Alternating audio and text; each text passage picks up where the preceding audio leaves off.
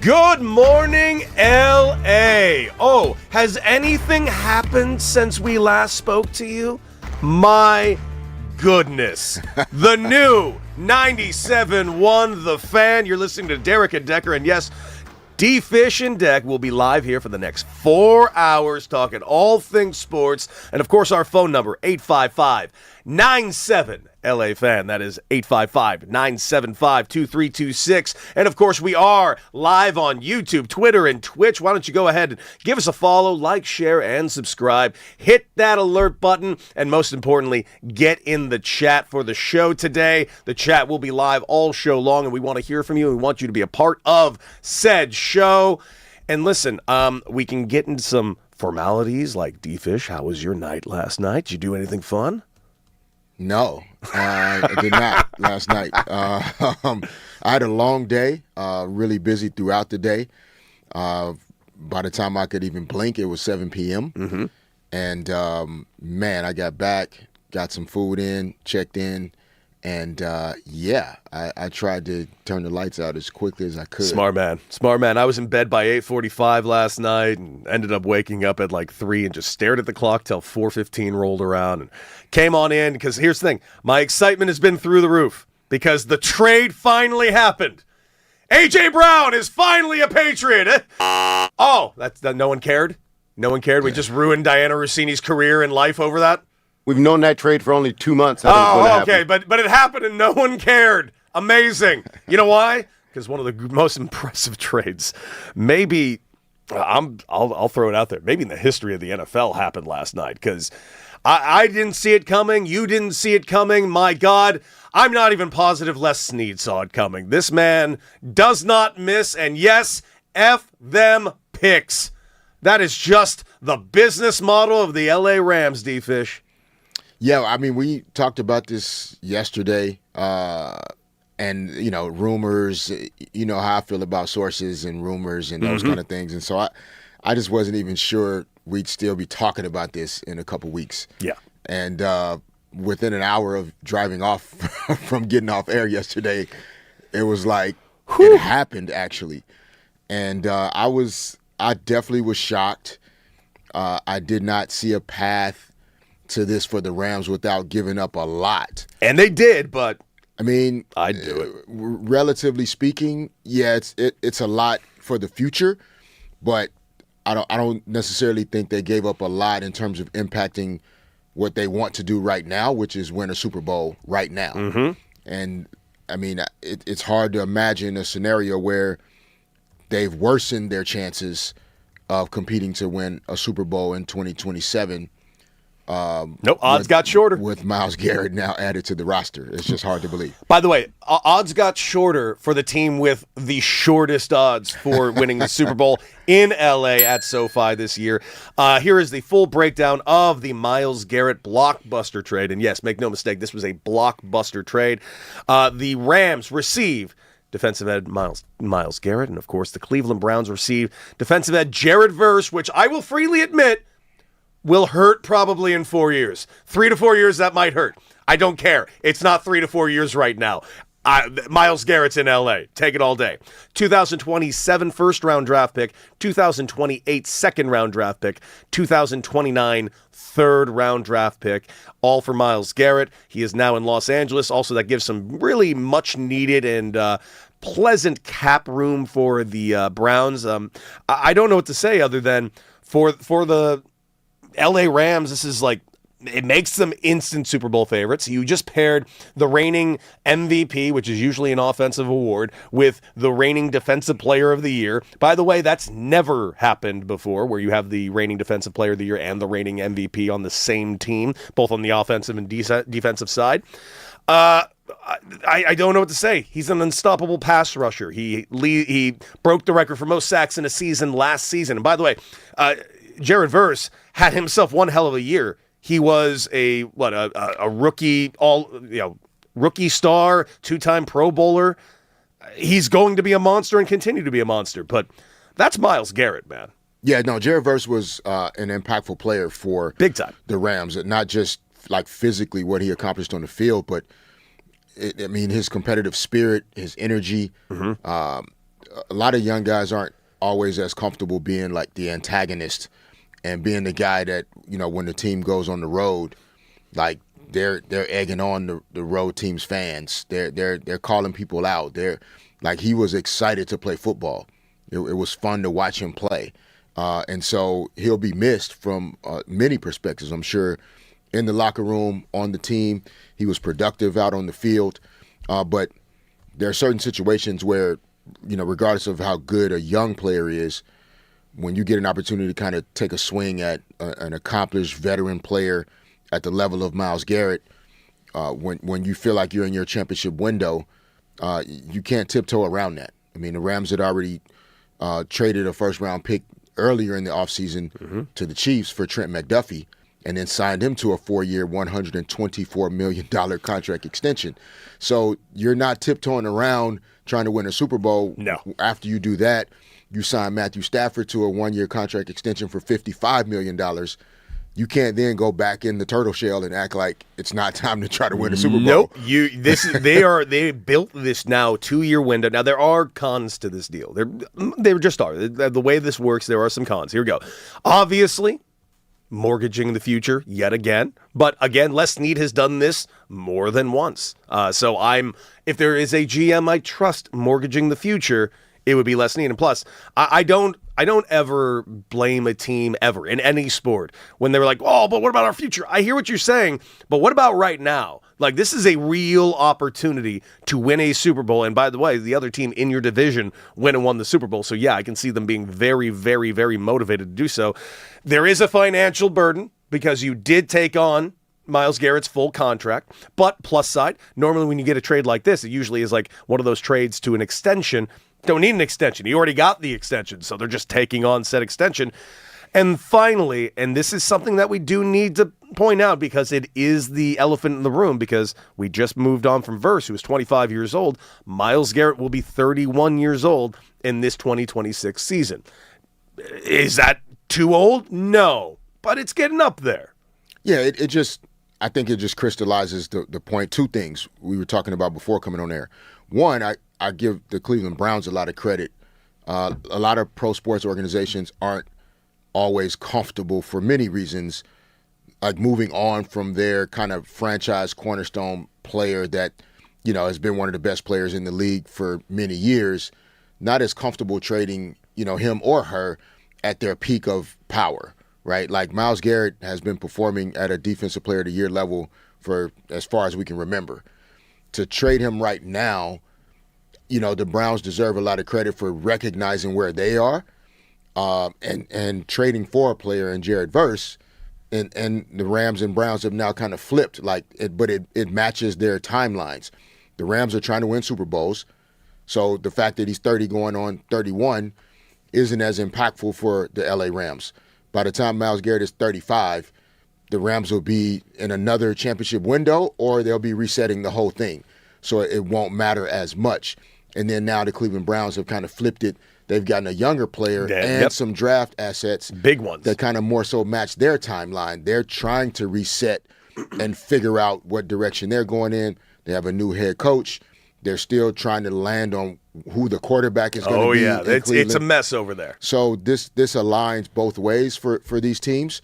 And again, in LA, I just, at least from my experience, there's not a lot of talk to me 3 or 4 years from now about what the team is going to do. Yeah.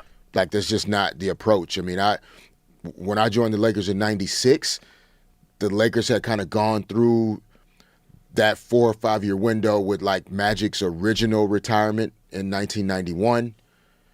And then, there were 3 or 4 years where the Lakers were kind of figuring out what was next. Some young guys, Magic coached briefly. He then came back for 1 more year.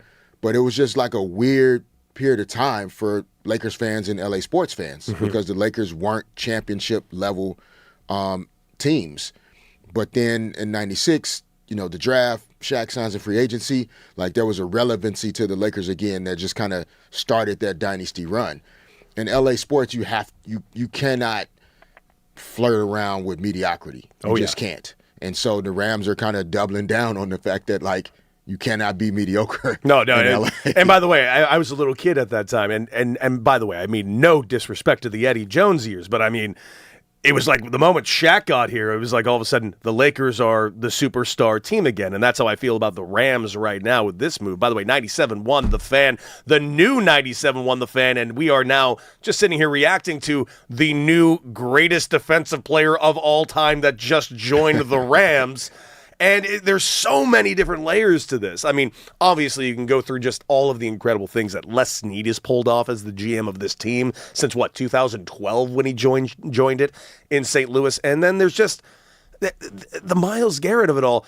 You know, thinking about what he can also accomplish in Los Angeles as well. You know, his fiancée is also out here. They do things. They're in like Chase Sapphire commercials together. Like, think about that. How much money is Myles Garrett going to make on the side in LA?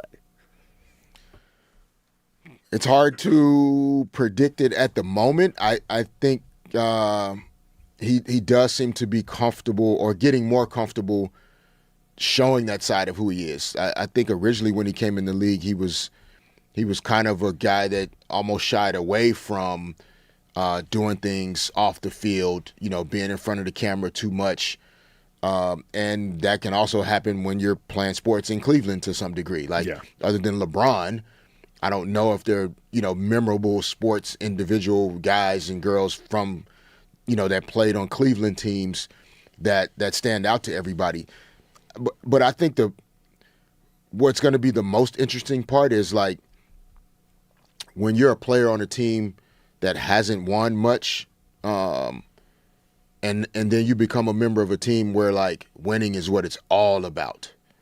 Like, it just kind of changes, like, how you approach everything. And to think about Myles Garrett being in a situation where, like, all the work that he's done to be one of the most impactful defensive players in recent sports memory, that hasn't gone anywhere. It hasn't led to a playoff win, a division title, a Super Bowl run, and now he's in a city and on a team where, like, just being who he is, to your point, is going to, like, exponentially add value to his off the field value. No question. Just due to, like, the stage that he's on now. And so he won't have to be necessarily a different player, but just more people are going to know his name and recognize, like, the gifts that he has out on the football field. Now, keep in mind, this man had 23 sacks last year. And yes, I did just mention that we did lose one hell of a defensive end as well, but he had 7.5 sacks. Like, that's a Pro Bowler, by the way, with that 7.5 sacks. 23 from this man right here. And just giving a full, like, context on what type of player we're talking about. If we were to compare his total career numbers to, say, someone who else is going to Canton, Ohio, like a TJ Watt. Let's go for career sacks. He's got 10 more than TJ Watt. Total tackles, he has less than TJ Watt, 100 less. That's not going to last forever. Myles Garrett's going to catch up to that one. Forced fumbles, 23 over 36. By the way, he's been in the league shorter time than TJ Watt. Fumble recoveries, 6. I mean, this man is a monster and a menace. And what has this done to the odds in the league? My goodness. Well, before this all started, the Rams' odds to go ahead and win the division, plus 145. Keep in mind, the defending Super Bowl champions are in this division, and the 49ers are in this division. Before it, 145. Right now, minus 105. That was a change. That is a massive change to win the NFC West. And now the Seahawks went from plus 160 to plus 210. Defending champions, by the way. 49ers plus 260 to plus 333. And the Cardinals are somewhere in, there's absolutely no chance in hell they will ever compete in this division. The Seahawks have to love this, though, right? I mean, how like can just they as not? competitors? I mean, I can't imagine Sam Darnold woke up this morning going like, oh, good. Yeah, that's true. He might be. He might not be as happy. Brock Purdy might have had the worst night of his life last night. But it I love this from that perspective though, like, because you can, like, the disrespect that the Seahawks are feeling right now. Yeah. That just, like, nobody's even paying attention to them, and they won the Super Bowl. But no one was paying attention to him before this trade happened. Agreed. And so, they'll use that as motivating factor. But, I think it's obviously Rams fans, which, we'll talk about later, of course, understand the impact of what an individual defender can do, like the havoc that a great edge rusher, defensive lineman changes the game. It changes everything, and not just on the defensive end, as we've talked about, in the first couple of weeks of the show, like in talking about Matthew Stafford, like and even like a young quarterback and Fernando Mendoza, like it's the defensive side of it really sets your quarterback up to be an even better version of himself when he doesn't have to like force plays and try to generate every positive thing that's going to happen for the team. When your defense can create turnovers, can force the opposing quarterback to make quick decisions, which then leads to mistakes at times. When you can stop the run, it changes the entire complexion of a football game.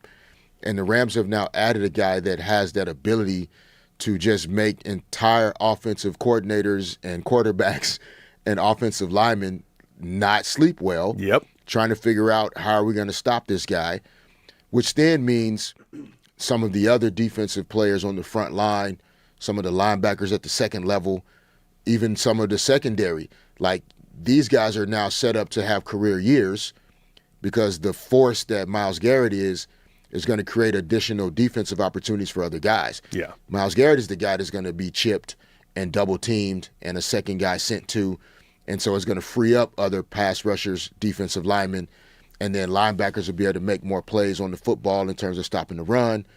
Defensive backs can be more aggressive in terms of going for interceptions.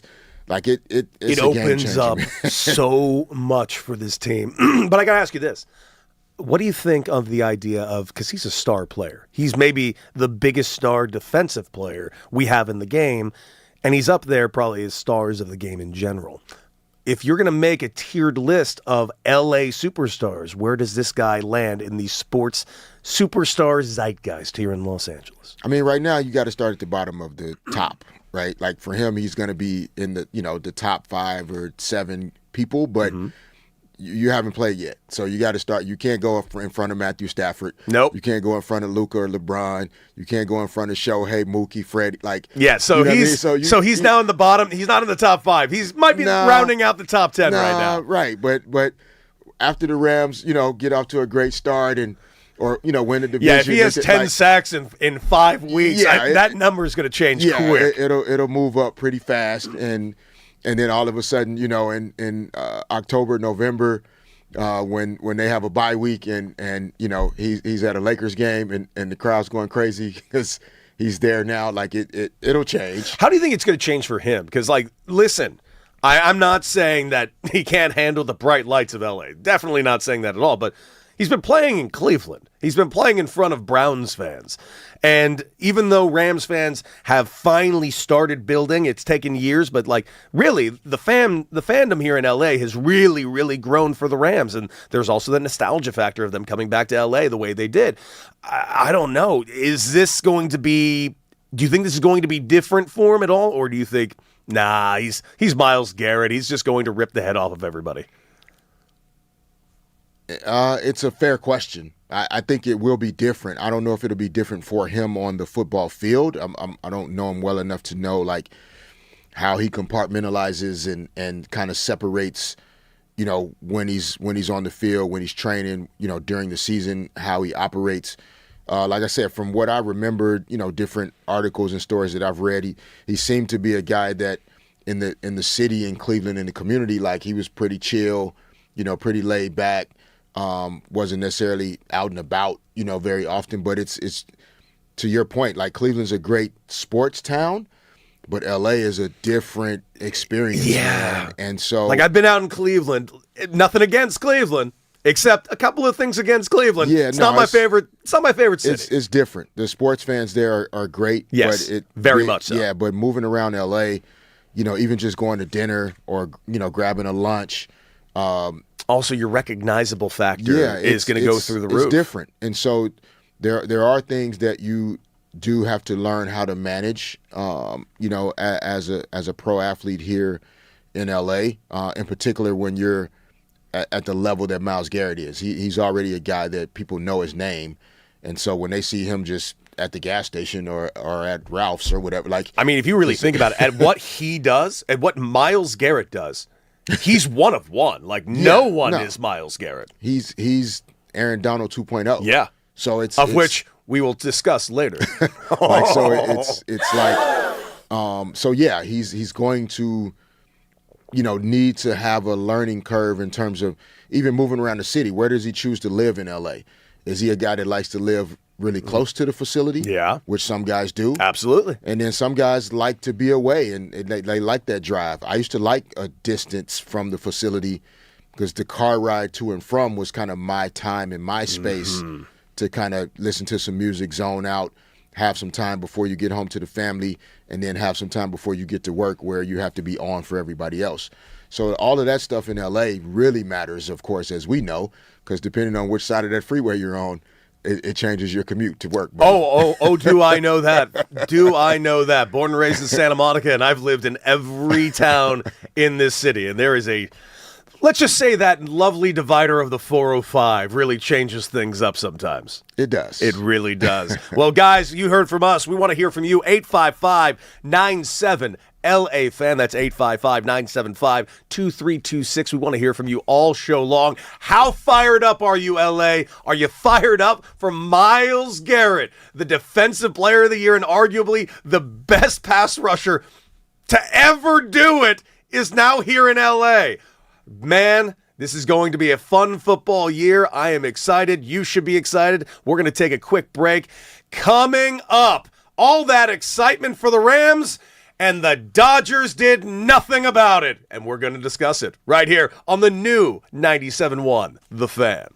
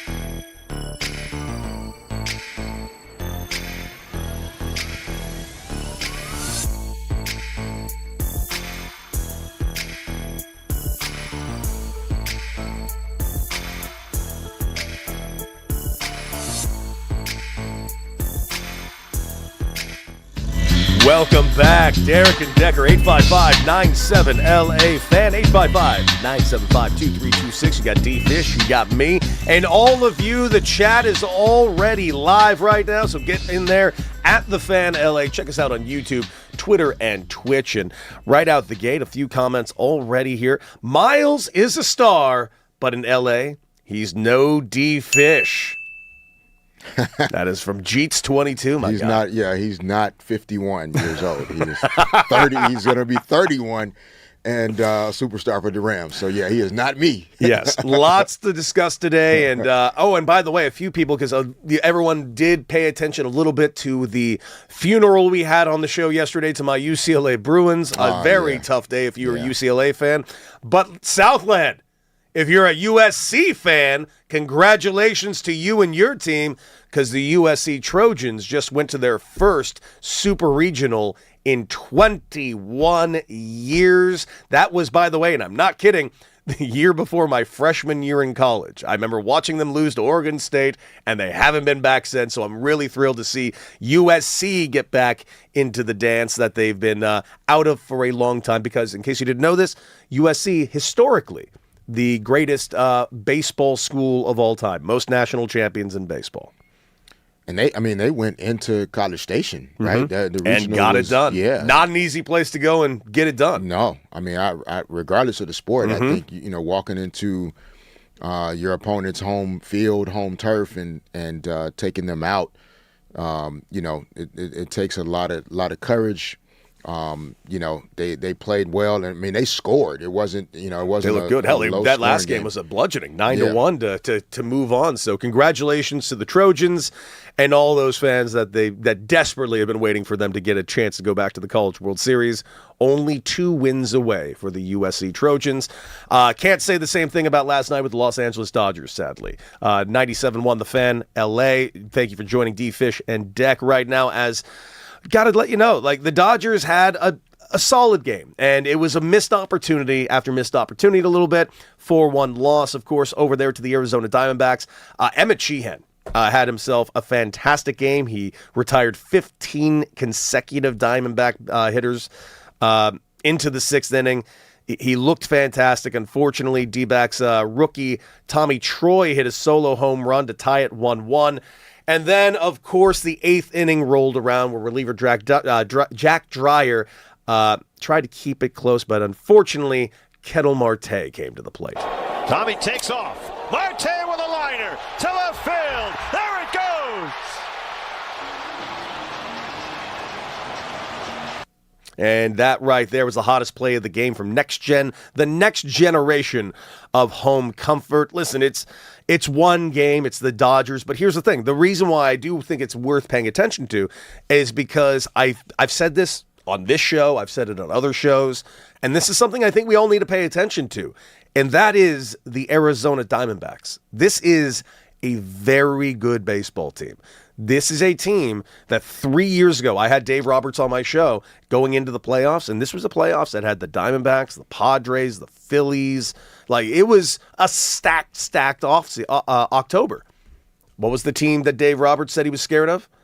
Those Diamondbacks. He said, looking at that lineup, these guys are scary, and I feel like no one's paying attention to them. I was, but I was glad Dave Roberts said it. And what did that team do that year? They went to the World Series. And that's the thing I think everyone in LA needs to pay attention to. Don't sleep on some of these teams. Yeah, you can sleep on the Colorado Rockies. You can sleep on the Giants. They're 23-36. You can't sleep on the Padres. They're 32-26. They are going to be a playoff team. And you better not sleep on the Arizona Diamondbacks. They got some damn good pitching. Eduardo Rodriguez absolutely carved the Dodgers up last night. And tonight, I think the Dodgers will get themselves right. And then tomorrow, they got Zach Gallen against Shohei Ohtani. And that right there is as marquee of a matchup as you can get. So, D-Fish, were there any teams that when you were a Laker that you kind of found yourself not necessarily sleeping on, but a team that could always, every once in a while, just pop up and bite you on the ass? I think like going up to Portland was always hard for Lakers teams over the years. I think even recent years, just the energy in their building. They had some really good teams. And it's all about matchups, too, in sports oftentimes. And so I think, even when teams may not be as good as you are, they match up well, though. Like they have size at certain positions, or Rodriguez for the Diamondbacks, like having a high-level left-handed pitcher, like it changes the way the ball comes off the bat. Dude, they're at a changes premium. the way, the guys see the ball coming at them. And so, and then also divisional opponents, they play against you more than anybody else. So they also kind of that, not fear. I don't think anybody fears anybody in pro sports, but like that respect level that most teams around the league have. It's different when you're playing against division opponents. That in baseball, like how many times do you play against your divisional opponents? Like in basketball, we'd play 4 times against the teams in our division, maybe once or twice in the preseason, and then sometimes you play them in the postseason. So now you're talking about 8 to 10 times you're playing a team in the same season. That's what happened with the Spurs and the Thunder. They played like 13 times this year. So then you kind of lose that, like, well, yeah, we know they're the defending champions, but I know everything about this guy. So I'm not as nervous about competing against him because I see him all the time. And I think that's how the D-backs, feel about the Dodgers. Yeah, they have some good players, but they also, like, they see the Dodger pitching more than anybody else. They see the hitting. They see where they can take advantage of the Dodgers the most. And so they're very comfortable playing against the boys in blue anytime they get a chance. No, and as they should be. I mean, it's going to be a really good deal. By the way, you mentioned like the idea of being scared. I went on the Sports Lodge yesterday with Roger Lodge, and we were talking about this. And we were talking about the UCLA baseball game, and I was realizing something when I was watching that UCLA baseball game when I was at the stadium.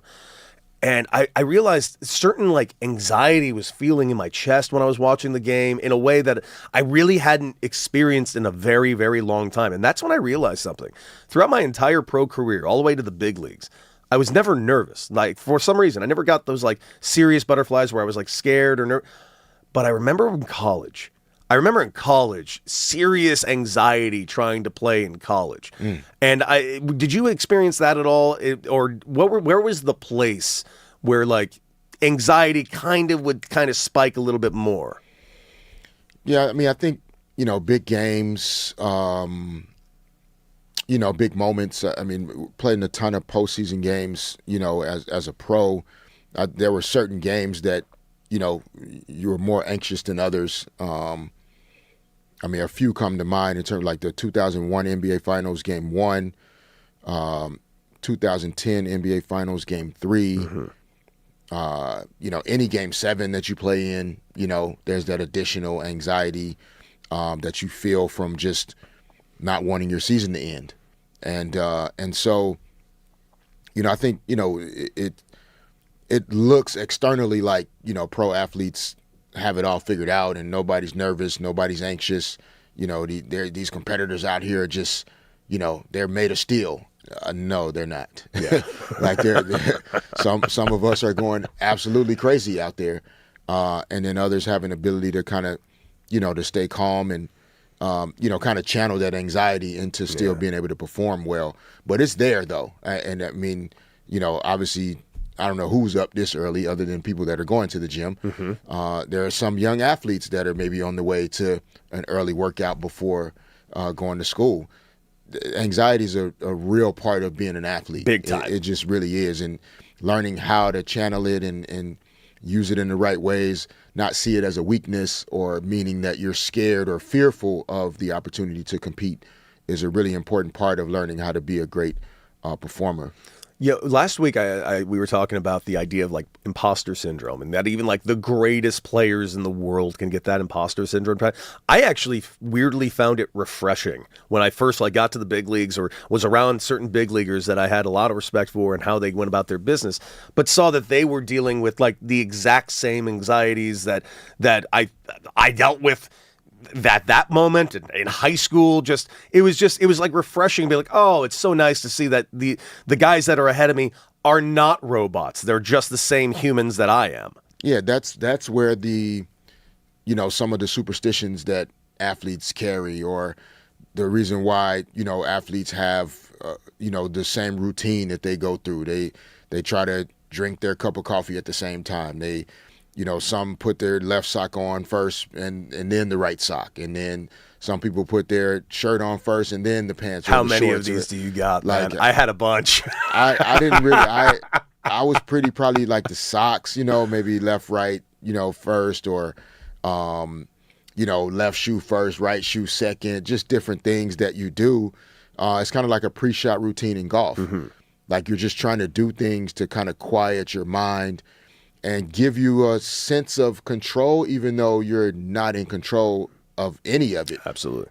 Because there are other people out there. There are a lot of variables that are not in your control. Yeah.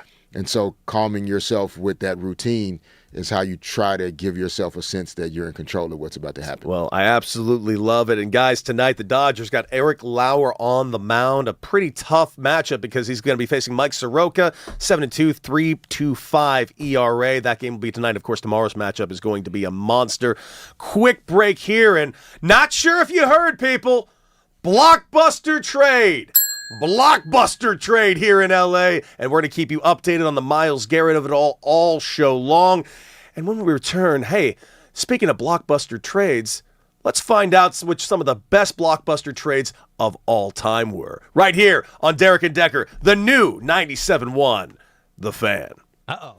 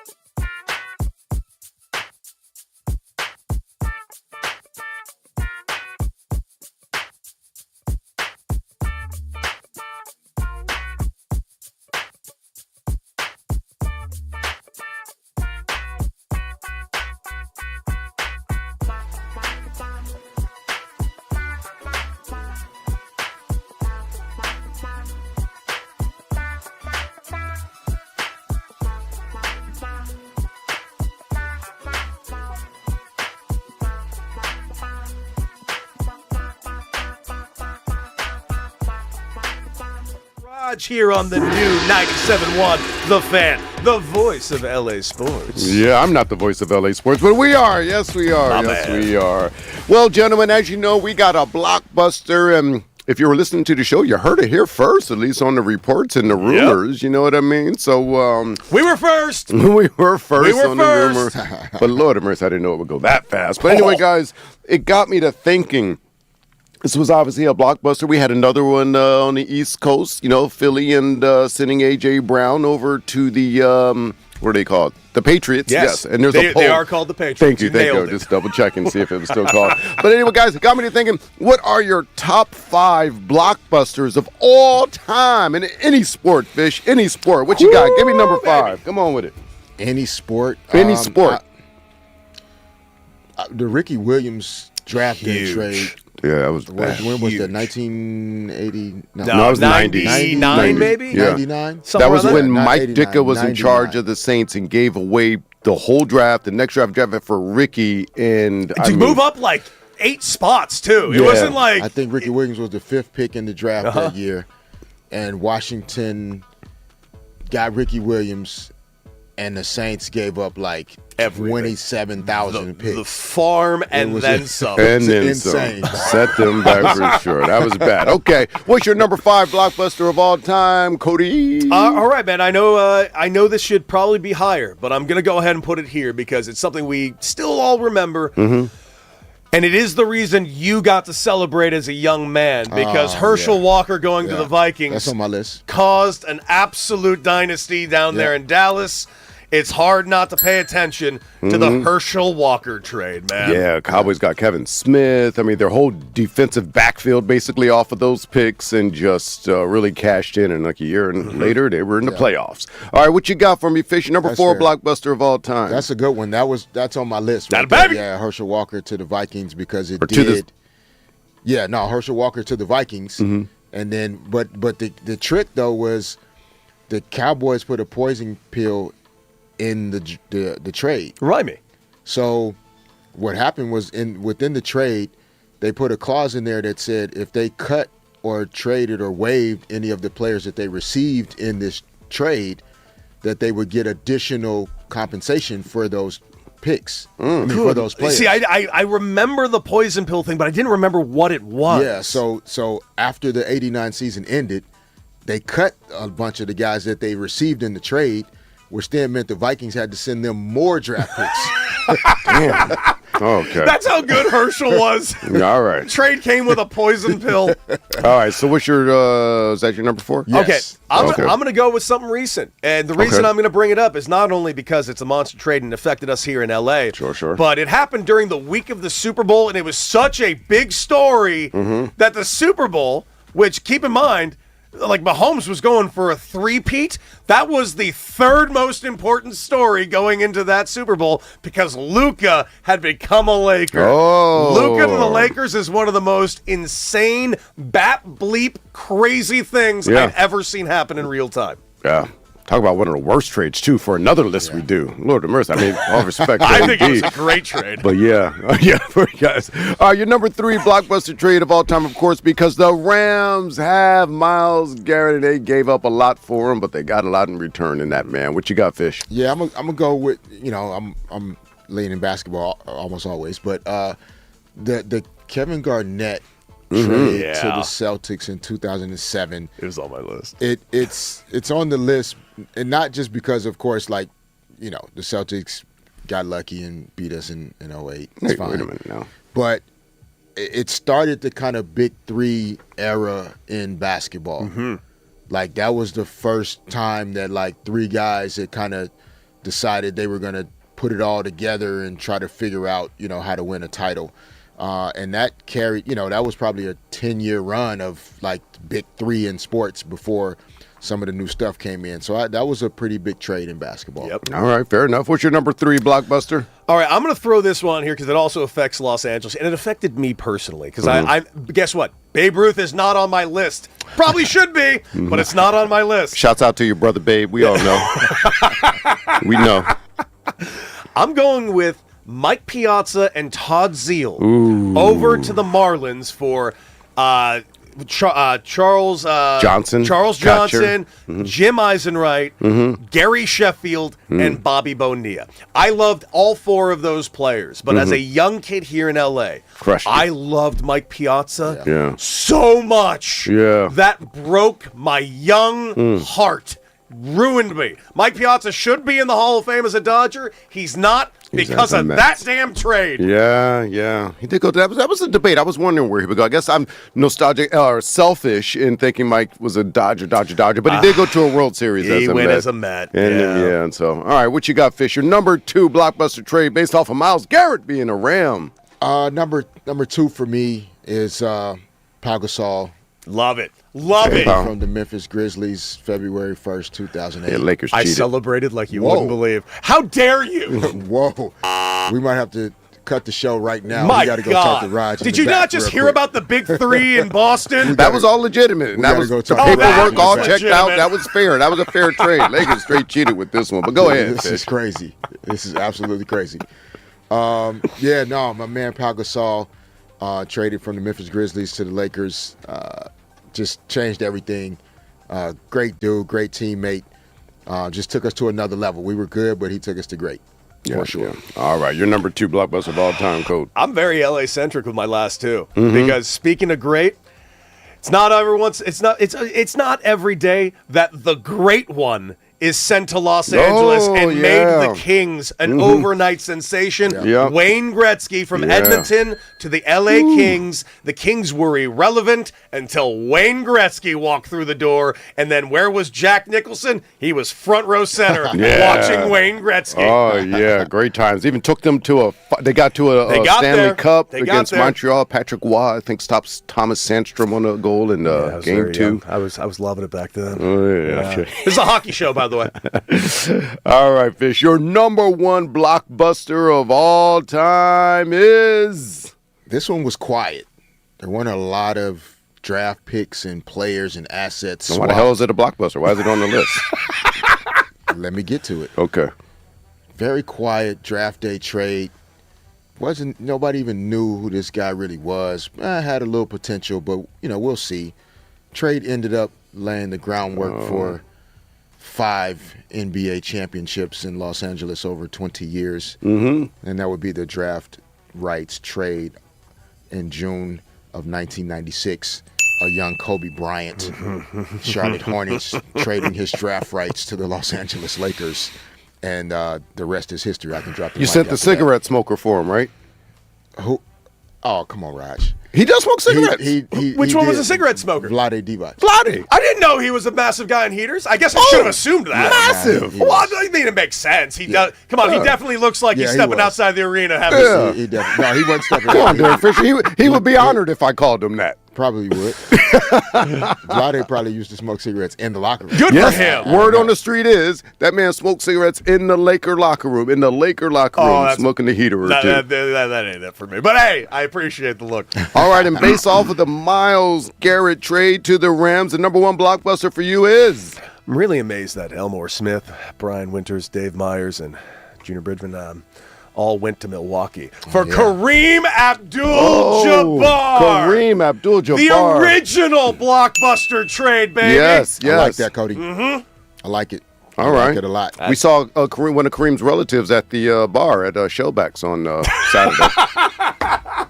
All right, just so we're all clear, he's referring to this very, very 7-foot tall white girl we saw at the bar. Oh, my And she was so tall. Raj, she was so tall. Yes. I was Okay. like blown away. Yeah. Listeners, I have contradictory information Someone's lying. that she was not 7 She was feet 7 feet tall. tall. She was like maybe 6'5" or 6'6". In girl size, 7 foot. I think these so guys 6'7", had, 6'8" I don't know is what 7. kind of goggles they were wearing. This that she woman was 7 going feet tall. one-on-one with Wemby, and I was impressed. Yeah, And held her make own. no mistake, and I also want to point this out. Yep. She was stunning all the way up there. Stunning. And did a better defensive job than Chet did on Wendy. For sure.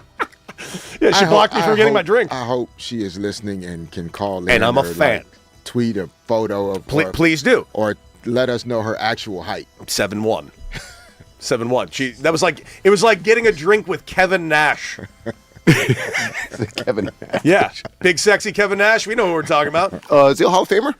Yes, he is. Yeah. Actually, dare I say, and I hate that I know this, he's a Hall of Famer 2 times over, I believe, with the NWO and himself. Oh, wow. That's impressive. That's some pretty impressive. Fish, before we get territory. back to some Myles Garrett stuff, are you a big wrestling fan when you were growing up? Arkansas Yeah, seems like it was big down there. Oh, yeah. WWF, like. What about the Von Erichs down here? You were so close to Texas. You knew who the Von Erichs were. That was know not who the Von Erichs were. Yes, sir. Okay. Yeah, I used to Yes, think that indeed. league was real when I was a little Yeah, kid. for Because it was sure. just different. Yeah. I can see that. Believe it or not, I was a bigger WCW guy than I was a WWF guy too. But I loved WCW because I was so into the NWO. I thought Scott Hall and Kevin Nash were the 2 coolest human beings that ever existed back then, and I still stand by that Yeah. right now. Nah, I mean Jimmy Superfly Snooker. Oh, off the top of the cage. Like, oh my gosh, bro! Let's be real clear. I had the figurines and everything. Which one was your favorite? Jimmy Superfly Snooker. Okay, I Off the top me, rope. Raj and I get into a fight about this all the time. My favorite wrestler of all time is Bret the Hitman Hart, and Raj doesn't like that because he's wrong and stupid. Well, you're not the first one to say that, but Hart's a little just boring to me. It doesn't fit that pizzazz. He The never excellence gave of me that. execution, he did it all. The sharpshooter, and by the way, absolutely owned Shawn Michaels and Stone Cold. If it weren't for Bret Hart, we never got Stone Cold See, that's Steve the problem. Austin. I can't separate him and Shawn Michaels. They seem like the same person to me. So I can't, I can whenever see you that. say that. You know what I mean? So that's why. He But didn't how about stand this? alone. Yeah. Bret the Hitman Hart is the reason we got Stone Cold Steve Austin. Okay, that's good. Their match in WrestleMania 13 is the reason Stone Cold hit the stratosphere, my guy, and it's the best match of all time, the infamous double turn. Bret Hart came in as a hero, he left a villain. Stone Cold came in the villain, he left the hero. Masterpiece. Masterpiece. All right, guys, we're going to take a quick little break after those blockbuster trades we just gave you. Why? Because the biggest blockbuster trade of the year just happened. Les Snead, build him a statue today at SoFi. We got plenty to talk about, plus your calls, 855-97-LA-FAN. And get in the chat here on YouTube at The Fan LA. It's Derek and Decker for 3 more hours right after this.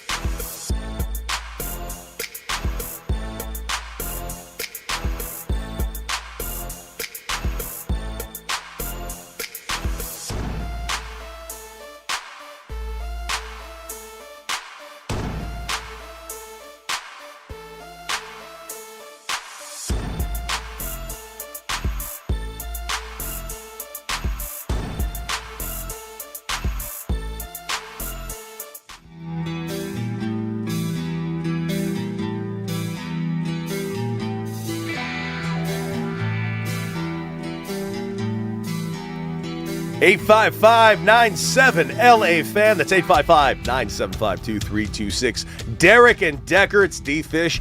Deck with you all day long, all the way till 10 a.m. And yes, of course, you better believe we are reacting to the blockbuster trade. We were first, baby. We were here talking about it when we were speculating at the time. The teams that were possibly involved, we were screaming, Rams, you gotta do it. You gotta do it. If for nothing else, to keep him off the Seahawks, and you did it. Les Snead, you did it. You brilliant, brilliant man. I don't know how you keep doing this. I don't know how this man keeps pulling off gambit after gambit after gambit. But Les Snead has done it. Myles Garrett is officially a Los Angeles Ram. And is it possible, Raj, are we going to hear from that man, Les Snead, tomorrow on these here airwaves? We're not going to hear. You can just play a soundbite and hear from him. He might join us. He might bless us with the presence tomorrow. Well, I have questions. And by the way, Raj, I'm going to open up with, how do you keep doing this? How do you get away with this, man? Les Snead, you deserve a statue because Myles Garrett is here. Of course, we did give up something relatively important. Of course, we gave away a one hell of a defensive end who is was a Rookie of the Year candidate, not to mention a two-time Pro Bowl, but 7.5 sacks last year compared to 23 sacks is just different. And I do firmly believe we're gonna feel it later. But those draft picks we gave up. The Rams have made it abundantly clear. I mean, it's been Les Snead's business model since 2012, since he's got the job. F them picks. So 3 picks are out. But here's the reason why things are kind of opening up. And I'm looking at Trey Wingo, noticing in his Twitter, because he says chess, not checkers. What is he referring to? Well, the Rams and Browns, according to Jay Glazer, started talking about the Myles Garrett trade since draft time. One of the reasons they selected Ty Simpson in the first round was because they knew they'd be without at least next year's one. Rams were hoping to make a deal for the draft capital and fought to include Verse in the deal to end with the necessary aspects with the Browns. It's a blockbuster deal. The Ty Simpson thing makes even more sense now. It makes sense why they extended Stafford another year. Ty Simpson now has a 2-year window to kind of learn under the tutelage, or just learn with his eyeballs and watching Matthew Stafford and how he works and how this Rams system works. And this is brilliant, because the Rams aren't going to have a pick to be able to go to quarterback for the next couple of years because they knew this was coming. And also, well done, Rams. Tight-lipped. How did this not get out until yesterday morning? That's the business. I mean, it's. I think LA sports teams have to operate this way because of the amount of success that they've enjoyed. It's tough to, for the word to get out because if it does, it ruins everything. You mentioned on the baseball side of things, like if word gets out that the Dodgers are trying to make a move for somebody, here come the Padres. The Padres, they peak up and try to figure something out. Obviously everybody had their reactions to the Luka Doncic trade. Mm-hmm. Part of the reason why that trade happened in the way it did is because you can't let word get out that you're even thinking about making that trade, and which then also makes it hard to complete a trade of that magnitude whenever the LA team is involved. But isn't it also kind of to the detriment of the original team? Like, here's the thing, that the only thing that always kind of shocked me about the Luka trade was, that's Luka Doncic. Who wouldn't have thrown a ton of things at the Mavericks for Luka Doncic? Wouldn't it be beneficial for a team like the Browns to kind of shop Myles out a little bit more, maybe even in public? Possibly, but there's timing.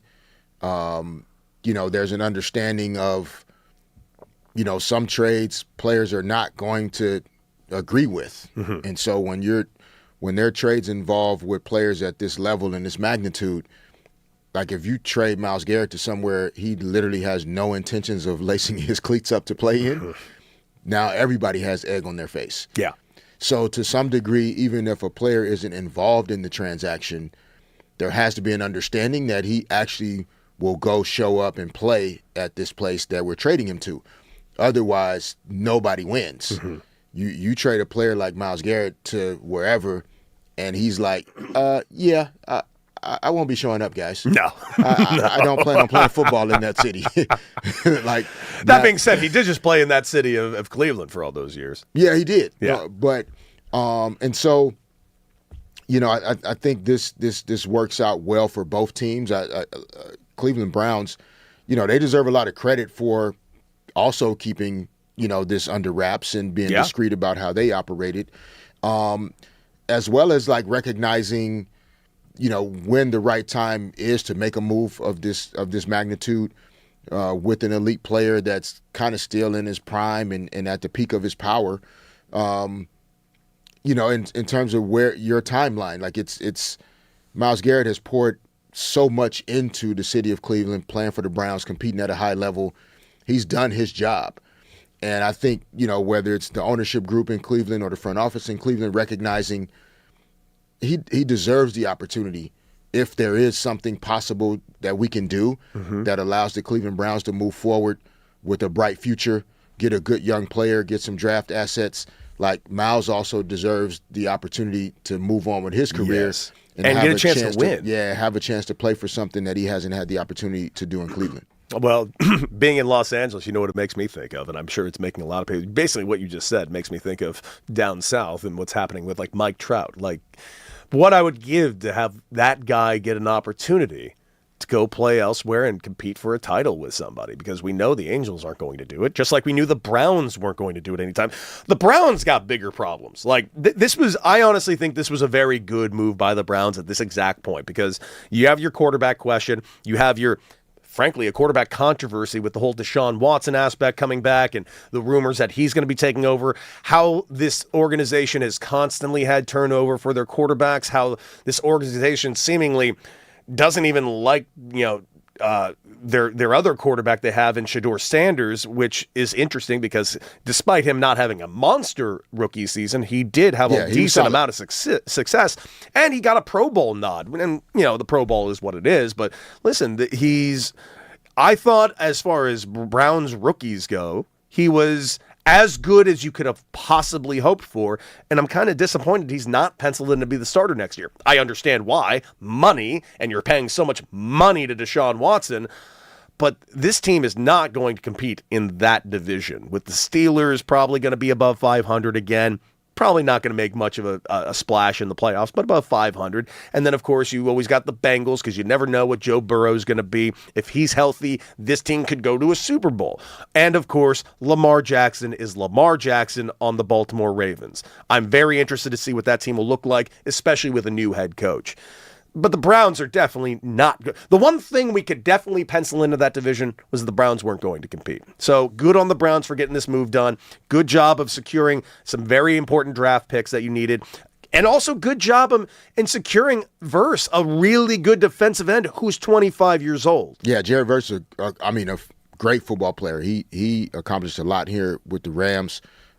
Really was a catalyst to the success that the Rams were able to have this year. One win away from getting to the Super Bowl, but walking into Philly, the way he did, and challenging Philadelphia Eagles fans and stepping up to compete the way he did, he has a bright future. And the Browns, Deshaun Watson has one more fully guaranteed year of the guaranteed contract they signed him to. And then they're going to go through an entire reset. Yeah. And you just hired a new head coach. Like, this is the right time to make a deal, including Myles Garrett. Obviously, we're very fortunate here in L.A. that he's coming to the Rams. Gives us a ton to talk about, obviously, here on our show and on the station. But also just gives the Rams a legit opportunity to not just hopefully make it to the Super Bowl, but win it. Because offense is, I think, king in a lot of ways in the NFL right now. But if you can kind of align an elite level defense with good offense, like you have a chance to be special. And this Rams team is looking like it's going to have a chance to be really special. Absolutely. Well, let's get over to the calls. That phone number, 855-97 LA fan, Mitch and Callie. Talk to us. You're on with Derek and Decker. What's happening, Cody? Derek? Chilling, man. I hope everything's well. Yeah. Yeah. I'm having a great day. Great. So far, so good. Well, it's almost 11 o'clock here. Sorry. No, almost what I'm talking about. It's almost 10. I'm thinking about food already. I know that's my crutch. Thinking about the food already. I don't know why. It's getting tight here. You know what I mean? Great trade. I think they're going to have one of the best. They have other young defensive linemen that are still in this team. Won't be as good as a fearsome foursome. I don't think they'll ever be a fearsome foursome, especially with the salary cap, and you can't pay everybody a position all this money. Can you imagine if they can bring back Aaron Donald? Joey Bosa is a free agent. And one more thing. I wish the Rams had not, well, this is water on the bridge, but had they kept their pick last year and thinking it'd be Jackson Dart, we'd be talking Kyle Lemon. Not as Ty. I don't think Ty Simmons is going to pan out too well. Well, here's the getting that quarterback next year. I'm sorry. No. Thank Here's the thing. You're absolutely right because you got Ford, you got Young, you got Fisk, you got Turner on that defensive line. But Mitch, I'm really, really impressed that you brought up Aaron Donald because Aaron Donald, his name has been kind of thrown around a little bit in the last 24 hours. So much so, and I mentioned Trey Wingo just a minute ago. Trey Wingo went ahead and took this tweet from NFL on the ESPN, and it said, the next great DL on the Rams. Imagine if Aaron Donald came out of retirement. Trey Wingo went ahead and responded, let's just say that's more than just imagination. All I can tell you right now. Kind of with a little bit of a wink, and not to mention Aaron Donald, he's been working out in the gym, and he's been posting songs in his workouts of something like along the lines of not done yet. So what do you think about that, Mitch? Oh, I was just saying if he'd be excited. It says on the screen. Him. I'm sorry, it says on the screen, caller Mitch. I'm assuming he was still there. What do you think of that, Raj? I think it's very interesting, although I am take it with a little grain of salt whenever I see him working out because it's not the first time. But, geez, could you guys imagine that line with those two and just Aaron Donald playing in, like, certain situations? Dude, what I would give to see this. I mentioned this yesterday. Again, these are the only two players that I'm aware of in the last 10 years that have taken on an entire other team armed with nothing but someone else's helmet. That's just something I've only seen done twice, and it was done by these two men. So I'm very, very excited if that ends up becoming a thing. 97.1 The Fan, the new 97.1 The Fan, the voice of LA Sports. Derek and Decker with you guys all the way to 10 a.m. this morning. And we are, of course, talking about the blockbuster trade that took place yesterday. The Rams getting their hands on Myles Garrett. But here's the deal. The one thing I want to bring up real quick that I feel like is being lost, and I've mentioned it a couple times, the whole Les Snead of it all. I know everybody, when we're talking about GMs in the NFL, the first name that is often brought up is Howie Roseman over there with the Eagles. And I understand. Howie Roseman's done amazing things, and he's still doing amazing things. But can we talk about Les Snead for a second? Can we just talk about what this guy has pulled off since he has taken over the job for the GM for the Rams since 2012 over there in St. Louis at the time? Let's just go through some draft picks. Aaron Donald, 13th overall. Got him in 2014. Cooper Kupp, 2017 in the third round. Ended up being pretty damn good. Puka Nacua, 5th rounder. Wasn't even supposed to be a wide receiver, and he's one of the best in the game. Tyler Higbee. Rob Havenstein, who, by the way, will be joining us in the 9 o'clock hour today. These are just some of his drafts. Now you forget about his drafts because, again, this is a man that since then has gone to the F them picks mentality, and it's just been super, super duper trade after trade. You first get, of course, the blueprint for trading for Matthew Stafford, which got them to the Super Bowl and a victory in the Super Bowl in 2021. You got the Jalen Ramsey trade that we got in 2019 off the Jaguars, and he gave up a ton of picks for that. And not to mention, on top of that, the Myles Garrett trade that just took place. Oh, and don't forget about that time midseason he traded for Von Miller and Odell Beckham Jr. Like, the man just seemingly doesn't miss. I mean, it seems that way, but you miss in sports. You got to. You really do. And all those names you mentioned, like, those guys have been elite performers. My mind, almost immediately started going to excuse me, the scouting department. Oh yeah. And the coaches and the scouts and the folks that are out there really evaluating, these players, bringing that information back to Les Snead and to the front office, making those decisions. Like it is hard to get it right one time, even. But those names you mentioned, they've gotten it right multiple times. And I'm sure there have been players that have been drafted that didn't turn into the guys that we mentioned. Right? Greg Robinson, 2014, I think was the big one, is the number 2 overall pick. That one fell through a little bit, but that also might have led to part of his mentality of F them picks. True.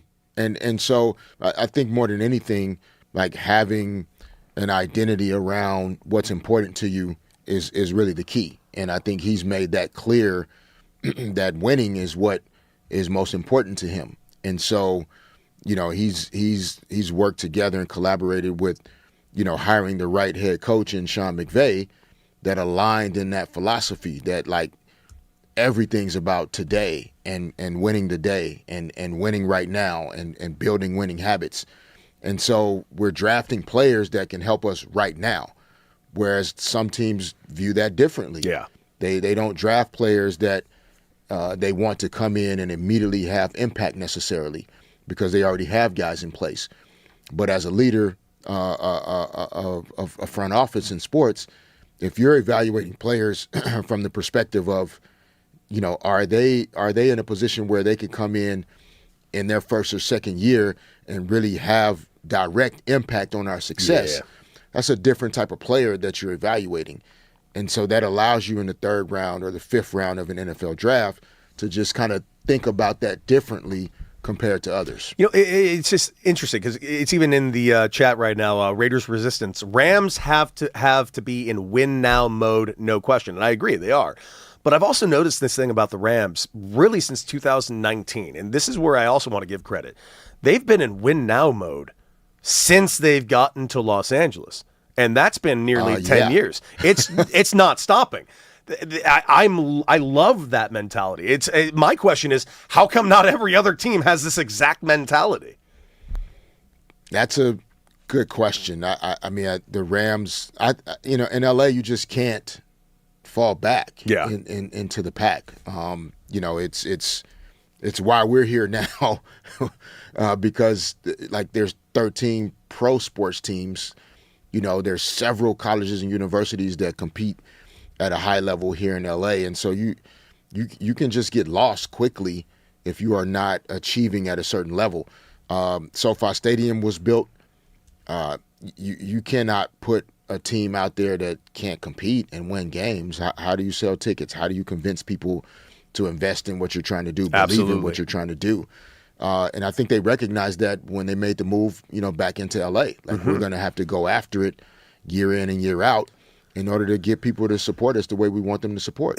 But man, I'm hearing what you're saying, and yeah, this is great stuff. I love this, but this is just driving me crazy about sports in general because, I'm dealing with people on Twitter right now about the upcoming CBA, and everybody's making excuses on why other teams like not only can't compete, they can. It's more that like why they won't compete, and it's just really weird to me. And we're here talking about the Rams. No, we're in LA. We got to compete. This is a team that shows up every single year trying to compete.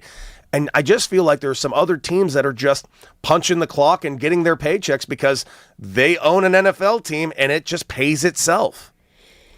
Well, some of it is, it goes into the people that you hire, the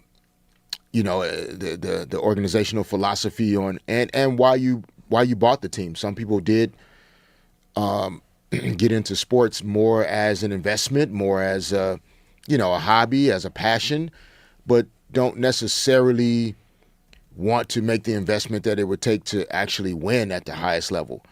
And that's okay.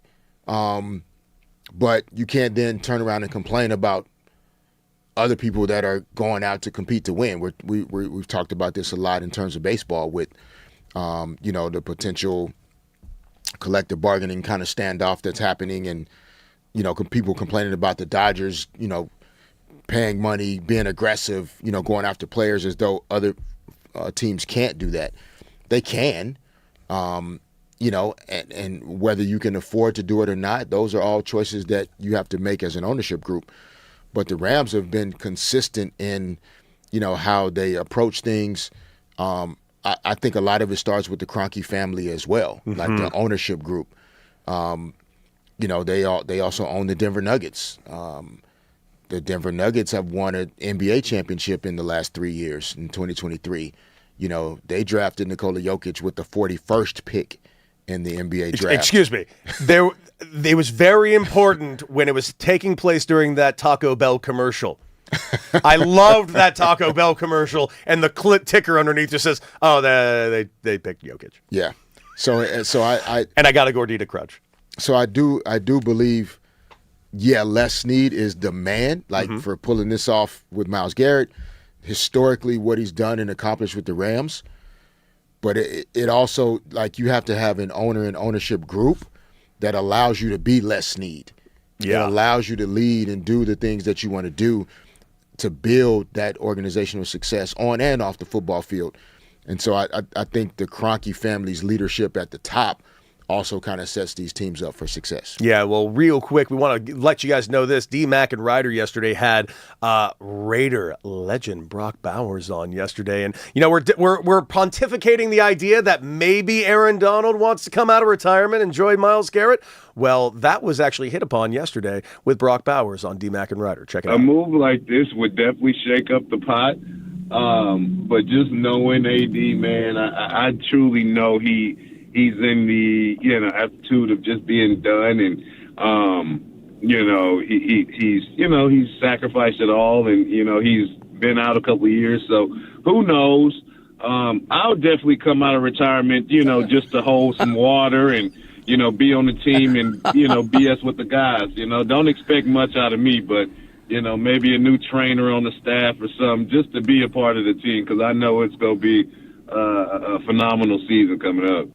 And, of course, that was from D-Mac and Reiter yesterday, our afternoon show right here on the new 97.1 The Fan, the voice of LA sports. We're going to take a quick little break. Coming up, the D-backs. Man, they might already have an edge against the Dodgers tonight. And, of course, Dave Roberts has got some thoughts on the Major League Baseball cap situation. Good. Let's discuss right here on the new 97.1 The Fan.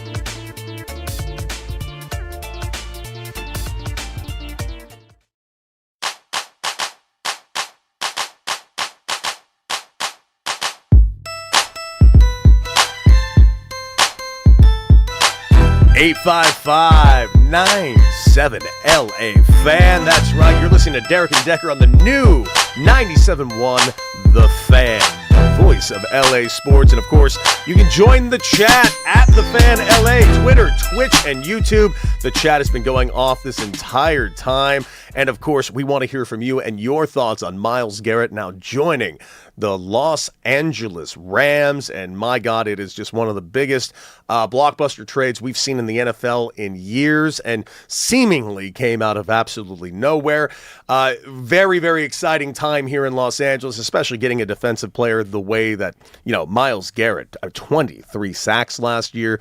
The man's well on his way to Canton, Ohio, to be a Hall of Famer, and making this stop over here. I mean, just seeing a guy that's kind of, I apologize for using the word languishing away, but like the guy's been stuck in Cleveland in just a rudderless organization for years, and getting the opportunity to go for a Super Bowl overnight, it immediately makes me think of really what happened in 2021 with Matthew Stafford. Matthew Stafford gets out of Detroit in an era where Detroit was just in no way, shape, or form getting ready to compete, and look what we get. We get a Super Bowl in his first year in LA.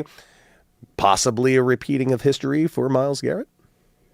We hope so. Yeah. For sure. The odds say it. The impressive part about, both guys. Obviously Matthew Stafford's numbers in Detroit, they didn't always align with wins, but, he performed, as a stand-up guy in Detroit.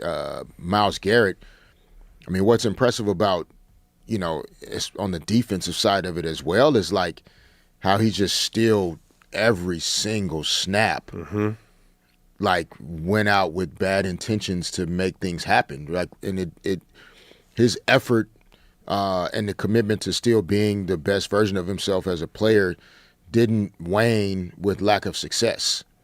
And that for athletes to have that type of competitive character is hard. It's why guys and girls choose to go to certain places when they can, whether it's in free agency or that they hope they get drafted by certain organizations, is because they don't want that effort to be wasted. Yeah. They don't want to have to choose in terms of their competitive character. They don't want to have to choose, winning or just languishing away, which can kind of chip away at your competitive spirit and the fight that you kind of internally have. So for him to have shown that his entire career in Cleveland without it aligning with any type of success, especially last year. What success did they have last year? The only success they had last year was Myles Garrett. Yeah. So I'm excited to see someone with that type of wiring as a competitor, like on a bigger stage, where just there's like an additional burst of energy and passion that's going to come with like knowing now that like there's going to be snaps that are more important than any snap he's ever played defensively in his entire career. Think about that. Big time. Like some of these divisional matchups with the Seahawks or the 49ers, some of the games that the Rams are going to play that are going to have like home field advantage consequences and implications. Some of the snaps he's going to play in the playoffs, the difference between going to a Super Bowl or not, and you got a big third down stop. Like, he hasn't been in that position before. And so to have an opportunity to do that, there's no way he's not super juiced for this opportunity, dude. Man. And it's for me as a former athlete, like I'm excited to see someone get this opportunity to be on this type of stage where like you've always been the best at what you do, and now the whole world is going to get to see it. Oh, yeah. I am fired up for the Rams' future, and this season it is going to be a blast to watch, and we will keep you updated. Not to mention, on top of that, give us a call. Let us know what you think about Myles Garrett here in Los Angeles, California, 855-97-LA-FAN. Switching it over to the Dodgers, man. Dodgers dropped one last night, 4-1 to the Diamondbacks in Chase Field. As I've always said, people, sleep on the Diamondbacks at your own peril. This is a playoff team, very much so. It was only in the World Series just two years ago. Tonight, a matchup that I do not like for the Dodgers. Those of you that are checking gambling lines, yes, the Dodgers are favored. They are minus 120 on the money line, run line. They are at plus 125. That being said, lineup-wise, Dodgers should be favored, no question, offensively, but we're pretending that the Diamondbacks have a bad offense. They do not. They have a monstrous offense, and tonight's pitching matchup, I simply just do not like for the Los Angeles Dodgers. Tonight, the Dodgers are throwing out Eric Lauer. He's 2-5 so far this season with a 6 ERA, and he's pitching against a very right-handed, heavy Diamondback lineup, especially in the heart of the lineup, and that worries me, especially if they're playing at Dodger Stadium, wouldn't worry nearly as much. Ball flies at Chase Stadium. So this is a matchup I do not like, especially with Michael Soroka on the mound, 7-2 with a 3.25 ERA for the Diamondbacks.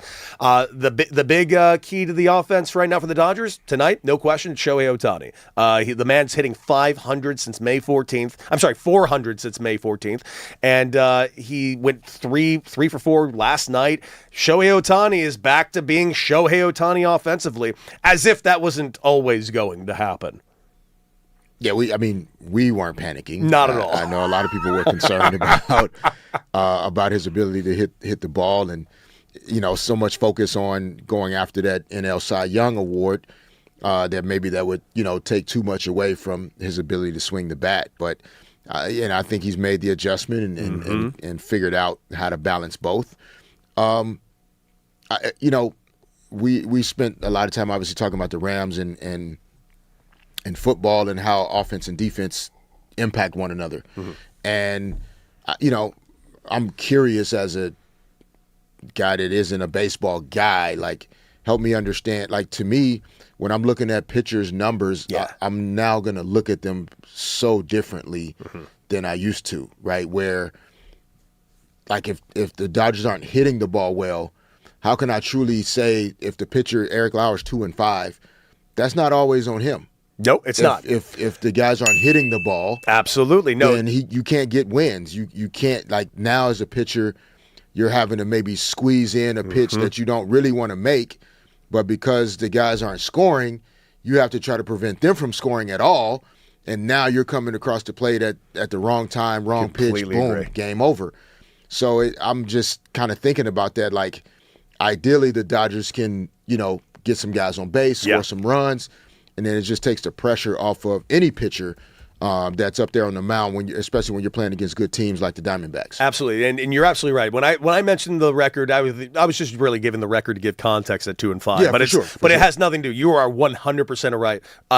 The wins and losses for a pitcher, it's an extremely lofty stat that has not entirely a lot to do with them. It has a lot to do with, there's inherited runs. Say you come out of the game in the 5th inning or the 6th inning and there's a runner on first base. That's your run. And all of a sudden, if that run is tied by your relief pitcher, well, all of a sudden, that's a run of your on your record. And all of a sudden, you no longer have a chance to win the game. Now it's that pitcher's chance to win the game. And it's a lofty stat. The stats I think that are most important to look at when you're looking at pitchers, earned run average, ERA is a very important one.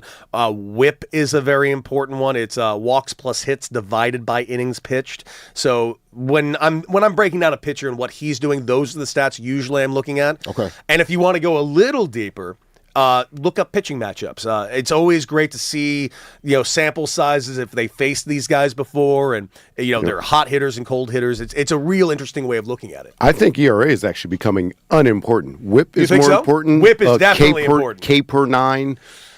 K per 9 doesn't. I'm listening. Stats, and then definitely strikeouts to walk rate.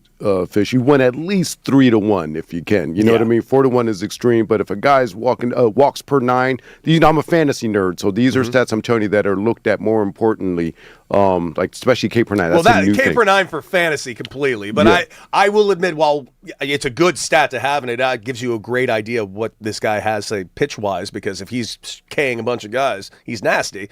But I also see that as a little lofty, but yes, can be a great stat to actually do. And listen, I like where the Dodgers are right now. Period. Stop. They're in first place in the National League West. They got 38 wins. They currently have the second best record in Major League Baseball because the Braves are still playing at a very, very good clip. They're 40-20 right now. I don't think it's a foregone conclusion that the National League just belongs to the Dodgers. I really don't. The Brewers keep winning with young guys, and they have. And I will tell you about Pat Murphy, their manager. He was my manager in San Diego. He was my manager in AAA for 3 years. That guy, Pat Murphy, knows how to inspire. He knows how to manipulate in the worst and best ways. He's a very manipulative SOB, that Pat Murphy, but he often uses it for very good for good powers. It's pretty impressive to see what he gets out of these young guys.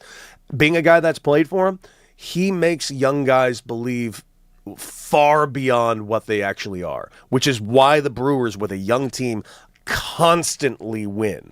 It's almost like he injects delusion into them, and it works. I mean, that's great, man. I mean, some coaches are better with young groups. Other coaches and managers have a great feel, for coaching and working with veteran teams, guys that are super accomplished that may need a different approach than a guy that's great, with manipulating young minds. Yeah. And so, it all there are a bunch of different ways to be great at what you do. You don't have to do it the way other people do it. Sounds like Pat Murphy has his way of doing it that really is impressionable and impactful for young players. And for a Milwaukee Brewers organization that isn't going to outspend people in free agency, you need somebody wired that way that can get the most out of young players for sure. And speaking about spending in free agency, Dave Roberts did have quotes on the cap, and we will get to that later on in the show. But real quick, Brusdar Graterol, who's been out with a shoulder injury, just underwent surgery recently for a back injury that he suffered while on a rehab assignment. So he will be out for the foreseeable future. And, of course, the injury report brought to you by Ozaran Law, the injured worker hotline. We're going to take a quick break, and coming up, ladies and gentlemen, Jeff Teague has got some advice for LeBron James. I'm going to say that one more time. Jeff Teague has got advice for LeBron James, and boy, I hope LeBron's listening when we hit it or quit it. 97.1 The Fan.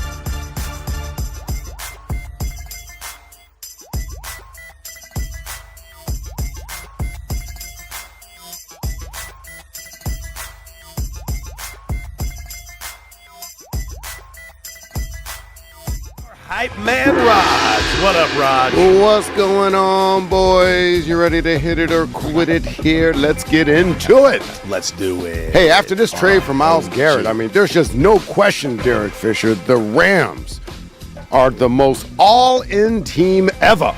Hit it or quit it. The most all-in Just team all in. ever. F them picks. Let's just do it right now. Just right now.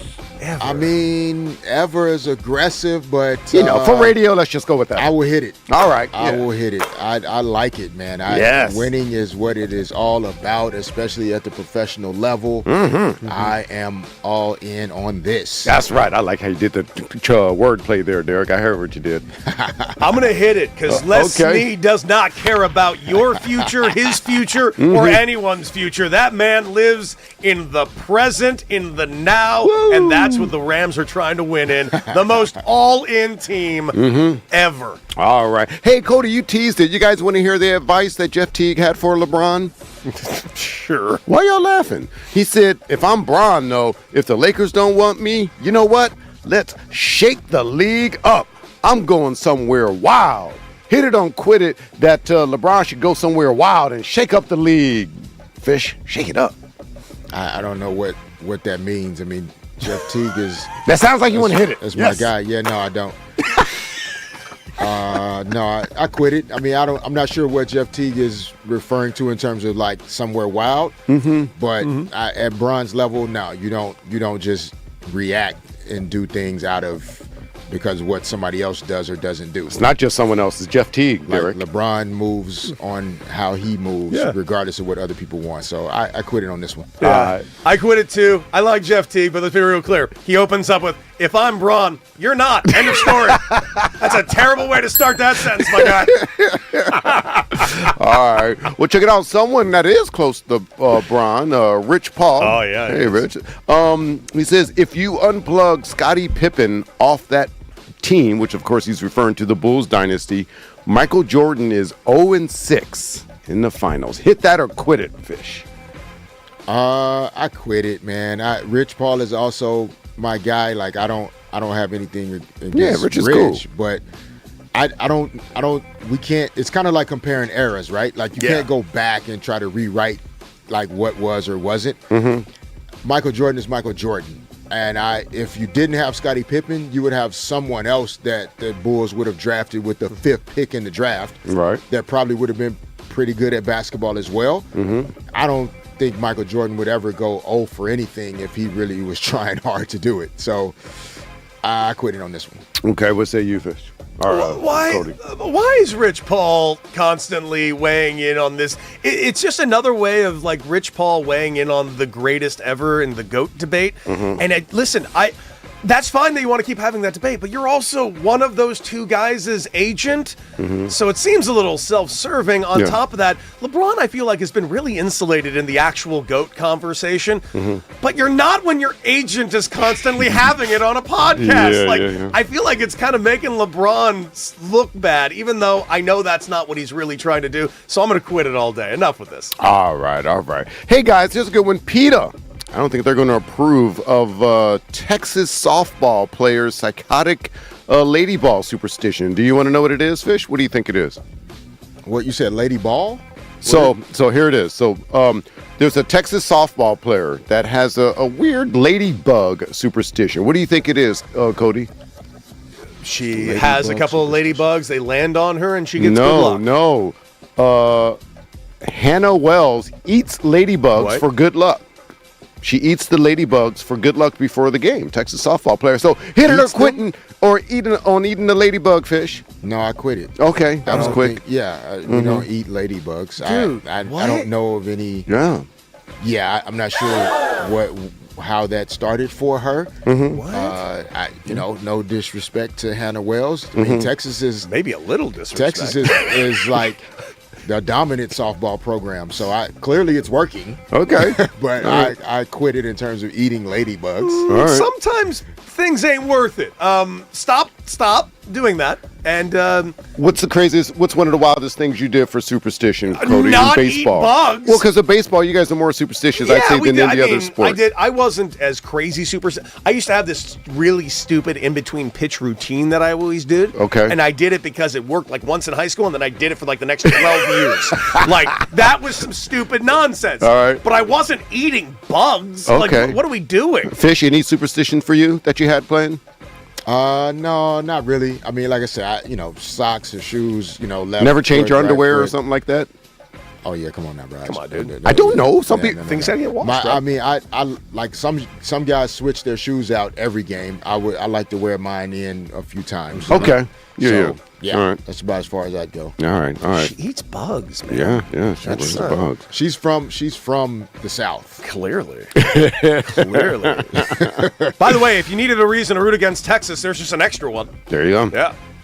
Hey, TV fans, they rage. They are in a rage as TMZ carelessly posted the biggest Europa. Do you guys watch Europa? Euphoria. Excuse me. Euphoria.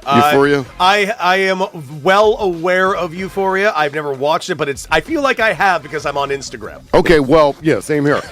Same here. So they did this biggest spoiler barely 12 hours after the season finale aired, and people are upset because one of the main characters. Is it long enough? Or was it a Tuesday? You should have saw it by now. One of the main characters OD'd, and I guess that's how it ended. And so people are upset at TMZ for. So my question is, 12 hours after something airs, is that enough time for a spoiler? Yeah. Hit it or quit it? Yeah, I think it's okay to air a I guess what's considered a spoiler 12 hours after it already aired on television. So I know people hadn't gotten a chance to watch it, but it's already been aired. Exactly. So I don't know what the frustration would be about. Because TMZ doesn't owe you to not.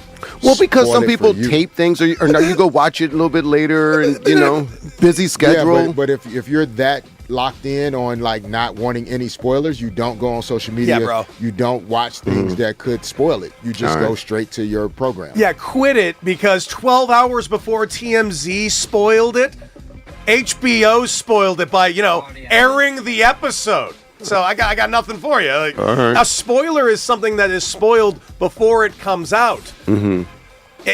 You can't spoil something 12 hours after it happened. I think that's a little early myself. I'm on a different side of that, but that's okay. That's okay. Hey, Caitlin Clark explains the Stephanie White sideline exchange, and she got after her. She scolded you media people. That's what I'm looking at too, Derek and Cody. That's right. She said it's just another example of what everybody, all of you, including Jerry, called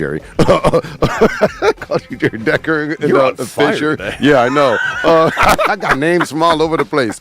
All of you media people, like the two I'm looking at, want to blow up and make something that is just lost and not in reality. So hit it or quit it that you and Cody are lost and not in reality, the media, for blowing up their sideline exchange, because I believe you guys did on this very show. No, I quit it because we didn't blow up the sideline exchange. Go listen to on the this tape, show. people. We talked about the reality that it's coaching and that coaches can hold players accountable, and that this isn't going to be a big deal as long as Stephanie White and Caitlin Clark have a good relationship. Yeah. And that's exactly what they said. That's exactly what they said. We handled it like professionals. Did you? Who know what they're talking Did you about. really? I'm not saying everybody else did that, but I know we did that. So Caitlin Clark, get that ire away from us. Also, it did happen. We watched you guys have an argument on the sideline. I mean, it is what took place. That being said, I mean, it's coaching. All right, fair enough. Hey, Cam Scatterboo, coming back from the ankle. Of course, he had ankle surgery, saw going the other way. He's already doing backflips. He did a backflip at a little charity event thing. Hit it or quit it for doing backflips before you've even played the game yet, coming off of a ankle surgery. A really bad ankle surgery. Okay, so when I first saw this story a few days ago, I thought he hurt his ankle doing a backflip. No. He missed most of the season last year because his ankle got turned exactly in the wrong direction. Yeah. I remember that. And he is now supposedly about to be healthy, but he's out there doing backflips at a charity softball game. I mean, if he's training hard and he's supposed to be healthy to open the season, then I mean, hit it. Yeah, I hit it, I guess. Okay. I mean, I I'm fine with him doing the things that he would normally do, because he's probably doing box jumps and all kind of stuff to get ready for the season. So that's part of the program then. I'm gonna quit it, but I'll tell you why. Tell me why. If this was the first time, no problem. Right. Like 3 weeks after surgery, he was on a Monday night WWE Raw, and he got into an actual altercation with a wrestler at the saw thing. that. This guy was in a boot at the time. Oh, okay. I'm sorry, man. This kid's a little reckless. So he's doing okay. Can somebody get in his ear and be like, "Can you stop doing anything you want to do, please?" He's doing too much, is basically. Bit much. I got you. And the Giants' future is really, really kind of dedicated on that kid right now. So good luck to you, Giant fans. All right, we're going to take a quick break. Coming up, ladies and gentlemen, the blockbuster of all blockbusters. The Rams get the defensive man you could ever dream of, and we're going to talk about it right here on the new 97.1 The Fan.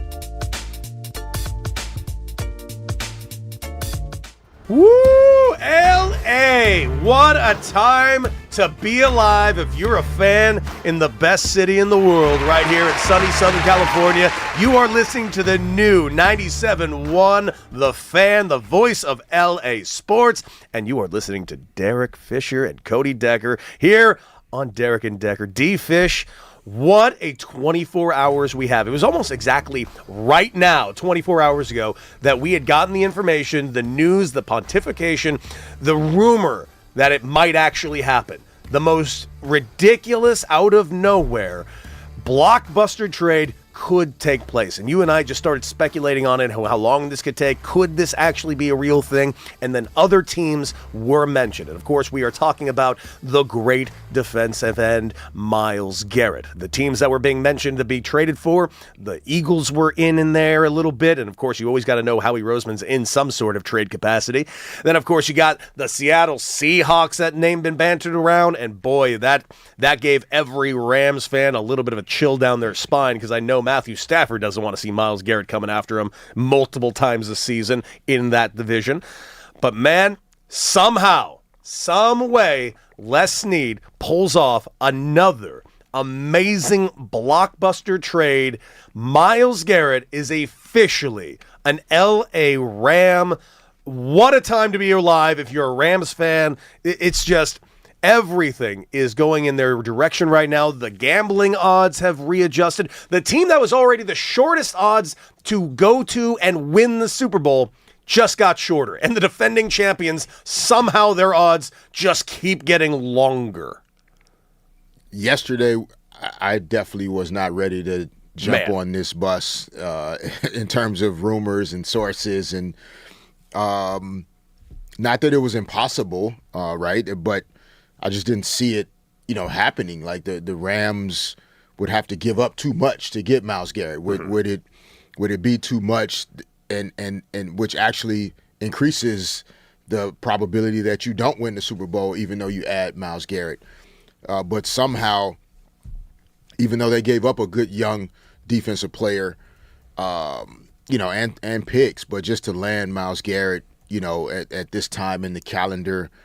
It was shocking, man. It was reverberating, and we weren't sure when we went off air if it was going to happen. And within an hour, it was like it was up and posted and done. And so it went from rumors and sources to actually happening.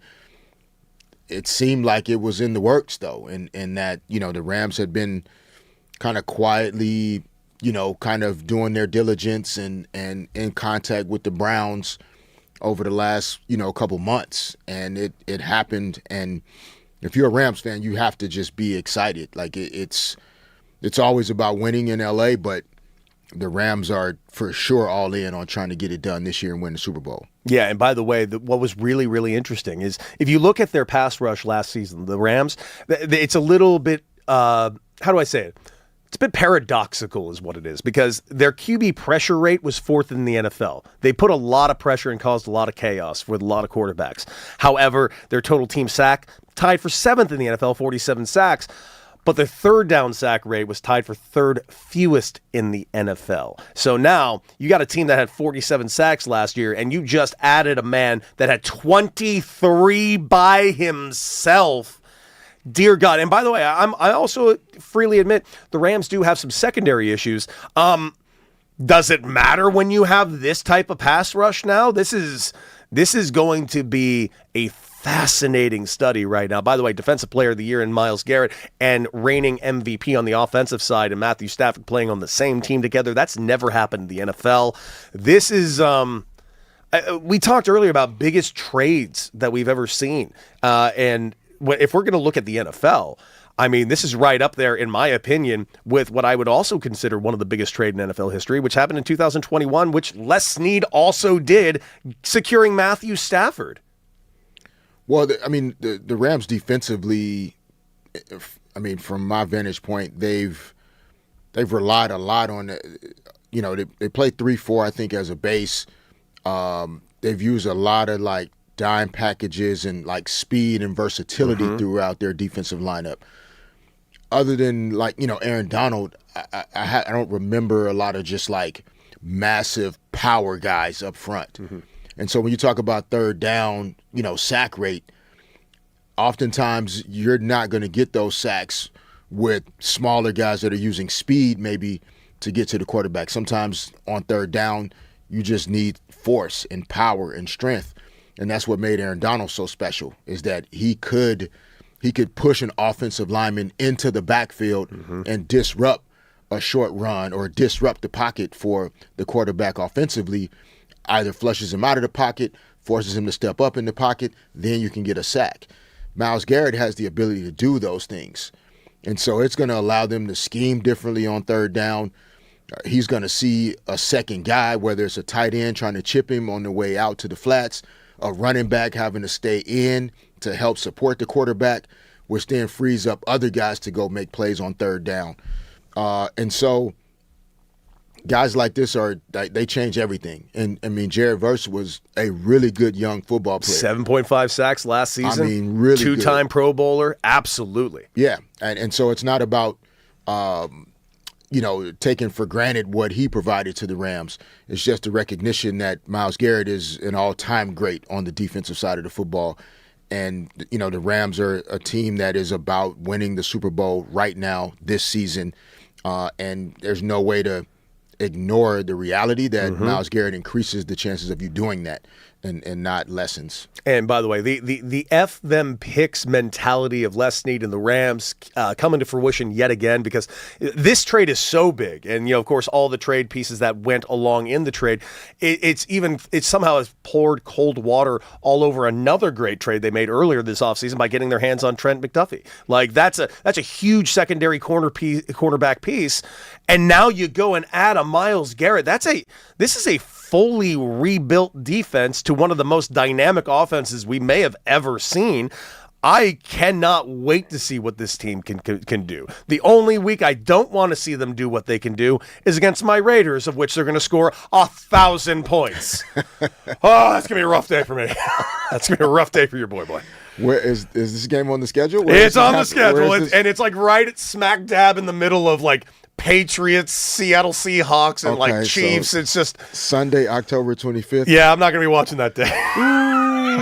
Raj, we're gonna have to check on Cody. Sunday, October 25th. That's gonna be a rough day. Is that right? What's gonna happen now? Rams at Raiders. It's gonna be a rough day for your boy. Cody's worried about the bludgeoning that's gonna happen that day. The Raiders are going to be left for dead on the side of the Highway 15. I may take a vacation that day. Yeah, it might be one of those days where the Rams look over it because they're like, man, we just playing these dudes. Hey, you know what I'm saying? This is a televised scrimmage. Hey! That's Brock Bowers you're talking about. Friend of the show. All right, that's on us, Brock Bowers. Our bad. Yeah, but I got to say, this is unbelievable. Like, I just don't know how Les Snead keeps doing this, and in a capped league, especially, I don't know how these guys are constantly. I don't know how they're able to figure out these contracts to be able to make it work. They keep on doing it. Les Snead is just a maestro, and he's traded away just this offseason. I mean, let's just go through the Myles Garrett. That's 3 picks right there. Of course, we mentioned earlier on in the show, Jared Verse, which, of course, a young defensive end at 25 years old with a bright future ahead of him. 2027 first-round pick, a 2028 second-round pick, a 2029 third-round pick. And then you go ahead and add this with the Trent McDuffie trade. That was rebuilt the secondary with the giving away a 2026 first-round pick, a 2027 third-round pick, and late rounders to the Kansas City Chiefs. I mean, he just... what future? The future is now, baby. And I just... as much as I want to say, oh, man, it's going to look rough in 4 years. No. I said that in 2019. I said it again in 2021. Les Snead don't miss. I'm on board, pure and simple, and I wish other teams and other GMs would do the same thing. Well, I mean, when you think about their roster, I think the Rams they do a great job of like establishing like cornerstone, like pieces that you build your offense and defense around, right? So if your offense, like if you go back even a few years, if your offense has, Cooper Kupp and another good receiver, and you have a good quarterback. Like, okay, now we get a left tackle. Like, those are 4 positions in football that, like, if those 4 positions are anchored really well, good quarterback play. If he's a right-handed quarterback, my left tackle got to be a guy. Okay, now we have a guy in the slot, Cooper Kupp, slicing him up across the middle, and then maybe we have a wide receiver 1 that can make some plays down the field. Now you're talking about being able to score some points offensively. And then you go to the defensive side of the ball, Myles Garrett, Trent McDuffie, like that anchors you defensively in a way that allows you to make things happen. You can create sacks, you can create turnovers and interceptions. And then you kind of fill in positionally, like everybody else doesn't necessarily have to be a superstar or a name that we would specifically recognize. Like, you can just hire guys that are kind of wired. There's certain guys that can just tackle really, really well, right? There's certain guys that, have great closing speed when the ball is in the air. Like in basketball, we track deflections. And so in football, I wonder, like, there are things that they have to track, and where I think analytics would come into play in football, where some of these guys that maybe we don't know their name right now, but they're really good at things football teams are tracking. And those are the guys that you're building out this 11-man defensive team with. So you got Myles Garrett up front, you got Trent McDuffie on the outside, but you got some guys in the middle and in the interior that are really good at things that maybe we can't tell as casual fans, but the guys that are drafting and training and coaching, like, they see things in these players that they feel like they can still win a Super Bowl, even though it's not like 11 guys are Myles Garrett. Myles Garrett's one dude. Yeah. Right? Trent McDuffie's one dude. But you still have to have an 11-man defense, no question, that can stop the best offenses in the NFL. And so they're keeping all of that in mind with the decision that they're making. That being said, Myles Garrett is one dude with the sacks of 5 dudes. Like, it's just 23 sacks in a season, man. We just gave up Jared Verse, who is a really good defensive end at 25 years old, 7.5 sacks, 23 sacks. That's just saying it out loud doesn't make it make any more sense. It just makes less sense the more I say it. But the interesting thing about this is also the other moves that led to the Rams. I mean, there was a lot of ire, a lot of interesting introspection, a lot of conversation around the Ty Simpson draft when he was drafted over there. And Jay Glazer, NFL Insider, puts this out there. The Rams and Browns started talking about Myles Garrett trade since draft time. One of the reasons they selected Ty Simpson in the first round was because they knew they'd be without a first rounder for at least next year's draft. Very smart, and by the way. Frankly, that is brilliant. More than. Yeah. Like, there were years when I was the general manager with the Sparks, like, there were years where you're also watching the draft class, right? And there are certain classes where, depending on where you're going to be selecting, you recognize you're not going to be able to get access to a player of a certain caliber. And so with this Rams example, like, they knew they weren't going to have a first-round pick at all. But there's also situations where your first-round pick may be lower in the first round, and so you swing now knowing that next year you're not going to get access to as good of a player. So you may end up having to sweeten the deal to move up in the draft this year, add a pick, get the player you want right now, knowing that next year you ain't getting one. You're not getting a player that good. The draft class isn't as talented.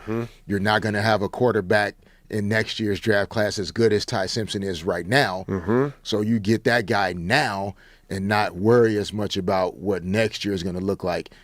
We had no idea it was attached to the Myles Garrett Not at all. conversation. Which, again, a trade of this magnitude, to see nothing.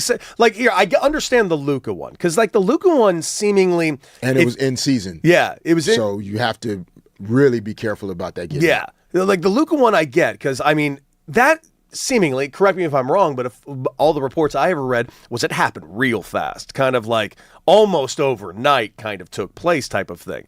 So I can see how that didn't get out. Also, it was at like 3 a.m. when everyone was kind of asleep. But the relationship was there, though, right? Like Nico Harrison and Rob Pelinka had a relationship. So I don't know if maybe the reality of the trade actually happening was quick, but I do believe if I read articles correctly, there was a conversation or two maybe prior to that 24-hour window that the transaction actually happened. Yeah. But this, I mean, all the way from the draft to here, I honestly, and correct, Raj, did you hear Myles Garrett to the Rams before yesterday morning? Because I didn't hear it one time. And how hard is it to keep these kind of secrets? Really hard. And they did a damn good job because they did the same thing when they were going to draft the quarterback. Like, no, that was never rumored. It's just I don't know how the Rams are pulling this off, but they are. I heard Myles Garrett to the Eagles like every day for like 6 months. Oh yeah, we knew that.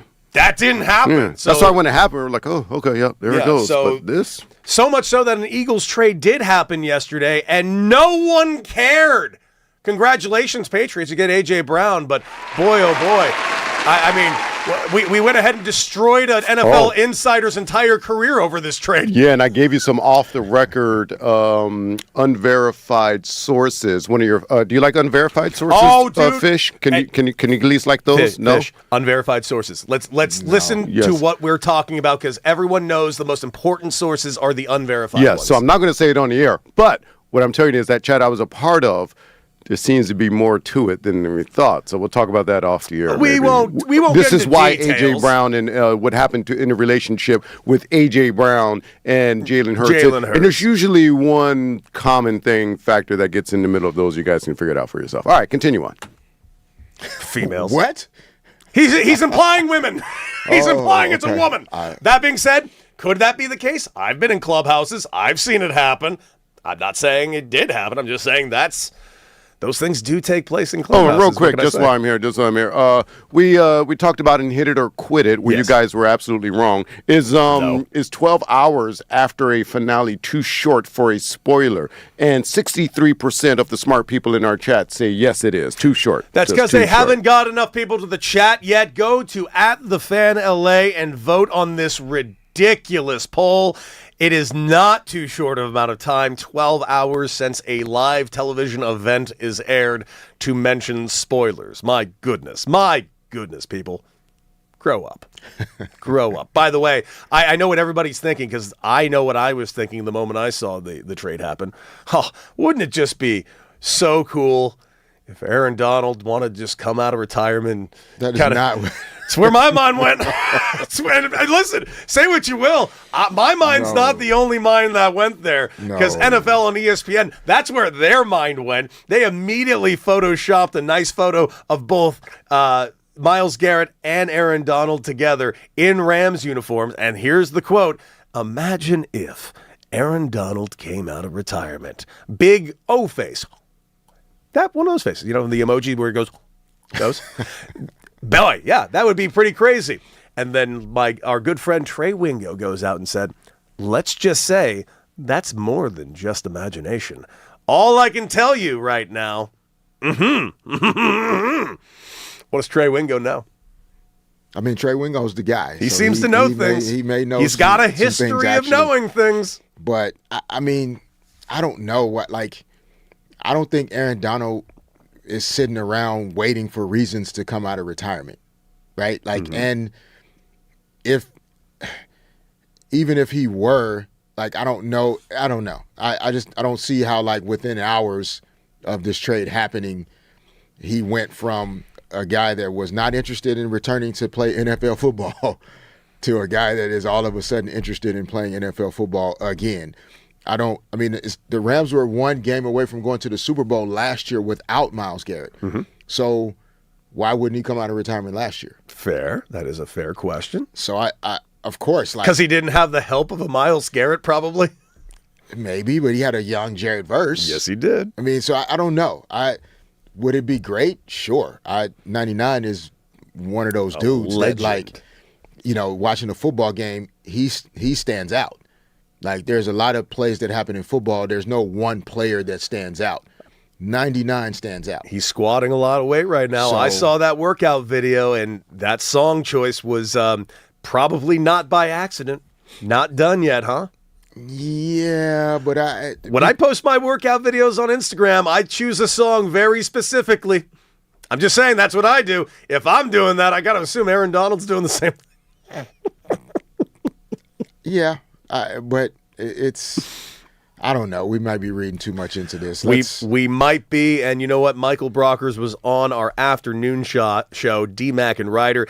Here's what he had to say about Aaron Donald possibly coming out of retirement. Like this would definitely shake up the pot. But just knowing AD, man, I truly know he's in the attitude of just being done, and he's sacrificed it all, and he's been out a couple of years, so who knows? I'll definitely come out of retirement, just to hold some water and be on the team and BS with the guys. Don't expect much out of me, but maybe a new trainer on the staff or something, just to be a part of the team, because I know it's going to be a phenomenal season coming up. Listen, it's if you're a Rams fan, you've got your excitement's got to be through the roof. The only problem, and it is a real problem, despite what this team is on paper, injuries happen. We don't know what the foreseeable future actually will hold, and they are inarguably, with the exception of the Arizona Cardinals, they are inarguably the best division in the NFL. The Seahawks just won the Super Bowl. The 49ers went deep into playoffs with injuries, mind you, and they're going to hopefully be healthy this next season. It's not a foregone conclusion. This team's just going to walk away with the NFC West or the NFC in general. That being said, if I were a betting man, it'd be a great one to place a bet on. However, if you took a look at the betting odds, might not be worth your time, because you might be giving up some money if you think that, because them winning the NFC West is currently at negative odds right now, and their Super Bowl chances just got even shorter. And again, it blows my mind, but the Seattle Seahawks, defending champions, their odds just keep getting longer and longer by the day. Yeah, I memean, that's part of it, man. I think people feel like the Rams were the more talented team last year. I did too. They have the NFL MVP on their roster. It just, that's what it is. But the Seahawks can use that as motivation if they need to. Absolutely. Well, 855-97-LA fan. That's 855-975-2326. Coming up. What do you guys think? Can Bronny do it? Is Bronny going to take a leap in his third season? We're going to discuss that right here on Derek and Decker, 97.1 The Fan.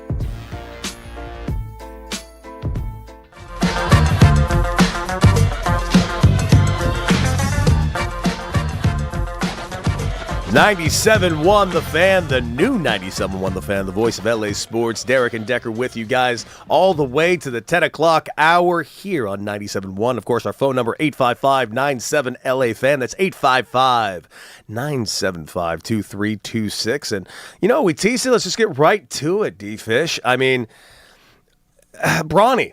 Everybody's speculation this offseason is entirely about LeBron James. I understand he is arguably the GOAT. He has been here for 8 seasons, the longest tenure he's been with any one team at one particular time, and he's won a championship here, and the man's accomplished everything under the sun when it comes to the NBA. I get that, but there's also the speculation around his son. Like, for instance, if LeBron leaves, does Bronny join him? But there are some people out there that really think that Bronny James is actually primed to make a fairly sizable leap after a promising sophomore season. How would you describe Bronny's tenure thus far as being an NBA player and kind of going back and forth between there and the G League? I'll start with I'm a little biased. I've been like in the gym with Bronny several times, and his work ethic and approach to learning the game, playing the game, like he's not a billionaire's kid. Mm-hmm. Like he truly is like a solid young dude, and is intentional about his work and doesn't feel entitled to any opportunities. Fantastic. And so I'd like his arc. If we all kind of take a step back and think about what his experience was in his 1 year at USC, with the heart thing, kind of and, made it a little checkered, sadly. Yeah, he's still growing and evolving, as a young player, regardless of who his dad is. Of course. And so I for most young players, as long as you're willing to put in the work, like those leaps can happen. And I do think he's poised to make a leap. I think the question will just be the Lakers roster, assuming he's still on the Lakers roster, is the roster set up for that leap to happen in front of us? Yeah. Right? Because the roster hasn't really been set up for him to have the room to like make the jumps. You still need the space and the playing time to learn how to play through some mistakes, go through some hard things, also play against the better players compared to the players you play in the G League night in and night out. And so, yeah, I think he's poised to make a leap. It's just going to depend on, again, what the final roster looks like going into the season. And, the Lakers are going to be in win now mode too. And so does he fit into that in terms of 8-9 man rotation, or will he still kind of be outside of it more in that 10 through 12 range? Okay. What about that? You just kind of hit on something a little bit, because that that 1 year in college, sadly, because of the heart thing, was a little checkered. What do you give much credence that you think seasoning should happen more in the college ranks, or do you think being in this pro system for him has actually been more beneficial to him? It depends on the player. Mm-hmm. I think for Bronny, maybe another year of school, considering that he wasn't really able to play a full college year, could have been helpful. Just some of the things that you kind of work through as a young player before you get to the pros. But I don't think being in the NBA has delayed his development either. I don't think it's necessarily been a bad thing. I just don't. He just wasn't. Like, he wasn't at a place where coming in, he'd had even a full basketball season outside of playing in high school. Mm-hmm. He didn't have a full season at SC. And so coming into the league, you haven't played enough basketball yet post high school to be really prepared to play in the pros. And then also when you are, when you're on a team that, his dad is on, it's about winning championships. And so there's no time for developmental players to really have a lot of space. It's just you have to play players that can help you win right now. We're not waiting for somebody to get better. because we're trying to get out of the West now. And so when you're a young player on those teams, your development kind of does suffer. Mm-hmm. That's just the reality of it. Where on veteran teams, it's tough to have room to really learn how to play because the veterans are going to play first. And so, you see teams like OKC and San Antonio in the Western Conference Finals, like their entire teams they're young teams. San Antonio Spurs veteran players don't play, right? Bismack Biyombo, Kelly Olynyk, Mason Plumlee, those guys don't play. Mm-hmm. All their young guys are playing. OKC, Alex Caruso is their veteran guy. Yeah. Everybody else is a young guy, basically. So Bronny's in a situation where the team he's on is full of veteran guys that are like play now, win now guys. So there's not going to be as much room, but to me, his game where he is physically, he's ready to continue to take a jump going into next season. How many guys actually break through? Like, 'cause it's weird. NBA is very specific because, the drafted players, especially if they're drafted high, they're usually on the team right away and hopefully making an impact right away. How many guys that go to the G League are able to make like a significant impact to their main franchise as time goes forward? Like, how much seasoning can you get in the G League before you get an opportunity to actually be like a daily guy in the NBA? Or is it more likely like you kind of go away from the G League? I'm sure there are different stories. From what I can think of, like there are guys that have started in the G League. Alex Caruso started in the G League, mm-hmm. right, and has worked his way into what he is. But he started in the G League, I think, in like Tulsa or OKC. Like that's where he and Mark Daigneault have history from when Alex Caruso was in the G League. But I don't think you always necessarily get those opportunities within the organization that you're in the G League with. Mm-hmm. Oftentimes, if you're in the G League with an organization, it's because there's not as much room for you on the big club. And maybe in baseball it's different, but in basketball, oftentimes when you're spending multiple years in the G League, even if you're good, there's clearly not room for you on the big club. It happens all the time. So then oftentimes another club that has room for a young player that looks like he's ready for more opportunity, that chance comes somewhere else. Mm-hmm. But that's why you always try to encourage young players and developmental players to still value every opportunity, even if it's in the developmental system, because somebody is watching. Yeah. And you can still get your big league dream, your big club opportunity, even if it's not with the team you're currently playing for in the G League, because everybody is watching. Dude, I'll tell you what they used to tell us when we were in the minor leagues, and I mean our own organization would tell you this, because it is true. You're not playing for our organization. You're actually down here, you're playing for all 30 organizations right now because your opportunity might come with them instead. And you're absolutely right. 97.1, The Fan LA, the new 97.1, The Fan LA. You're listening right now to Derek and Decker, the voice of LA sports. And I got to tell you, I saw this yesterday, D-Fish, talking about Bronny and securing his future.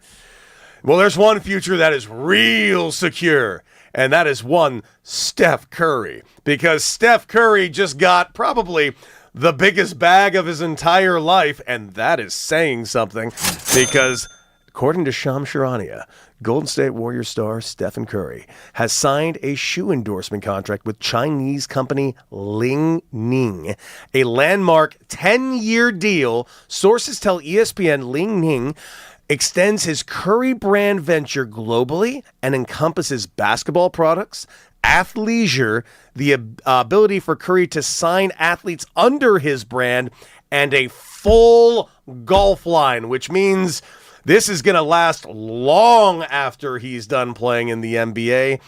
This man just started his own Jordan brand, and he did it with a Chinese company to make it worldwide overnight. Wow. Wow. This man's going to be the richest man in the NBA's history. Yeah, I mean, you saw the meme I sent you after you sent I'm this rich! link, $100 billion. Oh, Yeah, man. It's like it's this is symbolic of where athletes have taken sports and business.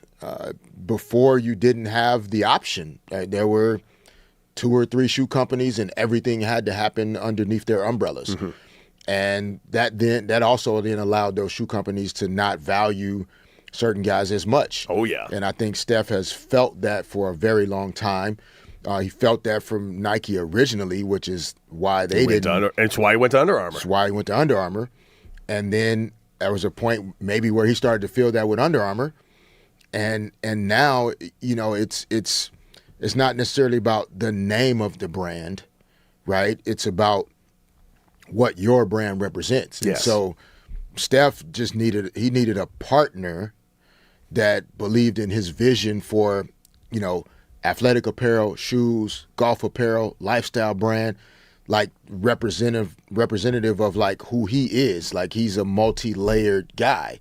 He's not just an elite basketball player, Hall of Fame, one of the greatest shooters ever, but he has a passion for golf.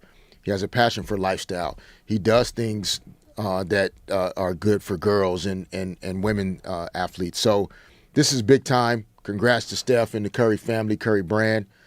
Send us a box too. We like the golf. Dude, I love golf. I love shoes. I love athleisure. Steph, we're your guys, my guy. All right.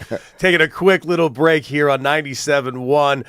Coming up, we've been talking about the CBA. I just happen to be standing next to a former head of the NBA PA, and the manager of the Los Angeles Dodgers has weighed in on exactly what this salary cap situation could potentially look like. We're going to talk about this and so much more right here on the new 97.1 The Fan.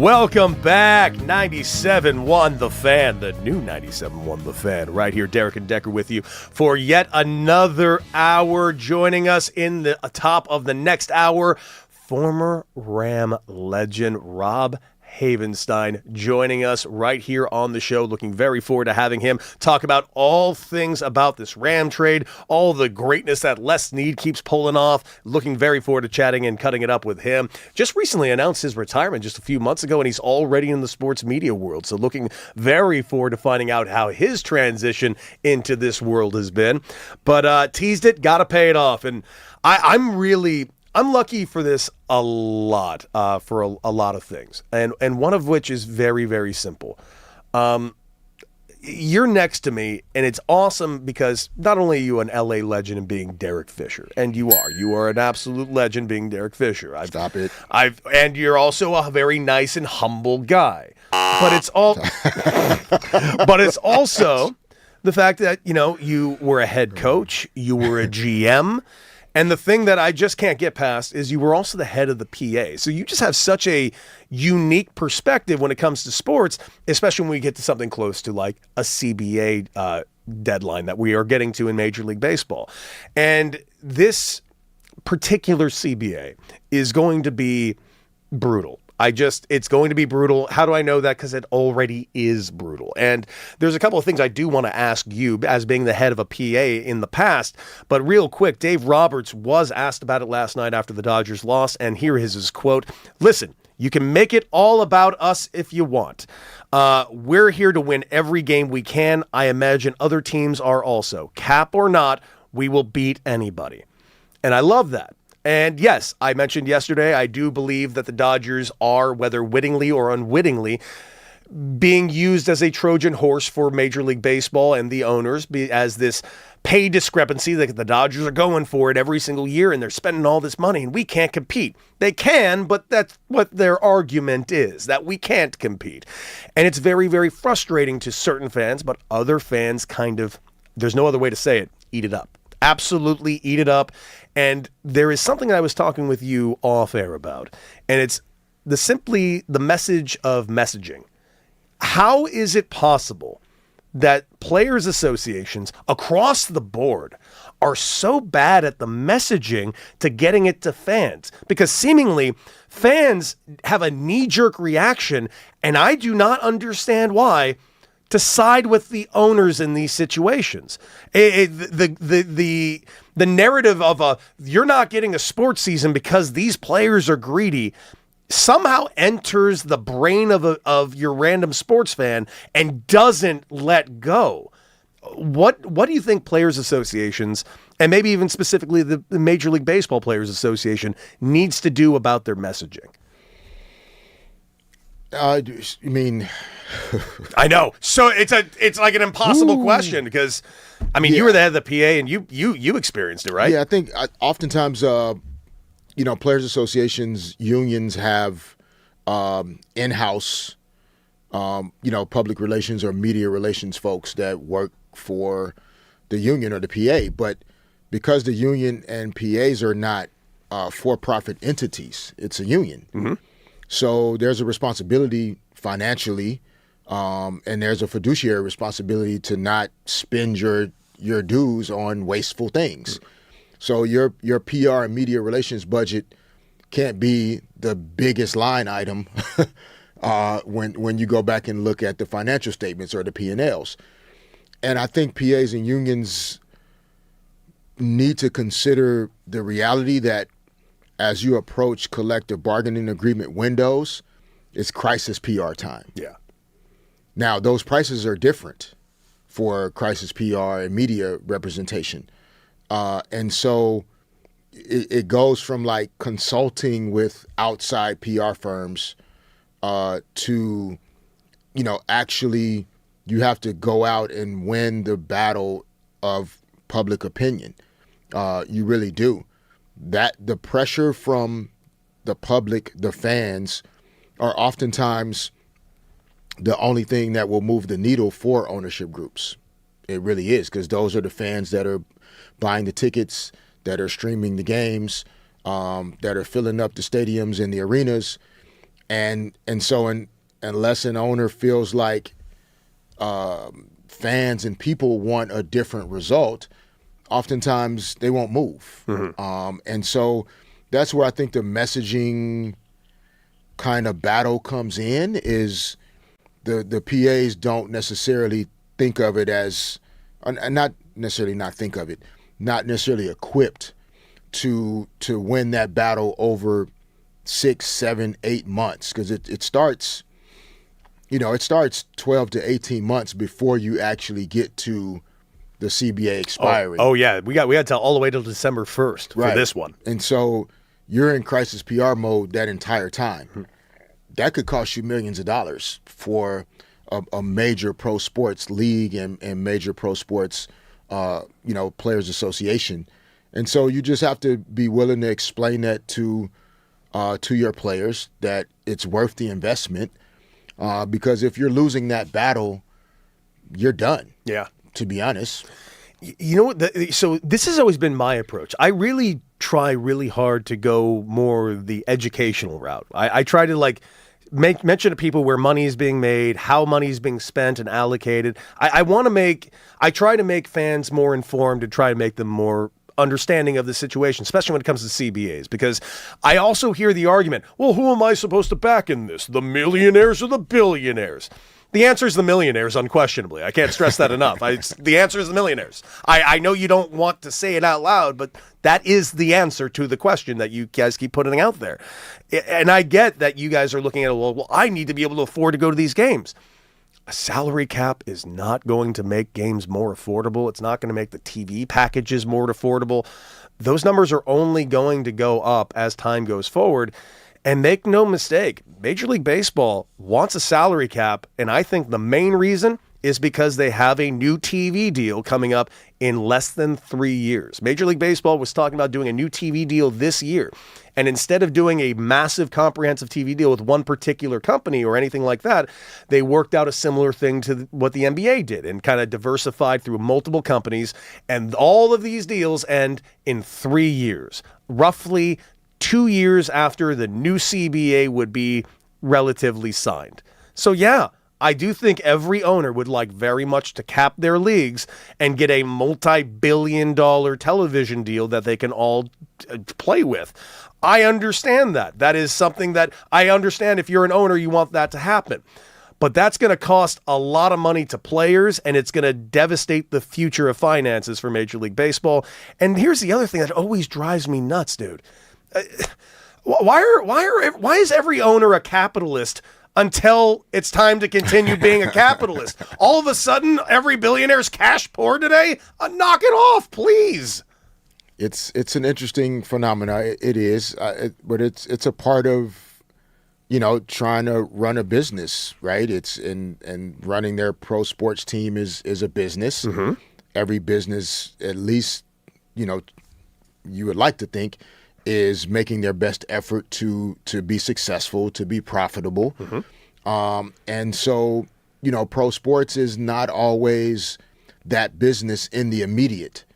And so I think that's sometimes where that struggle comes in, is where like team ownership groups and folks that own teams in their other businesses, there are more structures and ways to cap costs, to mm-hmm. cut costs, to reduce things in order to increase profit margins and revenue margins. But in pro sports, oftentimes in real time, you're not going to necessarily be able to increase your margins or your profits as much as you would in owning a regular business. The value of a pro sports team growing over time, it's like the biggest piece of real estate you'll ever own. Huge. That's more so what owning a pro sports team is like. So again, the example of buying a home, and if you own that home long enough and you buy it in the right location and you do some of the right things to maintain it, the value in that home increases exponentially, 2x, 3x, 4x or Big more. time. And that it's almost like a stock and security that you have to be willing to purchase and just hold it and ride all the up and downs. And hopefully invest in. And hopefully, yes, of course, invest in. And that's what owning a team is like. But I think as you've seen more private equity and, hedge funds and other types of sports ownership groups come in, is getting back more to just about the number. Yeah. And so you lose some of that connection to the reality that sports teams are not your typical investment, but they're trying to turn it into that in some ways. And so players just have to keep fighting the battle, but the messaging is a part of fighting that battle. Yeah.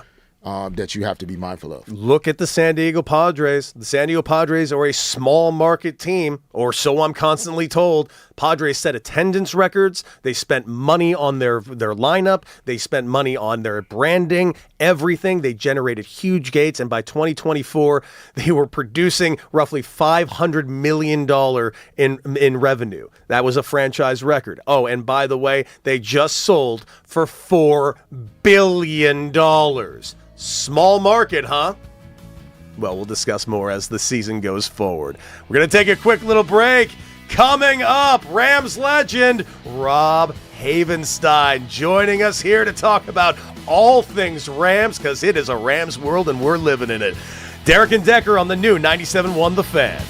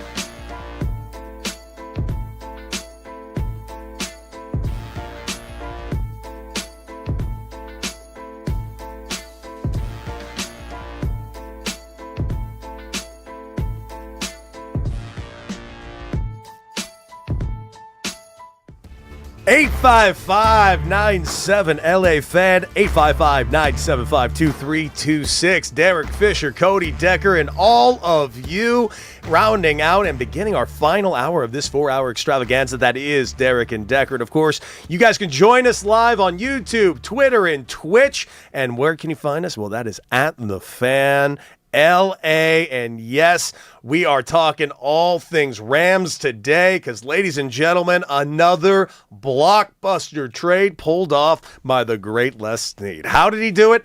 At this point, I don't know. I've asked that question like a dozen times every single time he pulls off one of these gambits, and looking really forward to talking about it with Rob Havenstein, who's going to be joining us momentarily. It's just... This move was just seismic, and it's D-Fish. It's not just that the move happened. It's how it happened, the quietness of how it happened, and the massive impact that not only is it going to have on the Rams, the NFC West, the NFC, and the NFL as a whole. And let's just go ahead and get over to the calls because he's on the line ready to join us, and so excited to have him.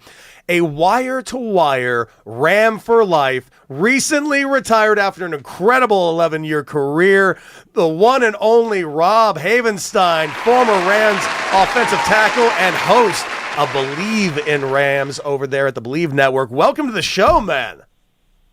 Oh, thank you. Thanks for having me on. Thrilled to have you. And I mean, Rob, I got to start with this question just right out the gate. You just retired on February 10th, 2026. Are you sure you want to retire? Can you want to come back?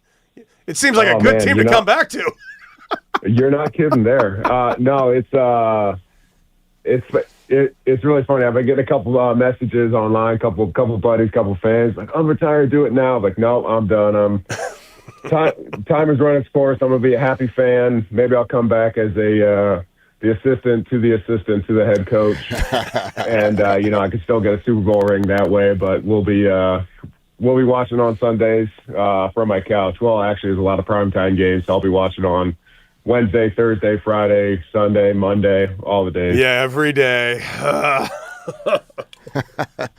Rob, Derek Fisher here, man. Thank you for joining us, brother. What just had a birthday a few weeks ago, man. You retired from NFL.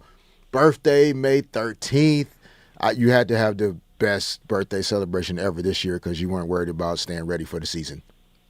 Oh, man, I got to tell you, it was pretty nice. Had a great one. It was low-key. I got 3 kids, so usually the big celebrations, the next day's a little rough trying to dad it out. So we kept it low-key, had a good time, but it was definitely nice not to have to worry about when am I getting my work in. Well, Rob, I got to ask you, because looking at how this last 24 hours has played out, I mean, did it catch you off guard? Was this something that was like ever banted around like the clubhouse at some point of being a realistic possibility? Because as much as we've heard Myles Garrett's name attached to teams, up until yesterday morning, none of us had heard Rams until it just seemingly happened. Yeah, no, I mean, it's how tight they played this was incredible. I'm actually, I'm kind of wondering who actually knew because no leaks came out, no insiders, no this, no that.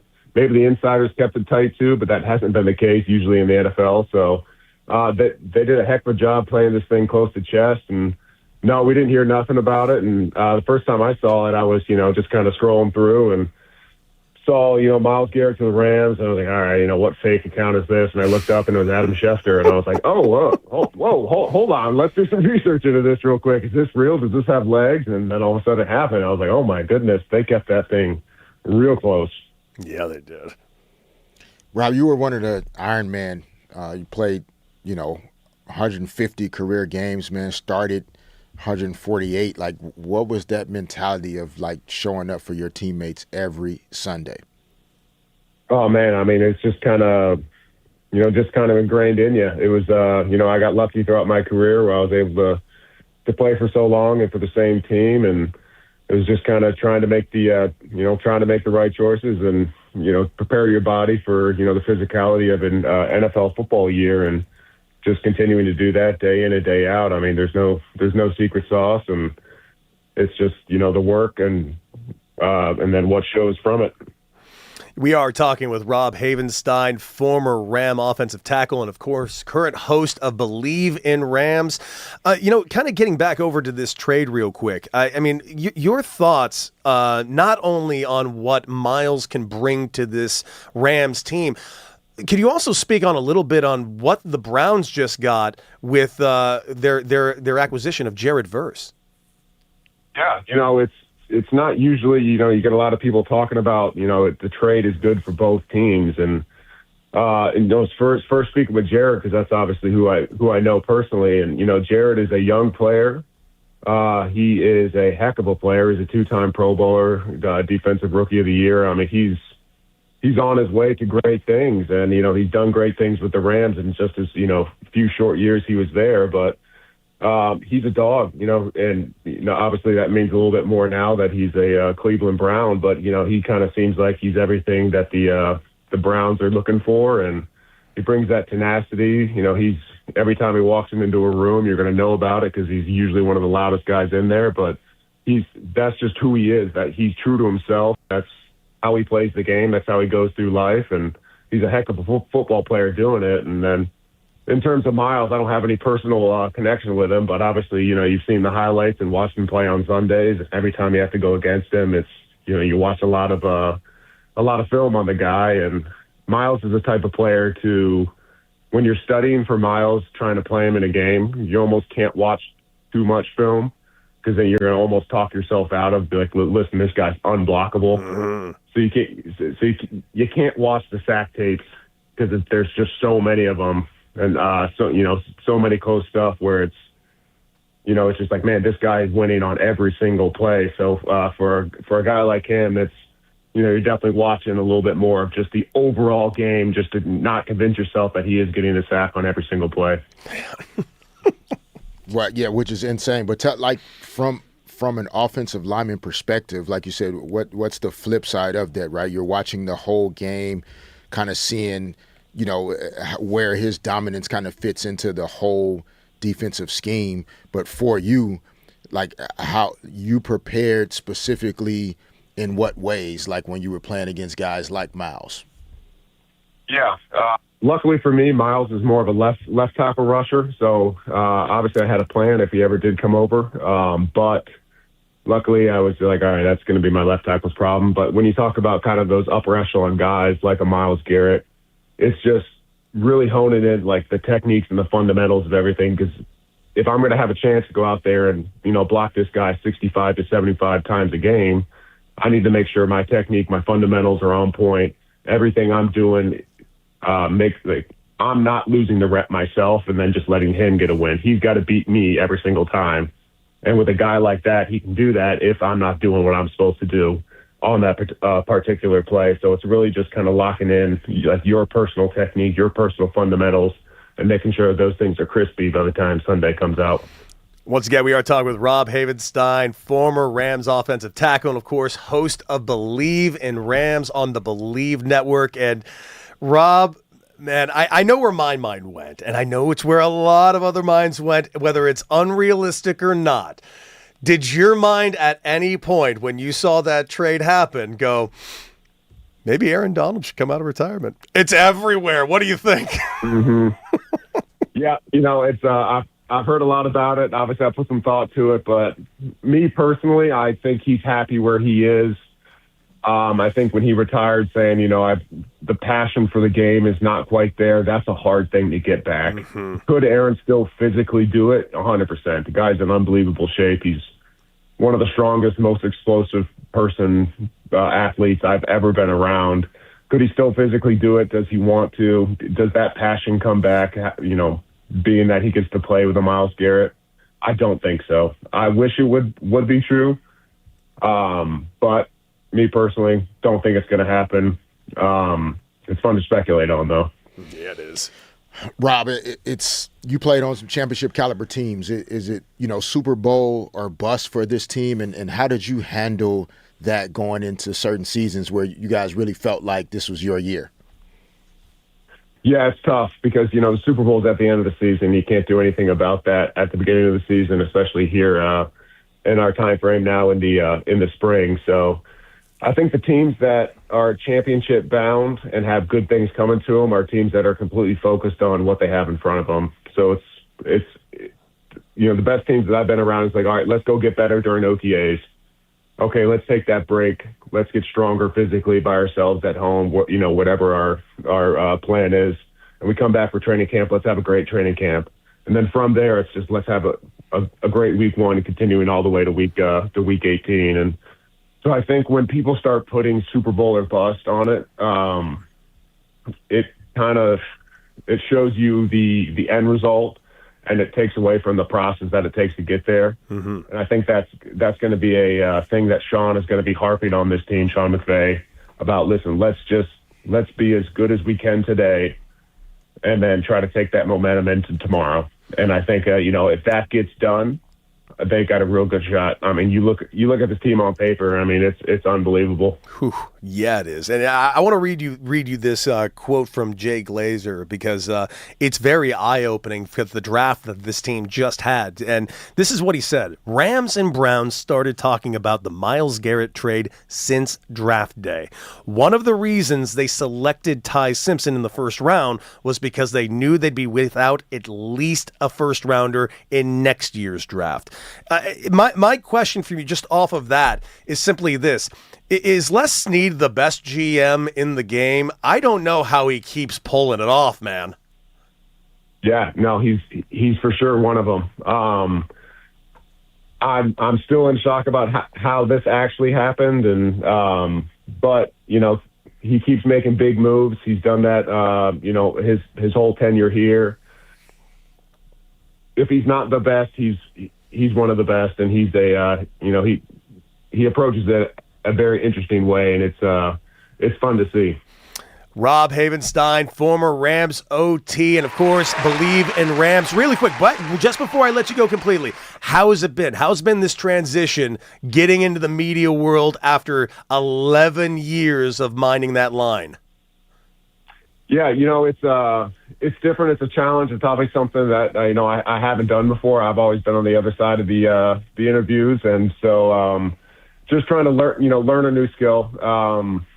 Do the best I can with the information I have, and then continue to learn. And I do have a lot of insight, having played 11 years with the same team that not a lot of guys have. So I have a lot of unique insight into how the Rams are. I was there when Sean first came in 2017. I was a Jeff Fisher guy before that, and so taking my perspective and then just kind of you're basically shedding some light on, I guess, maybe some of the inner workings, some of the things that have happened over the years when it comes to specifically to the Rams. So, but it's been fun.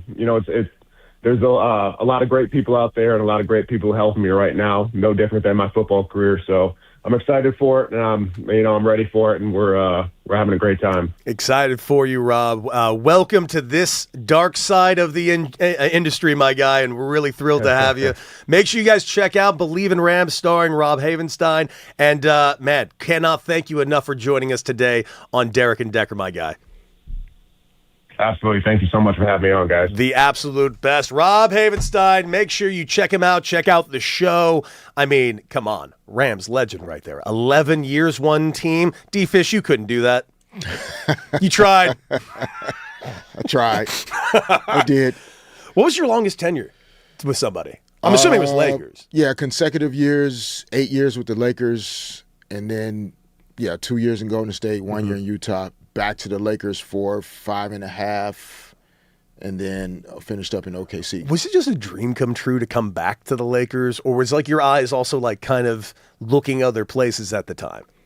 No, at the time I was returning to LA no matter what, just due to the family situation. And so when the opportunity to re-sign with the Lakers came up, it was a dream come true that it aligned with what we needed personally as a family. And to then be able to get right back to competing for championships was a big time blessing. And so, Rob playing 11 straight years with the Rams, and but like he played like every week. He showed up, was a team captain and a guy that the team really looked to. When Andrew Whitworth retired, like he had to step up even more as a leader in the locker room. And so, but he's one of those unsung guys that like everybody doesn't talk about, but is like truly the anchor of like really great teams. And so he'll be missed as the Rams transition, but good luck to him as he transitions, into the media side of things. Yeah, it's a wild transition. It was a unique one for me, that's for sure. And I was not in the big leagues for 11 years. I was stuck in AAA for the majority of that time. So it's cool to see, cool, nice, smart people who are in the industry kind of get an opportunity to go to the next spot. And it's not for everybody. I've seen so many horror stories of guys, trying to get out of their respective sport and trying to figure out what that next path is. And there is no roadmap for you at all. We've discussed this before. It's like starting your life completely over from scratch. It really is. And while also you're grieving the loss of, who you've been for much of your life. Mm-hmm. And we don't realize it or think of it as grief, but that's really what it is. I mean, you've played your sport since you could remember. I played my first game of like organized basketball for a team at my local Boys and Girls Club when I was 6 years old. And then I finished playing my last game for Oklahoma City Thunder. I was 39 years old. Wild. So for 33 years, this thing that's been such a significant part of who you are, it's gone. So even if you transition into media or coaching or other great opportunities like I have been able to do, thankfully, you still don't realize you're grieving the loss of what's been a part of you for 33 years and what that feels like emotionally and on the inside, and how to redirect that energy and channel it in other ways. And so, it's great that there are now these opportunities outside of just coaching or something that's in the sport, mm-hmm. that players that are retiring or transitioning into other things, there are more platforms and more opportunities to do things that are more in alignment with the lifestyle that you want to live. Rob wants to be there for his young kids. Yeah. So to be able to get into media and have some of that flexibility where he can still be a dad and kind of enjoy that part of his life, that's great. A lot of guys had to go into coaching or something that was sport related because those were the most available opportunities mm-hmm. for a former athlete. Now there are more choices, which is great. It is. Hey, what has anything changed your perspective joining in the media side of it? Like from your playing days, even your coaching days, GM days, is there something that you've been in media going like, oh yeah, that probably could have been done this way or that way, and kind of just hindsight being 2020, kind of learning even now? Not strongly. I feel like, for me, I've always had a pretty good, healthy respect for media and what it's like and the job that folks are trying to do. And so I didn't come into it with preconceived notions that it would be a certain way or it had to be this way. I think thankfully for me as well, I'm not trying to build my name or my brand mm-hmm. off or from doing this. I really want this to be more of me, sharing and offering insight and perspective and thoughts on what's happening in sports, mm-hmm. and not necessarily like the hottest takes or the most controversial thought. Yeah. Because that's not what I would want if I was still playing. And so I don't think it would be right to now be in this position and then all of a sudden I'm talking about players and coaches and people involved in sports as though that wasn't me. Yep. Oh no, we'll get you. We'll turn you into a hot take machine. Yeah, no. Rob and I will slowly drag you to the hell. Just wait till my negativity wears off on him. Each day I come in there just hoping a little bit of my negativity gets to you. He just keeps going in his, I heard sources. Yeah. I heard sources. Or he'll be throwing, because it's in the chat right now. The other reason that brought you back to LA is the fact, and this is from Don LP, LA's got a lot of bridges. And you that's what Dom said, not me. That's what Dom said. Listen, Raj, that's your cousin, huh? Raj was over there working the phones. Yeah, he's fake working the phones. He's just typing in his dom. See how my negativity has feverishly. worn off on the chat, and they get it. Soon I just got to get you. This guy's a monster. That's funny. All right, guys. 855-97 LA fan. We want to hear from you on the other end. We want your calls, your thoughts over there on the chat. Dodgers, Myles Garrett, you name it, we're talking about it right here on the new 97.1 The Fan. If you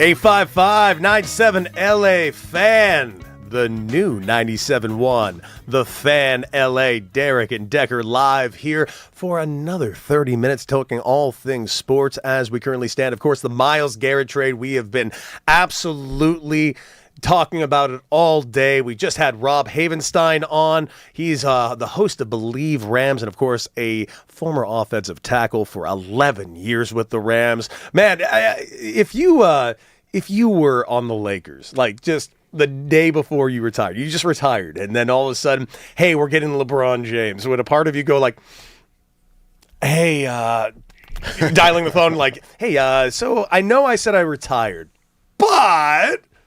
Yeah, I mean, there's maybe a part of you that does that, but there's also a part of you that if you were choosing to retire the day before, there's a reason why you were retiring the day before. You probably ain't got it like you used to. And, you'd probably have to fight that urge, to still try and make that phone call, even though, you would have that feeling, though, because you would feel like, man, they just got a huge step closer to getting another championship ring, and I want to be a part of that. That's for sure would be the thoughts. Man, just the opportunity to go fight for a ring. It's just something that not everybody gets the opportunity to do. So let's go ahead and take a look over at the chat right now, because the chat that you can find on YouTube, Twitter, and Twitch at The Fan LA. Let's bring in the hype man, Raj. Raj, what do you got? Well, we got a few things on the chat. Good Karma Sucks says, will the Dodge farm system, I think he meant well, the Dodgers farm system can't be that good in the last 5 years because of all the prospects they've traded away. Only 10 are in the big. So is that true, Cody? Is their farm system hurting a little bit? They got a 20-man draft every single season. They have the best scouting department in Major League Baseball. They have the best developmental. So you don't need a high pick. You just need a damn good scouting system. You need a good scouting system, a great developmental system, and you can turn guys into studs, and that's what the Dodgers have been doing year in, year out. By the way, when they make these trades, they develop these guys and trade them to get other pieces. Right. Like they're unbelievable. They're flipping it. They are a flat out factory over there with the Dodgers. Like the same way the Rams keep pulling this off, the Dodgers do, only they also build from within like crazy. No, but that's great because most people think, Dodgers are just outspending people. But no, they are also developing youth to have assets to trade away to get other players Not to coming mention in. the island of misfit toys they sometimes get their hands on. Like Max Muncy is now a Dodger legend. Max Muncy was a cast-off from the A's. Justin Turner is a Dodger legend. Yeah. He was a cast-off from the Shouts out Mets. to you down in Mexico. He's having a time of his life down there. He loves him some TJ. Obi Farber says that the Rams have only $1.8 million in cap space left, so Donald can't come and play for $1.8 million at the age of 35. What say you guys? Fish, you 35, you think that works? Yeah, no, I agree. The numbers sometimes, don't allow certain things to work. So what you'll see in a scenario like this, Raj, is if any conversation with Aaron Donald is real about potentially returning, there's a date on the calendar where his prorated salary would fit into the salary room that the Rams have available. And so that's kind of how you make that work. Like you can't sign him at the beginning of the season, but let's say by week 4, his prorated salary number is smaller than that 1.5 number. Oh, yes, and yes, then yes. it fits in. So the Rams potentially would leave a roster spot open, or they'd cut a player, and then that prorated room actually would allow them to sign him. Also, couldn't they also just restructure one of their many contracts to also allow for the space? Oh, you asking me? Yeah. I'm not a damn capologist. I don't know. Oh, sorry. Asking me for what the I hell does Raj apologize. know? I apologize, Raj. The answer is yes. Would you tell him, Fish? Here, let's ask Jim Hill if I know that. What the hell does Raj know? Jim Hill knows. Jim Hill knows. One more from, and of course, you guys can jump in at the chat. Check us out on YouTube. There's all kind of ways to consume this show. We all over the place, damn it. Let's say Delis Gomez says, Cody, get that damn Raider mug off this station. You are so lucky I happened to pull the Raider mug recently. I didn't do it for you. I did it because I had enough tea. That's why. And the last thing, of course, we had a poll. I don't have the exact numbers. Oh, yeah, I do. As you know, TMZ ruined. I can't ever say what's the name of that damn show. TMZ. You're talking about Euphoria. Euphoria. They ruined the ending. The spoiler, big spoiler. Main characters out, and they gave about 12 hours. So the question was: is 12 hours? Is that too soon to be out there putting spoilers on social media? And the people have spoken. Yes, that's too damn soon. You got to give us some more time, please. Ridiculous. It's an event. If it's an event show, I understand if this is just like something random or something, but this is an event show that everyone has the means to watch at home. It's not like you're going to see Avengers Doomsday and it requires you to go to a theater. No, you're at home and you had 12 hours to consume the thing at home. Work schedule, and you might have had a pickup game. No, it's just like like tomorrow night when the NBA Finals come on, you can't be mad. Well, that's Am I allowed to talk about it an hour That's after the game? us live sporting. Get out of here. Get out of here with that, the same. guys. A live It's the sporting same. event is different than the damn series on Euphoria TV. episode 1,000 of million, Yes. however many episodes it is, it's coming on at a certain time. If you can't watch it, you can't be mad that you missed it. I sat there and watched that Seinfeld finale live. I watched it when it was airing. No, you did? I don't feel bad for any of you. Yeah. What do you mean you? You talking about me and Fish? Fish and I didn't watch it. Why didn't you watch that? It was great. Well, Probably was. I never saw an episode. okay, sorry. Didn't realize how elitist you were. Oh, Seinfeld, not for part of my sensibilities. But I do like his show, Larry David show with what's his Curb? name? Yeah, that's funny. Curb's a lot That of is- fun. that I is do good. love that. All right, guys, listen, but the Dodgers got themselves a game tonight. We got to get to it, but I will admit, I don't love the matchup for tonight's game. Real quick recap. Last night's game, D-Fish, Dodgers fell 4-1. Shohei Ohtani with another 3 hits. This guy, since May 15th, has been hitting 400, and he has just been playing like Shohei Ohtani. Now, no Shohei Ohtani on the mound tonight, but they do have Eric Lauer going. And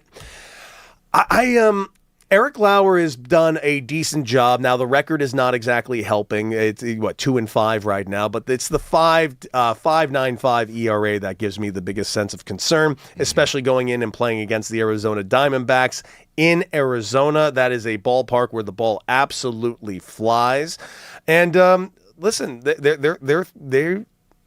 Diamondbacks are good. It's actually, I think we actually need to have this come to Jesus moment as us as Dodger fans. The Diamondbacks are very, very good, and they will be a playoff team. And I've asked you this before, D-Fish, but like, what do you think could happen if the Dodgers take this team lightly now? Is this something that we shouldn't worry about at all, or is this something that could be signs of things to come in the future? Well, I'd rather them not necessarily take them lightly now, but not necessarily view it as, the National League Championship Series is happening now, June the 1st, 2nd, 3rd. Of course not. Like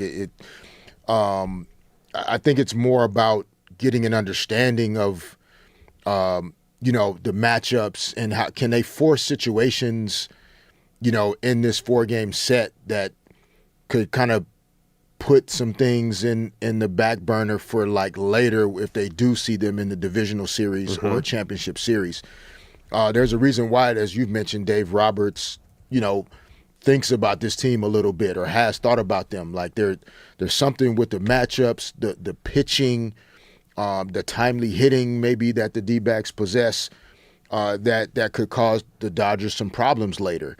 And so in the regular season, when you're playing a team that you may see later, it's not necessarily whether you win or lose those regular season games, but it's just getting a feel for like what things can we do that can cause these teams, this team a problem. Are we going to have to rely heavily on our left-handed pitching? Do we have that? Is there somebody we need to go get that can help us, in the postseason against these guys? Does that increase the urgency of getting Tarek Skubal? Yeah.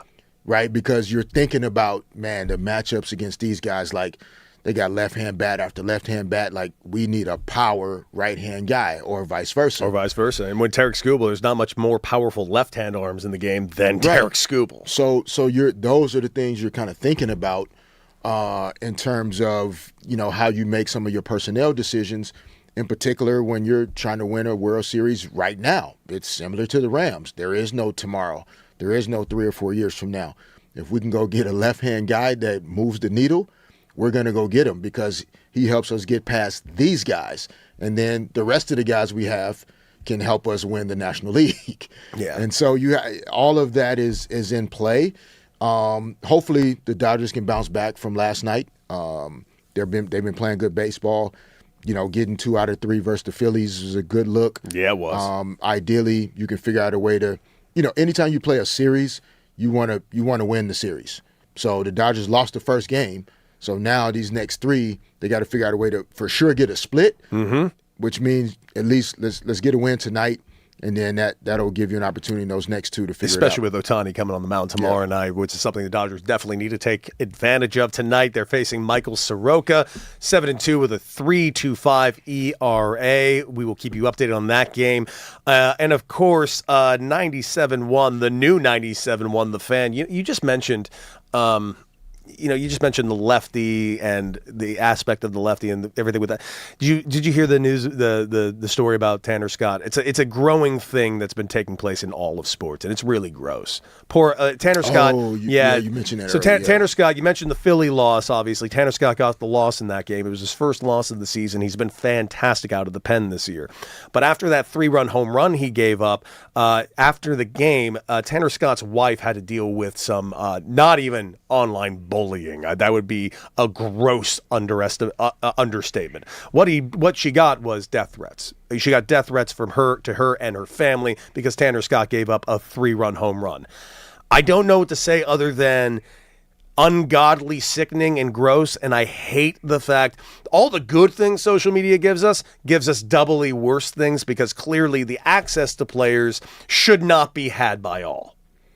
Yeah, that's disgusting, man. I don't really I know sports betting in some ways plays some part in why the emotions are higher for people after sports moments, after their team loses or a guy or girl doesn't perform as well. But it's just, there has to be some type of line that, we have to hold where we don't cross into threatening people's family because they don't hit a ball or they don't make a basket. Like those two things don't go together. There's no point actually where we threaten somebody's life for anything. It's insane. But because we're not playing these games for your parlays. No, you're not. Like we're trying to make a living to provide for the family that you're threatening, and sometimes they're gonna fail at it and not do it as well as you would like them to do. But by and large, for the most part, if they're a pro athlete, they've probably also had some really amazing performances that have helped you win some parlays.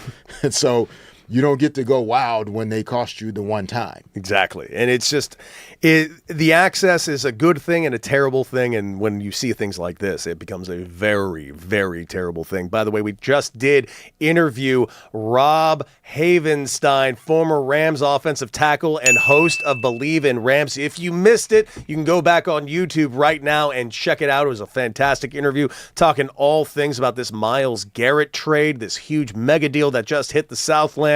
And yes, we will continue talking about that, plus your calls, 855-97-LA-FAN.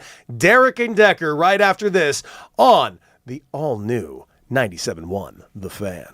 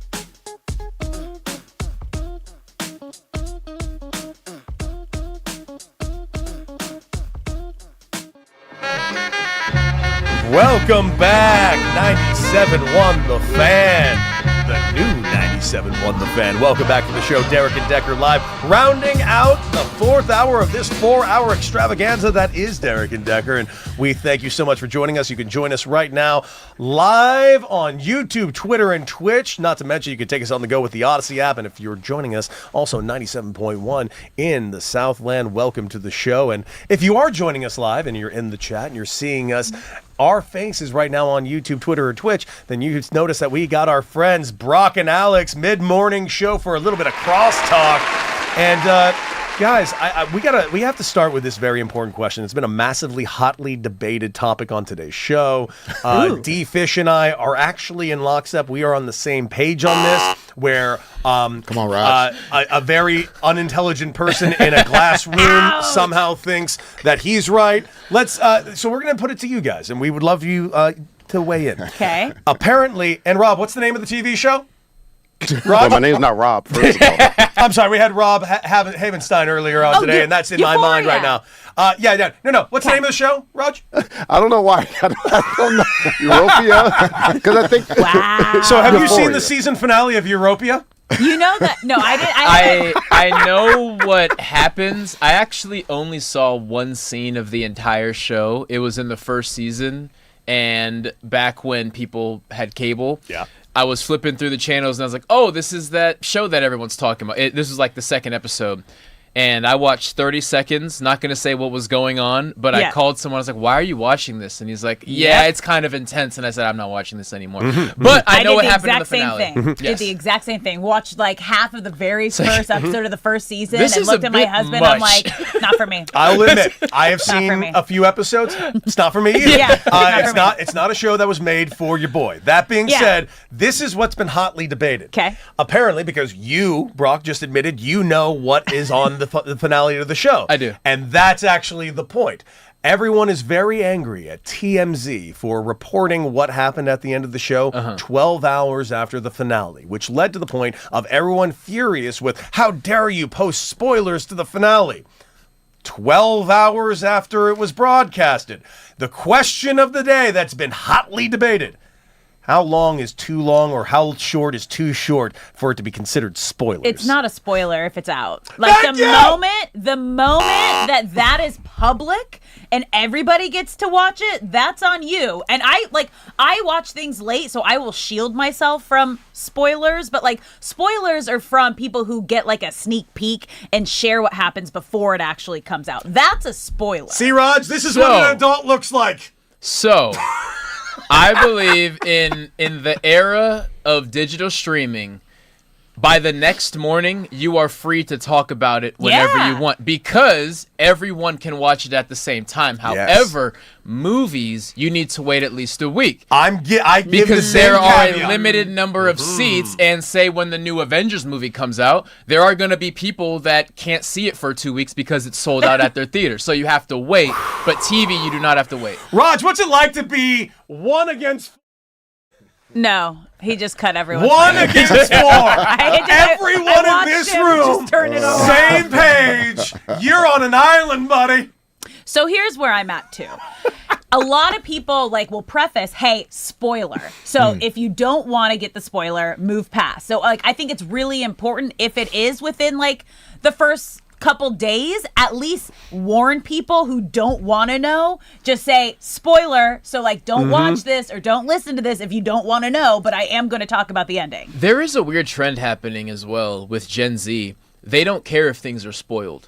They want to know the ending before they begin. Now, I'm not going to pretend like I understand what's going on with them, but that I feel lends itself to why spoilers are omnipresent the second that something comes out. You're a father. Tell me what's going on with Gen Z. There's got to be a word for that. Fill us in. Can you please let us know what the hell's going on with Gen Z, man? Our kids aren't that way. I don't think they necessarily try to force knowing the ending. They don't like the spoilers either. For them, they might be different than their friends, but They don't like spoilers. We got to ask our production crew because they're both Gen Zers. Oh, I will. I Yeah. will just Yeah, Shay say and one, Nick. one of our listeners on just said they're not happy with us four. L take. People have lives. Thank you. And that was my point. So they just want like the cliff notes, I'm or sorry, they that's don't good- want good line. people to know. Don't give the spoilers. By the way, Dom also says, I think Europa just won the Champions League. Nice. Nice. Welcome, by the way, the new 97.1, The Fan. Welcome to the show, of course. Derek and Decker with you. Rounding out our final hour, of course, we're doing some crosstalk with Brock and Alex, our mid-morning show. So, how was the day yesterday? For the record, we were first. I know. We were first. I gotta hand it to you, Cody, because like you asked us, you're like, so how do you feel about this trade going down? And I was like, we're not digging into it unless there's actually a legitimate report. Because at that 5 minutes later. like Seriously. 24 hours ago exactly, there was not a legitimate report. There was just rumors, and even all of the beat writers, the Rams weren't a legitimate option. It was like the fans that were like, but he said he wants to go to a championship team, and we're like the Super Bowl favorite, so it's got to be us. So you really planted the seed, and then about 20 minutes into our show, we talked about Myles Garrett to the Rams for 4 hours.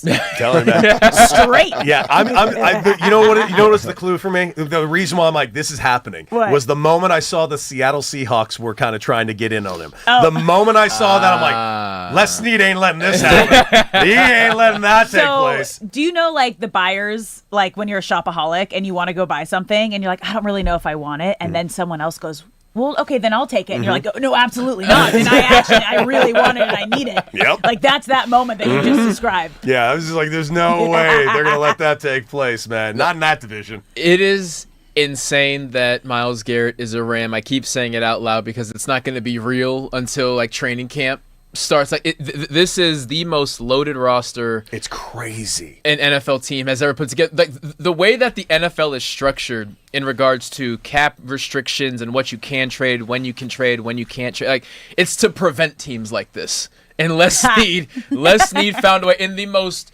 restriction-filled league in comparison to the NBA or the MLB. Like he found a way to make a super team. incredible. The NFL is all about not having a super team, and now there's one right down the road. So let's go around the room real quick. Starting D-Fish. On the scale from 1 to Luka trade, where do you put the Myles Garrett trade? 1 to and Luka trade is 100. I put that as 100. I still can't believe that was a real trade that happened. I mean, it's at least 90. Yeah, right. I mean, at least. I mean, it's not, I think the Browns got a player back that could help them for longer than AD was able to help the Mavericks. Like Jared Verse, I think, plus the picks, like the Browns have a longer runway with what they got back. Oh, big time. Yeah. Luka's going to help the Lakers for a decade, and the Mavericks may not, other than landing Cooper Flagg with the number 1 pick.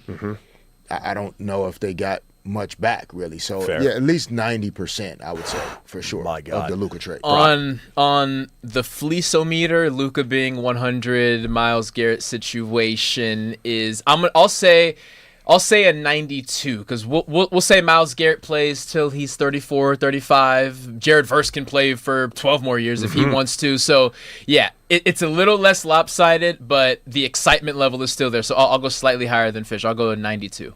And I'm going to go higher than that. And I'm going to go 97 because this is a move. Because this is 97.1. We ran Pro. right. It's so funny. Subconsciously, I was like, I got to go like above 95. And then probably because it's like literally everywhere you look, 97 with 97.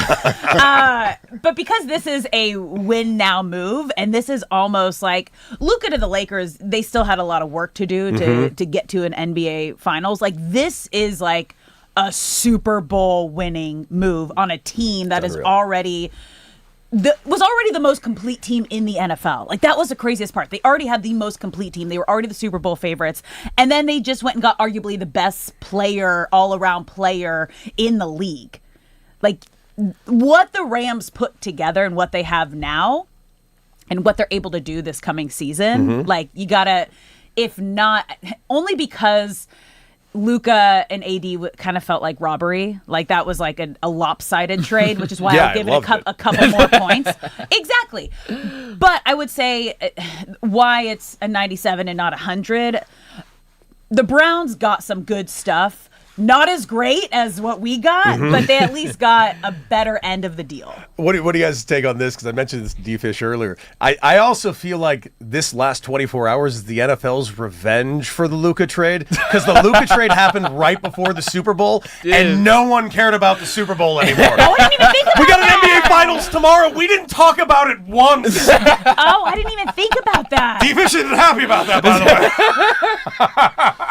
I like that theory. I'm running with that that theory. Roger Goodell, petty. Okay. D-Fish. Okay. Goodell, a little petty. Mad at the NBA. Did he change the calendar? Is that what always is? I don't know. I don't know. I think Are so. both? I think it's always June 1st. Okay. I think it is always Are June both 1st. trade deadlines like right before each other's finals? I mean, That's wild. I guess so. That's also like so it's that's a petty move all around. Yeah, no wonder the NFL took Christmas from the NBA. I mean, it's actually starting to all make sense. Yeah. It's a real NBA's blood got to feud. fight back, Yeah. man. Come on. Yeah, Come on. everybody's battling against Europa. So how did this you gotta get happen? in where you fit in. Because he kept trying to say euphoria. Apparently, it's just. And I'm a big soccer guy, so Europa League is a big thing. And Are we just having, where like mornings where like words just come out differently? they do when you get up this early. Yeah, Like, they I come have out all plenty kind of those ways. days. By- I develop by a the list way- sometimes. Was the Euphoria finale good, Raj? I did not watch because I already know what happened. Oh, would so watch? that's how we got here. Because, Yeah. Okay, Yeah, okay, and if okay. people on watch? TMZ were upset, and people were upset at TMZ For posting tweeting it and- within. That's their job. It's the headline, though, and so you say you duck them, but you just can't duck everything on social, and Yeah. you see stuff, so you can't duck. So like spoilers. the headline was the spoiler. What, bam, right there in the headline. Yeah. Oh, But that draws people in, so I get it. They're doing their job. Everyone's talking about it, so that person that wrote that headline is getting a pat on the back today. Watch the show live, maybe. That's all. I'm just saying. It's being released. You're at home. You could watch the show live. I'm just saying. Yeah. It seems simple to I me. feel like the two shows I might watch in a year. Yeah. Like I know which nights the episodes come out. Oh, yeah. And if I don't watch it, That's I on can't- you. I Dude. can't be mad 4 days Rooster. later. That's on if you. somebody's Couldn't talking about it. agree more. Guys, that is it for us today. You don't want to go anywhere because Brock and Alex are absolutely next. I wonder if they're going to talk about the Myles Garrett trade for 4 hours. Guys, we will be back tomorrow. Kick rocks. Me and D-Fish. Always a pleasure, my guy.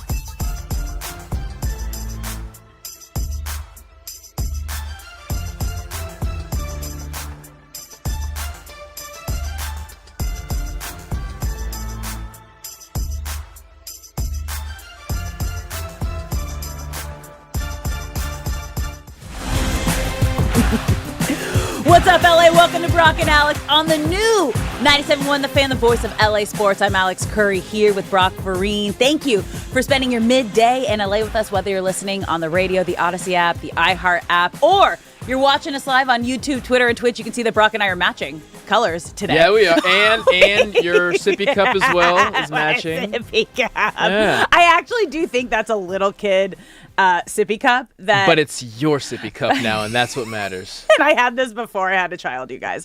This was just so I limited my caffeine intake. I had to get the smallest one they had available so I didn't drink too much. But, what a day. Still riding high. It's insane, you guys. We're going to have a great show in store for you. Obviously, now that we've had 24 hours to really digest the Myles Garrett trade and the Rams Super Bowl ready team that they put together, we're going to dive a little deeper into that today. Look back at Dodgers. We didn't even really get to Dodgers yesterday at all. Dropping game one to the D-backs. Excited that we have Kirsten Watson, Dodgers reporter, joining us in the final hour today. So that'll be fun. Yeah. Also, you guys, okay, so I'm going to do this because we are officially, 8 days away from the World Cup kicking off and 10 days from USA's first match here in LA. So what I'm going to do, because I was complaining and I was like, don't complain, like be the solution, because I wasn't hearing of all the watch parties. I didn't see a lot of advertisements like pushed at me of like, okay, where do we go? What are the fun things to do around LA come World Cup? So each day leading up to the World Cup, I'm going to give a new place that you can go, a fun, free experience for fans. So yesterday I shared that in Venice, they had the blow up players, Pulisic, I think they have Messi, and they're having a Venice FIFA beach house. So that's something that you can do in Venice. But then there's also the official fan festival, which will take place June 11th through the 14th at the Memorial Coliseum at Exposition Park. And it'll have food, live music, massive screens for a big free watch party. Free! Oh, how cool is that? The magic word. Yeah. So that's going to be fun. Also, random. So because I've actually been like looking into all the FIFA stuff now, I want you guys to guess. You can guess at home. Brock, I want your guess. Mm-hmm. What is the highest asking price right now on FIFA's resale site? And this is according to Time.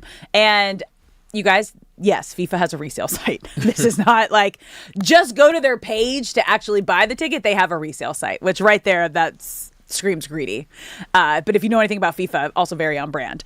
What do you think the highest asking price right now for a World Cup final ticket is?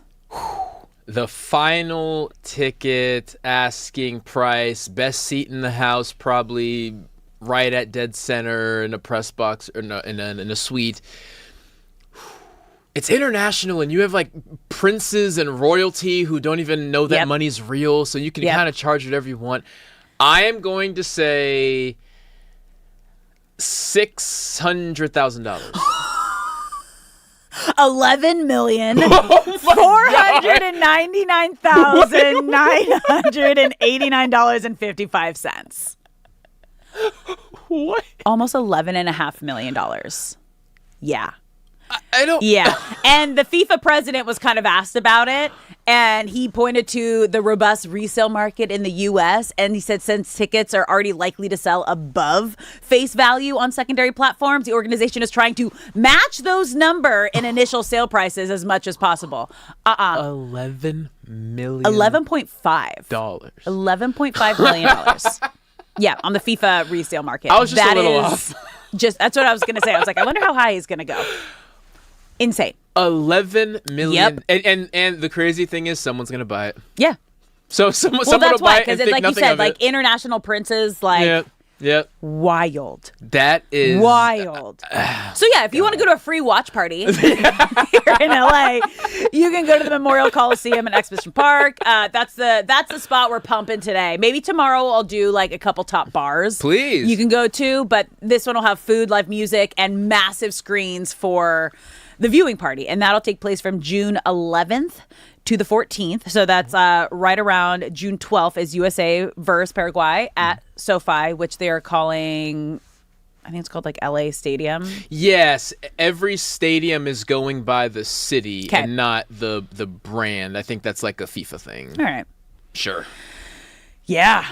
$11.5 million for a ticket.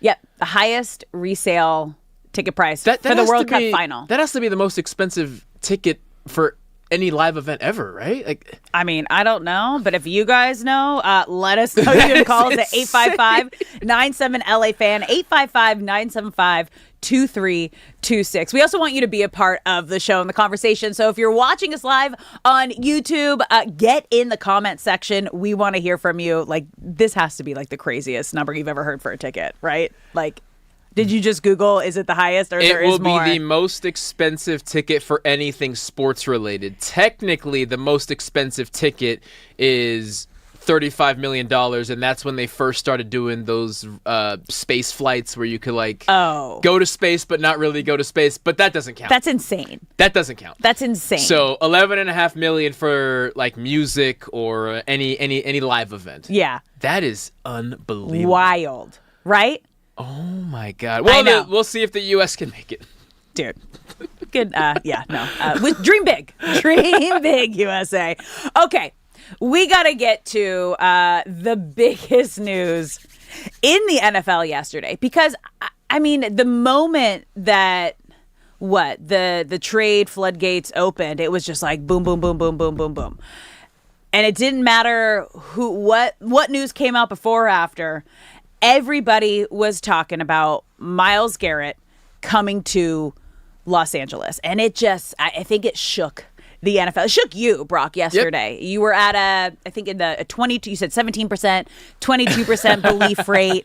But now it's a new day. Yes. You've had time to digest everything and believe the fact that the Rams are now, you guys, the first team in NFL history to pair the reigning MVP and Defensive Player of the Year together, meaning the Rams now have the 2025 leaders in pass yard touchdowns, Matthew Stafford, receptions, Puka Nacua, receiving touchdowns in Devontae Adams, and sacks in Myles Garrett. Like, if that's not a modern day super team in a league that doesn't really allow for super teams, dynasties are few and far between, this is the most incredible putting pieces together by Les Snead and the Rams that we have seen in a long time. So, Brock, now that you're here, now that you've had 24 hours to digest it, take us through the feelings. Take us through the thoughts. Yes. Yesterday, I was definitely in a state of shock until probably the last hour. And I'm still not 100% there. I'm probably in the low 80s. But I did spend a large portion of yesterday evening just imagining what defensive coordinator Chris Shula has in store. So, just in case someone knows that Myles Garrett is a great player but doesn't understand how great he is, I pulled some things for us. Okay. So, last year he sets the NFL record with 23 sacks in a single season, earning him Defensive Player of the Year honors. Yeah. He has had 5 consecutive seasons with 14 or more sacks. He has the most sacks per game in NFL history with .94, which means he averages almost a sack a game. Now, why is he an LA Ram? Because of the players who are in the 100 sack club, a very exclusive club, he has the worst career winning percentage at .412 win rate. Wow. So he's a Ram, and you are combining a guy who has shined at the bottom of the league as far as team success is considered, but individually has outperformed almost any NFL player ever. So what does that mean? It means that he has done more with less than statistically any pass rusher ever. All of the attention is on him. Every single year, every single season that he has played, all of the attention has been on Myles Garrett. So imagine what happens now that he has surrounded himself with a defense that has other threats. He gets double teamed historically 55% of his snaps. You can't double team Myles Garrett 55% of the snaps anymore. No. Because Byron Young, who had 12 sacks last year, is on the other side. Yeah. So you have to decide, is Byron Young going to hurt us? Is Myles Garrett going to hurt us? And we also can't fan out our offensive line and double team either of them because you have Poona Ford and Kobe Turner and a bunch of other guys in the middle who can rotate through.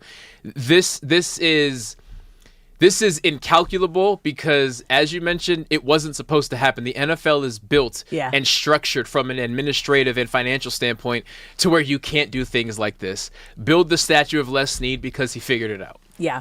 I am just so excited for Myles Garrett, you guys. Like, this is a man, as you just mentioned, all of his accolades that he's hit, but on a team that has never really had playoff aspirations or even a chance. Right. To now have Myles Garrett, the two-time Defensive Player of the Year, reigning Defensive Player of the Year, now be surrounded by winners. Yeah. And to finally be a part of a franchise and a team that knows how to win, that knows how to have that winning mentality and what winning looks like. And to be surrounded by a coaching staff that knows how to push you to that next level and to be a part of a winning culture. Like, for the first time in his NFL career, he is going to be a part of that.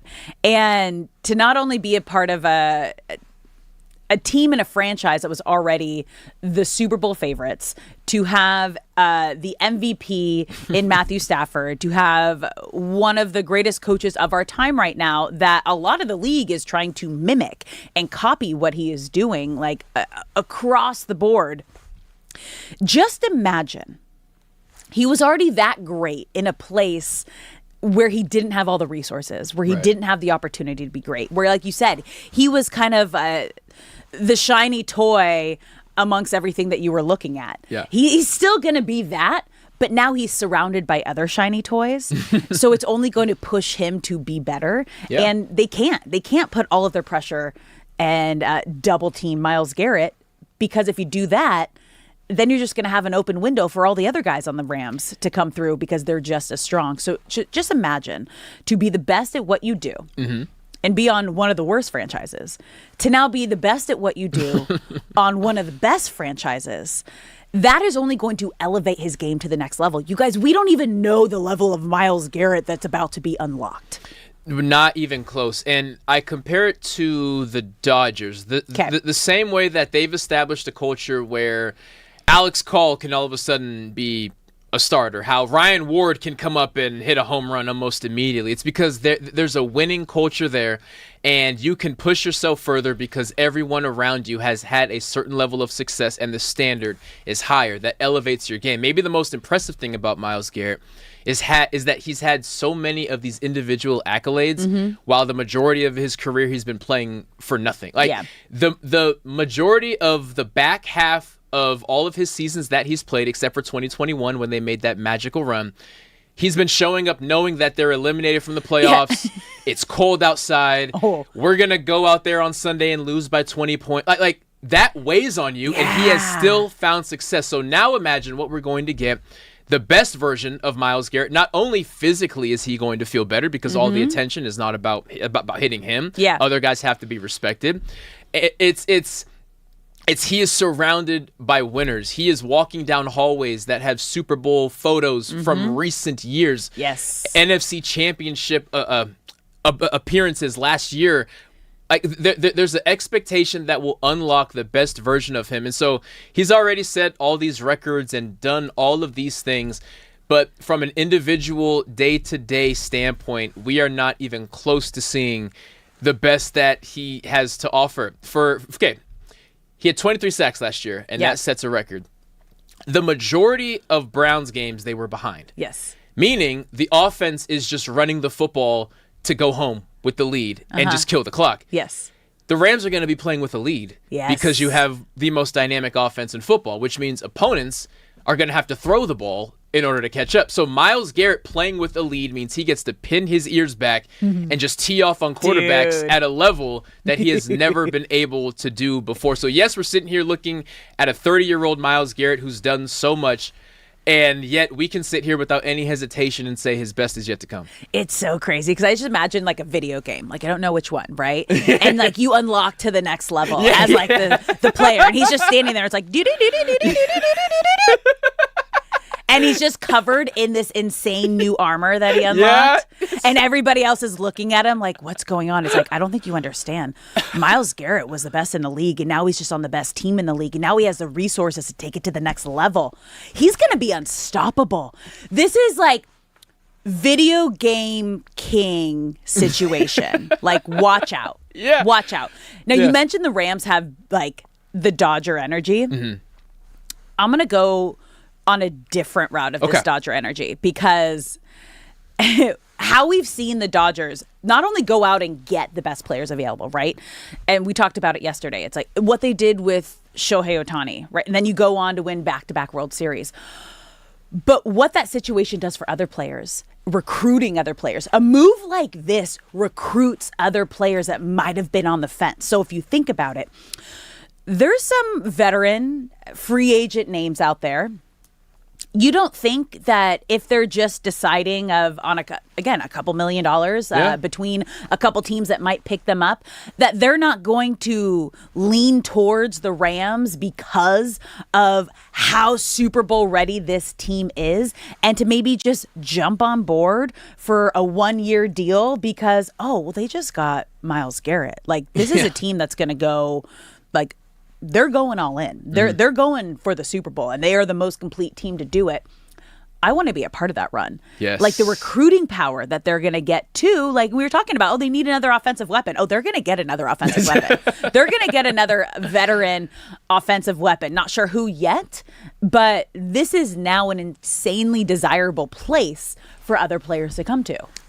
Perfectly said, Alex. For example, if you are a pass rusher, you get to show up and say, why wouldn't I go to the Rams when Myles Garrett is over there, Byron Young's over there? No one's going to pay it. Like, they're not going to have the manpower to focus on me, so I'm going to eat. If I am a defensive back, I'm sitting there thinking, I only have to cover for 1.5 seconds because Myles Garrett and Byron Young are going to have that quarterback in the dirt.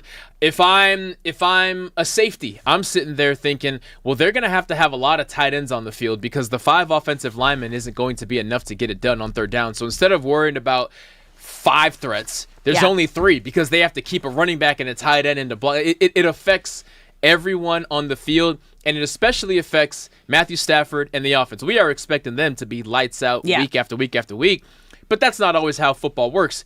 To know that I have Myles Garrett on the defense, we go out there and we have to punt. Hey guys, keep your helmets on because we're going to be back out there in 4 plays. Like it changes the dynamic mentally and physically for everyone. It's insane. Like when you hear potential veteran options mentioned that are out there, right, that haven't signed with the team yet. Unless I missed something, call me out. DeAndre Hopkins, Keenan Allen, Stephon Diggs, Tyreek Hill.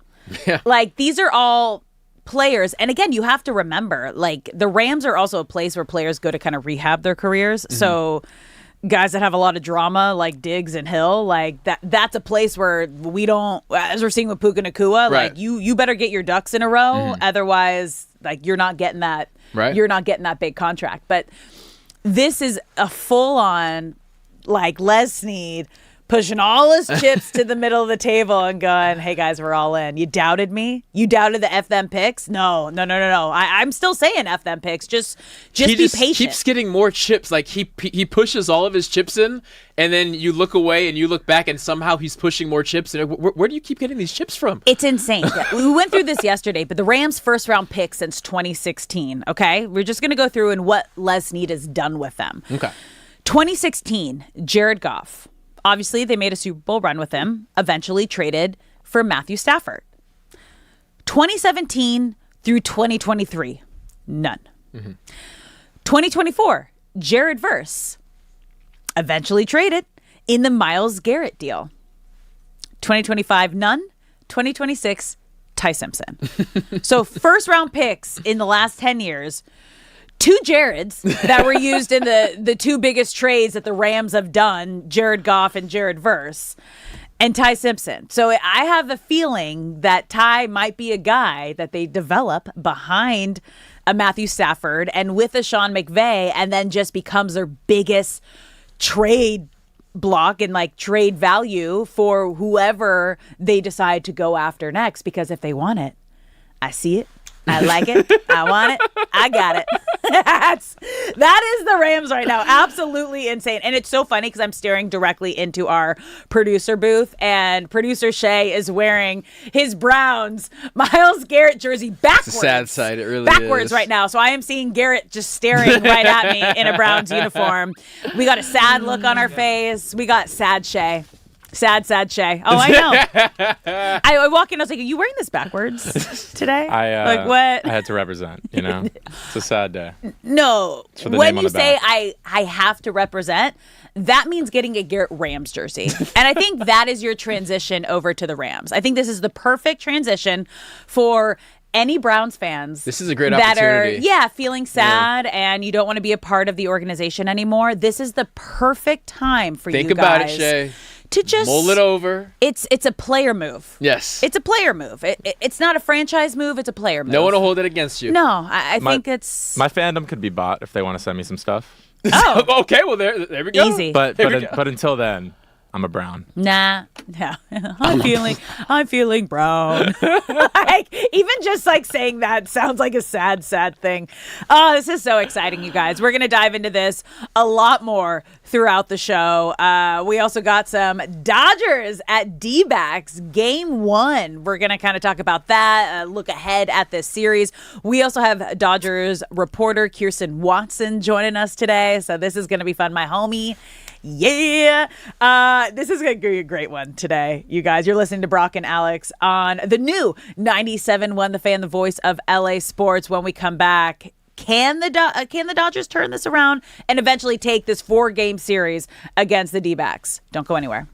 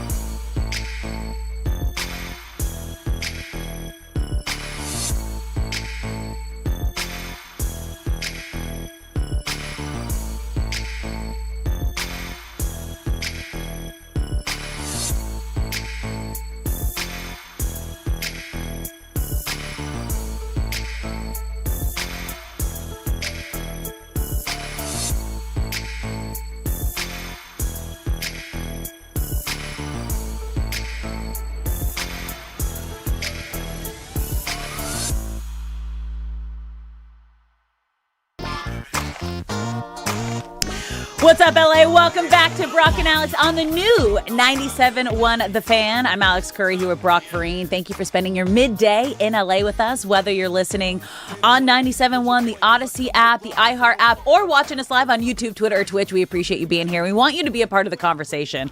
So if you're watching the live stream, get in the chat. You can also call us at 855-97-LA-FAN. That's 855-975-2326. Also following us on all socials at The Fan LA. Slide into those DMs, you guys. We started the show obviously talking about the biggest news of the day, Myles Garrett to the Rams. Now that we've all had 24 hours to digest it, we're excited. We're feeling good. And now, you know, we kind of needed that yesterday. We had some good LA stuff, and then you had some, okay, Dodgers, I see what's going on here. They didn't get the memo that it was supposed to be it was a supposed great to be celebration LA day. day It's supposed to be an LA celebration day, you guys, okay? Dodgers lost 4-1 to the D-backs last night. First of a 4-game set, and, you know, watching the game, it wasn't like, oh, man, they're, like, really off right now, because let's be real. The Dodgers have been on a great streak. They've won 14 of the last 17 games before this game. Ohtani looked great, 3-hit night. And then Evan Sheehan, he retired 15 straight at one point. And the funniest part, as I was like listening to the broadcast, they were pumping him up. Yeah. And they were talking about how locked in he was and how great he looks and how big of a turnaround and bounce back outing this was.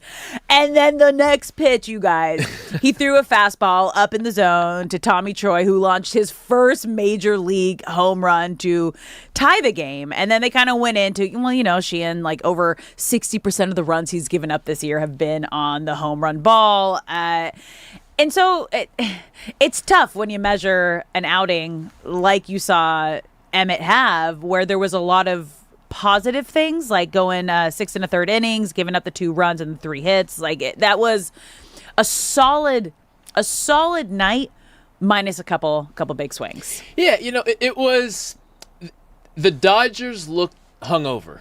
It was an intense weekend. Yeah. It was a championship atmosphere, intense weekend, and they performed very well, and they just looked hungover. And it's nothing to panic about. At the end of the day, you're playing a divisional opponent, and when you face a divisional opponent that many times, as baseball does, sometimes they get the best of you. But you even go back to March, when they started off the season against the Diamondbacks. They won all 3, but there were some sloppy games. And I don't see a situation where any Dodgers fan or Dodgers player is worried or concerned or anything about the Diamondbacks.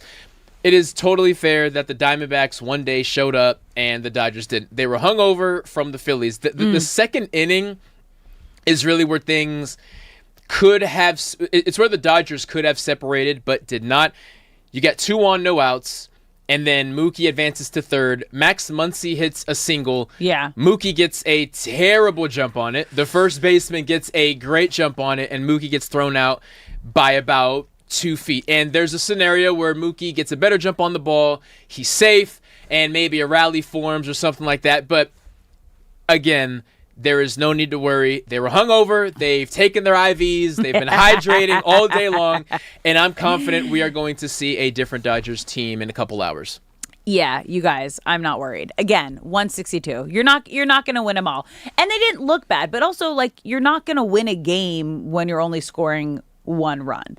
Like that's another thing you got to look into too, is this Dodgers lineup. And as we saw kind of in the last series, right?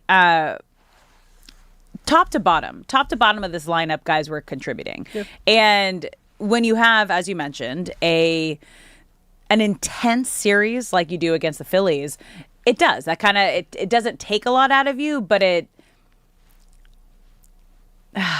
what's the right way to say it?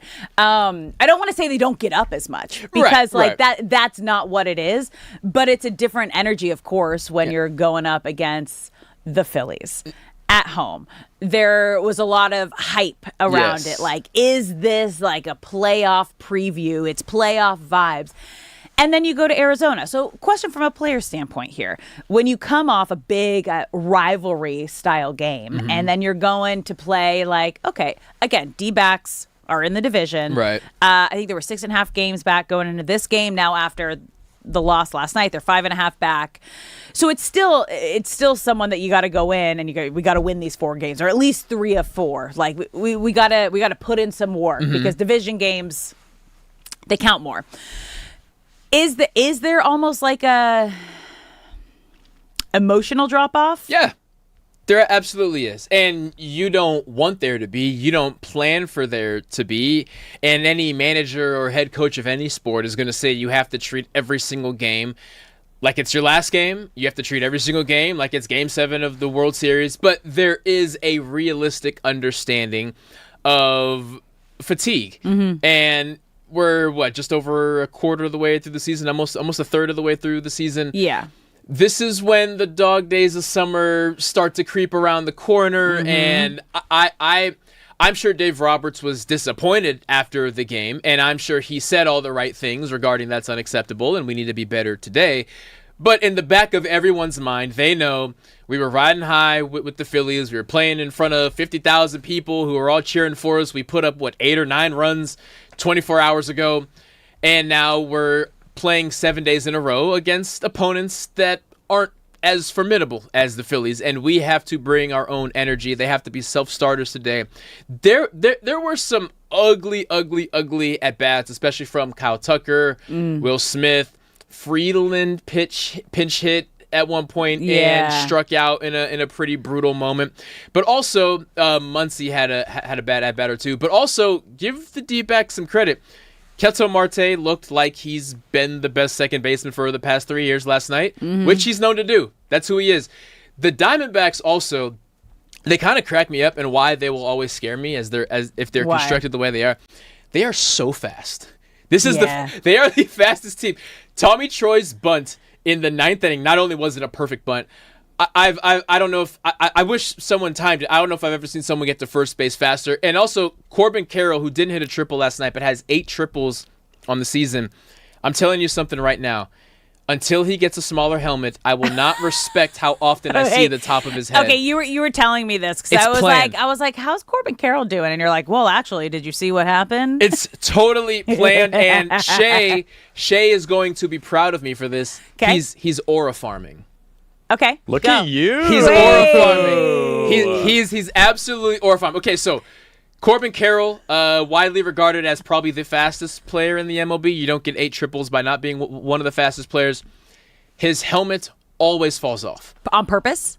I'm saying it's on purpose. He does a good job of doing this quick little head whip when he's rounding first, because the helmet always falls off at the same exact time, and he knows he needs a smaller helmet. He's got hair, but he has a nice head of hair. He does. And when he's running super fast, it looks really cool, and he knows it's a triple, so you're gonna see his really cool hair for a really long time.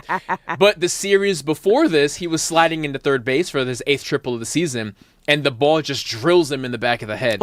So I'm curious to see. Ow. Ouch, but also karma. Kind of funny, because he is, again, aura farming. So I'm on to you, Corbin Carroll. You are incredible, and you're very fast, and I like watching you play when you're not playing the Dodgers, but I'm on to you. And that was the play that turned into the Little League home run, where he ended up getting sent home. Yes, it is. That's wild.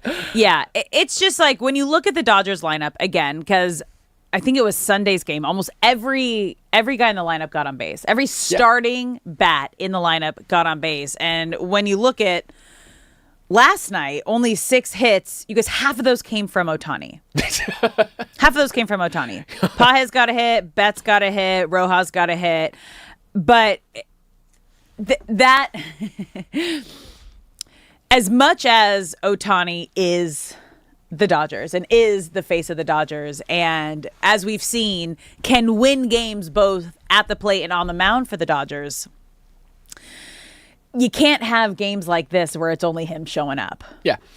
It is easy to say that the Dodgers had a bad day at the plate. Shohei did what he could, but it wasn't enough. But the fact of the matter is, Shohei is heating up. Whereas the rest of the lineup, especially the back end of the lineup, has been hot. It was just a timing thing.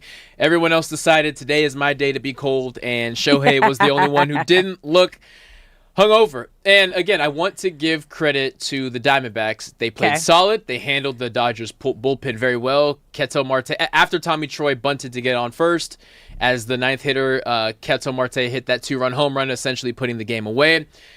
They had a good game. Dodgers had a bad one. If even in a world where the Dodgers lose today, I'm looking more so from an energy standpoint. Like, just don't look like you're sleepwalking. Look like this game matters as much as the Phillies games did. Yeah. Even if that's not the case, just look the part. Look, you have to like have you're that bringing mentality. juice. Yeah. Yeah. No, I'm excited. We're having a Dodgers reporter from Spectrum Sportsnet, Kirsten Watson, joining us a little later in the show.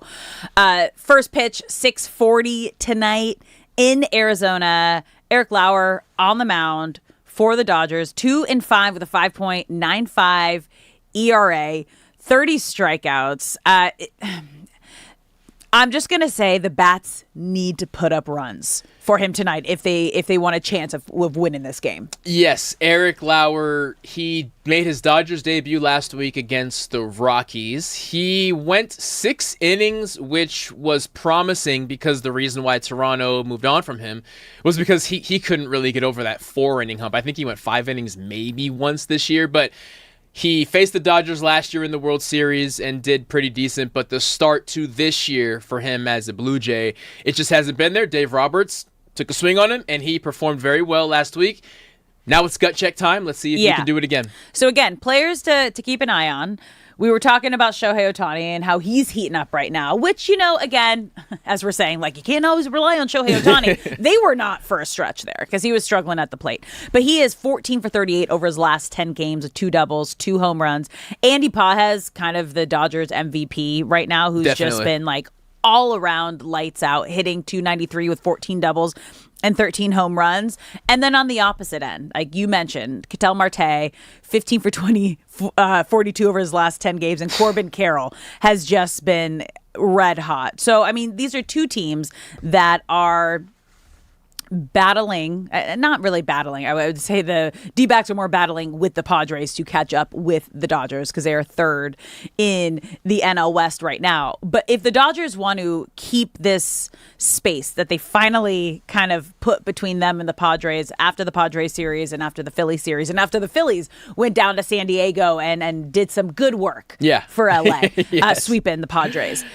You gotta win. You gotta win tonight, and you gotta win the next couple. Yeah, you're sitting here looking at game 2 of a 4-game series with Arizona, and then you are facing the Angels again for 3 games at home. You would love to finish these upcoming 6 games with at least four games of room between you and the Padres. It was 1 game, so the Padres could have closed that gap. They did not. They were not playing. That's why. But if you sit here and you're looking at Arizona and the Angels, you have to be further away from the Padres at the end of the first week of June, which is the last game against the Angels, than you are right now. As long as that's the case, it may be ugly, but that's the goal. Yeah, because this is a short little road trip. This is a little 4-game road trip before they come home, and we got the Freeway Series in LA. I will be at that game on Friday covering it. So if you see me, say hi, wave me down. We're going to have a good time. Who are you rooting for? Oh, put her on the spot, Shay. I like it. Guys, you can't do that. Put her on the spot. I always root for like a good game. Like, come at me. No, come at me. Like, it's fine. Like, I want to see a Mike Trout home run. I want to see a Shohei Ohtani home run. Like, I am a player fan first, but if I had, it's so hard picking between the teams because I was a born and raised Dodger fan. Like, that is like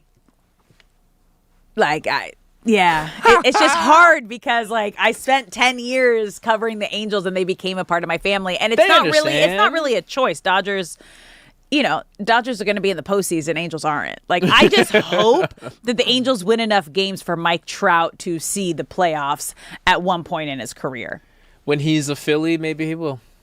Are you calling it? Yeah. See, I don't think you will while Bryce Harper is there. They have beef. You know about the Yeah, beef, right? they got like it's a jealousy beef. Who's supposed to be the superstar when they were both 16 years old so it or was something like that? Trout didn't care, and it was supposed to be Harper. He was like the one that was like on the cover of the magazines and was the higher draft pick than Mike Trout, and then Trout just exploded onto the scene and became the face of the league without even he doesn't want all the attention.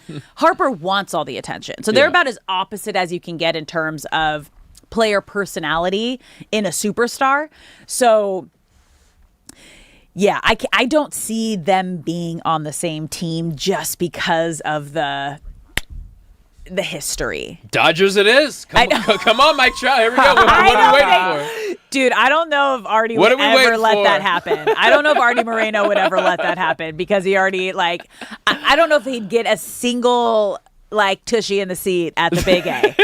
MLBPA doesn't want that to happen. Yeah, you lost Shohei Ohtani, your two biggest stars, and now you're going to lose the face of the franchise over the last decade plus in Mike Trout to the Dodgers. I don't think Trout would do that. No. Trout wouldn't do that. He wouldn't agree to that. That's He should, but he won't. You're starting some fires here, Brock.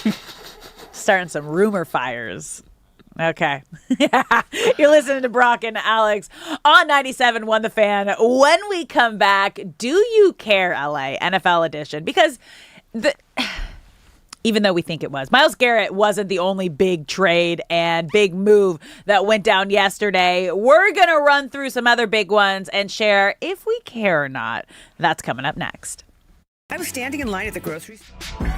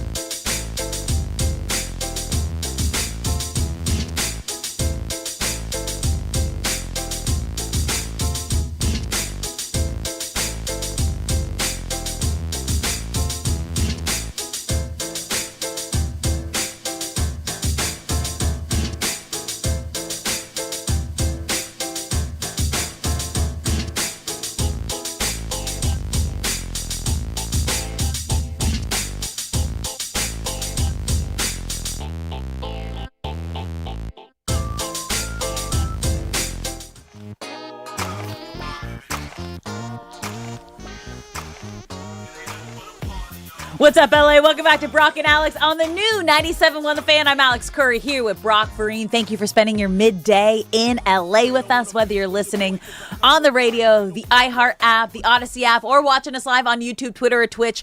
We appreciate you being here. We want you to be a part of the show. So if you're watching the live stream, get in the chat. You can also call us at 855-97-LA-FAN, 855-975-2326. We want to hear from you. It's been a fun couple of days. We're at the not 24-hour mark. We're probably at the 25, 26-hour mark. Yeah. We're still getting more information coming out about the Myles Garrett stuff, which is we got some more reports that we're going to get to at the top of the hour. So stick around for that. You don't want to miss that. But right now, because it wasn't the only trade that went down yesterday, so it is time for an NFL edition of Do You Care LA? Producer Shay, lead us through.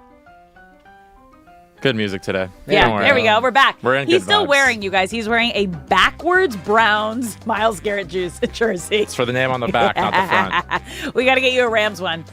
Send it to me, Rams. Yeah. I know they're listening.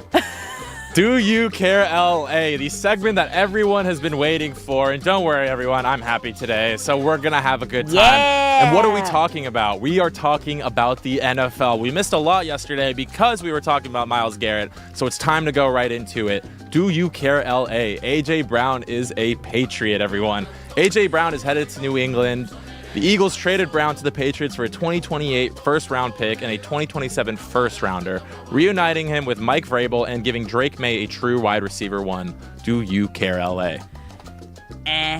Like, we knew this was going to happen. This was like the basis of part of all the drama that's been surrounding the Patriots and the off-field situation that went down with Vrabel and Diana Rossini, because she had been reporting this for years. Yeah, like this is not new news. Like everyone was just like, this was the one thing that we knew was going to happen. I'm also going with no because of what you just said. It is drowned out by the chaos that happened off the field around this trade, and also A.J. Brown as a personality is becoming very hard to root for and I can't. So, Shay, if you asked me 6 months ago, it would still be a yes, but right now, not anymore. Also, like, there was a wedding. Was it his wedding or was it Jalen Hurts' wedding? And one of them didn't go. They were invited but didn't show up. I think it was, Okay, so again, there's so much chaos going off the field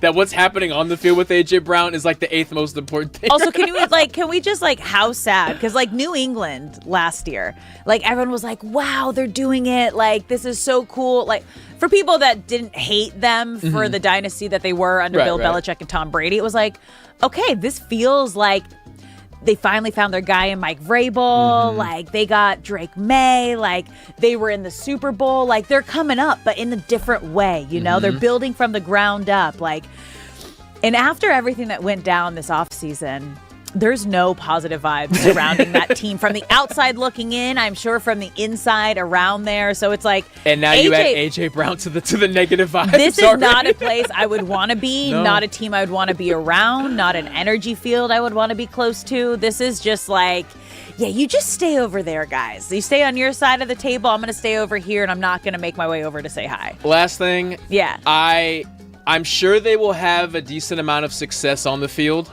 This is going to be a disaster. This will be a nightmare for everyone involved. Shay! So, yeah, Jalen Hurts did not attend A.J. Brown's wedding at That's Montage, and Jalen Hurts Beach. is known to be a good guy. Yeah. Surrounds himself with a great team. Quiet, doesn't do the outside noise. So he's so fake. He doesn't show up. I think he's so fake.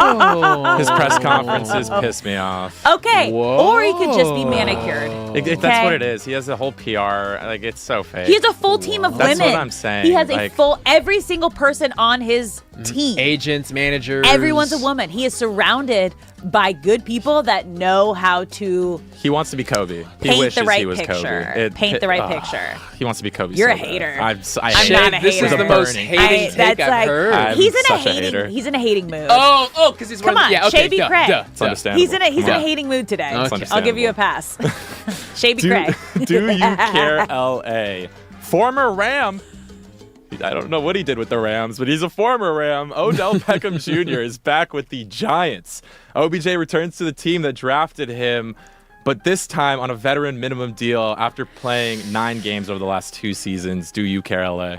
There's also a team that has so much drama surrounding it right now with the quarterback and their main guy, Abdul Carter and Jackson. If you've been following any of that stuff, we don't need to get into, but a lot going on over there. A lot going on over there. I don't know. Is that a fun homecoming for OBJ, or is it kind of weird mixed feelings because now you're getting brought back on the league veteran minimum, which is what for him? What is it? For him, it'll probably be just above $1 million, maybe $2 million. When you were the superstar there, you were face of the franchise. That's going back home with your tail between your legs, going back to live with mom and dad after maybe you lose a job or you have a breakup, and you're like, hey, I just need a reset. I don't know. So I do not care from an OBJ perspective. Okay. Why I do care is because they signed Odell Beckham Jr., Juju Smith-Schuster, and Braxton Berrios in the past 48 hours. Yeah. Which means Malik Neighbors is not healthy.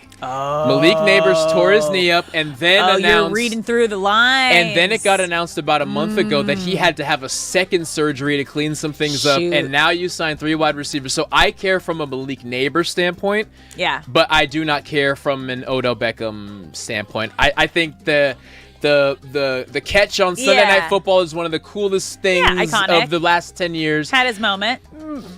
But it was 10 years ago. I think I've moved on. It's so funny when you say Braxton, I just think of his ex, Alex Earl. That's how I know him. That's the only reason I know him. Same. Yeah. And I'm a sports fan. Yeah. Sad. Yeah. Do you care, LA? Yeah. Last one, guys. Russell Wilson retires from the NFL. Russell Wilson is heading to CBS instead of signing with the Jets. Wilson reportedly had an offer to be Geno Smith's backup, but chose TV instead. So now the Jets' backup QB battle is rookie Cade Klubnik and Bailey Zapp. Okay, why I care about this, you guys, is because the timing of when it was announced. I still feel bad for him. Russell Wilson had about 15, 20 minutes until the Myles Garrett news dropped. So people saw his whole retirement. I'm going to TV for about 20 minutes, and then no one cared. And I love it so much just because what we know of Russell Wilson is just not a great locker room guy. Mm-hmm. Feels like he is playing the role of a quarterback opposed to bringing everyone in and being that leader. So it feels like the right move for him because now he can play the role of an announcer. What he should do, I have not seen a lot of Seinfeld episodes, but one I remember is when George he quits his job, then he regrets it, so he just shows up the next day like nothing happened. I think Russell Wilson should just announce his retirement again today and just pretend like he didn't do it yesterday, and he can get a big hoopla around it. I love it because I've heard some stories about he's walking the red carpet at NFL honors, this is what, and he'd be like, no, I can't talk. I'm like, dude, Tom Brady's talking to reporters. What are you talking about? This is your award show. You're not as big as you are in your head. I don't know. So I think that's why that was so funny. You're listening to Brock and Alex on the new 97.1 Fan. We got some interesting news, you guys, about Aaron Donald. Is there a chance he could come back to the Rams now? That's next.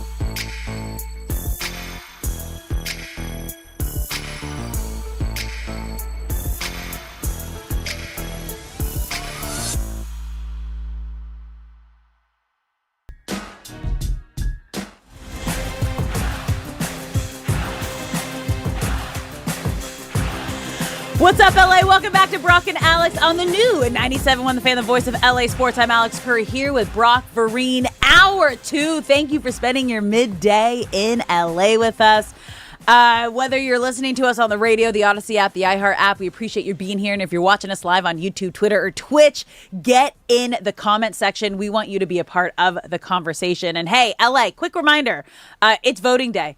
Yes. So make sure you go out. I'm wearing my sticker. Civic duty. Yeah. I did I always do the mail-ins, which thank goodness. Stress-free. Because where my mind goes, I'm always till the last minute. But just get out there, have your voice be heard. That's all that matters, Lovely message. Just do your part, LA. I dropped my ballot off on the way to work. Did you today? Yeah. Where's your sticker? Yeah, I left it in the envelope. So they're gonna be counting my votes and my sticker because I forgot to take it off the thing. You left it in there. I forgot to take it off the thing. I know. Oh, I love that so much. It's gonna be a fun couple months here in LA, you guys. As I mentioned off the top of the show, we are just 8 days away, I think, from the World Cup kicking off and 10 days from USA's first match. There's going to be so much going on here. And then on top of that, you guys, the Rams just absolutely taking over the news cycle yesterday. As we just talked about in the Do You Care LA in the last segment, there were a bunch of other news items and moves that were made that happened yesterday, but nobody really cares because what it was all about is Myles Garrett coming to the Rams, a team, you guys, that has the reigning MVP. So now the Rams are the first team in NFL history to pair together the reigning MVP and the reigning Defensive Player of the Year. So the Rams now have the 2025 leaders in pass yards and touchdowns for Matthew Stafford, receptions in Puka Nacua, receiving touchdowns Devontae Adams, and sacks with Myles Garrett. They built a modern day super team. Just look at the NFC West as a whole. You have the reigning Super Bowl champions in the Seattle Seahawks. You have the San Francisco 49ers, who haven't won the Super Bowl recently, but have made it there and have established themselves as a contender every single year. And now you have the Rams, who were a play away from attending the Super Bowl a year ago. And, of course, have the Super Bowl from 2021, all in the same division. I see the Myles Garrett addition not just as a message to the NFL, but also to the NFC West regarding the Rams saying, we lost to the Seahawks twice last year. We feel we should have won all 3 games against them, and that will never happen again on our watch because Myles Garrett is now in town. And you're now in a situation where you add a player of this caliber, of which there have been maybe a dozen in the history of the NFL, and you look at your schedule and you say there is not a single team out there that can beat us. There is not a single game we are going to lose. Not that that has to be the case, but it just changes the trajectory and the expectations of what you ask of yourself. Every player now demands more of themselves. Sean McVay and the whole coaching staff asks more of themselves. The training staff asks more of themselves. The chefs ask more of themselves. Like, this is a move that everyone in that building in Thousand Oaks has to elevate their game. Yeah. I just love it so much. I'm excited because we're having Adam Kaplan, NFL Network reporter, joining us at the bottom of the hour that we're going to dive into all of this with. But there's a lot to unpack here when you bring in the best player. And a lot of it also is recruiting power, not only from free agents, but the possibility of maybe bringing someone out of retirement. And Brock, you brought this up yesterday. I got to give you all the credit. And you go, so, hearing that the best player, defensive player in the league, arguably one of the best all-around players in the league, is coming to the Rams. What do you think Aaron Donald is doing right now? So I'm going to start with playing sound when he was on Not Just Football with Cam Hayward and his reaction to coming out of retirement then. So listen to this first. Even when people ask me all the time, like, you sure you don't want to play? I'd be like, to be honest with you, I have no urge to play football no more. That's good. Sometimes in the back of my head, I'd be like, do I want to go out there? I think about this, and I'm like, nah, man. I'm like, I was a guy that never wanted to play forever, but I always said I was going to do 8 years and be done. I just happened to win the Super Bowl my 8th year. I'm like, man, this is destiny. And then, but it's kind of addictive to like, you can't just win a Super Bowl and walk away. It's like, you want to experience that again. So yeah, I wasn't fully done. I still had that. I wanted to experience that again. I know Sean calls you every year and is like, I'm going to say the first 2 years, they would still be talk about it, but it kind of quieted down because he kind of know where I'm at. That's my guy. We talk. So he kept saying, I want to experience that again, which is why I gave it another shot. Yep. And we got some updates. Yeah. We got some updates here. Yeah, we do. So Aaron Donald was on Pat McAfee just a little bit ago. Well, text messages. Oh, yes. Texted Pat McAfee. Texting. Pat McAfee reported what the text exchange was. Thank you for clearing that up.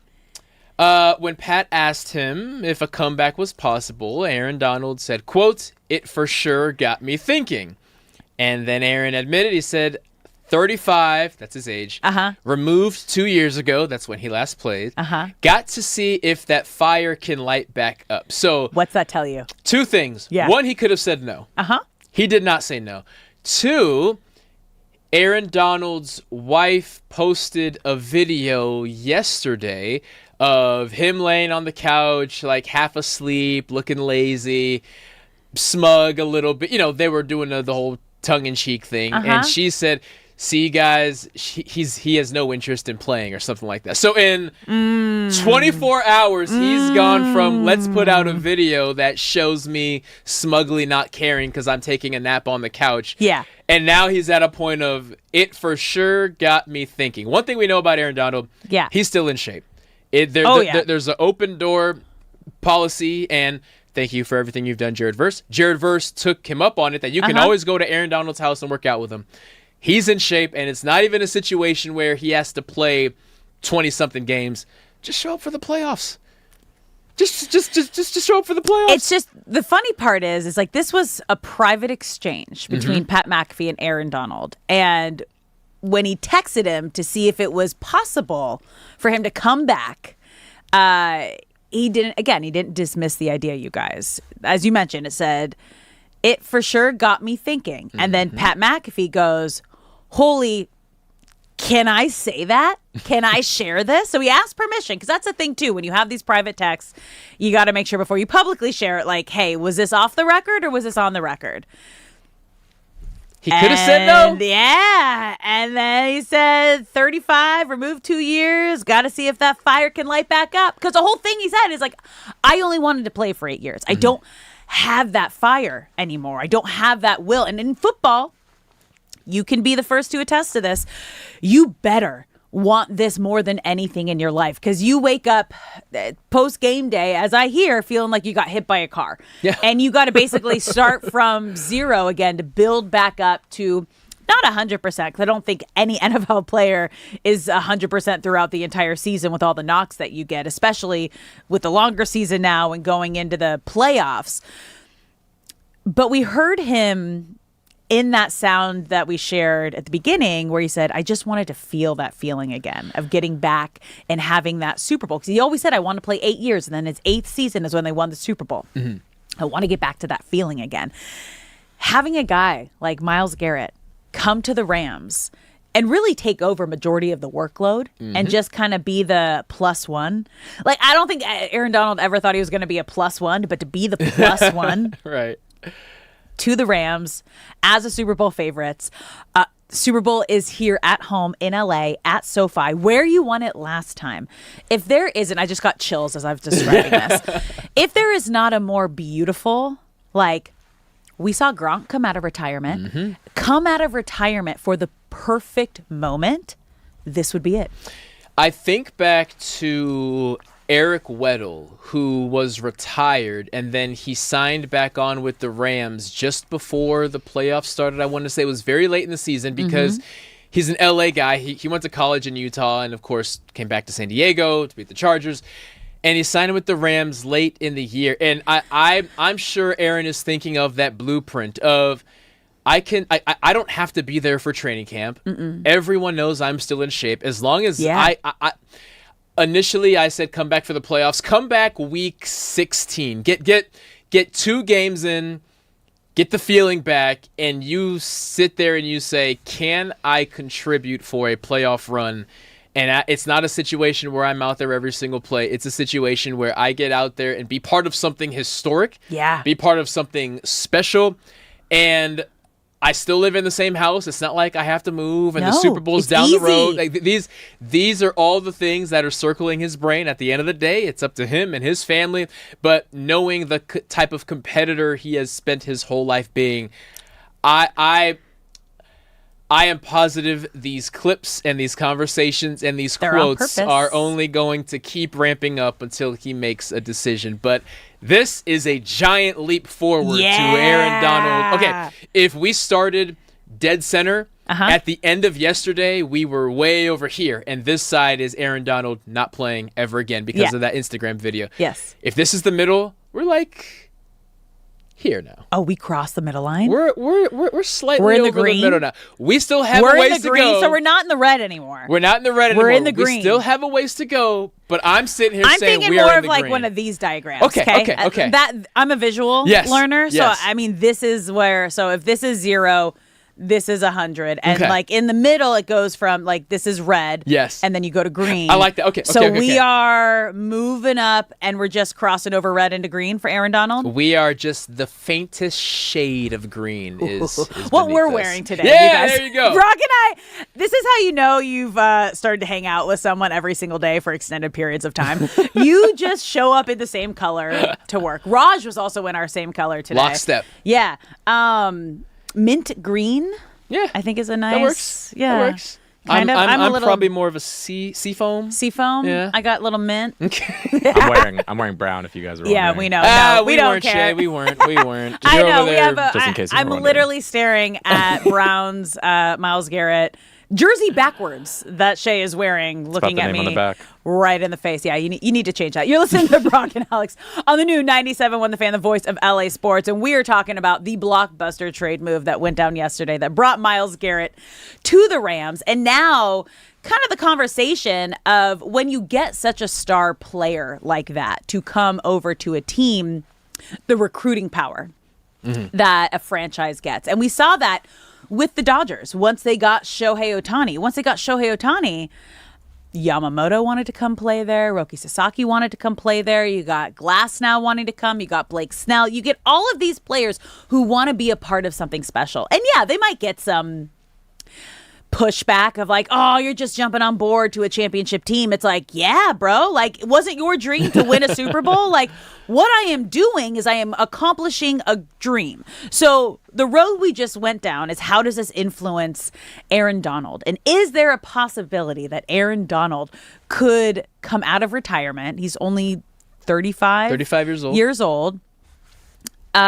Could this be the move that gets him out of retirement? And Brock said we were at a 0 yesterday, and we are slowly moving up the meter, and we are about a little over halfway to maybe. Yes. We're at a hard maybe right now. I'll take a hard maybe. We were at a solid no, and we're kind of at a hard maybe. But besides Aaron Donald, you got to think of like free agents that would be willing to come over and go on maybe a lower end 1-year deal to make a run because they want to be a part of a championship team and something special. Because again, at the end of your career, no one's going to care who else was on the team. They're going to say, oh, was he a Super Bowl winner?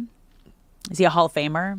And it comes down to those stats at the very end. And a move like this for a free agent, a veteran free agent that might not have that check off the bucket list, would that would entice? I would think that would entice a lot of guys to come over. You listed some names earlier, specifically at the wide receiver position. Yeah. 3 of the big ones being DeAndre Hopkins, Stephon Diggs, and Tyreek Hill. Yeah. And the Rams sitting here, as funny as this is to even say, the one hole that they have, if you were to say that there is a weakness, it's the wide receiver 3 spot.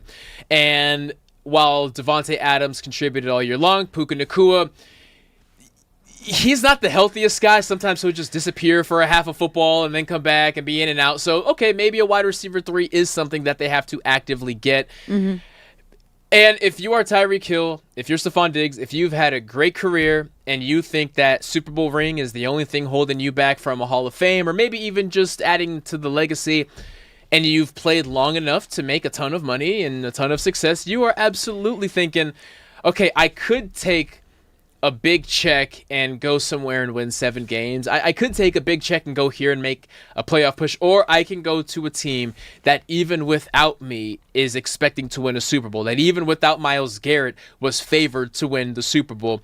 It can be light on my feet because I'm not expected to be wide receiver 1 anymore. Yeah. I get to play with Matthew Stafford, and the same way that Trent McDuffie's job is easier because the quarterback is going to have less time. The way that Byron Young's job is easier because even though he had 12 sacks last year, so much attention is on Myles Garrett. You're Stephon Diggs thinking, well, all the attention is on Puka, and when we get to the red zone, all the attention is on Devontae.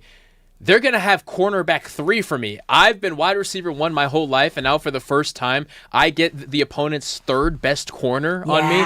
I could dominate. So Dude, your numbers could go offer. up. Your numbers could go up. Your opportunities could go up. Getting open, like, to be that level of a wide receiver, which is crazy. Because I was going to ask you, like, where is the Rams' weak spot now? Because coming into the offseason, it was corner. And then they went and they traded for Trent McDuffie and Jalen Watson. They ended up signing him, and they re-signed Higbee, and obviously went out and just traded for Myles Garrett.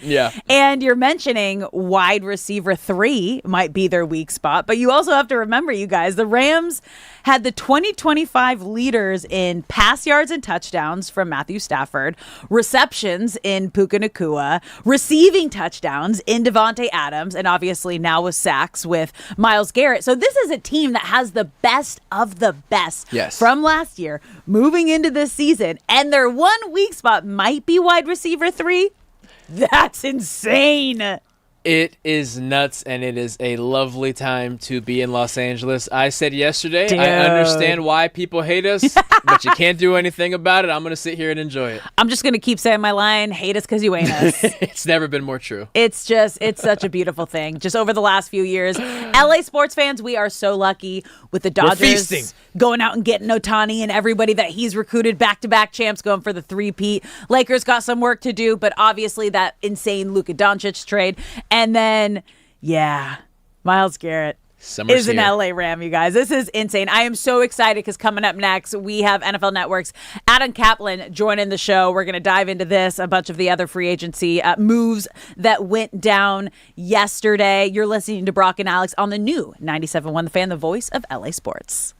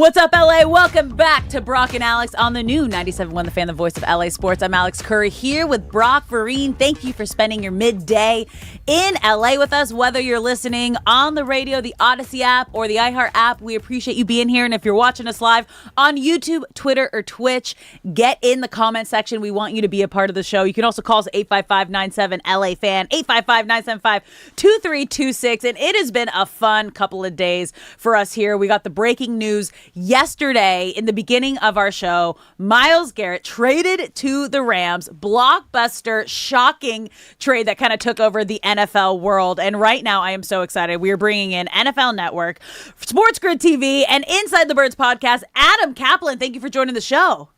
Guys, good to be with you. Oh, Adam, we got to get right to it. When the Super Bowl favorites add Myles Garrett, what is the first thing that you think and then like the rest of the league is freaking out about? Well, yeah, it's interesting. So I remember working on the Garrett situation last year and talking to people close to the Browns. They're not like they were saying they're not even going to listen. Mm-hmm. And I said to one person, like, how could Andrew Berry, the GM, not even listen? What if someone offers 3 first-round picks? You can't lose anything by listening. But their thing was that they were never going to trade away the best defensive player in the history of the franchise. They just weren't going to do it. A surefire Hall of Famer who, at 30 years old, is still elite. Like, he's lost nothing. There's a story I'm going to tell you in a minute about how I've seen it in person. But so, look, I was with a lot of people who covered the league. I didn't think it would happen. And then over the weekend, those of us who kind of know what's going on were like, hey, wait a minute, they might be listening. In fact, Jimmy Haslam, in the team statement yesterday that was sent to me by the Browns, he actually said they told him Saturday they were moving him. And it got out on Monday, so I'm a little surprised. I'm going to be honest with you. I've covered this business 27 years. I also, with Les Snead, he's other than Eagles general manager Howie Roseman, there's no more aggressive general manager guy, so it shook up the league. You absolutely nailed it. They absolutely shook up the league. Certainly surprising. Adam, speaking on Les Snead's aggressiveness, is there some trick to the trade, some rule book that he has that other GMs don't, or is it simply that he's willing to make trades that no one else does? Because whether it's Matthew Stafford, whether it's Von Miller, whether it's OBJ, and now Myles Garrett, it feels like Les Snead is always doing things that the other 31 teams think, oh, I didn't know we could do that. Yeah, Brock, from being in the NFL, GMs who are aggressive, they're kind of fearless. And look, let's not forget, although he was cut by the Jets, they brought Devontae Adams in, who's owed a total of $24 million. He's fearless. It's funny, knowing Les a little bit back when he was with the Falcons, you didn't really know much about him. He was the right-hand man for Thomas Dimitroff. Then he became the GM of the Rams. He worked with Jeff Fisher, and their situation, which was not what I would call totally rosy when they worked together. And his ability to pivot, to work with, at the time, a 30-year-old head coach, and then show him the ropes and help Sean McVay kind of learn the way things are done in personnel, and they've worked together very, very well. And then you talked about how he sees it in trading obviously all the first-round picks. It's rare because I can't speak to Major League Baseball, the craziness of that trade deadline, the NBA where the players completely rule it. In the last 8 to 10 years, it was really Howie Roseman who started this, Eagles general manager, of willing to trade away future assets to get players who were in their prime or players who were disgruntled when they traded for C.J. Gardner-Johnson to help them get to the Super Bowl right before the 22 season started. Les has taken it to another level. He's not worried about giving away future first-round picks. Like you nailed it. There's no other general manager, though, that thinks like he does like that. Yet they still draft well. I'm told by other teams they see him as a top 3 drafter. He drafts well. The coaches do a great job of developing. You've got a top 3 head coach, top 3, top 5, depending on who's put the votes out. But the Rams have a good thing, and the networks tell you all you need to know, folks. 7 primetime games. I never would have believed that. I talked to the league about this stuff over the years, and I can't believe it. But what it tells you, the networks want the Rams on prime time. This is well before the Myles Garrett trade. Now, Adam, you just mentioned this. The Rams already had a great thing going. They already had the primetime games. They were already the Super Bowl favorite. So paint the picture of what a guy like Myles Garrett does for a winning franchise in the building and on the field. All right, Alex, so I'm going to take you inside this practice. Please. I have a training camp tour, a national training camp tour that I do every summer. Oh, perfect. Let's go. Which I've been doing since '05. And I love going to joint practices because you get to see both teams, you get to talk to the front offices and coaches of both teams. It's it's easier that way, right? Yeah. So the Browns came in 2 years ago to Philly for joint practice where I'm from. So I go to the NovaCare complex, and I know the Browns. I'm talking to them and so forth. And I usually don't watch one-on-one matchups, but I want to watch Myles Garrett go against Lane Johnson, who's going to be a Hall of Fame right tackle, the best right tackle in the game for many years. When I say Myles Garrett was laughing and beating them, everybody, whether he was lined up against Jordan Mailata, whether it's Lane Johnson, I don't think I've ever seen, other than we'll get an Aaron Donald in a second, I don't think I've ever seen anything like this. It was embarrassing. He literally, and then what they just took, the coaches brought him off the field because he got his work in because he won every single rep. It's the most dominant defensive practice I've ever seen. I would say runner-up will be Aaron Donald going to see the Rams in their practices over the years, where quickest hands I've ever seen for a defensive lineman. Adam, I am going to give you a minute now to talk about those Eagles. I have not watched it yet, but I guess A.J. Brown sat down with Maria Taylor and vented some things after 2.5 years now of constantly venting things. Now that he is no longer wearing your favorite team's uniform, what's his deal? What is going on? I'm a reporter. I don't have a favorite team, but Okay. Yeah. It's covered the entire league. So here's what happened. It really started like Jalen Hurts and A.J. Brown were very good friends before A.J. got traded during the 22 draft coming over from the Titans. But one thing, as one source said to me, it's kind of like, and I've used this, I think this is the best thing I've heard of from everyone who knows what's going on. Like let's say you met someone on the road, you become really good friends, and you can't wait to work together. It winds up you're going to work together. When you start working together after 6 months, you go, oh my God, we're totally different. I don't know about that. I got to work with this guy. I'm going to figure out some way to do it. They had great chemistry in 22. Hurts' regression started in 23, and Hurts has the tendency to hold on the ball too long. And I think, in fact, I know it bothered Brown. He went on social media, talked about their passing game, would never mention Hurts publicly. Then Hurts had an issue with connecting with his teammates, and that was part of the AJ situation. So that was part of it. Yeah, Maria Taylor, that interview, I saw about 2 minutes of it. It's actually interesting. What AJ talked about is what I've known, that their friendship, they're still friends, but they're not close anymore, to be honest with you. It is what it is, but that's not why he was traded. He wants the ball, and he felt he was not getting the football enough. It wasn't about targets, and he had this incredible tweet, which I seem to be one of the few people who understood what it meant.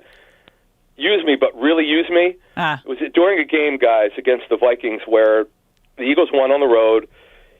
Hurts had this incredible throw downfield, a 9 route, and AJ scored.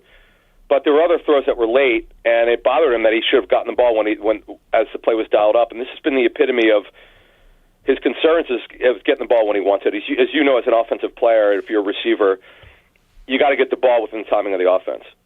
Okay, well, we're going to go back to the defensive side of things, and we're going to go back to the Rams, because you mentioned Aaron Donald's name, okay?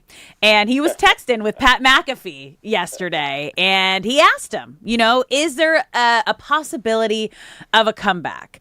And he said, it for sure got me thinking.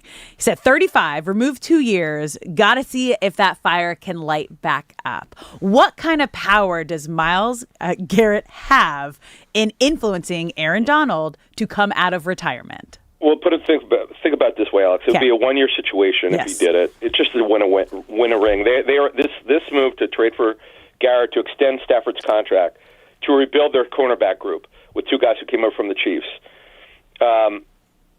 to all these other contract extensions they've done on defense. They're going for it. Les Snead is going for it. There's no question about it. But the thing with Aaron Donald is we have to understand he's been out of the league for 2 years. What I loved about Donald is he retired when he was on top. It's the painful thing sometimes when I watch athletes when they retire, when they stay too long in the game, they're not themselves. You don't want that legacy to be, oh, he stayed on too long, and you just don't want him to do that. He just turned 35, as you mentioned, on the 23rd of last month, and it's funny. You look at that position; they're paying Poona Ford decent coin. Kobe Turner's been a great story of development. They figured out a way. Fisk is in his third in his third year, and so they'd figure out a way to make it work. I've learned my lesson in 27 years of covering this business. You never say never. The fact that he said he's thinking about it is interesting. Now, obviously, the Rams would have to want to take him back, and they'd have to have a serious talk because how committed is he to it? Mm-hmm. To coming back. To be honest with you, and you mentioned the odds at the start of our talk here, their odds, they're now, depending which book you're looking at, plus 600 to win the Super Bowl. They actually have the shortest odds. Honestly, I don't think they really need him. I know it sounds crazy, but between Byron Young, we didn't mention, Quentin Lake, who I enjoyed meeting at the Super Bowl, we talked about his role, and McDuffie, and Jalen Watson is a great story of development. Cam Curl, obviously Garrett, Byron Young. This defense, they might wind up having the best defense in National Football League, in addition to having a top 5 offense. They put together this unbelievable football team, and I hope, I know before we get out of here, I love that they're on prime time more than any other team, but I know from talking to people who've been with the Rams a long time, they still feel like there's a lot of room for growth locally to catch the fan base. Mm-hmm. You guys would know better than I that you live there, but I remember I go to their camp almost every year, and I got that sense too, talking to people with the Rams, that they feel like they still got room to grow there with their fan base and to connect better. Now, are they a better draw than the Chargers? Yes, but as I think the Rams would tell you, it takes time. And remember how they left. And I know, as one of the people I spoke with said to me, that some of the locals have not forgotten that they left to go to St. Louis, though they're back, obviously. Adam, one more quick one for you. You've been so gracious with your time. Sure. On paper, the Rams have assembled the Avengers. This may be the most talented team that we have ever seen. All that being said, is Leslie done? Is he done? Other than some contract extensions, in terms of adding talent, I'm looking at their roster right now. Right? See, it's funny you asked that question. For years, they were top-heavy at certain positions. Other positions they wouldn't pay. Now they're paying almost every position. They got the A-level pass rusher. Not that Verse wasn't tremendous, but Garrett's the best defensive player in the National Football League, still at 30. That's a good question. And safety, again, we talked about Ken Kitchens, Curl. It's funny. One thing I'll tell you on your question, I know heading to free agency, I had one GM tell me that he thought they had the worst cornerback group, or one of the worst cornerback groups in football. He couldn't understand how, he gives them credit for getting some out of Emmanuel Forbes, which is great story development, considering how bad he was with Washington. And what do? They spend like crazy on McDuffie and Watson. Yeah. So it's really, to answer your question, they don't really need to do anything. Depth on the offensive line is a little bit of a problem for me. Do they need another receiver? Yes. Jordan Whittington, I know they like him. He's got good size. I'm talking to some of their coaches when I've been at camp. They like him. But they need to nail down that third receiver role. I'm not completely convinced that he's going to be that guy. So when a guy like Miles comes to your team, do you see veterans like maybe a DeAndre Hopkins, Stephon Diggs, a Tyreek Hill taking a little less money to come over? You can win. Yeah. Now, obviously, there's almost to sign Alex these kind of guys. Yeah. They got to be willing to take the veteran minimum. Yes. Like that does happen in the NFL, especially when guys want to play with a certain player. Or look, obviously, let's not forget about Stafford. Yep. Obviously, and Puka and Devontae Adams, and plus with Puka's situation off the field, they have to do something. They do. I would to finish this off. That would be the number one thing. Could they go into training camp with what they have? Yes, but with Adams' injury history and age, though he's been healthy in recent years, more healthy in recent years, but he's older. They really need to add one more guy. Yeah, I'm with you. I don't think they're done yet. Adam Kaplan, we appreciate your time so much. So Thank you, great Adam. having you on. Thank you. Anytime. Thanks. Yeah. So to answer your question, yes. I don't think they're done. Quick note as well, the Yeah. vet minimum for any of those receivers that you listed would be $1.3 million. That is actually a lower number than I thought, so Really? I'm kind of excited. Do we think any? Now they have to agree to that, and maybe there's a world where it's 1.8 instead of 1.3. Of course, you can have fun there, but it is much more reasonable than I imagine. Who would be willing to take that out of those veteran names? DeAndre Hopkins, Stephon Diggs, Tyreek Hill. I mean, Tyreek Hill left in that order. Okay. In the exact order that you said, DeAndre Hopkins has kind of been he's bounced gun for hire for a little bit. That's what this would be. Yeah. Stephon Diggs, the Houston Texans, obviously there were some injuries there, not necessarily his fault, but that didn't end wonderfully. And then the Patriots, of course, last year didn't end wonderfully either. So there is some baggage there. Off-field drama. Tyreek Hill, plenty of baggage, also coming off of an injury. So maybe you go to one of them and say, hey, how about a 1-year prove-it deal, and then you go get paid for real elsewhere for 2 more years. Because isn't that what the Rams did? Was OBJ the Super Bowl year where they went out and got OBJ and Von Miller? That's what the Rams do when they're in this Super Bowl window. The last time that they won the Super Bowl, that was here in LA at SoFi, kind of going all in. Prove that you can still do it. Now, we're not going to be the ones that give you a big contract after this, but maybe there's one more big contract in the future after you play for a minimum here for a season. Which is great. As Adam Kaplan was just saying, he goes, some players, and it's not often, you don't see this often in the NFL, because again, like, it's an ouchie league. Like an ouchie league? I've not heard that before. Yeah, every play, there's a possibility for a big ouchie that can knock you out for the rest of the season. Yeah. So if you decide to go and do a 1-year deal, there's not a lot to fall back on. No. So, but he did say that if there is one player that these stars are like, okay, I understand the situation. I want to go play with him just to try to win a ring. This is the team, and this is the year that the Rams could go out and I think get those guys. Less need ain't done, and baby. get those players. Come on, Les, what else you got for us? Oh, that's so interesting, you guys. All right, we're going to switch gears when we come back. Are the Lakers prioritizing Austin Reeves over LeBron James, and should they? Is this the right choice? We're going to dive into that. You're listening to Brock and Alex on the new 97.1 The Fan.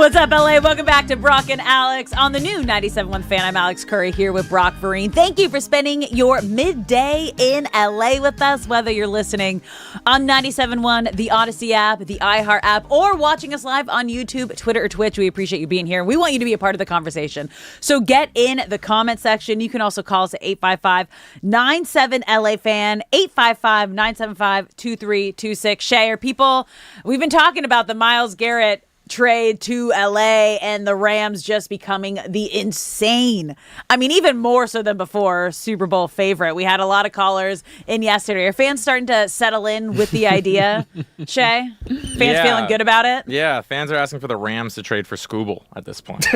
Wait, what? Trade for Tony Scuba. Bring him up. I'm happy with it. If the Rams can turn into the Dodgers, why not? Right? I mean, they're basically doing the same thing. Trade for Scuba. Wild. All right, well, let's talk about the other team we haven't talked about yet today or yesterday. Yeah. The Lakers, which is crazy, you guys. We were kind of talking about this off the air with Cody and D Fish, that we're just 2 days away. Tomorrow is the start of the NBA Finals, and we haven't talked about the NBA once in the last 2 days because of the blockbuster trade of Myles Garrett to the Rams. And this was similar to, Cody brought this up, when the Luka trade went down. That was right before the Super Bowl? I did not realize that. I just remember it being late-ish at night because I was finishing dinner and doing dishes, and then my phone blew up. Like, I got 40 texts in 90 seconds. The where were you moment? Exactly. And then I was like, okay, someone died or something great happened. I know, Thankfully, nobody died. And then I thought, you know what? I'm actually Shoot. just going to go to Twitter. And then the first thing I saw was like, oh, that's why all the texts are there. Yeah.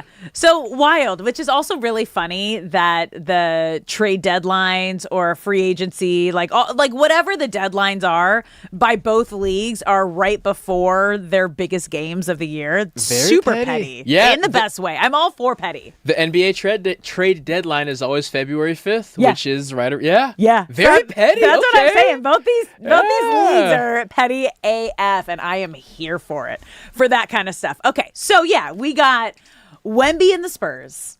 Wemby's first taste of the finals happening tomorrow against the New York Knicks, and this is going to be a fun thing to watch, but also when you look at the Lakers and you look at LA and you look at the offseason that they need to have, you have to be watching these finals going, okay, how do we get our winning franchise that was once a dynasty, a championship winning franchise, back to where these two teams are? We got to be able to compete to this. And what it comes down to is what the Lakers are going to do this offseason. Because what we know, they have Luka Doncic for another 3, hopefully more years, but for sure, like 3 years. Should they be prioritizing Austin Reeves over LeBron James, or is this a scenario that they can do both? Or no, after watching the products of the two teams that are in the finals starting tomorrow? The Lakers have to prioritize Austin Reeves because prioritizing Austin Reeves is prioritizing Luka Doncic. LeBron, if he wants to prioritize his best chance at winning a championship in the final year or 2 years that he plays, it is with the Lakers. If you look at the landscape as far as contenders and who can do what, the other contenders would have to move some pieces around for LeBron. And the idea of moving a 28-year-old, 27-year-old vet who has been with you for a couple years for 1 or 2 years of LeBron James, I just don't see it as realistic. I feel as LeBron takes his time to think about things with his family, whatever island he's hanging out on, I feel the eventual conclusion is going to be the most direct path for me to win a championship is with the Lakers. And right now, I am not their priority, but they can still be my priority. And you know what? I don't take this necessarily as a negative, right? Okay. Because LeBron, if the Lakers are prioritizing Austin Reeves over LeBron James, because LeBron said, again, there's no guarantee on either of these guys. LeBron said, I'm going on vacation. I got to see what you guys are going to do. Yeah. How are you going to put together the most championship style roster, right? Because you had pieces. You had good pieces last year, but it wasn't enough to get past an OKC in a series or in the regular season. And for some reason, everyone got injured when you played OKC. They just absolutely haunted the Lakers regular season and then obviously in the playoffs. So by prioritizing Austin Reeves, you know that you needed a strong number 2. And I don't know, because again, I haven't personally asked him or been around him, how LeBron James feels about Austin Reeves now, but we know how he felt about him from the moment he started playing with him and saw the potential in him and really helped, I don't know if you call it mentor, but push him to be the best version of himself. Because we heard Austin kind of talk about it. It was like, yeah, he's really hard on me. And the coaches were like, yeah, that's because he sees potential in you and he knows that you can be great. And this is the result of having a guy like LeBron James pushing you to be the best version of yourself for a guy that we already knew had the drive, right? With everything Austin did to believe in himself and bet on himself and come to the Lakers as an undrafted player. And to get to this point where now he is up for a max contract, I think this is a positive thing for the Lakers to be prioritizing Austin. Again, not only for what we've seen him do during the regular season, because we have not seen a max contract production from him in the playoffs yet. However, this year is kind of, an asterisk? Asterisk, because he was still injured. Yeah. He had an oblique injury, and he didn't have enough time off to come back to be 100%. You come back because you play through injuries when you're in the playoffs. That's just what every athlete wants to do and is expected to do without setting yourself back an entire season. So I think by prioritizing Austin, it's also looking at LeBron and going, hey, we are going to focus on putting the best team together. And if this looks like a place that you want to be and you believe that you can help us get back to championship form, by all means. But this is all we can offer.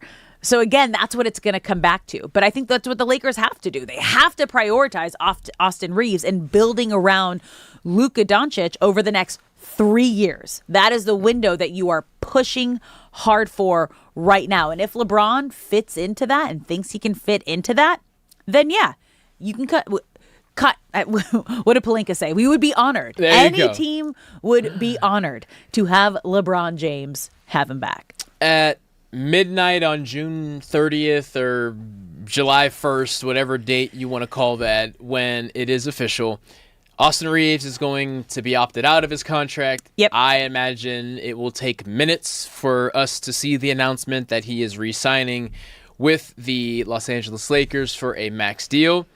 I feel that a Jackson Hayes announcement is not long after that because he became a pivotal piece, and as a backup center, you want to know who your backup center is before you go find your real center, which is fine. You keep your fingers crossed, and you hope that DeAndre Ayton opts out, which he probably won't, and you expect Marcus Smart to opt out. It would be great if he opts in, but he likely opts out. That's how I expect July 1st to go. Yeah. I would say somewhere around July 15th, mid to late July, maybe a little later, we will hear a report about how Luka Doncic, Austin Reeves, and Rob Pelinka, Rob Pelinka should probably stay home. They're going to fly to visit LeBron wherever in the world he's at. They're going to rent a villa somewhere on the beach. They're going to open up some wine, and they're just going to hash everything out. And I feel that is the peace offering of, hey, LeBron, this is the first time you've been on that side of the table. Usually you're the first piece that's figured out, and then it's you who goes around figuring how this team's going to look. This is the first time that you have been not catered to, but you have been an addition instead of the focal point. And there's no easy way to do that to one of the greatest basketball players ever. But I feel around mid to late July, we're going to read a report about how that meeting went, and that will dictate whether LeBron is a Laker or not. I thought I was a positive thinker, Brock. That is very positive Peace thinking offering by you. I can see Austin Reeves doing that. Mm-hmm. I don't see Luka Doncic doing that. But Luka has to be there. That's why it's a big thing. Reeves is the child, the middleman with divorced parents. Yeah. And I have a T-ball game, and both of you have to sit there and wear my uniform and root for me. And it's because of me that both of you are going to hash this out and realize we're better together as a unit. It's just wild. So Bobby Marks is projecting Reeves could land around 5 years, $200 million, which would be around $40 million per season. And the Lakers can pay him more than any other team, which is why Reeves will make sure that the Lakers and he wants right to be by here. him. We know how much he wants to be loves here. this franchise, More and he importantly, loves Luka. Luka wants him to be here. I believe Austin Reeves will be a Laker next season, and I feel LeBron 80% will be a Laker next season. Okay. That's an interesting take that you think. That's how I see it hashing You think out. that they're all going to go visit LeBron and beg for him to With come the back. nicest bottle of wine money can buy. No, I don't see that happening. But wishful thinking. I love the how it's power going of down. positivity. I thought I was the crazy one. All right, you're listening to Brock and Alex on the new 97.1 The Fan when we come back. Dodgers game 2 at D-backs. We got more from the Myles Garrett trade. Don't go anywhere. We are having so much fun here on the new 97.1 The Fan.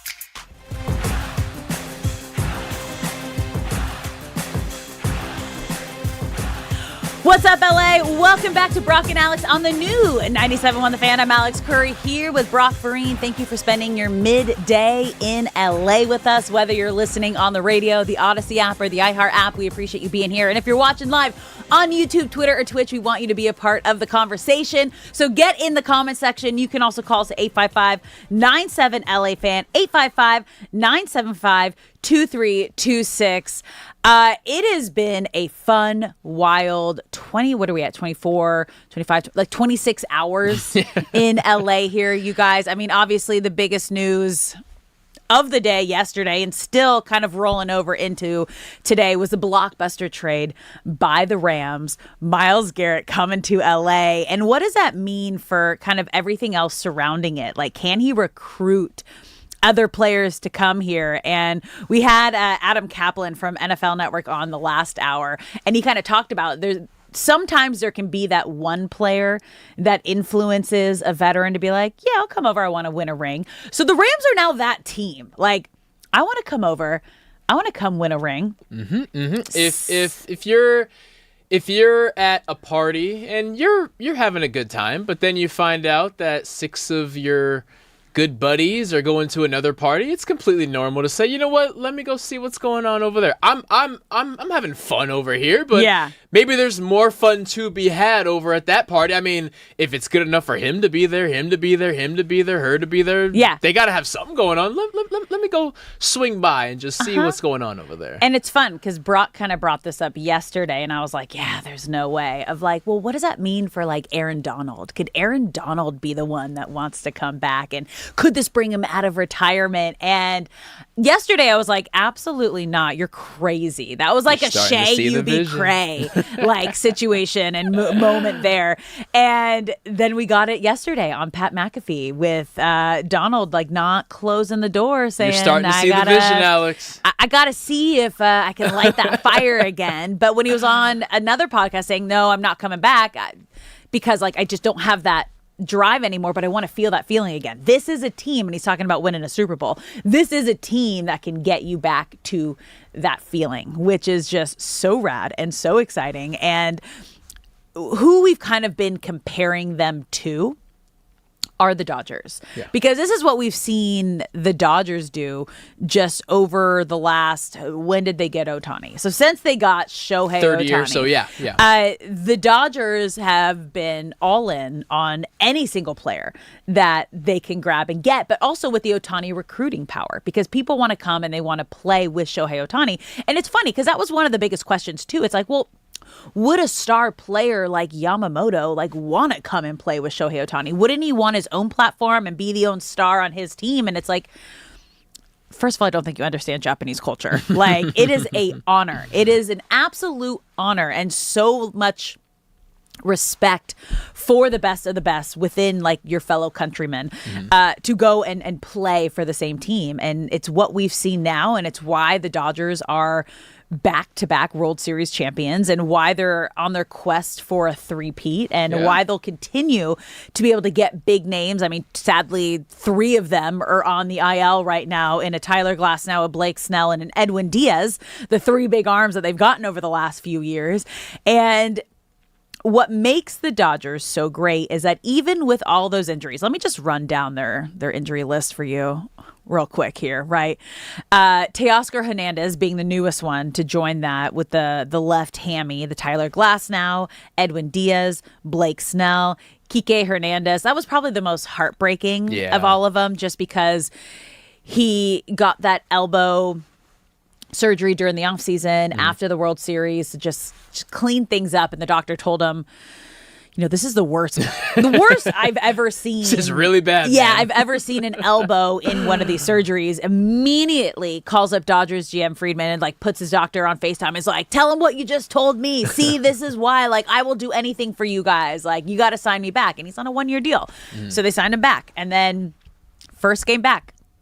Right before first game back, batting practice, takes a giant swing, feels something funny in his oblique, but doesn't say anything. And this goes back to, Brock, you've talked about this a lot, of you got to protect the player from themselves. Yeah. He didn't say anything because he probably didn't want to be like, oh, I don't want to not play. This is my first game back. Like, I got to play. Went 4 for 4, batting 1,000. And then we find out that because he continued to play on that oblique injury, got a lot worse. Yes. And now he's going to be out for months. So Blake Snell, they said July at the earliest returned after he got the loose bodies removed in his elbow. Edwin Diaz also loose bodies removed. They're thinking second half of the season. As long as you get Edwin Diaz back for like the September run into October, like give him that spring training month of September so he's in like peak form. Come the playoffs will be fine. Yeah.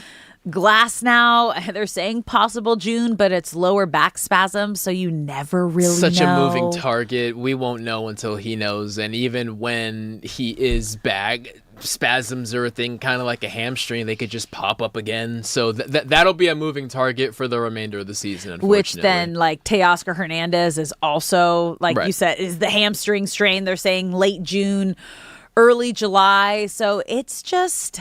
Not to mention we still haven't seen Tommy Edman, but we are expecting to see him, I believe, next week or the week after. Soon. So they said June. Okay, yeah, soon. He began his rehab assignment in Oklahoma City on May 26th, so last week. Okay. And they said it's close to like a 20-day buildup until they get him back. So, yeah, he's also... Yeah, that's a big one that's on the horizon. But when you just say June, couple weeks, like we're June 2nd. Right. We just started here. Right, like, but that's 7 Dodgers who are key to this roster, and credit to them for continuing to win and find success. Yeah. And that you find hope in that they are so far from being at their full strength. Yeah. But at the same time, it's... Can we get help? Can we have one healthy regular season? I mean, the please? good news, like the guys like Miggy Rojas, Alex Freeland, like guys that have been stepping up in those positions. Alex Call. Ryan Ward, congrats on the home run on your debut. Heck yeah. It's what the Dodgers do because they develop guys, and it's why we've been able to see them make such incredible trades and moves as well, because they develop such an insane farm system that they can use those trade pieces. They can also develop and bring them up as a win-now mentality that the Dodgers have. So I'm not concerned. Yes, they have a lot of big names on the IL. Huge. Tyler Glasnow, Edwin Diaz, Blake Snell, Kike Hernandez, Tommy Edman, Teoscar Hernandez. They have a lot of role players on the IL. I'm not concerned, though, for the Dodgers for the remainder of the season. Are you? Not concerned in a sense of is them making the playoffs at risk. Absolutely not. But we are so much closer to All-Star break than I realized once we started breaking down. Yeah, but like once we started breaking down Tommy Edman's return, and I just kind of realized it's already June 2nd, and then we get to July, and with all of these names, you just want the team to be at full strength for at least a month together, right? Like so many names have been out and rotating through, and credit to the young guys and guys who are filling in, but the version of this team that we want to see come October, I don't see a scenario where it just magically falls into place. I would love, come September, everyone is back. This team is completely healthy. Let's get a month to know what we have, who's hot, who's cold, rolling into the games that matter the most. So I know we're still on track for that, but the closer we get to the All-Star break and the list of names, I mean, not to mention the 2 or 3 pitchers we haven't even seen this year yet, let alone ones that got hurt after being healthy at the start of the season. I'm not worried yet, but at the end of the month with All-Star around the corner, if we're still sitting here with a bunch of names on the list, then I'm like, okay, I'm going to count down the days to when I start getting worried. Nah. You don't really worry about things until after All-Star break. All-Star break is July 13th. So they got over a month. There's plenty of time. I think that's when you kind of reassess and you have to see who's coming back, when they're coming back. But what we've seen the Dodgers do now, before the loss last night, they'd won 14 of the last 17. And before that stretch, the conversation was like, they've lost a couple series in a row. It's been a rough couple weeks. You guys, 162. Baseball is a roller coaster of a season, and the Dodgers are so stacked, top to bottom, even with the young guys coming in, because that's what we saw happen in Sunday's game against the Phillies, was the bottom half of the lineup is who got those runs started, who got the game started. You mentioned Ward getting his first major league home run, saying he blacked out, doesn't remember anything that happened, which I love moments like that because it really puts into perspective of all the hard work. And the minor leagues are not an easy place. Not an easy place for an easy life. For a professional athlete. Like, you have to go through more stages and more steps in baseball than any other sport. I always say a professional baseball player loves their sport more than any other professional athlete loves their sport. Yeah, Cody Because Decker could probably speak to that. He was like one of the most decorated minor league players. Yeah. Like, absolutely insane. Like, the lifestyle is, it's just night and day from the moment you go up to like when you got to go back down. And that's when it's the reality check of like, oh, that probably motivates you so much more of like, oh, I just got a taste of the big leagues. But with Ward, like, he got that moment. What an awesome moment. Just a storybook moment. And he was not, of course, in the lineup yesterday, but I would love for an opportunity to see more of him. And like Hassan Kim, like Freeland, it's going to be up and down, depending on who's healthy and who isn't. But the next time he gets his opportunity, I hope he makes the most of it. And again, any opportunity I get, I shout out Alex Call, who basically just has spent the whole year being on standby, and recently, due to the Teoscar injury, has had an opportunity to be thrown into the starting fold and made the most of it. And nothing excites me more than knowing the grind that those baseball players have to go to when they get that opportunity, making the most of it, because you don't know when the next one's going to come. And you just want Dave Roberts and really the rest of the league to know, if I get my shot, I'm going to make the most of it. And as we sit here looking at starting lineups where, let's see, I mean, Kyle Tucker, Andy Pages, and Freddie Freeman are probably the three starters who haven't been hurt at some point. So, yes, it's 162 games, and thank God that the Dodgers have an incredible farm system, because if they did not have an incredible farm system, I don't know how many games they would have won at this point. Yeah, so let's take a look at who they got going tonight. And Eric Lauer on the mound, he's 2-5 with a 5.95 ERA. He doesn't have a win in the last 7 games, last 15 he's got 1. He is going to need all the run support that he can get from the bats tonight. And unfortunately, with what we saw last night, that's what Sheehan needed. Like, right. Emmett was pitching well. And it was so funny. I talked about this. Like, I was listening to the broadcast, and they were pumping him up and talking about how well he was doing. And then how locked in he was. And like, as they were just like gushing over Sheehan, he threw a fastball up in the zone, and Tommy Troy, who launched his first MLB home run and tied the game.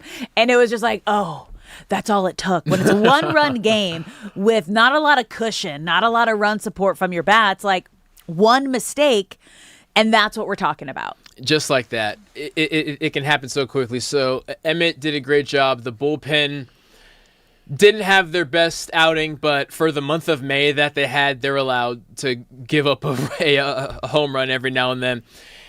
It does start with Lauer. He made his debut as a Dodger against Colorado last week, and the big issue for him in Toronto is he couldn't get over that 5-inning hump. Mm-hmm.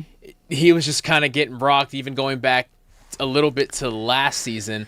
And then they gave him a couple of starts this year, and it just wasn't working out, so they let him go, and then the Dodgers scoop him up. And it wasn't a perfect outing against Colorado. 4 hits, 4 strikeouts over 6 innings, but the fact that he made it to 6 innings is motivating. That being said, that game against Colorado, that was when the Dodgers put up 15 runs. Yeah.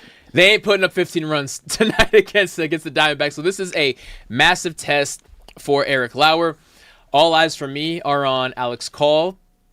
today to keep building on what he's built on since being a starter. As I said a couple hours ago, like, the Dodgers just looked hungover yesterday. So more importantly than winning the game, honestly, I just want to see those first 3 innings, just a spark, just bring the same juice that you brought against the Phillies this weekend in a playoff atmosphere in a nearly sold-out stadium for those first 2 games, and bring it with you to Arizona, because Arizona is fast. They are not going to lie down, and guys like Ketel Marte are going to make you pay if you let them hang around till the 9th inning. Yeah, tonight's kind of a toss-up for me. I think the most important thing for Eric Lauer is to show consistency, to show that Dodgers can trust him and lean on him, because the situation that they're in right now, they need arms. Yeah. They need arms that they can trust. And Roblensky was in that same situation a little bit ago, and he's bounced back to that. Okay, he's an arm that we can trust. But this is an opportunity for Eric to get on that same page, because the Dodgers, the arms, losing the big arms in Blake Snell and Tyler Glasnow on a team that everyone was like, why are you getting so many? Why do you keep going to get all of these, like, could be aces on any other team? Yeah. Like, when you look at, obviously, a Yamamoto, an Ohtani, a Snell, a Glasnow, like, they were all, like, the latter 2 that are on the IL were aces, like, on a pitching staff. So it's wild to then now have to lean on all of these other arms and all these other guys to be like, hey, man, you got to step up. And if you can, you have an opportunity to stay here, because, again, this is a quick 4-game road trip, 4-game set. So you have Eric Lauer on the mound tonight. You have Ohtani projected to start tomorrow, and then Roblensky to wrap things up on Thursday. So can they get it done? They will. Should they get it done? Are you taking him tonight? You got faith in Lauer? I have faith that the hangover has been solved. I feel we got a lot of IVs, we got some electrolytes, we got some water, and the Phillies hangover is washed away. This is a new series, and they did not bring the energy yesterday, but they are going to bring it today, and they will have Eric Lauer's back. All right. I mean, I'm hoping you're right.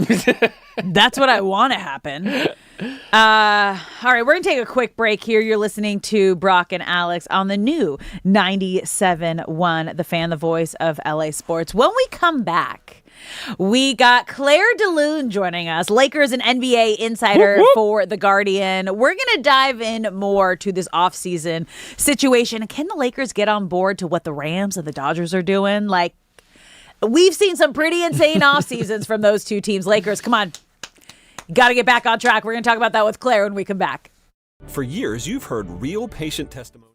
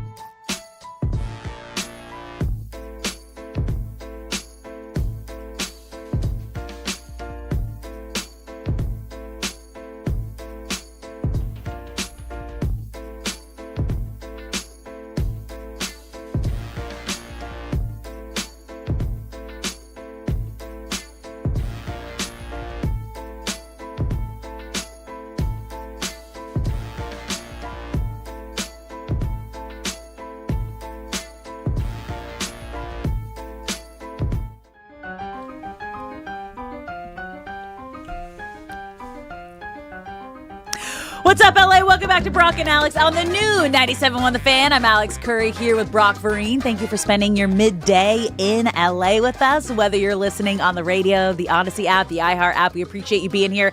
And if you're watching us live on YouTube, Twitter, or Twitch, get in that comment section. We want you to be a part of the show. You can also call in at 855-97-LA-FAN, 855-975-2326. We want to know how you're feeling, LA. We've been talking a lot about two of the teams making a lot of noise right now. Obviously, the Rams with the big offseason moves, getting Myles Garrett yesterday. The Dodgers just continuing to be in that World Series conversation. But now we're focusing on the Lakers and what they need to do this offseason to get back to championship form. So right now, we're bringing in Lakers and NBA insider from The Guardian, Claire DeLune. Thank you for joining the show.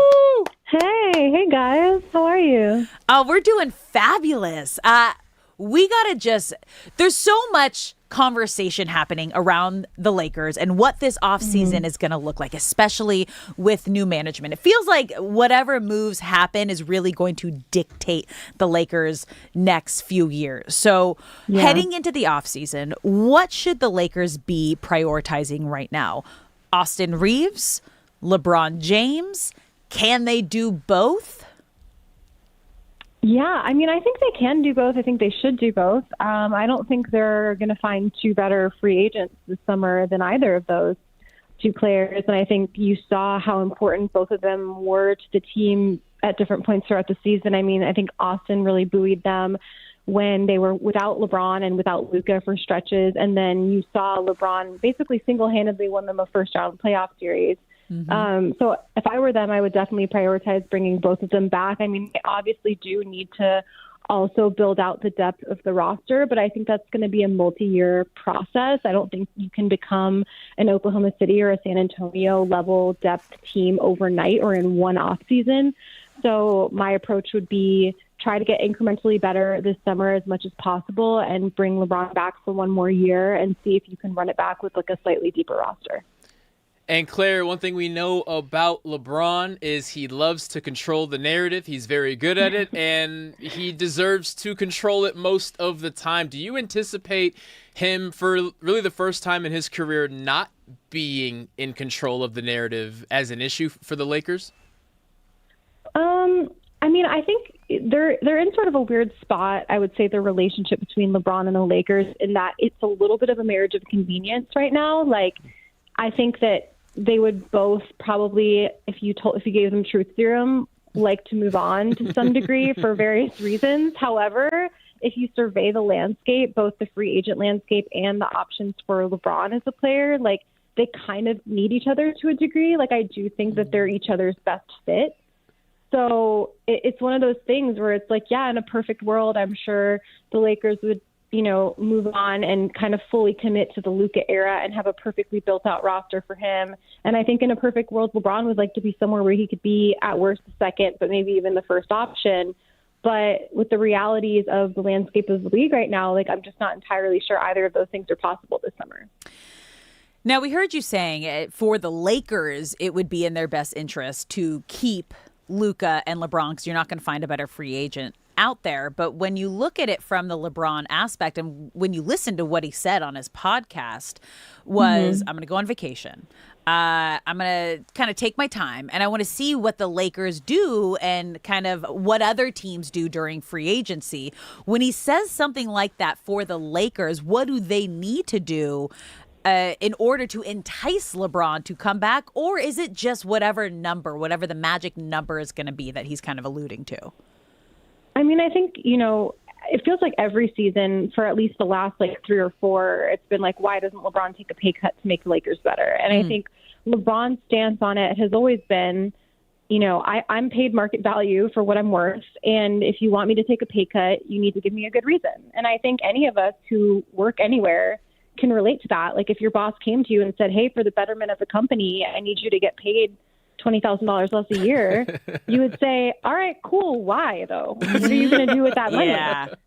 So I think that's a really relatable stance. And I think LeBron's stance has been and probably remains like, if you want me to take a pay cut, he clearly is worth, I mean, I think he's at least worth like in the $40 million range based on, being the best player on a playoff team that won a series. That's the market value for like a number one option on a playoff team at minimum. So if he's going to take less than that, I think he just wants to see what they're planning to do with that money. And there's some glaring holes on this roster. I mean, they need an improvement at the center position. They really need a better starting 3-and-D wing. So if they're going to go out and get one of those players or, really build out that sort of like 7 through 10 part of the rotation, like I'm sure he would be more interested in taking a pay cut. But if it's just to basically pay Austin Reeves or, you know what I mean? Like just make a marginal improvement that's not really going to move the needle. Like I can understand why he wouldn't want to be looking at probably 50% pay cut, honestly, because he made about $50 million last year. And some of the numbers I've heard thrown around are in that like $25 million range. Claire, the NBA Finals tip off tomorrow night. What are your thoughts on the series itself? And as someone who covers the Lakers, what can the Lakers take from the two teams that we're going to see? Sure. I mean, I think it is interesting because I think the Knicks, I just did a podcast with Jovan Buha about this, about sort of what they can learn from the teams that are left. And the Knicks are probably a more similar roster build as far as being attainable to the Lakers, just because so much of the Spurs' success is predicated on having like the majority of their starting lineup still on their rookie scale contracts, which is obviously an immense luxury that the Lakers don't have as a team that, never tanked.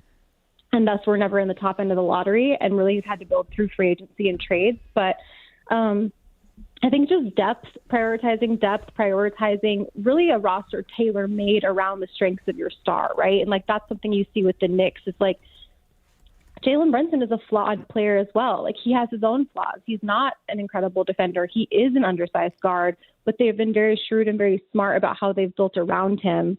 And it's not necessarily about going out and getting the biggest names available. It's about getting the players with the perfect skill sets to complement the skill sets of your star. And I think the Spurs have done a tremendous job of that, and the Knicks have also done a tremendous job of that. Okay, so then realistically, right? Because now we're talking numbers with the guys that the Lakers can bring back. And you had mentioned like LeBron being a number one, winning a playoff series. He's kind of in that $40 million range.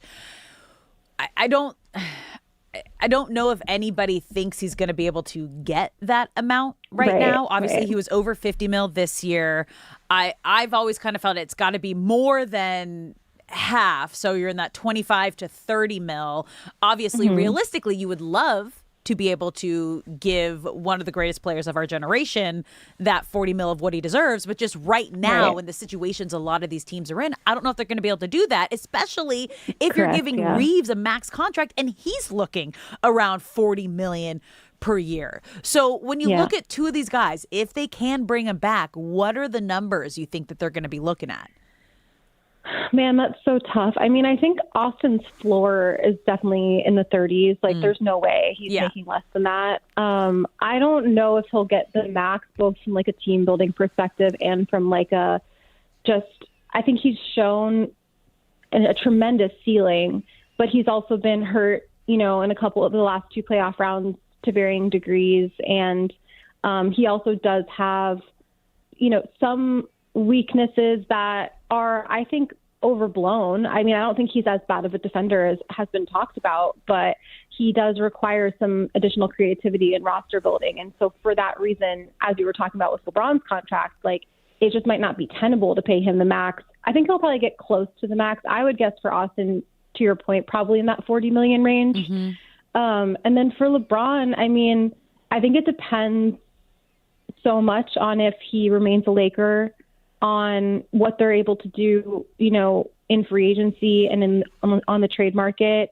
If there's a sign and trade situation, I think he probably makes more, because obviously that would facilitate maybe even getting multiple players back in like a sign and trade, depending on where he went. Just as a free agent, I mean, like if he's just signing somewhere that's not the Lakers and it's not a sign and trade, like to your point, like people just don't have cap space, and he's obviously going to be very particular about where he wants to be. So for the teams that I've heard thrown around, which is like Golden State, Cleveland, New York, I heard thrown around a bit, but now that they're in the finals, I would imagine that's probably a lot less likely. They just don't really have the cap space to pay him sort of anywhere close to probably what he wants to get paid. So he's in a tough spot. I mean, I don't envy him. There's a reason why he's signed 1+1 contracts basically his entire career, because it's a different ballgame when you're a free agent and you are sort of dealing with whatever cap space teams have available.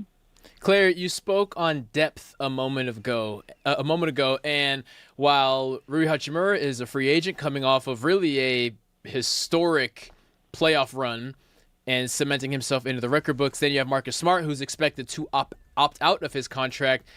What level of priority are those two in the Lakers' plans this offseason? Man, I mean, everything I've heard is that they really want to keep Marcus. I think if you just read the box score, that might not be as apparent, but if you actually watch the Lakers this season, and especially in the playoffs, like, while he definitely has some like Marcus Smart moments, like signature moments where you're like, what are you doing? Because I feel like he's just so fearless, and sometimes that goes positively and sometimes that goes negatively. He's really the heartbeat of that team, I think, and his identity is such a sort of like hard-nosed, aggressive, like lunch pail kind of defender, I think really boiled over into the rest of the team. And, I think you saw like LeBron diving on the floor for loose balls at 41 years old. Like, insane. I do think that was partially, a tribute to the Marcus Smart, like, kind of identity that came with this team. So I think Marcus has a lot of intangibles that are really important to them. And unless they were to replace him with a very similar type of player, I think they're prioritizing bringing him back. Rui, I think, has shown that, like, what a valuable skill set to just be like an absolute sniper as a spot up 3-point shooter. But because of I think that depends on LeBron coming back, because there are some redundancies with him and LeBron as far as like their position and who they guard. And he is probably going to get paid, not nearly as much as some of the other names we talked about, but a decent amount. And so I think if LeBron doesn't end up coming back, I think that makes it a lot more likely that Rui does. If LeBron is back, I think it becomes a numbers problem.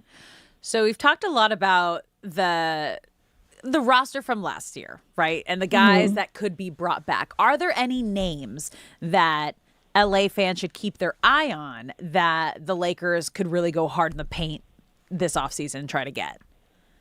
Man, I mean, I think they really need to improve at the center position. That would be my number one priority if I were them, especially since if you look at the sort of landscape of the Western Conference, like, obviously OKC is not going anywhere, but I think San Antonio is kind of obviously because they made it to the finals and they're so young, where a lot of eyes are turning as far as like, this is who you have to get past to get out of the conference. And they happen to have a guy, I don't know if you've heard of him, he's about 7'5", pretty talented. So that's going to be someone that they have to face to get out of the conference.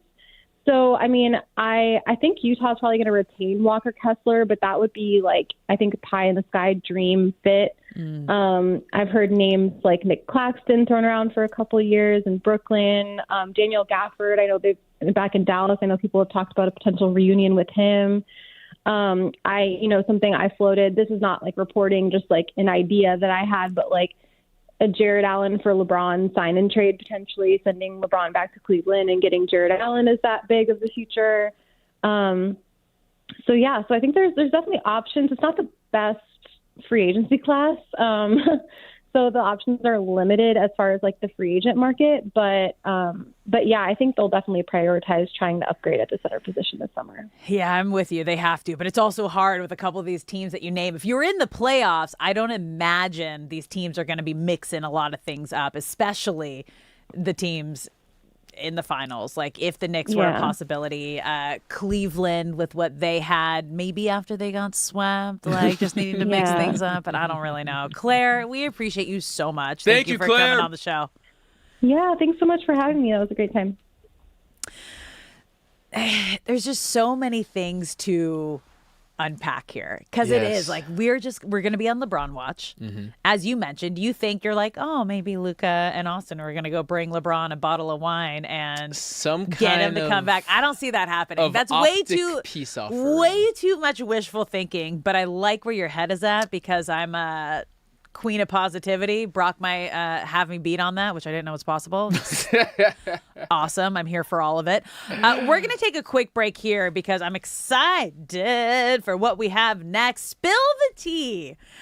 Brock, he's gonna give us the tea. If you were unaware of this, he doesn't drink coffee until 1 p.m. So right before 1 p.m., we are spilling the tea that he's been drinking all day, and we're moving to coffee. That is coming next on Brock and Alex here on Middays in LA and in the new 97.1 The Fan.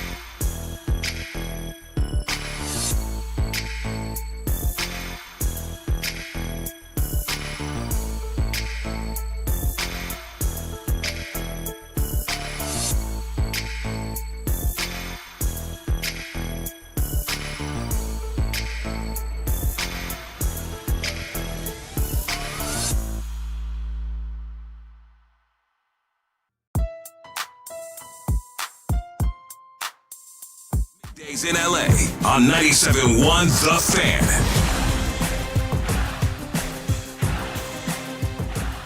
What's up, LA? Welcome back to Brock and Alex on the new 97.1 The Fan. I'm Alex Curry here with Brock Vereen. Thank you for spending your midday in LA with us, whether you're listening on the radio, the Odyssey app, or the iHeart app, or if you're watching us live on YouTube, Twitter, or Twitch. You can see that my sticker is stuck in my hair. That's what made me giggle just there. I was like, what's going on? I was trying to play it off. I was like, it's somehow, because I have so much hair. And I'm surprised that it lasted, my Go Vote sticker, you guys. So today is election day in LA. So let this be a little peer pressure friendly reminder. Get out there and exercise your right to vote. You guys, my sticker just fell off. I'll see if it'll last the rest of the show. But yeah, go vote. So that's your little reminder right there. But right now, you guys, because it is almost 1 o'clock, and Brock, as we know, does not drink coffee until the clock strikes 1 p.m. So right before he's been drinking tea all day, it is time to spill the tea. Brock, what you got for us today? Well, Alex, before I was so honored to be your coworker here, a couple years ago, I covered high school sports for Fox Sports in the CIF Southern section. Oh, I did too. Hey, look at that. Yeah, I started. There you go. Same. That was same, my first sideline. Oh, exactly. Go us. Look at us. There we go. Started from the bottom, now we're here. Hey. And one thing I learned very quickly is that we talk often about how much more athletic people are getting, right? You look at the college game right now compared to wide receivers 20 years ago, it's night and day. You look at baseball players now, night and day.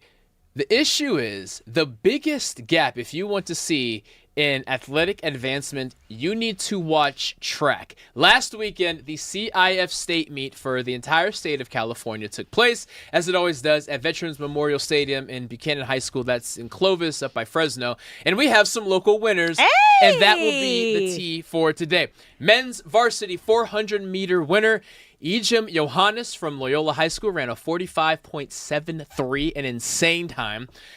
Women's varsity 4x100, we have a second-place winner, Canyon Country High School up in Santa Clarita.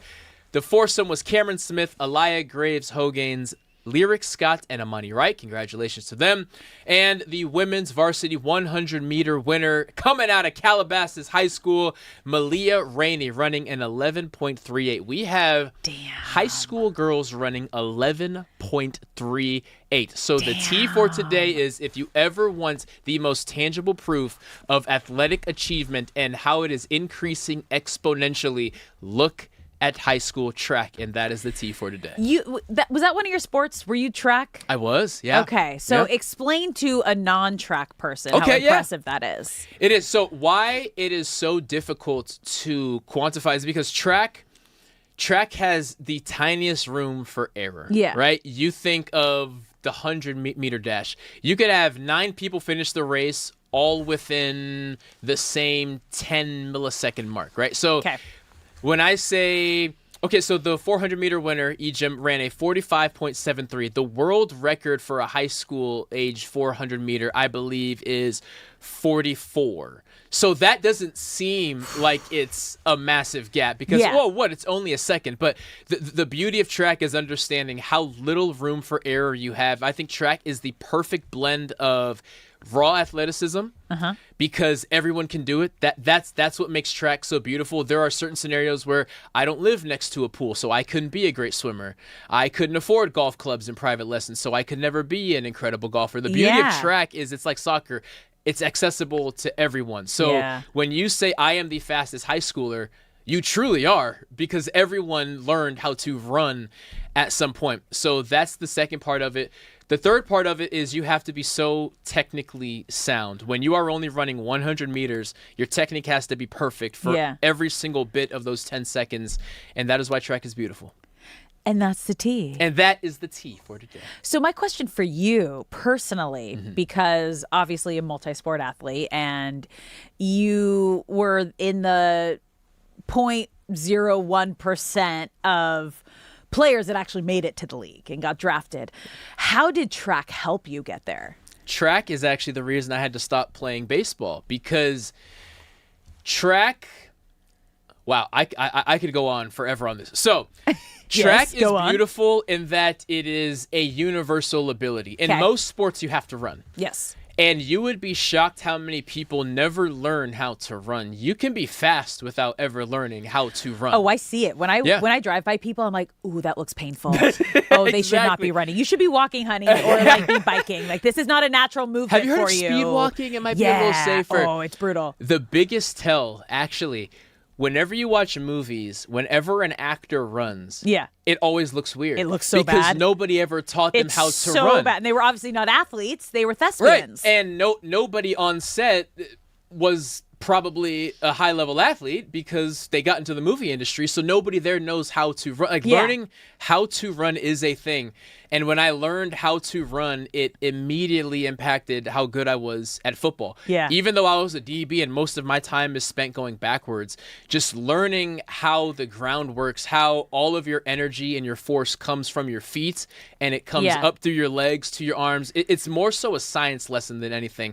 I would tell anyone the same way that they say, put your kids in theater so they can learn how to be empathetic, because they learn, oh, I'm this person and this person's going through that. If your kid is an athlete, they don't have to love it. They'll probably hate it.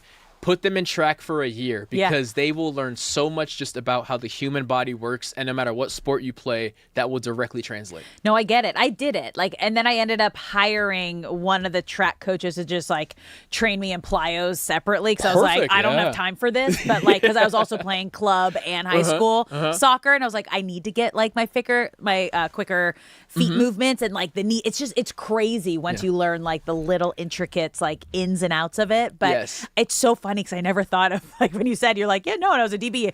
I lived my career going backwards. Like, I lived my life facing everybody going backwards. But that, too, like, the backwards going up the hills, like, upstairs is terrifying to me. Yes, it is.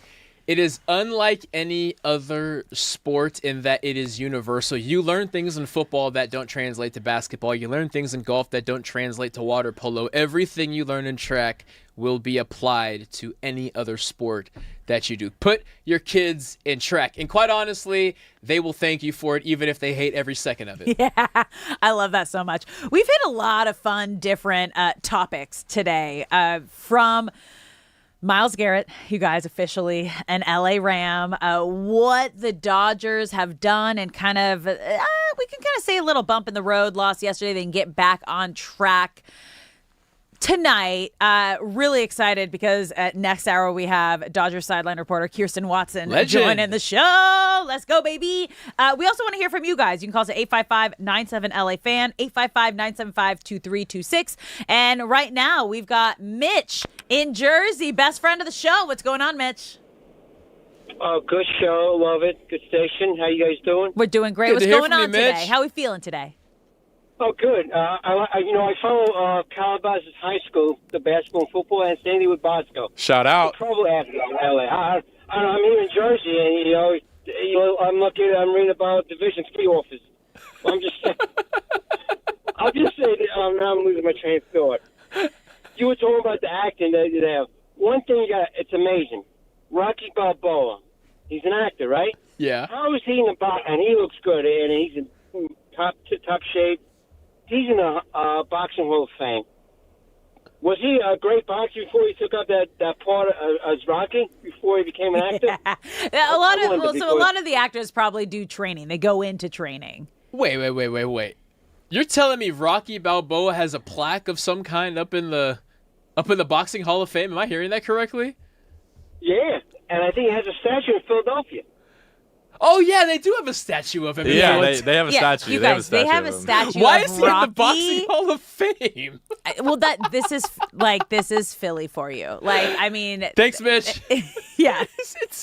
I love that Mitch jumped in on our hard left conversation, talking about how you put, you guys, it was funny when Brock mentioned this, like you put your athletes or you put your kid in drama or theater so they become empathetic, but the reason that you don't see very many actors run well on TV or in movies, and you're like, yeah, because they probably weren't an athlete. They were a thespian. Like, that's what they were doing. No one has taught them to run properly. And then you got Mitch calling in being like, Rocky's got a plaque in the Boxing Hall of Fame. I mean, Rocky, like, movie legendary. I've been to Philly, and what you do is you go to the Rocky steps, and at the top of the steps is a statue of Rocky. Okay. Or at the bottom. Is it the bottom? Bottom. Okay.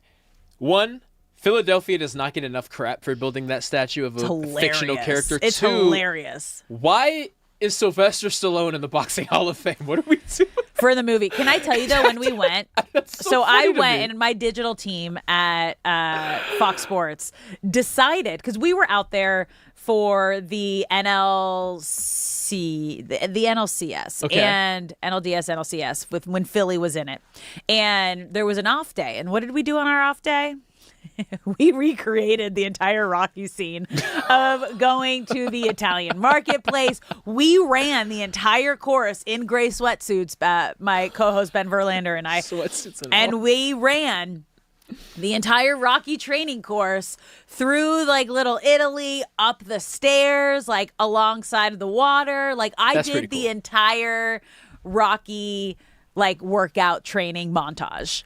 That is incredible. And I will find the footage of it. Oh, we filmed it. Okay. I'll send it to you. I will find that footage. They put in the hard work. It was hilarious. We almost like spent the whole day doing it and then weren't allowed to post it because we couldn't get the rights on the music. Yeah. And we couldn't find a good knockoff of it. And I was like, did we really just spend like the one off day we got through the entire playoff run to do this, and now we don't get to actually share the good material. But I'm always down for like a good content shoot. I'm like, we're spending the off day doing the Rocky. Like, let's go. Last thing on this, because it is blowing my mind that he's actually in the Hall of Fame. His induction, it was because it's actually true.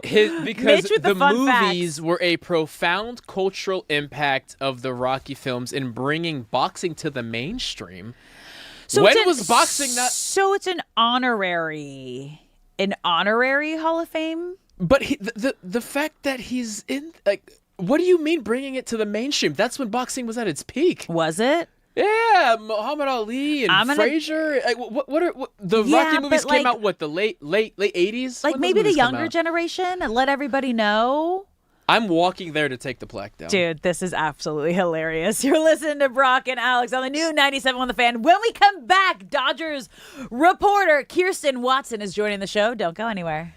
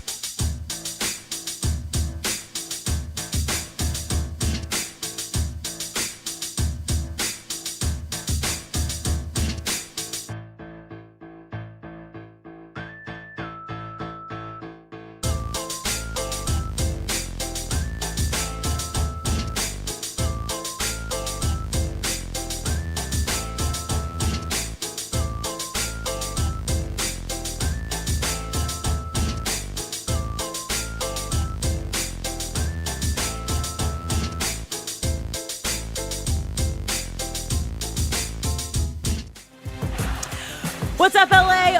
Welcome to For the Power Hour of Brock and Alex here on the new 97.1 The Fan. I'm Alex Curry here with Brock Vereen. Thank you for spending your midday in LA with us, whether you're listening to us on the radio, the Odyssey app, the iHeart app, or watching us live on YouTube, Twitter, or Twitch. We appreciate you being here. We want you to be a part of the show. So if you're watching the live stream, get in the comments section. You can also call us at 855-97 LA Fan, 855-975-2326. It's been a fun day so far here, Brock. It's been busy. I like this. I know.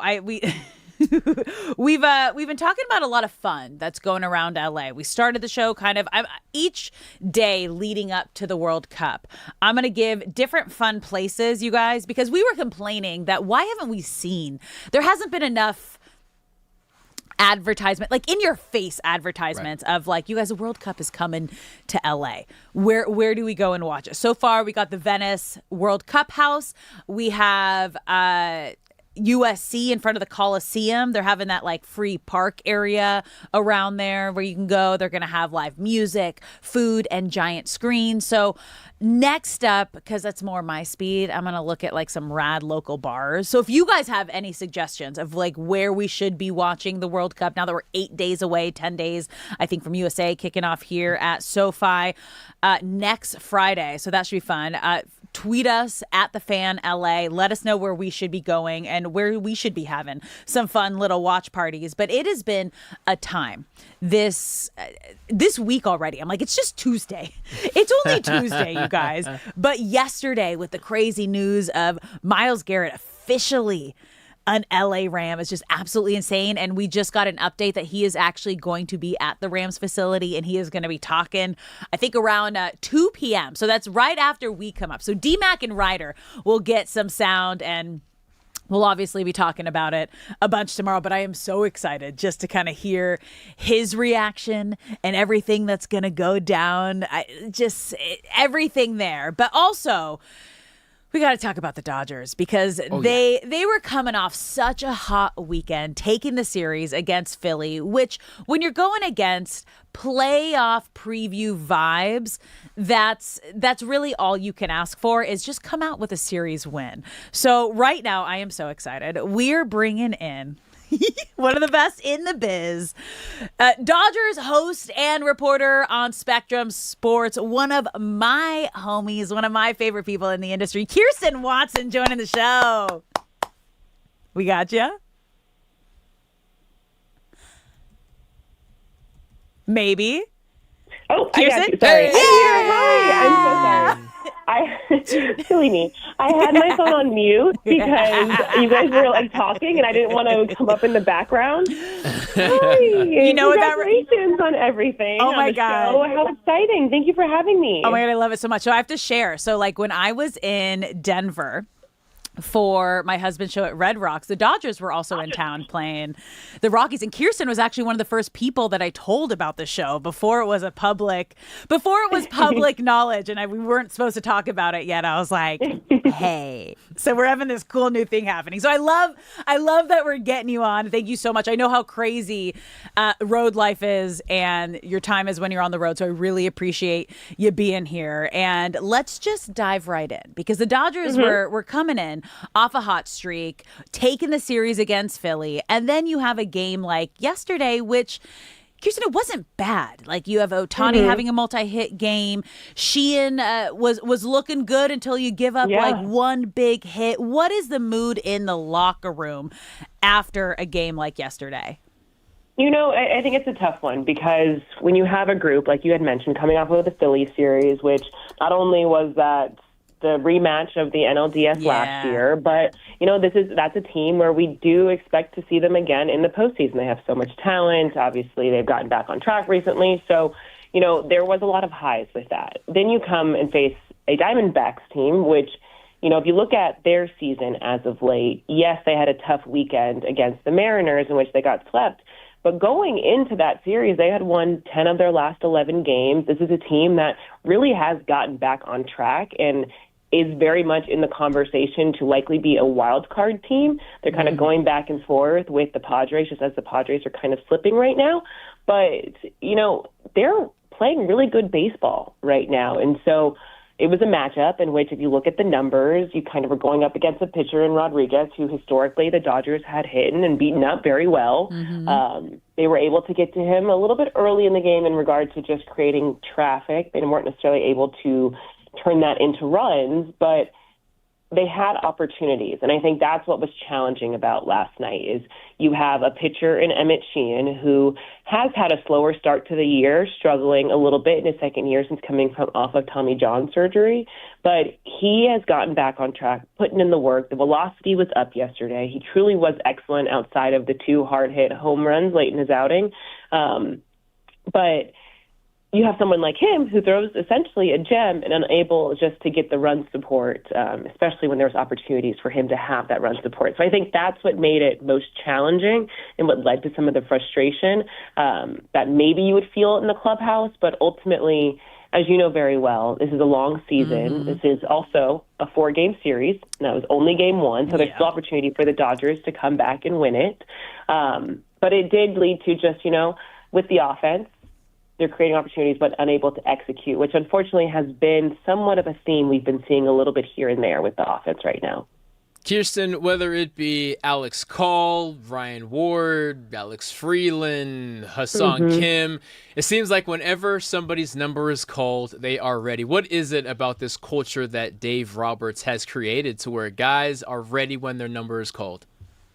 You know what? I think it's just not only is it the depth of the organization, I think it's just the mindset of this group. They understand in order for them not only to get opportunities, they have to show up when called upon. And, right now there is a situation where opportunities are available. So due to just the injuries that we're dealing with. So we are seeing guys step up. And the ones that you mentioned, I mean, it's so funny with Alex Call. He's someone who's so dialed into VR and virtual reality and using that to kind of stay ready, essentially. And so you're just seeing how all of the hard work they're putting in off of the field is then translating when they're getting the opportunities. Because ultimately, it's, when you have a team full of stars, the opportunities could be limited. So you do have to take advantage of when you get that chance. And so we're seeing that. Alex Freeland was optioned, and that was something that was very hard for him. And he was honest that, he went down to AAA. He was able to focus with a few things, make a few mechanical changes when it came to his bat. And he's come back, and he has gotten the results and shown that. So, we're just seeing guys who step up. And when you ask about the culture, it's funny because it's just all they know. It's all I've seen since I've come to the organization. Yeah, and I just think that is the base of it. That is just what the Dodgers have created. They bring in these stars, but these aren't stars that are super flashy or, they get along, they work really hard, they put their head down. And I think when you're seeing it from the top down and understanding that everyone is playing for the name on the front of their jerseys, on the back of their jerseys, that's when it just trickles down to it's what the AAA organization is looking like and all the way through the minors. It's so rare, too, to have superstars not be selfish in that way and kind of just look at the betterment of the team. But you mentioned taking advantage of the moment, and someone who has really done that this season is Andy Pages. He has been the team MVP. What has impressed you most about what he has done this season? I think it's got to be just how he's bounced back from last year. And if you look at last year, he had an excellent first half of the season. We were talking about how he should be named an all-star and how he was snubbed from getting all-star votes and making it. And, then the second half of the season offensively started struggling. Obviously, we know what happened in October where he was given the opportunity in the first few rounds, but just wasn't able to really get going like they had hoped and be as efficient, or I guess I should say effective, offensively. But, when he gets benched, which he did in games 6 and 7 in the World Series, when he was called upon, he made the play. He never carried over just some of that frustration offensively into the work he was doing defensively. I remember a conversation I had this spring training with Dino Ebel, he's our third base coach, but works closely with the outfielders. And he was saying that what impressed him most about Andy is, because you have to remember, he's very young. He's a young player, but he refused to let it get to him. He would show up every day early. He showed up in the weight room this offseason trying to get stronger. He was out there doing early work, trying to make sure that, okay, well, if things aren't going my way offensively right now, how do I make sure that I'm the best option defensively when needed late in the game? And that was what they needed. That's what he did to, of course, we know the play in which Kike's on the ground and Andy is basically like toppled over him. Yeah, and it's like, but we have that moment because Andy did not let the struggles get to him. He wanted to show up. He wanted to make the play when it counted, and he did. And then he went into this off season. That's a boost of confidence in that moment. And then he went into the off season, and he was all in the hitting coach's ears of, what do I do to get better? How do I use the trajectory machine to my advantage? How do I just continue to read pitches, to take quality at bats, to put myself where the swing and miss is not there in my game? And he did that. And we saw him come in the spring, and he has been he's the same person, but he's just so much more mature, so much more in tune with who he is, and so much more understanding as to when things go wrong, how he can quickly get back on track. And I think that has been what I've just kind of been most impressed with, is how he has managed the failure, or I don't even know if failure is the right word, but the struggles, and turned them into a story of success. And now he's really found ways to maintain that. So it's feeling like this year could be the All-Star year for him. He's very deserving of it. And better. We just got to get those votes. Yeah. We got to get those votes for him. Kirsten, for most of the month of May, the Dodgers bullpen was on a historic run. And though they've cooled off recently, blown some leads here and there now, how far away are we from a point of concern, not regarding their success or lack of success, but regarding the health of the arms? Or can they really just be on call every single night for the foreseeable future? I think yes. I think they can be on call because we're seeing such excellent starting pitching. And that takes the pressure off of the bullpen. When you have the rotation that's getting deep into the game, getting through 6 or 7 innings of work consistently, that takes off a lot of pressure from the bullpen. And yes, right now they have cooled off just a tad bit if you look at this past weekend and even like last night. But we're seeing guys who aren't necessarily the big names that you think of. We're relying on players like Will Klein, Kyle Hurt, these not as big names that are becoming more household names, especially Will Klein, of course, because of what he did in the World Series. But they have created a space where when they're extremely successful, that's sustainable. The usage is low for the most part for them, especially compared to years past when we have felt like, you look at 2024, where we had to ride the bullpen because we didn't have as much depth in the rotation to win the World Series. And then last year, the bullpen wasn't necessarily the strongest point, so we had to kind of ride the rotation and using them in different situations to be successful come October. This year it's a totally different dynamic because you've got an amazing rotation, but you're seeing guys who maybe you didn't think they were going to be high leverage relievers that have really stepped up to be that. And then the highest leverage of arms, the Tanner Scott, obviously Edwin Diaz is recovering from having surgery right now, but someone like Tanner has completely gotten back on track compared to who we saw from him last year. So you're seeing guys just whether they've returned to their true self or they're stepping into a reliable arm. So I do think the success that we've been seeing in this red-hot nature of the bullpen is very sustainable, and it helps that the rotation has provided so much depth and is in a really good spot as well. Even considering we have two key arms that are down right now. Yeah, it has been so fun to watch. But let's talk about the biggest superstar arm in Shohei Ohtani, because he's been heating up with his bat right now. But he came into the season being very open and honest that Cy Young is his goal. So with that in mind, what has been different from him? Because we're seeing him get a little more load management this year. So what has been the biggest difference that you've seen from Ohtani this season, with that being the goal? Yeah, you know what? I'm going to be honest, Alex. It's kind of hard to say because this is really my first year seeing him as a pitcher all season long, because so, for example, last year they were so intentional with his buildup, and he didn't do a rehab assignment, of course, but it was 1 inning, 2 innings, 3 innings, and he was able to get to a position that by the time October came, the question was, can you push him? Is he in a position where you guys would want to push him if need be? Like, do you have to find that you're still managing him, but also he's such a competitor that he's going to want to go out there. So last year we're seeing just him coming back from the rehab, the surgery, and building up. This year, he's fully healthy, So it's a matter of how do you manage him so that he's still good to go and even at his best when the most important games come. So that's where we're seeing more of the load management. But honestly, this is, I don't have to imagine, this is a newer experience for him. This is a newer experience for the Dodgers. Obviously, with his time with the Angels, I have to imagine they didn't really have to load manage him because, respectfully, there was no plan for October, Burn, baby, burn. Respectfully. Whereas when you look at the Dodgers' plan, there is a plan for October and how valuable he's going to be then. But you also have a guy who wants to make every start, who wants to eat up enough innings so that he is eligible, I guess, for the National League Cy Young. So the management we're seeing isn't really on the pitching side, though. It's more on the offensive side and how there's going to be some times where he starts where they're going to have him not hit so that he's kind of just focusing on the pitching side of the game.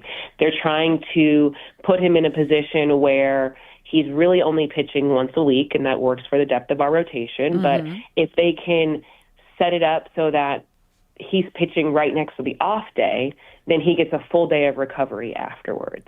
We've now seen one situation in which he did not hit, he pitched, and then there was a game the next day, and he did not say he was not the DH in that one. He got a true full off day in that instance. So I think that's more of what we're going to be seeing as they continue to try to find ways to manage him.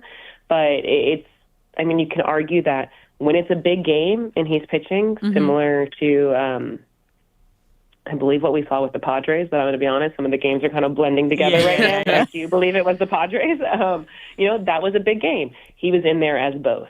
So we're now just kind of seeing, as of right now, the plan is for him for the start on Wednesday. He should be in there as the DH, but it'll be interesting to see, do they give him the Thursday off in Game 4 of this Diamondback series, especially because we're now in the middle of 10 straight, which ultimately is not that massive of a setup, but still, it's in regard to how you're maintaining as we're getting to a little bit closer to the midway point of the season and managing his health and fatigue. And is he happy with that? Like, is he on board with all of that? Yeah. I'd have to say yes. He's someone who he's going to do whatever the team wants of him. That's how you talked about earlier when you have these superstars who, they're I don't know if humble superstar is the right word, but I kind of feel like it is because they're going to do what the team asks of them. We've seen it with how the lineup is set up. This is probably the first year in which there's been as many changes to the order of the lineup. We saw Mookie Betts go from batting second to now batting fourth. Kyle Tucker was batting... No, maybe he was batting second. I don't know. We've had a lot of changes, to say the least. To say the least, there have been a lot of changes. I guess Mookie was batting third. Kyle Tucker was batting second. That's what it was. But we've been seeing kind of the changes.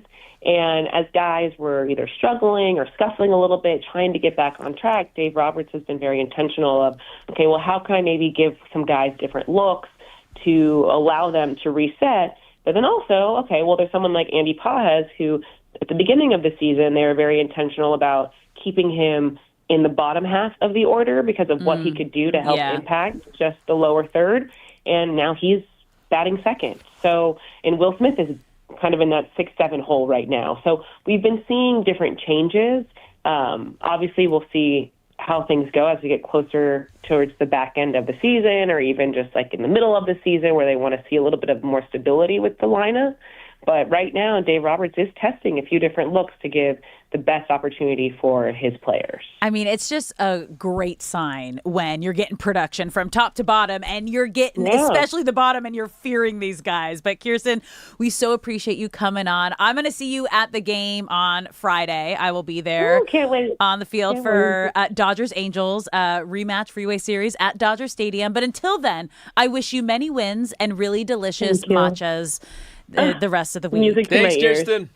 You guys are so welcome. Congratulations again on your show. And yeah, I'm going to keep killing it. Thanks, love. Thank you. Of course. Kirsten Watson, Dodgers sideline reporter, just exactly what you would think. Just, Legend. Yeah, I mean, she's Already a legend. She's wonderful. She's like, I don't know anything other than the Dodgers winning ways, which is such a flex. She's like, I don't know what it was before, but since I've been here, we've just been competing for World Series and winning back-to-back championships, which I love that so much for her. She's just like as kind and as good as they come. So yeah, Kirsten Watson confirming kind of also what we all expected and knew about Shohei Ohtani, expected to start tomorrow. Right now, she's saying he's also expected to be the DH tomorrow, but because they don't have an off day after, most likely might not DH in game 4 of the series before coming back home and kicking off the 3-game set against the Angels at home, which would make the most sense because they're in the middle of a 10-game stretch with out a day off. And, I think the most important thing, when Ohtani has pitched the last few times, he's hit a home run. So, yeah, let him hit. Let him hit when he pitches tomorrow. But that was great. Really excited. First pitch tonight is at 6:40 Dodgers at D-backs. Eric Lauer on the mound. That was Dodgers sideline reporter Kirsten Watson. Awesome. Loved having her on the show. We're going to take a quick break here, but when we come back, you guys, Myles Garrett is heading to Rams facility today. It's officially becoming official. We're gonna, I don't know if we're gonna get the sound from him. D-Mac and Reiter will definitely have that after us, but we're gonna dive back into Myles Garrett being a Ram. You're listening to Brock and Alex on the new 97.1 The Fan.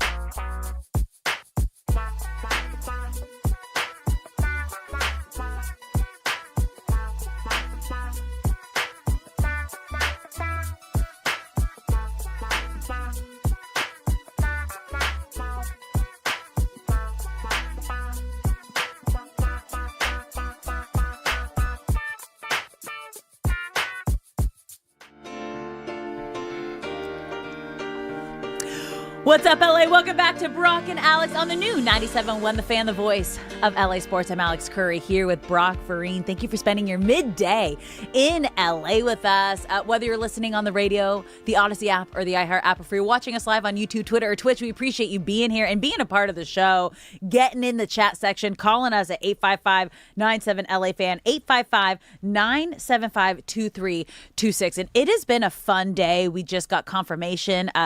Myles Garrett is going to be in LA today talking. Shay, you're the one who told me this. Is he going to be at the facility? Is he going to be talking at practice today? Or is this going to be like over a Zoom situation? What kind of... I would only have to assume it's going to be at the stadium. I mean, at the stadium at OTA. Well, not the stadium, at OTAs, which is Warner facility. Center. Yeah. So I'm assuming he's there. I doubt we'll see him practice today, or else we probably would have seen pictures of him suited up and everything. But today, I think we'll see him dressed in normal civilian clothes, as you could call them. Can I just say I was right and you were wrong? You can say that. You can say that. Because this morning I was like, oh, yeah, no, if there's practice today and media availability, absolutely no way he's not going to be there. And Shay, being the sad boy that he is as a Browns fan, wearing a Myles Garrett Browns jersey, he's like, no. He was supposed to be out of town. Like, he wasn't doing anything. It's like, no, bro, he knew he was getting traded. So he was just making sure he was ready and available for wherever he needed to be for his new team. There's no way he's not flying out and talking right away. Okay, I'm ready. And this is top of mind because until we see Myles Garrett in a Rams uniform, there's going to be photoshops. And some of them are good. The Rams unveiled new uniforms a couple weeks back. Oh. I cannot tell the difference. What is the new uniform? Like you've seen the new uniforms. What are they? Exactly. They look exactly the same. What are you talking about? Okay, let me look this up. They look identical. And the reason that you haven't noticed... Okay, so if you've seen any Rams PR promo stuff in the last 2 months, you've seen the new uniforms. They just look... I don't know what's different about them. Rams new jerseys. And I have to get this off my chest. I don't... They look exactly the same. They just dropped here... What looks different about them? It's the number. What am I missing? It's the number. So the number, instead of fading into silver, it's just like, so it's closer to their OG jerseys. Oh. So it's okay. It looks like they're getting, like, they're going back. It's not fully there yet, but it looks like they're going to go back to their OG jerseys, and I think this is like a process for them. So it's like it's going to be step by step. I don't know if this calls for an entire photo shoot, but now that you pointed out, the bottom of the number used to be white, I guess. Okay. And then on the sleeve, they have like the sleeve is a little different too, but other than that, it's the same. I honestly don't like the blue jersey. I like the white jersey more. I think the white jersey looks a little bit better. So are you advocating for a Dallas Cowboys thing where they just wear the white jersey every single game, home or away? Honestly, yeah. Just because the blue jersey's on the field. You guys have been to a SoFi game, right? Yes. Oh, yeah. I've been on the field. It looks too gamey to me. Like, it looks too cartoonish. He's just a hater. You have to remember you're talking to a Rams hater right now. Okay. I have what the upgrades are. Okay, thank you. Okay, so there's no more gradient, which is, as you mentioned. That's what Shay was talking about, yeah. Chest tag removed. Oh, yep. Yeah, full horn on the sleeve. So it's kind of like a little wraparound. Okay. The addition of white pants. Gotta have the white pants. Oh, and there's also a new word mark on the helmet. So this was everything. Oh, and then the logo on the back tag. Okay. So like little changes. But this is all to sell, like for fans to go out and buy new jerseys. Like, let's be real here. It's like, hey, we got a new piece of merchandise that you should add to your collection. But let's be honest, the real new jersey that's going to be flying off the shelves right now is Myles Garrett. Yeah. I would be curious how many jerseys he sells in the next month. Over under? How many Myles Garrett jerseys are going to sell? What's the average? What's the average jersey sales per year? See, that's what's tricky. Like Myles Garrett, for example, those first couple of years probably trounced the more recent years because you get to a point where, well, if I was going to get a Myles Garrett jersey, he's been good his whole career. Most people already have them. But a new debut. Actually, you know what? The numbers are going to be insane because Cleveland doesn't hold any ill will to Myles Garrett. No. I'm interested to see the Myles Garrett jersey sales in Cleveland because wearing a Myles Garrett jersey to the Browns stadium as a Browns fan is a form of protest. So here we go. So just where he's ranked, his rookie year, he was the number 24th overall jersey. 2018, second highest among NFL defensive players. Top seller in the state of Ohio. So they're giving him the benefit of the doubt here. They're trying to find like top things. But so 2025 coming off his record-breaking season, he made the top 10 selling jerseys. So now I have to imagine he'll definitely be in the top 10 because now it's a new jersey and now it's a new team. So it's going to be. And again, I see this as the highest selling jersey this year because Cleveland fans like to protest in their own stadium. Yeah. You know, the iconic jerseys that you see with the quarterback names crossed out and a new quarterback placed below. Yeah. Sometimes you see the paper bags over the heads. There will be some Rams Myles Garrett jerseys worn in that stadium every single game. I'm here for it. Yeah. I think the first thing we got to do is we got to get producer Shay out of Shay that. deserves a jersey. Out of that Myles Garrett Browns jersey that he's wearing right now backwards, so the name is facing me, is what he's been doing the entire show because I look directly into the producer booth and there is a window there, and he's just wearing it backwards. Just like Kristen said, What? you do it for the name on the back, not the front. No, Kirsten was right on that one. But you guys, it's just so crazy. Like, we're still like just a day after this just blockbuster, mind-blowing trade going down.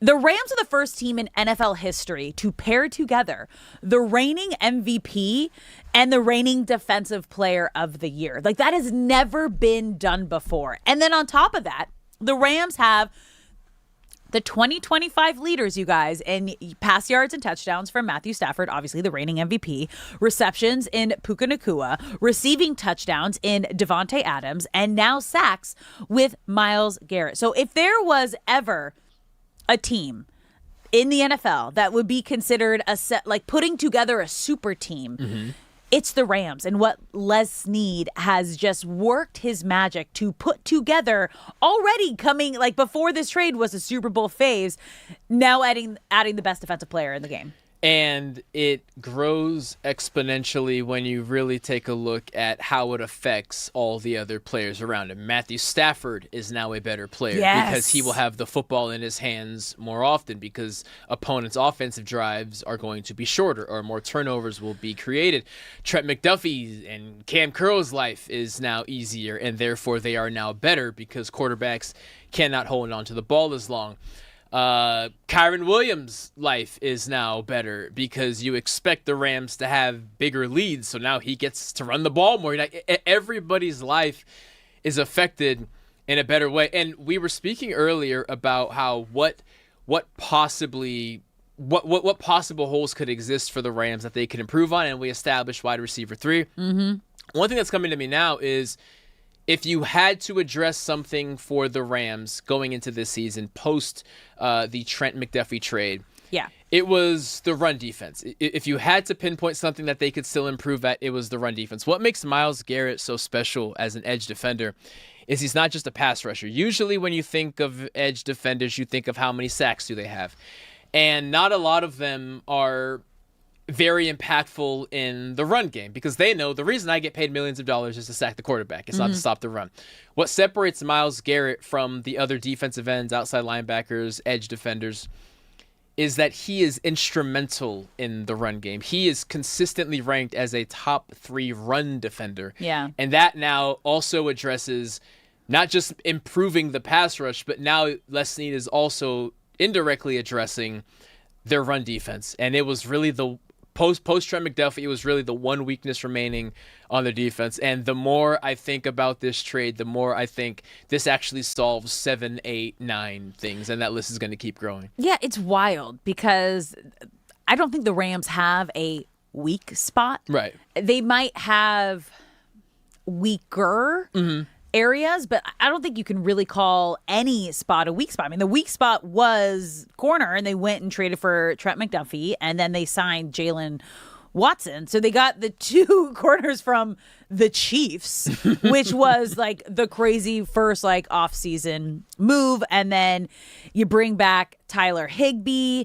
And when we talk about like what the weaker position could be, obviously Myles Garrett being the biggest one of all, but wide receiver 3 spot, your number 1 and your number 2 were, as I just mentioned, 2025 leaders in receptions in Puka Nacua and receiving touchdowns in Devontae Adams, and pass yards and touchdowns. Your quarterback, Matthew Stafford, is the reigning MVP. So yeah, like you might be weaker because like you don't have a definitive wide receiver 3 yet.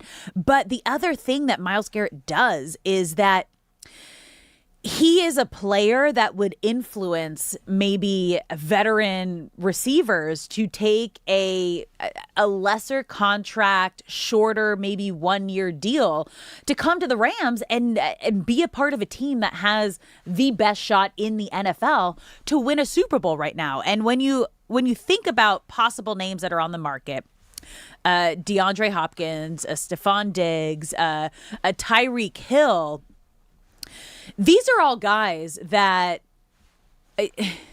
some of them like they got some issues, some stuff going on, some drama in the Stephon Diggs and Tyreek Hill, and we know one of those guys in Tyreek Hill left a dynasty to go and get his bag. Mm-hmm. So who knows if he would actually be willing and able to do something like this, but possibly like a DeAndre Hopkins and a Stephon Diggs who was in the Super Bowl and it ended very badly. Yes. So would he be someone that would be willing to now, like he got a taste of it, a taste of being in the Super Bowl, now join a team that is the Super Bowl favorites to really give it a shot? Here is the selling point if you're Les Snead. So if you have played 7 or more years in the NFL, the vet minimum is $1.3 million. Yeah. That is chump change to guys like DeAndre Hopkins and Tyreek Hill and Stephon Diggs, right? But your selling point is we're not going to cash you out, but you come here, you are consistently going to face the opponent's 3rd best cornerback because their best is going to be on Puka, 2nd best on Devontae. You're going to get your numbers up, you're going to get a ring, and then you're going to go elsewhere and get paid.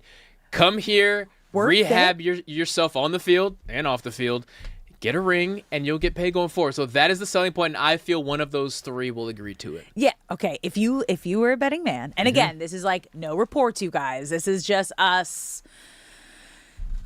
Who do you think is the most likely to Stephon end Diggs. up? Oh, dang. I would like to see Tyreek Hill because what the Rams wide receiver unit is lacking right now is speed. Jordan Whittington has the speed, but he took a step back last year. So the best fit would be Tyreek Hill, but I feel coming off of an injury, they would rather go with Stephon Diggs. They're going to reach out to both of them. You think? I think they have to. So both come with drama. Stuff. Yeah, both come with off-field drama. Like this is not to do with the product they put on the field, but the stuff that's going off the field, like we're seeing with Puka Nacua, has outshadowed what they've done on the field, which that would be my only...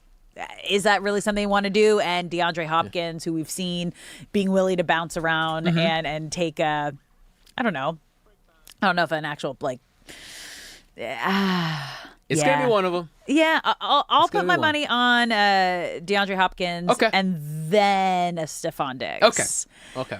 Yeah, funny thing about Tyreek Hill, I have a signed ball, or signed, no, it's a card. I have a trading card signed by Patrick Mahomes, Travis Kelce, and Tyreek Hill. Hold on to that. Do I still, you guys? Like, I keep asking, is this something I sell? Is this something I hold on to? The longer you wait, the better it'll be. Okay. Yeah. I'll take your advice. Hang on to that. Okay. Yeah. Cool.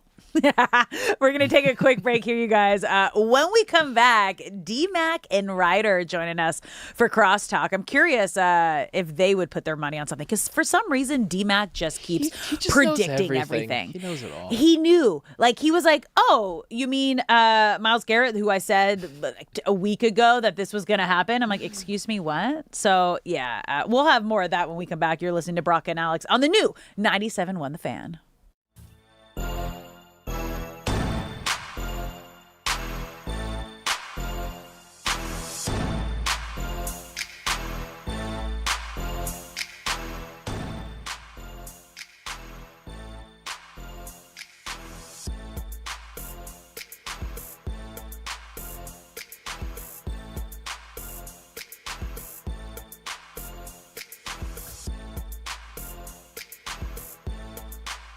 97.1 The Fan, the voice of LA sports.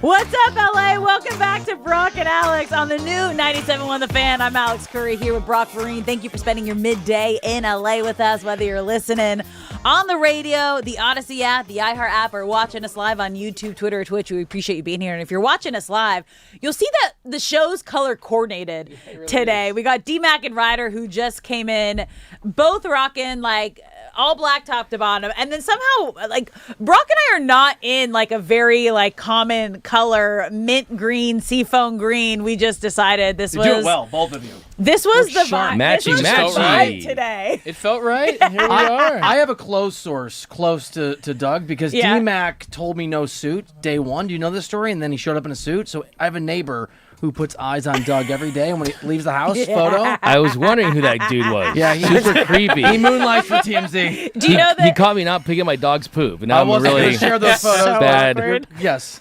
Do you know you're that neighbor? Do you know the best part is I am the most gullible person in the world. Like, you could literally make up any story, and I just like I believe people are always telling the truth. So I'm like, yeah. But when you go and you get into these stories, and I know, like, about halfway through, I'm like, Alex, don't fall for it. Like, he's being sarcastic. He's being a jokester. That's what he does. But I have to, like, watch and catch myself every single time. Real one. D-Mac was one class away from being an astronaut. Yeah. Stop. Yeah. No. Super close. Very. We should do a three Absolutely truths and not. a lie. So you can't do that. Oh, I'm so down for that. Yeah. Do you, okay. Yeah. Are you? I feel like you would be good with this off the top of your head. I have a good life. I say we all prep for Friday. Okay. Okay. And we, yes, I've got some pretty I wild wanna ones. Put some Do you? Yeah, I do. And are I'll these bake 'em. personal? Are you making it personal or just in general? What I've are got- the, what are Oh, the you can like rules? lie I already about know what they something. are. Oh, you already know. Yeah, Two truths and a lie. Yeah. Do you want to hit it? Or do we? You already know. I say About go for yourself it. right now? Okay. No. He's just gonna give it. Okay. I have giveaways. Which of these is not true? I once got in a fight with LeBron James in an elevator. I once interviewed Bill Clinton when he was at a urinal. Or let me think of another one. Could this be a true one or a fake one here? You're selling it well. Yeah, I know. It's a whole setup. I once spent 4 hours having caviar with Emma Thompson while talking to King Charles. I am going Two truths and a lie. to say, we'll all put in our guesses. 'Kay. I'm going to say the Bill Clinton one is the lie. I'm also gonna say Bill Clinton is a lie because of Secret Service, and you would have had to get by because it's president. So even like former, you're surrounded by Secret Service. Otherwise, like, also kind of creepy. Kind of creepy if it's a truth. Yeah. But also very on brand for Bill Clinton. So like that would be hilarious. On brand for Bill Reiter.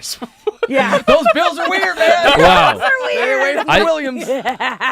Can I play? But I feel like I have unfair advantage. I know a little You bit. know one of these. Okay. Yeah, I know one of them. I'm gonna say the third one is the lie.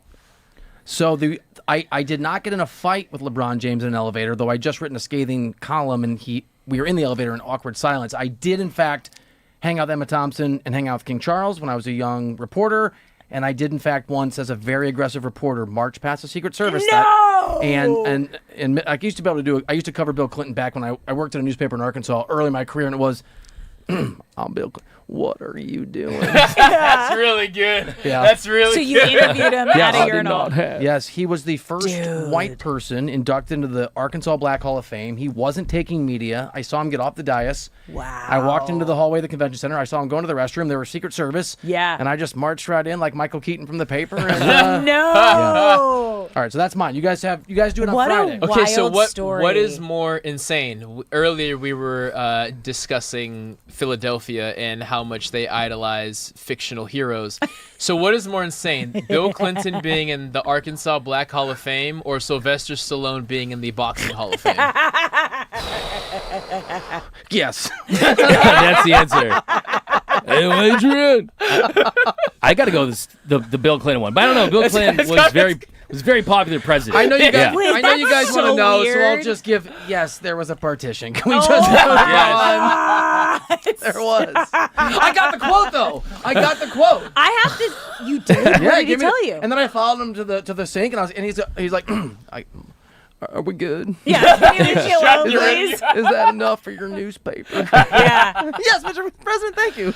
Also, that Secret Service got fired, right? He had stopped being president 3 months earlier, and so it went from a mass amount of Secret Service Okay. to two. But I'm with you. Yeah. There was no security to get into the building. No pat down. That's no, crazy. No nothing? wild. So I've been Yeah. in the same room, like just as a civilian, like when a president comes in, and it was in Hawaii when Obama was coming to eat at his favorite sushi restaurant, and I happened to be staying in the hotel that night.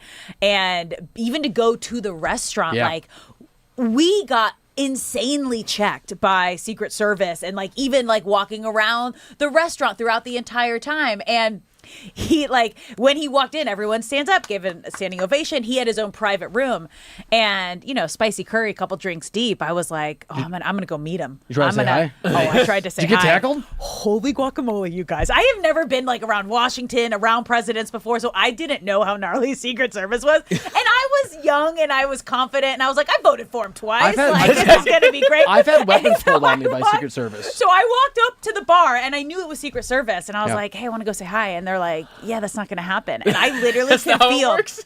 I But could I've had feel 3 margaritas. I could feel within a moment. You guys, I was in Hawaii. We were like on like the beach bar, like hopping like all day in Waikiki. I could feel like I became public enemy #1 immediately, and I could like literally feel all eyes and everything pointed at me, and I was like, They will take you down. I should go. I need to move now. And it's become like a running joke, like in my family. Oh yeah, like Alex tried to barge in and meet Obama, thinking she could do that. How did you get a Wild. gun pulled on you? So I was a very aggressive young reporter. Some would say overly ambitious. And Yeah. I was following the President Clinton when he was president, his entourage, to sort of see where he would go to report on him. But I got the tail car was behind, so I got in the entourage and I got stuck in it. And when we got somewhere and they counted and 100 people descended on me, and I don't know if it's poll, but like guns were out. 100 So people they immediately descended knew on you? that's the guy who's not What are you supposed to doing? be. Oh, hey, it's me. I'm from the newspaper. Dude, if you I'm guys the guy from the toilet. If you guys are just tuning in, we were doing 2 truths and a lie. And Bill was coming in with a couple, the truth that like we for sure thought was a lie. Pulled the lie, yeah. Is absolutely insane, and it's that he interviewed Bill Clinton while he was at a urinal. Yes. It's also Nice. hilarious that It's we all insane. just assume like. They're absolutely not. There was no doubt in my mind that LeBron would have tried to fight you in an elevator. Yeah, Like, so that was- LeBron fighting that in an was- elevator that's was kinda the other tricky. one. Very professional. I was very hard on he was very professional. He didn't like me, but he was very polite and professional. that At year. what point in his career was this? The first year in Miami, I got moved there to be a columnist, and every Okay. day I wrote a So scathing he LeBron hadn't column. won. He hadn't He hadn't won a won. championship Everyone yet. hated him. He was in his feelings. 25-year-old Braun. He was a young whatever, guy, yeah, but I yeah. thought he was actually he was an impressive pro as how he handled that criticism. Yeah. So as you guys, I believe we've discussed this. I'm way too invested in the future of James Bond. I know. I love this And about Wait, you are? yes, very, very much so. And Sean Connery. in tracking that information, my algorithm is all in on James Bond, and he's not a candidate, but this is why it popped up. Idris Elba is now Sir Idris Elba. Why can't he? Is he too old? Why can't he I be think James they say Bond? he's too old because they He's got want the someone vibe. who can He's get at least such a good 5 vibe. movies. Oh, they want He like, ain't doing You 5 know, I movies. would like a love. Marvel job. You need like You know, my pick. How about late Michael B. Jordan? 20s. Michael B. Jordan. So he is doing the Thomas Crown You- affair, you have which to be is English. too Yeah. much. Oh yeah, you gotta have the You have to English. be You can pull it English. off. No. All right, Yeah. I'll do my 3 truths and a lie real quick. Okay. Oh, you got it. I got it. Yeah. Okay. Played Lie. one-on-one with Kobe Bryant.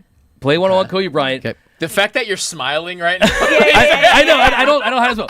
Okay, 2. I'm a distant relative to a president, and because of that, I met Ronald Reagan and had a conversation with him. 3rd, at a Dodger game when I was a kid, a player's bat came into the crowd and hit me in the face, and I was bloody, and I got to go down to the Dodgers clubhouse to kind of meet the players. So, what do you guys think? I can't What do you guys answer. think? I know the answer. I The can't fact answer. that you gave so much detail on the last 2, but it would be. I'm gonna say the 3rd one's the lie. You played one-on-one with Kobe. The 3rd one's the Ding, lie. ding, ding. Because the 3rd one's the lie. The 3rd one's the lie. Yeah, really random. So yeah, I'm a distant relative. Here's me and Ronald Reagan. What? I went and met him a couple times. Dude. Me You and gotta my say the- boy. you I gotta love say that the he has a relative. receipt. What? Don't hide the relative. It's, Don't hide the relative. I don't. It's. I don't know. My grandma did the charts and it got I crazy. believe But it rhymes with Schmesherman. Thomas Lefferson. It's Thomas Lefferson. Wait. Distant. You guys, come on. Distant. No? Distant. Distant good at relative. this. But yeah, no. President Thomas Thomas Jefferson. Yeah, it's Oh, my wow. grandma would It's a like different always Thomas take Crown me. Affair. Yeah. It's good times. It's a more but radical version. Yeah, Dude. my For- dream. I would. By the way, I would definitely sign to get hit in the face with a bat if it meant to go down and meet all the players. Well, of the I kid. thought I just maybe want to say that's that. what, I mean, I was like, maybe that's what like formed his love for Dodgers and like how he became like Yeah. the inside Yeah, like, Dodger it's guy. a cool origin story, right? If it For, was the case. for those curious and weren't fortunate enough to see the photo, a young D-Mac is just stanced up in some vintage Tommy Hilfiger Yeah. posted You up like next the to Tommy? Ronald Reagan. Yeah. That's a future back bag too, right right? there. Photo. It's back too. By the way, used the spork last night. Loved it. I got to get the full set. Yeah! Got to get the full set. 97 He's lying to won. you. He didn't Hey, use the spork last night. 97 won the fan. He's The voice of lying. LA Sporks. I asked him. There we go. You guys, I'm gonna turn everybody lie about the sport. into sport You didn't use enthusiasts. I used ate Thai food with it. I asked Okay, him. you gotta send me a photo. I've had everybody send me evidence. Okay. Did you use yours yet? No, I You're did. protesting. I will. It's in my It's still in dishwasher. your bag. No, Did it's you in my- take the Oh my God, tag it's still off? in your I bag. gotta wash Yeah. it. Oh, you I'll guys. never lie to you, Alex. I'm like my partner. Yeah, right. You're lying to me constantly. I thought it was Every 4 word truths that and comes 3 out of your- lies. Every That's word true. that comes out of your mouth is a lie to me. Thank you guys for hanging out with Brock and Alex. Coming up next, D-Mac and Reiter right here on 97.1 The Fan.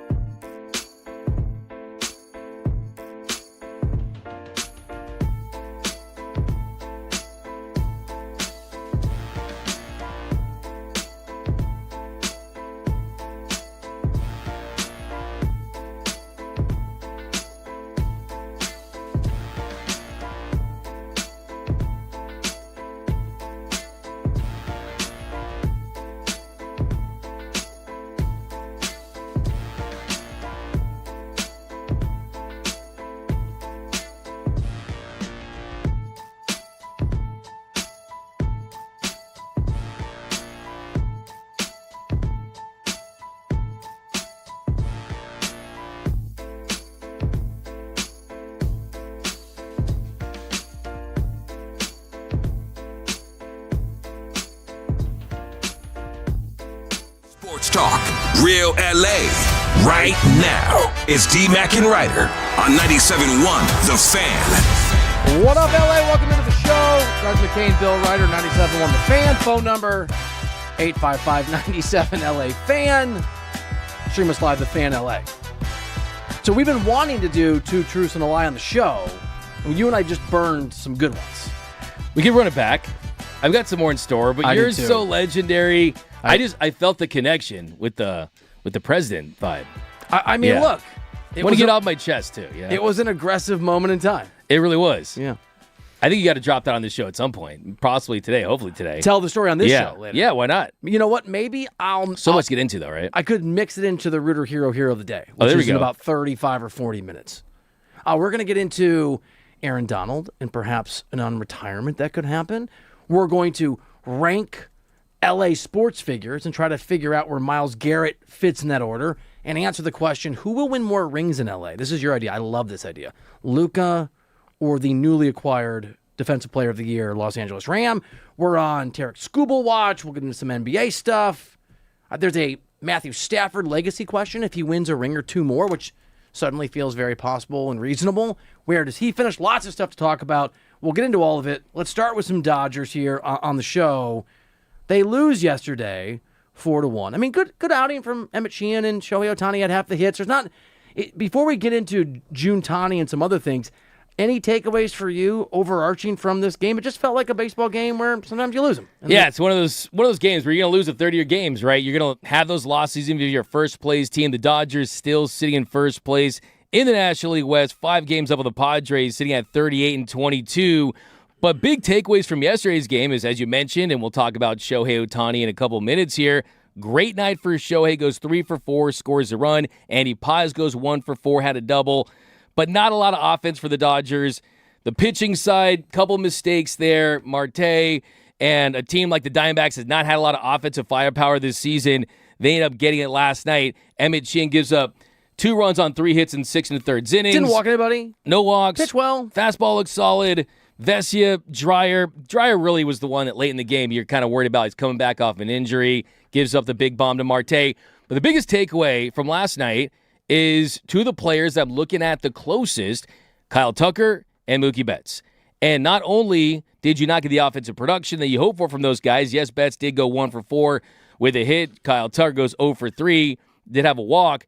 It was the base running blunder there in the second inning. There was a moment in the second inning, Mookie Betts is at third base, and it's a contact play, and you don't have Mookie Betts leading off and getting the home plate and possibly causing an errant throw. And we also saw that with Kyle Tucker in that same inning where it looked like they should have been a little more aggressive on the base pass. You should have had a better opportunity to score. Mookie Betts gets thrown out on the plate after Max Muncy hit into that fielder's choice. And here's the thing. I get it. The offense is down. Mookie's hitting under 200. Kyle Tucker around 238 right now. The offense has been bad for him. You got to do the small things if you're going to make the big mistakes. They're pressing, right? It's D. McIntyre, 97.1 The Fan. In the Philly series, Tucker had that error. At the warning track. It's just sometimes when things are going wrong, they're going so wrong. And you noted this. Kyle Tucker just sounds sad after these games, and you have walked us through, D-Mac, the stats behind some of the ways that we can see that he's pressing. He's trying to live up not just to the $60 million a year contract, but the expectations of being a Dodger. And you could listen to the entirety of his post-game scrum and just feel sad and not feel good about yourself and not feel good for Kyle Tucker. Here's a preview of that here on 97.1 The Fan, where Kyle Tucker talked about how he feels about his personal performance right now. This game is basically just results-based. For us, like on a more personal level and everything, like if you're hitting the ball well and you're not getting hits, it's fine. You did all you can, but you would like to see more results out of that. This is a guy who, since May 1st, so trying to go back to a somewhat large sample size, a month and a couple days, is hitting 234. He's got a single home run. His OPS is above league average at 747, but as you noted, it's just he and Mookie, man. There was a moment yesterday, and you'll have to correct me here if I get this wrong. I think it was the top of the third where Ohtani had a double and Paz had a double, and Freeman, I think, got out and then it was run around second, 1 out, Mookie Betts, and then Kyle Tucker. And normally, D-Mac, when I'm watching Dodgers games, I am filled with hope and belief, and I think magical things are going to happen. It's like watching the Angels, just in Dodgers uniforms. I was convinced that Paz was going to be stranded, that he was not going to get home, that he was not going to score, because I'm just so accustomed to both Mookie Betts and Kyle Tucker underperforming at the standards we've come to expect. That's exactly what happened. I think Mookie might have popped out. I can't even remember. And Tucker grounded out to first or second. It is amazing the degree to which the guys that are hitting 4 and 5 right now are not performing at the level that their salary, their talent, their expectations, their spot on the lineup would require for a team like the Dodgers. You're absolutely right, Bill. I think, too, with Kyle Tucker, as you mentioned, some of the at-bats there and where he's at. A lot of times when you have that first at-bat, it'll help set the tone for the rest of your day. It looked like it was going to be a good night. He had 8-pitch walk, was down 0-2 in the count, and there's really nothing doing after that. And I actually did go to the pregame over the weekend. And nice. At Dodger Stadium? Dodger Stadium. Rocking it. Chavez Ravine. Let's go, man. 1000 Vince Scully Avenue. I was in the mix, your boy. Yeah, you were. And one thing I noticed was Kyle Tucker at the stadium doing 2 things. One, he was taking batting practice off a high-velocity machine. He doesn't typically do that. He was looking for high-velocity batting practice. And then after that, he also took batting practice on the field a few hours later with his teammates. Doesn't do that either. So the fact that he's deviating from his plan, a plan that has led to All-Stars, a plan that led to a $240 million contract, which is the highest in baseball history as far as average annual value at around $60 million per season. The fact that Kyle Tucker is doing those things while also not looking like Kyle Tucker at the plate, it's really telling. I mean, I kind of sound like a broken record talking about Tucker at times when I mentioned the first pitch. He's a guy that throughout his career is around 50% when it comes to swinging at, or 30% when it comes to swinging at first pitches. He's well over that at 50% this year. So that tells you he's trying to get things going early in counts. Now we're seeing some adjustments with his pre-game routines. I'm concerned. Look, Kobe Bryant said a couple years ago when it was trying to find free agents, sometimes being a star in the city isn't for everyone. I'm starting to wonder, is being a star in LA for Kyle Tucker? D-Mac and Reiter, 97.1 The Fan. Call us, give us your perspective on if you think Kyle Tucker or Mookie Betts are going to figure it out and what it'll take. Phone number, 855-97-LA-FAN. You can also text us there, 855-97-LA-FAN. If you're on the stream on YouTube, we see a bunch of you on there. Push the bell button, push the like button, and give us your comments in there as well. All right, can I do 2 rapid-fire questions at you, just like your Dodgers expertise? This is going to be your guesstimate, your guess. Hit me. Who figures it out sooner in a lasting way, Mookie or Tucker? I'm going to say Mookie because I think Mookie has a little more grace because of what he's done with this franchise. I think there's less him, you think? A little more chill, a little less pressure on him because we know that if Mookie Betts struggles, we can see rings that he's delivered in the past. Kyle Tucker, the jury's out. I think the honeymoon phase is over, and we're there. Oh yeah, It's absolutely, absolutely. There's tons of pressure. The thing about Kyle Tucker, and I've said on the show, is his goal, like what he really brought to this team was you could sort of mitigate the aging process of Freddie Freeman and Mookie Betts, and also a lot of the guys that have played deep into the postseason. It's taken its toll with guys like Teoscar Hernandez and Will Smith. He was supposed to give this lineup a facelift, give them a shot of youth. Like I said, if your lineup is having a midlife crisis, he was supposed to be that Porsche that you buy when you have a midlife crisis that makes you feel young again. He's not making me feel young again. I drove a Porsche a few years ago. You did? I must have been a midlife crisis. Is it Porsche or Porsche? It might have been BMW. I can neither afford nor pronounce either of those. And I didn't I didn't love it. I didn't like it. All right, let me ask you this rapid fire Dodgers question number 2, D-Mac. Doug McCain, Bill Reiter, D-Mac and Reiter, 97.1 The Fan, the number 1 Dodgers expert in the world sitting to my right here. And if you're watching on the stream at the Fan LA, push the like button, push the bell button. Kyle Tucker signed a 4-year, $240 million deal. He's got opt-outs, but let's presume that either he loves being a Dodger at that rate or he doesn't play well. Over the next 4 years, because we've talked about, you put Mookie Betts not on he's washed, but third of the way through the season, your Dodgers awards at that point last week, you put Mookie on washed alert. Who over the next 4 years do you feel more confident about producing offensively over that time? I'd take Kyle Tucker still. Yeah. I mean, a few days ago, he went 2 for 4 against the Phillies. There have been some good moments, just not enough of them. It feels like, for me, he's someone that once he turns the corner, he's going to just take a deep breath, the pressure will be off, and he can just perform. I don't think that age is the reason why he's not having success. I think at some point, age will be the reason why Mookie doesn't have success, even starting already, losing some of that quick twitch, using some of that bat speed. With someone like Kyle Tucker, I still feel like the talent's certainly there. It's too much pressure on him, and he has delivered. He's like tense. He's Kyle Puckered. You know what I'm saying? He's just like I felt you get that one, and it went all throughout your body. Could you see me smile with my whole body? Yeah. And the thing too, I kind of feel bad. I almost feel like I should. I'm just too good at this. The thing about Kyle Tucker too is if you look at some of his batted ball data, Bill, he really is not getting the benefit of some of the contact. He has been Kyle. Not Lucker. I mean, that was awful. Give me the that was awful. It was yes. Let's go. Oh man, you're trying too hard. You know. I'm a Kyle sucker. Okay. I'm a Kyle sucker right now. Boy, being on the air with you. What's going on? But also on top of that, I heard that Kyle Tucker, even after that game, did batting practice at night in the cage. In high intensity, high velocity. That's very Kobe-like. You brought up Kobe Bryant. I remember a game I was covering back in the day where he had a really bad performance against the Heat, and he stayed in Miami at that arena for 3 hours. We all watched him, and he just shot for 3. That's the first encouraging thing you've told me about Kyle Tucker this year. It makes you feel like he wears Kobe's Nikes, and he wants it at least. I don't think it's a matter of want. I know the personality doesn't doesn't make it seem like he's engaging or things like that. I think that for him, things have gotten so out of whack so early that he's chasing something. And to his credit, it's not like he's stubborn about it. Here's the thing, too. If I'm giving you $60 million per year, you got to see some results. An OPS where he's at, after Sunday, was that around 729, 730 in that range. Yep. Average is 710. He's the 90th best hitter in Major League Baseball. Think about this. Highest paid per year, 90th in production. And two, on top of that, the hard hit rate on his batted ball data is at 5%. 5% of his batted balls have been barreled. Usually he's at over 10%. So a lot of this stuff is not looking good. Dodgers fans can be patient, but they'll start to choke on this if it goes on too long, and he'll become Bile Tucker. Wow. I'm just coming at you, man. Body shot, body shot, body shot. But also on top of that, though, I just want to point out, too, he's swinging at almost 50% of the pitches that he's seen. That's the highest since 2022. So been trying to do some deep dives, trying to get to the bottom of why Kyle Tucker has continued to just not hit his stride.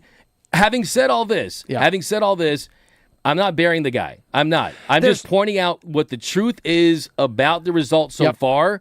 It's still a long season, and he'll ultimately be judged by what he does in the postseason. But mind you, there is time, a world dude. where, he's got to produce or he's going to subject himself to this level of criticism. The paradox of this Dodgers team, and no, I don't know what paradox means. I'm just hoping that this lands here on DMAC and Reiter 97.1 The Fan. The paradox here is that on the one hand, there's the massive pressure, as you noted, for a guy like Kyle Tucker who comes onto this team with the expectations that he has individually and the money that he's making. On the other hand, there's no other team in baseball that could carry a $60 million hitter who is the 90 whatever it is best hitter in baseball. And so the pressure is real, but the ability, if he could just get to the right mental place to not feel it because there are other guys getting the job done for now, should also be something that helps him. DMAC and Reiter 97.1 The Fan. Can we transition to something positive? Let's do it. You love June Tani. I absolutely love. I'm a big celebrator of June Tani. You celebrate. For those who celebrate. It is. This is the holiday. This is the whole. Half the hits yesterday. We're in June. And this is when he heats up. And the thing about Shohei Ohtani, the trajectory that he's on now, I think it's pretty clear that he's hitting his stride from a mechanic standpoint. He's looking as good as he's looked in the box, staying square, not looking lost where he's trying to pull pitches off the plate. He's going right center. He's going up the middle. And just look at his numbers in June. In June, 62 home runs in his career. That's one home run per 11.3 plate appearances. The next closest for a month in his career would be July, one home run per 15.6 plate appearances. Also slugging 723 in his career in June. He hasn't slugged over 600 in any month. Like, June Tani is real. He's already started to heat up. The MVP bat, the All-Star bat is already back. And the reason I bring the June Tani thing up is, we're first and foremost, the production is certainly there, and I think they need it with guys like Kyle Tucker, Mookie Betts struggling. But also, even if he doesn't win a Cy Young, I still think this goes down as the best individual season ever. Like, in the history of baseball. At this rate. I agree. At this rate. With how he's hit and how things are trending, even if he hits 35 to 40 home runs. Don't try to walk away from that Cy Young thing by praising this guy. Oh, you want him to give up 8 earned runs 2 weeks ago. You did. Let's put the context with that. And the context with that is that the best version of Shohei Ohtani is one that is doing both, but not chasing one or the other, right? And I think right now we're seeing a good balance in his last couple starts where he's going 5 or 6 innings. Yes, ideally he goes 7 or 8, and you're getting more efficiency out of him. But let's not forget that this season that he's putting together is the first of its kind on a winning team. It's remarkable. And maybe here's where we're aligned. DMAC and Reiter 97.1 The Fan. Call us 855-97 LA Fan. We both want to see Christopher Sanchez get shelled, whether he's playing the Dodgers or not, because then Ohtani might be able to leak into the conversation. Can I, DMAC, can I try to add to the conversation, to the lexicon of Shohei Ohtani's greatness? Can I try to add something to June Tani? Yeah. I want to make the case that he could be Shohei Ohtani. Shohei, as in May. Oh, wow. I didn't even mean that to be that, but okay, thank you. Pretty sure I'm the originator of June Tani, by the way. But are you really? But let me give this to you here. Go Ready? to my tweets back. Okay. Are you the originator? Yeah, I'm of pretty June sure I Tani? am. So okay. Well, I'm the originator of Shohei. All right, Okay. Shohei. So we've got both months covered here on DMAC and Reiter. The year of the show. Thank you. The year of the show. The year of the lexicon. going back to, and we had this conversation, and not debate, but just we were really intensely interested when Shohei was getting some time off, when he was struggling back in March and April, when Dave Roberts was like, I'm not going to have him hit. I'm not going to have him in the lineup on the days that he pitches, maybe the days after. And this is a credit for me to Dave Roberts and you, Dave Roberts. And I would also add Shohei for putting his foot down. But I think it's a distinction without a difference. If you go back to May 15th, which is the first game where he got resubmitted back into the lineup as a starting pitcher. So he had a couple weeks where Dave Roberts got his way, or maybe they all got their way. And Shohei did not start in that starting lineup, did not hit leadoff, was not a batter, was just a pitcher on the days that he took the mound, those Wednesdays. If you go back to the first time that he pitched and he hit, so since May 15th, which is 16 games, he's hitting .410. His on-base percentage over that stretch is .500. He's basically Ted Williams.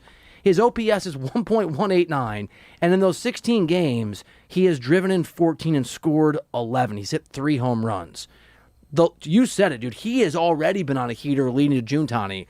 So I feel like we might even have Shohei Ohtani, June Tani, and if not Cy Young Award winner Ohtani, at least, as you noted, a guy that'll pitch well enough that he'll be in the top 3 or 4 in voting and have the greatest individual baseball season, bar none, in the history of the sport. Totally agree. I mean, I think, too, you add to that, who's he going up against? 2002 Barry Bonds, where he was on steroids, right? I mean, that's the thing, too. Ted Williams, 406. I'm not a big DiMaggio. Yeah. I think DiMaggio's 56-game hit streak is garbage, and we can get into that at a different time. I think it's total garbage. Whatever. People would put that on the list. I do, Bursch. I think it's a total farce. Anyway, it's a whole thing of mine. Yeah, best seasons of all time are hitting, because the thing about Ohtani is I don't care how good your season was as a pitcher, you did not impact the game every day. He impacts it every day in both ways. It's just, I know we know this. I just find it astounding. It never gets old. I mean, we're talking about the Myles Garrett trade, right? We're talking about how great of a player Myles Garrett is. What if you combine Myles Garrett and Matthew Stafford? That's what Shohei Ohtani is in baseball. He's literally both of those guys That's a great call. rolled into one. And that's a great point you made, Bill, is that it's not like the calendar's turned to June and all of a sudden he had the 3 hits and it's on. No, since May 12th, after he did get that little 2-game rest, great call by Dave Roberts, great call by the organization. Great job by Ohtani by telling Dave, put me back in, it's my call. Collaborative. Show Dave some respect. I am, by being honest, because he's so great he can take it. Hitting .415, 506, on base 723 slug, 11 extra base hits. But here's the thing. Right now, 10 home runs so far through 60 games. That puts him on pace for 27 home runs, a 153 weighted runs created plus. Even if he were to end up with 30-plus home runs, something in that range, he still is on pace to have an unreal season. I think what Shohei has for him, too, is you look at some of those years we compare this to, there's always asterisks. There's always controversy. Barry Bonds being on steroids, pre-integration numbers. Aaron Judge, I think a couple years ago, is really in the conversation for best offensive seasons. But we're talking about a guy that does both at the same time, pitching, hitting. We're never going to see this again. Babe Ruth didn't do anything near this. So the reason I want to put this out there is, hey, Shohei, I know you want to be the first Japanese player to ever win a Cy Young. I would love to see him win a Cy Young. I got your back, Shohei. Don't listen to Doug. Sorry. But an MVP, I think, is more significant this year because Are we having this argument again? No, we're not. Totally disagree. You can't. I want all of it. Here's I'm the greedy. Him winning a Cy Young, I don't think is going to change this being the greatest season of all time in the eyes of just comparing to what the past is like. It's going to look great. Trust me. It looks awesome. It's Academy Award for Best Actor. Champagne problems for all of us who love the Dodgers in L.A. and Ohtani. I will just say, Ohtani has made a career of having people rightfully not believe he can do certain things and then prove them wrong, because when someone says they can walk on water, they usually can't walk on water. I'm not mad at you or other teams or me and all of us who have doubted Ohtani over the years. I just understand where Shohei goes, yeah, it's cool. I understand you don't want me to win the Cy Young Award. I'm Shohei Ohtani. I actually do walk on water. The physics of the baseball don't actually apply to me. And I think for him, politely, respectfully, people having these legitimate doubts is just the background music to his success. It is the soundtrack of his greatness and his goatness. And I have learned the hard way that I in Ohtani I trust. He thinks he can do it. I think he can do it. I think it fuels him for sure. I think he's someone that's extremely goal-oriented, and he's made it very clear that he wants to pursue that. But I'm just saying that the winner for the best actor award is not always the best actor, right? I mean, there's plenty of examples of that. And that could be the case for, look, Christopher Sanchez, is he a better pitcher than Shohei this year? Is Jacob Mizrowski? You can make that case, but they're not better players. Is Shohei Leo in this? And are you referring to The Departed? I'm referring to Peter O'Toole and Lawrence Do you want to do 2 Arabia. hours of movies? Yeah. No? Nice. Yeah, Peter O'Toole. I mean, there's plenty of examples, right? But and Shohei is a 6th Peter O'Toole player. But, That was, I don't know, man. Oh, really? All right. Sure. I like the desperate it. I like pause. it. Thank you. Okay. The desperate pause. I'm just. So, look, I know this seems like we're at odds. We're really not. Like, no one would love to see Shohei win a Cy Young more than me if it happens organically. But I do want to say think that there are people who would. I've seen it out there where people are saying that he has to win a Cy Young for this to be the greatest season ever, when I think that he can already be that even without it. I think there's one guy sitting to your left who we could argue would love it more. I'm just saying. It's okay. You have Ohtani's best interest in heart, and so do I. I made this comparison to you a week or two ago. This is condescending, Shohei. I'm sorry. It's like we're as parents, you know? Like you have kids. Sometimes both parents want the best for their kid, but disagree on what it is. I want him to chase his long-term, more important goals that I think that he will define his legacy more. I understand. Yeah. We are parents disagreeing over someone we love. For you, it's He's you and the Johnny. valedictorian straight-A student. He can get them both. There. I'm not going to lie. I'm pretty proud of Shohei. You're proud of Shohei? Yeah. I mean, it's pretty good. It's good. Shohei the money. It's not as good as interviewing a president at a urinal, which you can go back to Crosstalk if you want to know that crazy story. There is so much stuff to get to. D-Mac and Reiter, 97.1 The Fan. By the way, if you have a perspective on what's wrong with Kyle Tucker and Mookie Betts and where that's heading, or you have an opinion on whether you want Shohei to chase a Cy Young Award like I do and you trust Shohei, or you're with Doug and probably some of the people in that Dodgers organization, and you think you got to protect him from himself in some ways because he's so valuable, we'd love to hear from you. 855-97-LA-FAN. We'll take your phone call. 855-97-LA-FAN. It's also a text line, or drop your comments over on the stream on YouTube at The Fan LA. The Fan LA. We'll get to your response, and we'll talk about whether one of the great players in any sport in the history of LA might be lured out of retirement because of the massive trade yesterday. That is next here on D-Mac and Reiter.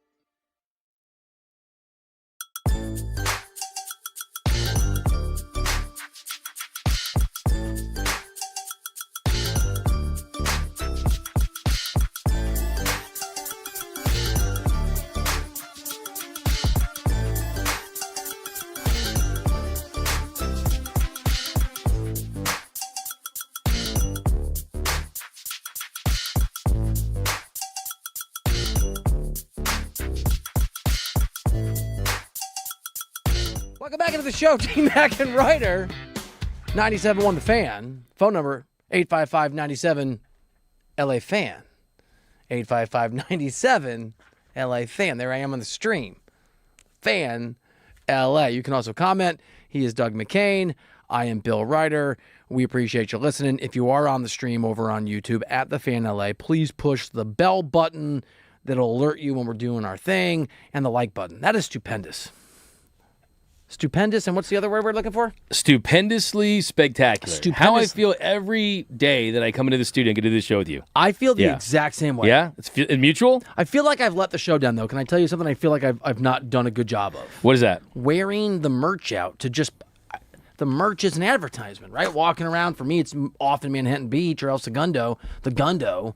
The Gundo. The Gundo, baby. Yeah. Because you're always in the merch. I'm always repping. I think it's a really clean, awesome looking logo, too. Also, always been a dream to work in radio, so it's like having the numbers there. I think it looks super cool. 97.1 The Fan. It looks voice of amazing. LA Sports. Oh, wow. You did a pause and you went deep. You went deep. I was going to, yeah. I mean, look, because we've seen people out. I've worn it out, and I've had people come up to me as far as the logo, and people come up and they ask me about my new show. I went to a water place where I get my water. What's a water place? Alkaline water. Do you mean a water park? Not a water park, but a water park's really fun. I had someone come up What to me is like, alkaline water? it's like 99.5 pH. It's life-changing. I'm It tastes drinking really good. water right now from the faucet or from the machine. It tastes just fine. That's pretty good, too. But I did have someone come up to me like, say how much I love the show. They love talking Dodgers, Lakers, Rams. They like our heated debates, arguments. Has good anybody times. come up to you and said, I love your show, but why are you so mean to Shohei Ohtani? No one said that to curious me. if it's happened. No, look, if I got to be the parent that gives some tough love, right? If I have to be the parent that has to talk some sense, That's it, dude. You're I'm like, sit down. Let's think about this. Yeah. Okay. That's kind of who I am. I'm free range. I'm like, Shohei, go out there, walk around, get lost in the woods, hang out, take some chances. Wow. You're a helicopter parent. I'm not. You are Shohei Ohtani, helicopter He can spread dad. his wings. He can spread his wings That's what you with tell me. him. I think, look. After you sit him at the table. I'm also. Don't pitch. Yeah. I mean, maybe I'll put on a bumper sticker. He's a student driver on his car. I want to be very safe. Sure. But look, I'm thinking of the big time, long-term, season-long goals, dynasty-long goals for the Dodgers. I like your reasoning. It's just it's the brake that you have on the other side of the car that makes me worry. You're just he's trying to drive and you're hitting the brake. He's still driving with me, man. He's just Is he? Okay. He's got a full tank in his car for the postseason. So there have been some rumors, some speculation, some idea that in lieu of, in the sort of aftermath of Myles Garrett being traded to the Rams yesterday, for those of you that were, I don't know, I hate, what does sleeping under a rock mean? Like, who sleeps under a rock? What is that expression? Kevin Hart, maybe? I would say. That's possible. That was really good. You should give him a cheer. Yeah. That one is hard not to laugh at, if I'm being honest. Okay, there's the topper, baby. No? Okay. Oh, yeah, pause. Okay. Yesterday, Myles Garrett was traded from the Browns to the Rams. Jared Verse goes back to Cleveland along with next summer 2027's first-round pick, 2028 second-round pick, 2029 third-round pick. And there's a lot that we're going to unpack over the course of the show about this. We're going to talk about where Myles Garrett ranks in the entirety of Los Angeles. We're going to talk about what could be this enhancement effect for Matt Stafford, because rings for quarterbacks is a big part of legacy talk, and obviously the Rams just became even more formidable. And right now we're going to talk about maybe the possibility, and this was rumored yesterday, that Aaron Donald, at 35 years old, who left the game fairly early given his level, right? Not quite Barry Sanders level, but I think there's a comp there to a degree. Whether he might be willing to come back. And it's not mere speculation. We've had a couple voices out there who have contact with varying degrees of relationships with Donald who have talked about this. We had Michael Brockers on the show yesterday, and he was like, oh, maybe. And then he went on another show, and maybe I don't know, I'm just speculating. Maybe he, reached out, had a phone call, talked to Aaron Donald. I don't know. He was on Locked on Rams, and he had this to say about the possibility of his good friend Aaron Donald returning to the Rams. I do have some information that might be considered as some knowledge that others might not have. But I'm not going to tell it all. You got to watch more of the Locked on Rams show to get some of that. But Oh my I goodness. will say this: my guy is staying ready, so he doesn't have to get ready. And I'm gonna just leave. I'm gonna leave the audience with that. If Aaron Donald's playing with me, that's one thing. If you, Big Brock, are playing with me too, now we're gonna have problems. I wouldn't play. My goodness. Wouldn't Is play. this how? I didn't quite track the last part, but I really like the. All right, so it's interesting. I didn't track it. Yeah. From my Neither did I. big problems. Michael. All right, so that's Michael Brockers. Pat McAfee, who obviously has a show on ESPN, was texting with Aaron Donald, and we have bleeped out some of this for sensitive ears, and because we are a family-friendly spot here at DMAC and Reiter 97.1 The Fan. But McAfee texted Aaron Donald on the same subject. So we reach out to Aaron Donald. Okay, I reach out to Aaron Donald, and I would like to say, according to source, it for sure got me thinking. Okay, me and Aaron Donald don't text on a regular basis. I'm not acting like me and Aaron Donald are like best friends. It for sure got me thinking. I said, "Holy, can I say that?" Okay, that's what I respond with. Okay, and then he responds with 35, removed 2 years ago. Got to see if that fire can light back up. I mean, if you need a way to light that fire back up, Myles Garrett, DMAC, not the worst spark in the world. It's not. And I'm trying not to get my hopes too up, right? I mean, you just got the Myles Garrett signing. I mean, you trade. Otherwise, you get that deal done. Yeah, I really would. But I will say that what did Aaron Donald say before the Micah Parsons trade? What, right? He had a picture of Micah Parsons in a Rams uniform saying, I might have to reconsider playing if he goes to the Rams. And now the Rams just trade for the best defensive player in the game. And what could that do for Aaron Donald? Well, what could that do for him is he doesn't have to get doubled and triple teamed every single play because you would have another guy on the defensive line in Myles Garrett that's going to require the same, if not more, attention because he's a little younger and a little more in his prime. I did reach out to multiple Rams players, and I got texts from them saying that this is a real possibility. Now, is this coming from the hype of Aaron Donald maybe having the emotional response of this Myles Garrett trade? Is this coming from a plan that maybe Aaron Donald had to maybe reconsider his career if they were able to acquire someone that wouldn't put the brunt and the burden on Aaron Donald as much as it's been for him throughout his career? Because when he retired, he said that he didn't have the passion to play football anymore, and that he was full is what he called it. Yep. I think if Aaron Donald wants to continue his career, he wants to do it knowing that, hey, I don't have to go and get doubled and triple teamed because I got someone else that I can play with. I mean, they had the fearsome foursome, right? You've had a lot of great players that have played in this organization. He likes that opportunity as a possibility. DMAC and Reiter, the new 97.1 The Fan, the voice of LA sports. At the level of greatness that guy played at when they left the game, there aren't many comps. I brought up Barry Sanders. I guess Andrew Luck is one that. Yeah. That, you know where I was? I was filling in for Jim Rome when that news came down. Really? I'll never forget it because that's always like a once in a lifetime kind of deal. So Aaron Donald is 35 years old. I guess on the one hand, it's the miles, not the years, and so he's had a couple years of no wear and tear. On the other, it's a long time away from the game. I mean, a year is a long time away from the game. Here are the 35-year-olds who have been sack leaders over the course of NFL history. Trace Armstrong, back in the day with the Dolphins in 2000, had 16 and a half sacks. John Abraham had 15. Julius Peppers had 10. And that's the list. I mean, but so like there is and then after age 35, Bruce Smith had 46 total sacks. Chris Dolman had 44 total sacks. Kevin Green, 37 and a half. The point being, he's older for a player, and he's been away, but if the passion is back, and if he wants to be out there, and with all of the resources that are at your disposal as a defensive player when you're playing on that defense, he could have an impact. He wouldn't be a mascot. The level to which that Rams defense would be even more insane if Aaron Donald really is entertaining this is hard to get my mind around. It really, truly is. And I've heard from a couple of people that if he does come back, it probably isn't for the start of the season, that he almost comes back maybe week 13. You have him come back. Week 13? Yeah, exactly. That deep in the year. And then maybe he plays against the Seahawks, gets the snap count up, and then he makes a Super Bowl push. Well, this is consistent with what the Rams have done throughout their Super Bowl run. You remember their two Super Bowls, one they lost, one they won. They always had that guy that could replace a guy that was an injured player. And in the Second run, it was Robert Woods getting injured, and then you had Odell Beckham Jr. Jordan Fuller goes down, yet Eric Weddle. They also add a Von Miller. So one thing the Rams have shown and one thing they've done throughout these runs is the ability to add players, elite players, impact players. And I think if you are Aaron Donald, you don't need to play the full season. This Rams team can get to the playoffs, win the division, finish with a bye without you on their defensive line. Remember, they have Trent McDuffie. Remember, you have Braden Fisk and Kobe Turner still. Yeah, it would be nice. They could be ferocious. They could go 15 or 16 wins if Aaron Donald was the all-pro level player that he was when he retired.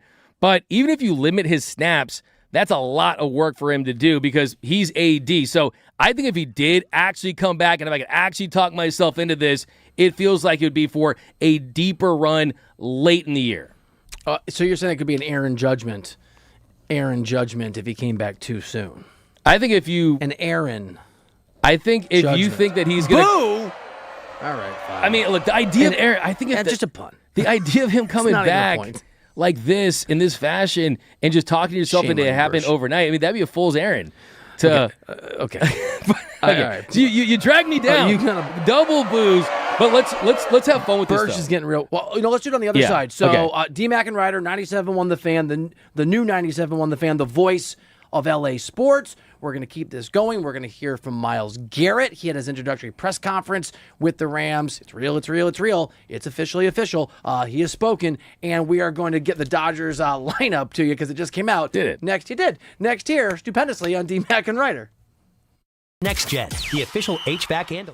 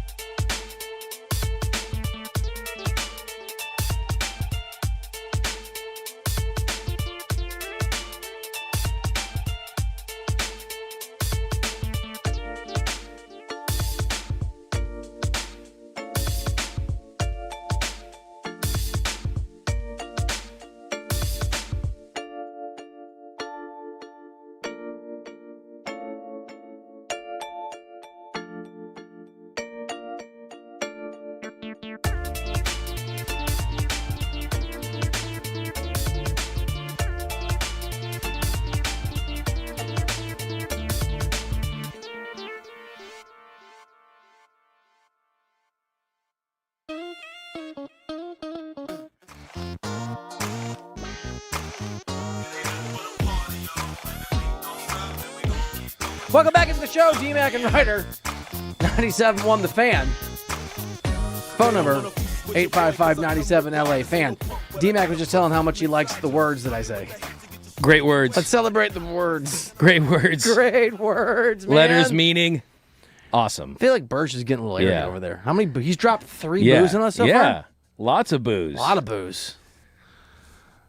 Bursch booze. Bursch booze. Yeah. Come on, man. I like it. Hard to earn. You got to earn it. That's mine. What was okay? Bursch booze. Oh, that was good. So that was amazing. Double B. Oh, I like the double B. Yeah. little alliteration. A Bursch relation. I'm a right there. sucker for an alliteration. I'll tell you that much. Myles Garrett, as we know, official, is a member of the Rams. He is. Yeah, and he spoke today, and so oh wow, this happened so fast. This is just an absolute blur of a 24-hour span. The Rams all of a sudden end up with the best player on that side of the football. Did he already live here? How did he get miles across the country? Oh, that was good. That was good. Yeah. All right, so Myles Garrett just spoke as a Ram, as a part of this team, as a part of the clear Super Bowl favorites entering this upcoming NFL season, and the newest Ram, the 2-time Defensive Player of the Year, Myles Garrett, talked about his excitement in being a part of this football team. Very excited to be here. It's an honor and a blessing to be in this building. I have a lot of respect for all the guys here, from the coaching staff, management, and many of the players. I've got to see it firsthand. And, it's a very quality team, quality business, and I like the way things operate. And I'm looking forward to help bring a championship here to LA. D-Mac and Reiter, 97.1 The Fan, and that is the voice of Myles Garrett, the newest Ram. He was introduced today officially at a press conference, and obviously, in D-Mac, we've talked about this, he comes from a Cleveland Browns team that outside of that Baker Mayfield year, where they won a playoff game, right, and pushed the Chiefs, if I remember this right, in the second round at Arrowhead, he hasn't played meaningful football at all after, I don't know, certainly starting in November. This is a different deal. This is a different level of expectation. And in his introductory press conference, newest Ram, Myles Garrett, talked about joining a win-now football team. Since the very beginning, it's always been about winning. And, it just breaks down to, the timing of everything. What does it realistically look like for, to be a winner now? And to have a opportunity to do that, immediately. That was an opportunity that was just too difficult to pass up. And I always have love in my heart for Cleveland City, community, all its players and everything else. But the opportunity to come here, have a immediate and profound impact on this team, it was something I just had to move forward with. Very, very cool. We have a ton more Myles Garrett conversation coming up. We will talk to you about where he now ranks in the pantheon of Los Angeles sports. He is the latest superstar addition. The last at this level is Luka Doncic. We'll weigh who we think will win more rings in their tenure as members of their respective LA teams. We'll get into if Myles Garrett has the impact that we all think he can on the Rams. What could that do for Matthew Stafford's legacy? A guy that already has a ring, is a sort of all-timer potential quarterback. If you can add a little more silverware, a little more hardware to the old. I say silverware. I was thinking of sporks. We should give out sporks. Yeah, championship sporks. Thank you. All right, but we do have a Dodgers lineup that is out. And we do have to get to the Ritter hero of the day. So lots more Myles Garrett talk coming up. LA, your newest superstar.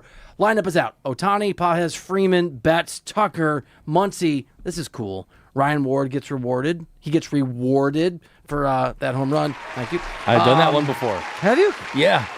I did it better, apparently. Okay. Rushing and Freeland. And Eric Lauer, who I never doubted at all and said was terrible and sucked at baseball, and you corrected me and said he's going to... No, you did. Takes the... Oh, wait, that's right. It was me who said that. Takes the mound. Pretty standard. I like that Ryan Ward, gets rewarded. I do too. Don't mean it's upon that time, just saying it. Absolutely. Look, I mean, you have to take advantage of these guys, and who knows? Maybe they're building some trade value up for guys, right? When they give guys opportunities, you got to make the most of them. And he's certainly looked the part. He hasn't looked overmatched. He's giving you quality at bats, and I know that everyone in the organization feels so great to see him finally get that opportunity. And it's cool to see someone that doesn't look like it's too much for him. And we've seen that from him. So, yeah, let's hope for another big night for Ryan Ward. Hopefully those bats wake up because they did not look good first game of this series. Arizona's always a tricky place for the Dodgers at times. So, yeah, look, like I said a couple weeks ago, I thought the Padres were done. Diamondbacks have an opportunity to gain some ground. This is a big-time matchup tonight. I love it. Time to nominate the Rooter Hero of the day. We'll narrow these down, or at least Bursch and Sam will narrow these down to 4, and you, the fan of Los Angeles sports, will vote over on YouTube and on X at the Fan LA, the Fan LA. Hero of the day from Rooter Hero. Everybody needs a hero, rooterhero.com. You go first, because I got an obvious one. I don't want to take it from you. I'm going Jared Verse. Jared Verse, wow. He looked like he was the Rams' future. V8 was that top edge rusher. He really is one of the best edge rushers in the sport. Tough to see him go. You don't get anything without giving up something. And to know that you are giving up a player to get Myles Garrett. You're heroing a guy that's sent out of town? That's perverse. Look, I'm just showing a lot of appreciation. I don't have to be just LA athletes. I can be well-versed on the athletes all around the world. But honestly, I almost came around and gave you a hug. You needed that cheer so badly. What are you talking about? Badly. Cut the stream. I have to give D-Mac a hug. D-Mac and Reiter. Hey, always give a hug to Doug, okay? I know that's always great. Give a hug to... Did you use that at the bars before you met your wife? That was kind of my go-to line. You're absolutely right. It? Did it work? It did. Well... Kind of charisma. You could be like, "Hi, my name's Doug, and I like hair," and they'd be like, "Cool, here's a hug." I mean, you got the charisma. But I will say a lot of credit for Jared Verse handling this the right way. Had a really solid goodbye message, and hey, enjoying Cleveland, but you're such a jerk, you helped dude. the Rams get Myles Garrett. I'm going to nominate Bryce Harper, and we didn't read this yesterday, and I haven't had time. So I'm going to read you a quote from Bryce Harper after and during that Phillies series where obviously Dodgers took 2 out of 3. Just quote. This is Bryce Harper. "Our game is in a great direction, a great place because of the Los Angeles Dodgers," Harper said. "Obviously, they make a lot of money. They're able to get free agents. But the Dodgers don't just do that. They draft well. They do a very good job in the minors, developing guys. Other teams can't do that. You can spend all the money in the world, but you can have a terrible farm system and not have teams come up." End quote. Bryce Harper, he gets it more than most baseball people out there. Good job. Great call. Bryce Harper nominated Rooter Hero of the Day. Bang. Yeah. Bam. I love hearing Bryce Harper talk that Bryce talk is right. and talk about what's right for the game. Okay, my next hero, I'm going ABS, the automated balls and strike system. I mean, we saw on Sunday the at-bats that really I thought helped. You were nominating your abs for a second. My abs, yeah, definitely. Really did. Definitely Okay. not nominating the keg, okay? Not the six-pack, it's the keg. But, yeah, definitely not nominating those. But I will say that the ABS system, there was an at-bat last night with Miguel Rojas, just this incredible at-bat. He won 2 challenges. I think that it's made the game so much better because it takes that error out of what's always been such an impossible task for these umpires. So, hey, the ABS, great for the game. The system, not my abs. Not my abs. Are we on a time crunch? We have a misunderstanding. What did you say the other day that you thought I was you thought I was driving home with nothing on? And then you just stopped talking. Yeah. And we're like, what? You go, the radio. You're driving silence. I got it. Yeah. I like it. I misunderstood. Yeah, I'm going to nominate Shohei Ohtani, who you like to call Juntani, for how well he has played since May 15th and how well he has played in general of late. Half of the hits for the Dodgers yesterday. I know he's an easy one, but I'm gonna rock a little Shohei. I have one more, but if you have one more, you can bang it out. I'm gonna nominate Ted Williams. This is my pet peeve of all time, and if we ever discuss this, I'll lose my freaking mind. In 1941, this dude hit .406 and led baseball in home runs and did not win the MVP because Lou Gehrig got a hit in 56 random games. Who cares? What if he won for 4 every game? DiMaggio. See, I'm so mad I can't remember who it was. I know it's DiMaggio, and it's so stupid. Anyway, Ted Williams, best hitter of all time, I think. And anyway, I know it's dumb. It's 1941. I wasn't even alive, but it pisses me off, and I know why. It came up earlier, and I'm nominating. He won't even make the finalist list. I don't care. Going the splendid splinter. DiMaggio. 482 on base. He basically got on base half the time. Who Incredible cares stuff. What a hitting streak. Yeah. I don't care. You could go get a hit 162 straight games. If you go 1 for 5 every game, I don't care. I agree. I mean, Ted Williams to me is in the conversation. Absolutely, 100%. Yeah, after Ohtani, it's Ohtani. But I think for people trying to make the anti-Ohtani argument, I think they're wrong. But I think they should be including Ted Williams along with Babe Ruth and whoever else you sort of throw in that in that conversation. All right, I'm calm to calm now. I don't know why. It's the only thing from the 1941 sort of baseball season that really gets me going, but it does. D-Mac and Reiter, 97.1 The Fan. Those are our Rooter Hero of the Day nominees. So please go to the YouTube stream over at The Fan LA. You'll see the poll. Sam's going to put it up. Throw your vote out there. We're going to narrow it down to 4 folks for you. We'll give you the winner at the end of the show. You can also vote over on X, again, at The Fan LA. Myles Garrett is a Ram. We keep the conversation going. Two-parter. Where does he rank now among LA athletes? Doug and I each have a list. And what does it mean for who wins more rings, him or Luka in Los Angeles? That's next on D-Mac and Reiter.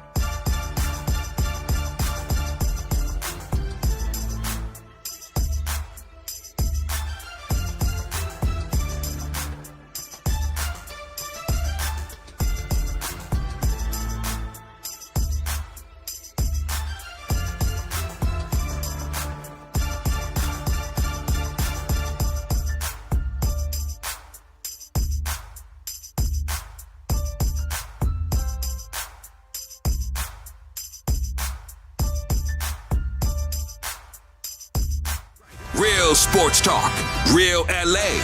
Right now, it's D-Mac and Reiter on 97.1 The Fan. What up, LA? Give us a holler. Call us, text us, 855-97-LA Fan. He is Doug McCain. I'm Bill Reiter. As you just heard, this is D-Mac and Reiter on the new 97.1 The Fan, the voice of LA sports. Week 3, great to be on the air. Thank you to Les Snead and the Rams for acquiring Myles Garrett. What a blockbuster. Obviously, yesterday's big news. Myles Garrett is a Ram, has become a Ram. We just played you some of his introductory press conference comments. First-round pick next year, second-round pick in 28, third-round pick in 29, and Jared Verse go the other way. And so we have this exercise we're going to do. We are going to rank the top LA sports figures, and you and I pre-show, we're going sort of most impactful, right? If we did a draft today, sort of who you would still want on your team. So if LeBron were a Laker still, which he's not, I don't know if you put him on your list at all, it's not what he's done the last 7 years. It's the impact he has now. Yeah. Okay. That's the deal. I have a lot. So I did make some assumptions with some. Okay. Me too. I have a few legacy sort of people that are still impactful that have a major legacy. I've given them an enhancement factor. You have to be at a high level now. Can I give you a list of guys that are probably not going to make my top 5? Oh, I like that. I like the not top 5. I think Mike Trout's not going to make. He's not. Justin Herbert's not. I thought about Yoshi. I don't have LeBron on this list, even remotely high. I don't even know. Is LeBron still considered a Los Angeles sports figure for the moment? I think that you have to, if you're kind of reading the tea leaves, almost operate on the assumption he's going to be back with the Lakers. If you don't, though, then he's not a part of this list. I will tell you this. Should we just eliminate LeBron from this list? I'm cool with that. If you work on those parameters. Here's how I'll answer your question. Had it been required and possible to send LeBron James to the Cavaliers as part of the Myles Garrett trade, I would have done it. I would have done it. Include him. Let's keep Jared Verse. You get LeBron. LeBron was Pelinka goes, the wait, best I don't high school understand. recruit. It's an NFL trade. Shut up, Rob. It's D-Mac and Reiter. We're sending LeBron to Cleveland. If that were the requirement, I would have done it. Cleveland, this is for you. Cleveland. All right, so and the thing about Myles Garrett that's amazing about his arrival in L.A., and the point that you made, is that there's an argument that wherever we have him on our list now, if he comes in and he has not even 23 sacks, let's say he has 17 sacks next year, this upcoming season, and 18 the year after, 20, and he is ferocious in the postseason and wins a playoff game here or there, and the Rams win 2 Super Bowls, I think he shoots to the top of the list outside of Shohei Ohtani, potentially. That's pretty high. But it's definitely something that's conceivable. Absolutely. He's got charisma, too, I think. I like him when I see him talk. There's a certain star power that I think he exudes. I think that when the year starts and people get to see him perform at the level that he does. I mean, we're talking about a guy that had 23 sacks last year on a bad team. He could have 30 sacks this year. Like, he really could have 30 sacks. If Aaron Donald comes back, I would bet that he has 30 sacks, right? I mean, you made the point, though. Yeah. It's one of the best ones I've heard is that the Browns were always losing. So at the end of games, teams are running the football. The Rams are going to have the best offense, or they did last year in football. Teams are going to have to throw the ball a lot more. He's going to get to tee up himself and just he could have 25 sacks this year. He could. I mean, he really should. I mean, I think if you look at the way this defense is unleashed, it's not just Myles Garrett. There's a lot of talent on this team with Kobe Turner, with Braden Fisk, with Byron Young. And the big difference between Jared Verse and Myles Garrett is when they get home. When they put pressure on the quarterback, they're able to finish the job. That was the big key difference between the two players. And he is someone that has been one of the most double-team players in the history of the league for a long time. So the impact is going to be felt. I think that for me, if I'm going to include my list where Myles Garrett is, how do you want to do it? All right, so let's do this. D-Mac and Reiter, 97.1 The Fan. You go first.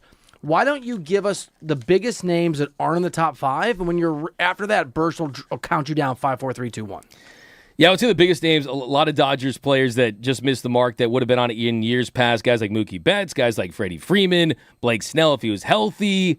Mike Trout, not on the list just because the Angels are irrelevant. They need new ownership. They should probably consider moving Mike Trout. Mike Trout should consider going to Artie Moreno, so he is not on that list. I did operate on the assumption that LeBron was going to be back on this team. I like it. Yeah. No, I like it. I think LeBron he's a Laker forever. He'll have a statue, and he hasn't decided to go somewhere else. Yeah. So I've got LeBron. Number 5. Okay, so number 5 on my list. I got LeBron a little lower, but number 5 on my list. LeBron didn't make it. I've got Yamamoto. Yamamoto at number 5. Really? Yoshinobu Yamamoto is the ace of the Los Angeles Dodgers. I know Shohei is having a better season on the mound thus far, but we also know that if you have one game to win, as great as Shohei Ohtani has been, he has not gone a full season pitching and hitting and added the postseason on top of that. We saw what Yamamoto did under the bright lights, on the biggest stage, winning the World Series MVP, going on 0 days rest. And look, he is the ace for a team that has won back-to-back titles, that won on the backs of their starting pitching, that's going for 3. So give me Yoshinobu Yamamoto as the 5th player because I think he impacts winning championships higher than most guys in this town, only a couple in front of him. Full disclosure, I left him off my top 5. You did? It's a great it's a great I don't feel great. I'm not going to change my list, but it's a great argument. I mean, the dude is absolute nails, ice in his veins. He's the Yamamoto, man. He's just on another planet when it's time to win. In defense of myself here on DMAC and Reiter, Los Angeles is chock full of superstars. There's a lot of them to choose from. Yeah. That's the benefit of it's a tough game. It's a tough game. Yeah. Number 4. Number 4, probably low on my list. I'm going Luka.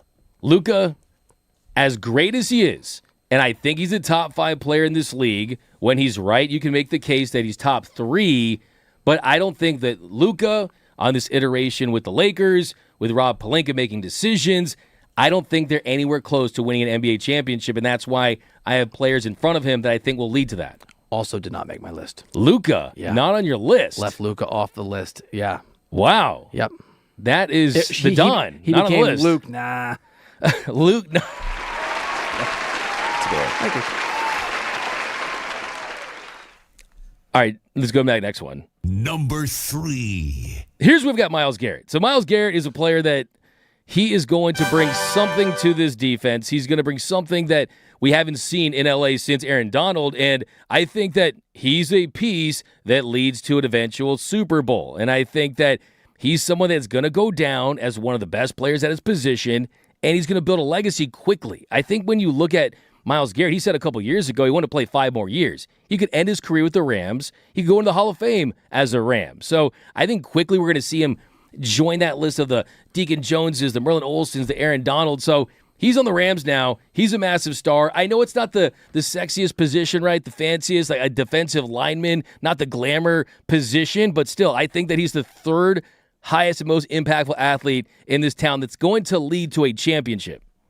I love it. And I don't think you and I'm in a similar place have Garrett as I don't think we're captives of the moment. I mean, he is, as you said yesterday, and you're right, he is probably the best player in football. And if he's not, as the best defensive player in football, he is 2 or 3.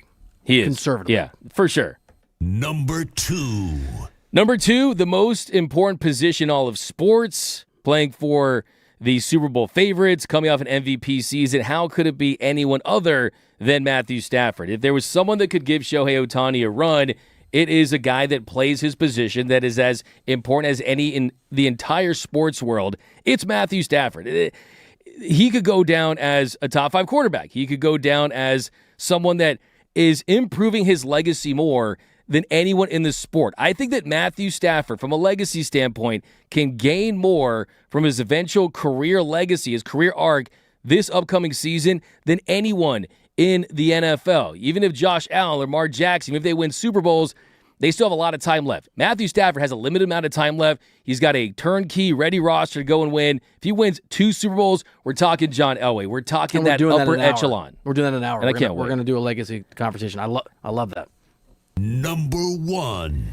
And number 1, I'm going with Kyle Tucker. Of course, I'm going with Shohei Ohtani. Shohei Ohtani is the big Alex show. Just almost drove her car into the pier in Manhattan Beach. Shohei Ohtani. I mean, look, we are all lucky to be alive in LA watching the best player in the history of the sport. He's essentially playing 2 sports because that's what pitching and hitting is. And we get to experience. And look, the record speaks for itself, Bill. He's been here 2 years, and he has what? 2 World Series titles, right? So that's the definition of, hey, I showed up, and we won these massive titles, and it was due in large part to what I do as a player. I think it's really interesting that we both left Sean McVay off of our list because he was very close for me. Luka was 6. My list is going to be a little, I don't know if it's controversial, but it's different, certainly. Number 5. I've got Jim Harbaugh here, and I know that McVay is a better, right now, NFL coach, but I'm taking into account the fact that the Chargers were, checks notes, absolute losers, and changing that culture matters.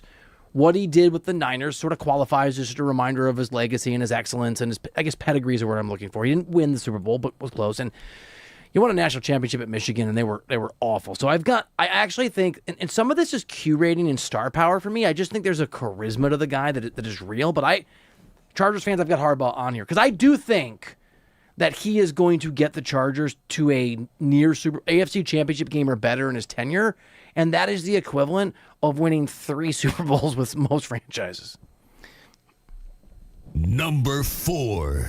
I've got Myles Garrett here. So I've got him a little lower than you do for all the reasons you just noted. I mean, dude, and the thing is, you said this. I think this is the lowest he's going to be. Like if this guy is the defensive player of the year, Persh loves that sounder.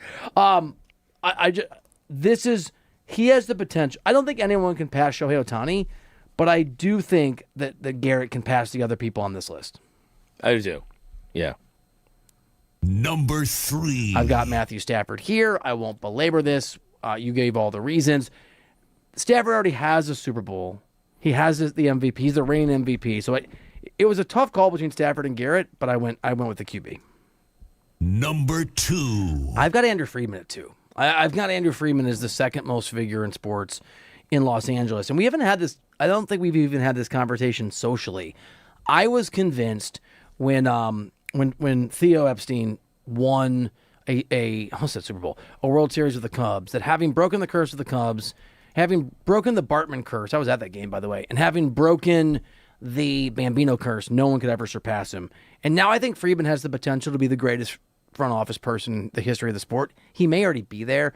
Probably needs a little more resume building, but Theo versus Friedman, I think, is Jordan versus LeBron in a way that's, I think, harder because to construct baseball winners, budget or otherwise, is really, really hard to do on a level of consistency that makes you a Hall of Famer. And number 1. And in those conversations, my number 1 is Shohei Ohtani, which is super easy. I like it. Bird's like moving along. Shohei Ohtani, the guy that got Shohei Ohtani, right? So it's fitting there. Ghost fingers over there. But I don't have McVay on my list. I don't have Luka on my list. I don't have Betts. Is just not. He's not at the level, right? Not anymore. I mean, my outside the top 5, number 6, I had Justin Herbert just because. You did. From a talent standpoint, he still has a rifle arm, has never had a coordinator in a team that was really built to have him thrive at the highest level and really compete for anything other than maybe a playoff win here or there. It hasn't happened. So he's definitely there. Puka Nacua at 7. That's a really good call, dude. Like, Puka is. I think 7. I think the biggest snub here is possibly Puka Nacua because. Look, the wide receiver position is as important as it's ever been. He's was in the conversation. The football, right? Him and JSN right up there. I think some of the off-season antics, maybe. You wonder if his head's screwed on straight and things like that, but still, I think he's right up there. I still think that, look, if you're going to assume Austin Reeves is back with this team in the capacity he's in as the number 2 option, you still feel like he's somewhere on that list. I would have him ahead of Kawhi. I have to Reeves him off my list. You know, Reeves my list. Use that one for it. You can't start keeping track at 318. No, I'm keeping track of the ones that I've used doing, before. D-Mac? But yeah, Austin Reeves, I mean, he's an interesting one. The Mike Trout and Kawhi thing is just like purgatory. Makes me sad, We don't man. care about him. Exactly. It's a sad situation. But look, I'm not going to shed tears for Mike Trout. Like I said, it's his own fault that he has not gone to Artie Moreno and said, hey, I want to play in the playoffs. Enjoy your Hall of Fame bust and your Cooperstown speech. It's going to be the boringest one we've ever seen. Can I tell you a Mike Trout dream of mine here on D-Mac and Reiter 97.1 The Fan, and then ask you a Dodgers question that I asked Burst? I think it's hard. Yeah. My Mike Trout thing, I know this won't happen. Were you ever an umpire? Were you ever a Little League umpire? No. Oh, I was. You were. And I did it when I was 11 or 12. I had to make money, and I had an adult that was mean to me, and I made him leave, and I made him like get in his car and drive away. So I have sympathy for umpires. This is not a shot at Mike Trout. This is not I love Mike Trout. My dream is for an umpire someday when Mike Trout strikes out to go, "You're Trout." I've wanted this for 6 years.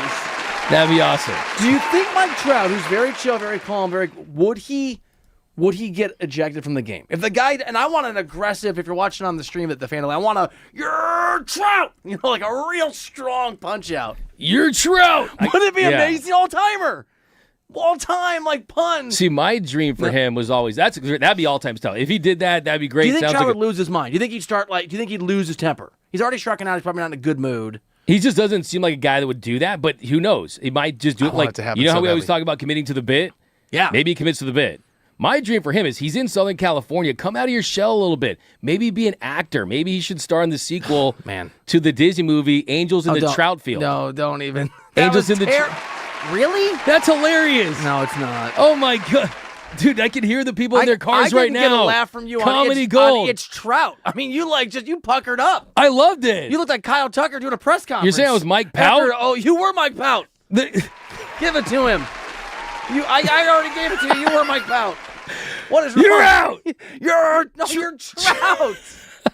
You're Trout. You're right. So it's 1 and 2. He's an angel. He hates his life, or at least he hates his baseball life. There's fastball outside part of the plate fools him.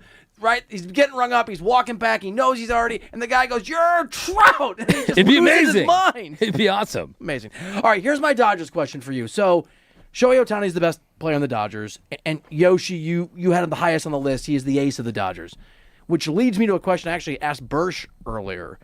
Right now, today, who is the third best Dodger? It's a really great question. Initially, the first name that pops up is who would you want at the plate if the Dodgers need a big hit in a big situation? Not Freddie Shohei. Freeman. Oh yeah. Yeah. So I'm going the Not World Pages. Series MVP. Is Pages in the nomination list? I would say Pages has climbed faster than any player has in this organization that's not one of these big-time superstars in the last couple of years. But look, if it's a dominant pitcher in a big spot, I still trust Freddie Freeman to put the ball in play, but I would have Pages ahead of Kyle Tucker. I would have Pages ahead of Mookie Betts. And if you told me I was saying that in June before the season, I would not believe you. So I think that's pretty much the fair list right there. Will Smith has had some moments, obviously. Can I give you some Will Smith deep dive numbers? Yeah. So this year, Will Smith has a better expected weighted on base percentage, a better expected batting average, and a better expected slugging in terms of percentage of where he is percentile in Major League Baseball, 81st, 74th, and the 84th percentile, respectively, than last year. Last year, his OPS was a career high, 901, I think. It was over 900. I think it was just 901. This year, it's 717. So there are some, which is a career low. There are some numbers that suggest that Will Smith is just getting crazy unlucky.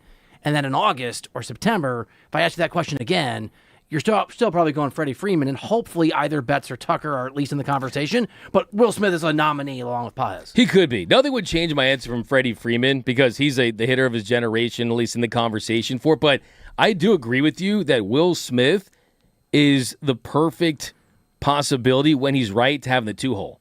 As great as You keep saying this, yeah. As great as Andy Pages has been, Will Smith, when his heart slows down, when he uses his ability to stay inside the baseball and get his hands in, he benefits from those shorter arms, right?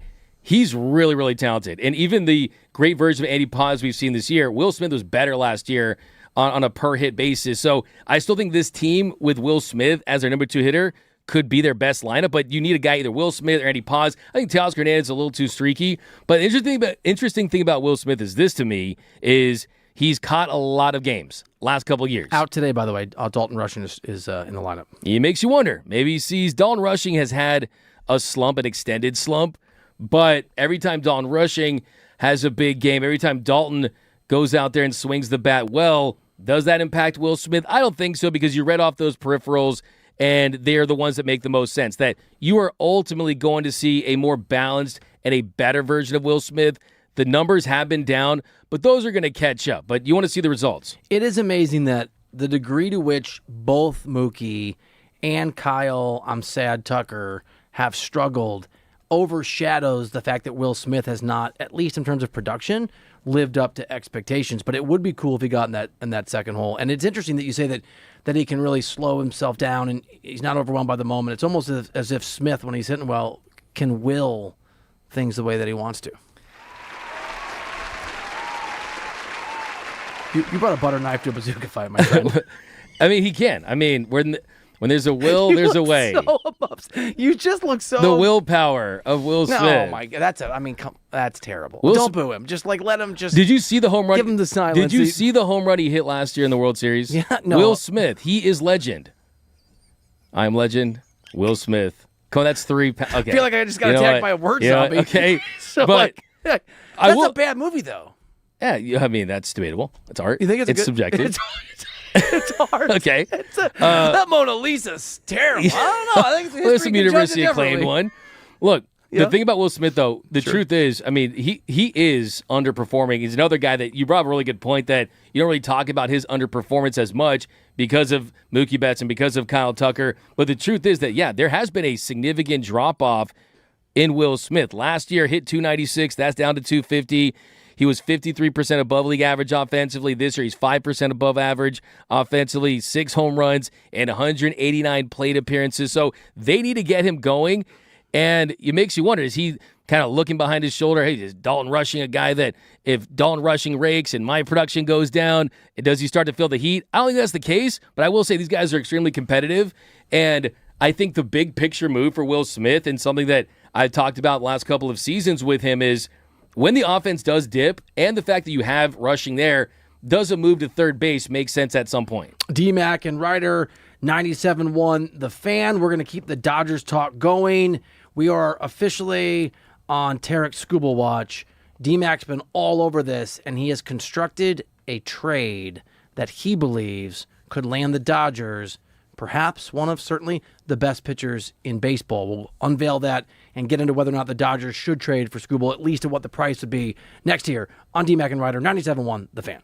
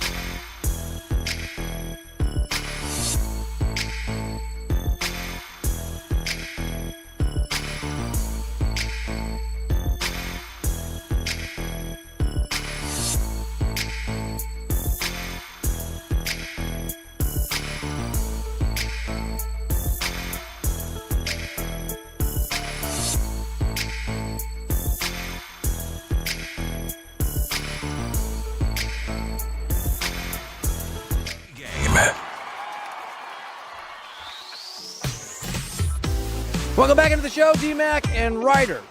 Here on the new 97.1 The Fan, the voice of LA Sports. Can you see Berger over here? He's dancing. He's getting his groove on. Yeah, get it. Feel it. Get it. He brought a button down. He picked out the dance music. DMac_LA, sports writer at The Fan LA, The Fan LA. If you're on YouTube streaming, hit the like button, hit the bell button. It'll let you know when we're doing our thing and get you all of the content we're doing here on the show. You've been on this Tarek Skubal watch thing for a while. I'm not as... I think we're aligned. I think we disagree in sort of the nuance of what it would look like. You have put together a potential trade that you think could land the Dodgers another ace? I did. I think what it's going to take is 2 top 100 prospects. They need a pitcher that they can use in the near and the distant future. They want a big league ready starter. They also want some outfield help. And the Dodgers, they have a surplus when it comes to outfielders. You have some of the best prospects in baseball. Even ones that aren't even the top 100 are ones that have gained a lot of steam. Guys like James Tibbs III. But when you look at where the Dodgers rank, their farm system always among the best in baseball. But when you look at the top 100 prospects right now, their best prospect, Josue DePaula, 9th on the top 100 list. Then you go to Zaire Hope, 19th. Eduardo Quintero, outfielder, is 37th. You keep going down the list. You got River Ryan, a pitcher. You got Carlos Davilan down there. There's a lot of talent that they have that probably are not going to play for the Dodgers at some point, at any point, really.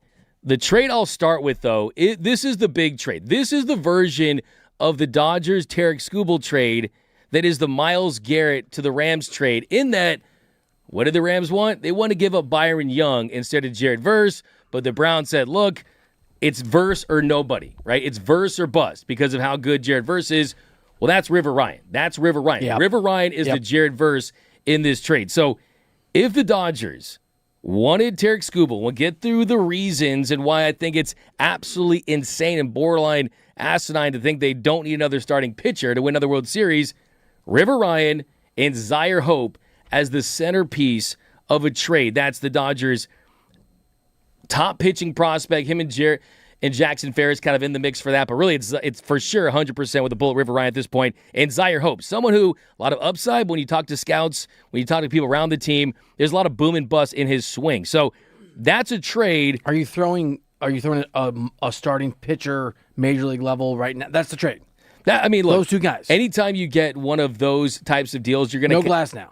So that's option. I think that, so this is going for option one of what I think the Tigers would look at best. Well, best case scenario, they want Josue DePaula, right? And Josue DePaula is the top prospect in the organization. He's someone that I've heard that he's the one that they would hate to lose. It's not saying he's untradeable, because the Dodgers do not believe in untradeable players. But they believe he will come good. But they think that he's the one that actually has superstar potential. The rest of the guys, they could maybe find a role on this team. Josue DePaula is the only one that the organization feels internally among the position player prospects that has a legitimate chance to emerge as a superstar. They would prefer to not include him. But if you would include a River Ryan for a team that's looking for a elite pitcher that's a prospect, he's certainly one. And this is a rental. Just for people, this is for Skubal, it's probably we'll see, but it's a rental situation. 100% a rental. He's not under contract for 4 more years. So the Dodgers would get him for, the date is August 3rd. You would get him for August, you would get him for September, and you would get him for the postseason in October. The second trade, Emmett Sheehan's trended in the right direction. He's another guy that has a lot of high upside. The stuff, the way it plays, he's got a lot of team control left. If you're looking to build, he's someone that could possibly be your number 3 starter. Not the crazy upside, of course, of a River Ryan, who really has 1 or 2 potential, depending on the organization, but still really good. And then Zaire Hope and a Mike Sirota. So what you're kind of not including there with the top prospect in DePaula and River Ryan, even though River Ryan's down the list, you're getting quality. And then the preferred one, the preferred trade would be Tyler Glasnow. If the Dodgers preferred for the Dodgers. I think, I think for the Dodgers, just because there were these conversations in the offseason. There were rumors. There was legit chatter around the possibility of, hey, could you flip a Tyler Glasnow who has a couple years left on his contract? If you include the club control, the club option they have a couple years down the line, he could be ready for one more year or two. If you're the Tigers, makes a lot of sense. But the truth is, when it comes to this, if you offer River Ryan and Josue Tapala, you're getting Tarek Skubal, right? If you're offering River Ryan and Zaire Hope, I think you can have a long conversation and you start a bidding war with other teams. So that is kind of the building blocks of a potential deal. Of course, a lot of times you'll get some lottery ticket prospects in that too. You'll get some guys that are down the list that they'll want to include. But that is, you're looking at the core guys. And sometimes teams look at trades, especially when you're looking to add for a big time of player like Tarek Skubal is. Forget about the needs. It's about just getting the very best talent possible. But as you point out, this is a rental. So let's dispel the myths. Let me really quickly just give a little information for people, because Ken Rosenthal had a very thorough report 2 days ago, but then yesterday, right? But the Myles Garrett thing happened. This is a Tigers team that has the highest payroll that they've had in their history at $217 million. They have still been, I'm sorry, Detroit, garbage. 5-21 over the last 26. They are 15 games under 500. They're the worst team in the American League. They're 11 games out in the Central. They're around 7 games behind the wild card race. They have 14 players and 10 pitchers on the injured list. And sources told Kenny, who's a great MLB insider, I've known him for years. You know him. He's a great guy. Very, very, very good at his job. That if the Tigers can make a run, there's still a world where executives believe they can pull themselves out of this hole. They believe, executives, that they might just hold on to Skubal. Short of that, Rosenthal had the Dodgers as sort of the main name, but he said he made a case for the Padres, the Phillies, the Yankees, the Cubs, the Orioles, and even the Rays to potentially make a push. And he specifically talked about A.J. Preller and the Padres and perhaps their need to counter what the Dodgers can do. He mentioned the Brewers in the same context. If there's a bidding war, if Detroit doesn't figure it out, if they're still playing really bad baseball, and Rosenthal speculated through sources that Detroit would wait as long as possible, drive the price up, and exact a huge return. If it's the worst case scenario from the Dodgers' perspective that you just walked us through, D-Mac, to go get Tarek Skubal, you're still pulling the trigger, no hesitation? If A.J. Preller or someone creates a bidding war. There's no doubt about it. I mean, I can tell you just from sources, the Dodgers want Tarek Skubal, right? They have legitimate interest in adding him. They did this past offseason, but the difference this time around, I think with the names you mentioned and guys like A.J. Preller, and you look at teams like the Mets who were linked to him a while back, there's not a lot of teams that can come to the table with the type of prospect capital that it would require, and also the relationships already in place that the Tigers have with the Los Angeles Dodgers already, with Andrew Friedman and company. But I look at it this way. So you talk about the prospect capital, and anyone that's saying that the Dodgers would have to blow up their farm system to get Tarek Skubal, they just don't understand how the Dodgers do business in their farm system, right? So you look at their top prospects. But let me just interrupt. But isn't blowing up a farm system semantics for potentially a massive haul?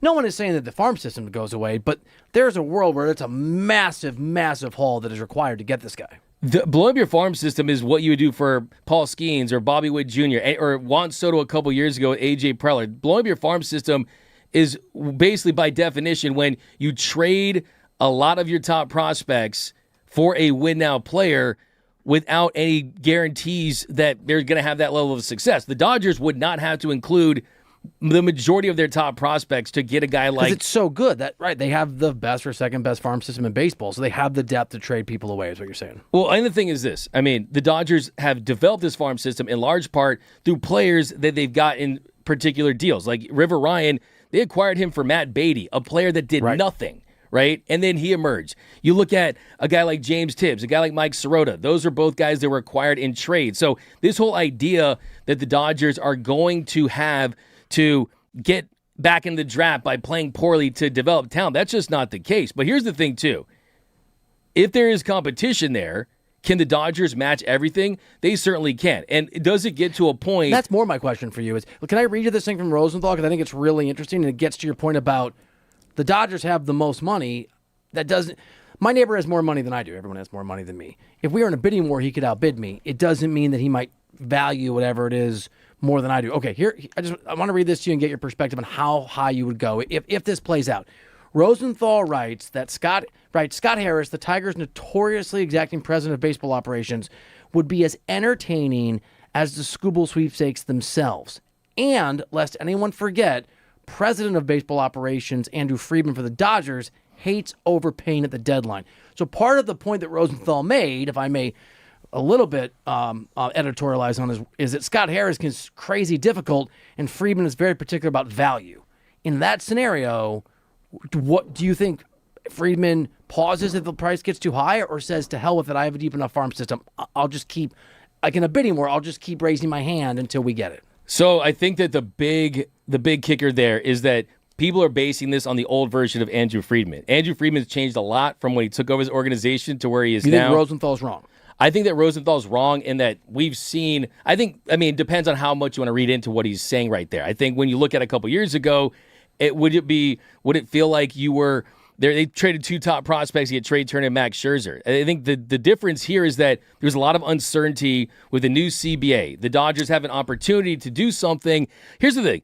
The Dodgers actually have an opportunity this year to do something that they might never have a chance to do in the history of this franchise. Let me be very clear about this. I'll say it one more time. This year could be the last year in the history of a franchise that's going to be around for hundreds of years.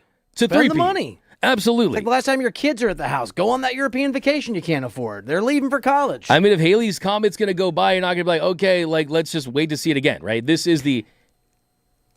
Sorry, it's just weird you brought that up because I met someone at the soccer thing. Her name was Haley, and she kept introducing herself to people as, "Hi, I'm Haley," like Haley's Comet. I'm sorry, it's weird. No one's brought up Haley's Comet in 10 years. I've heard it twice in 3 days. That's her identity. I mean, Haley's Comet is following you. So the truth what about the hell all is this... he talking about? Oh, it's beautiful. The truth about all this, too, is...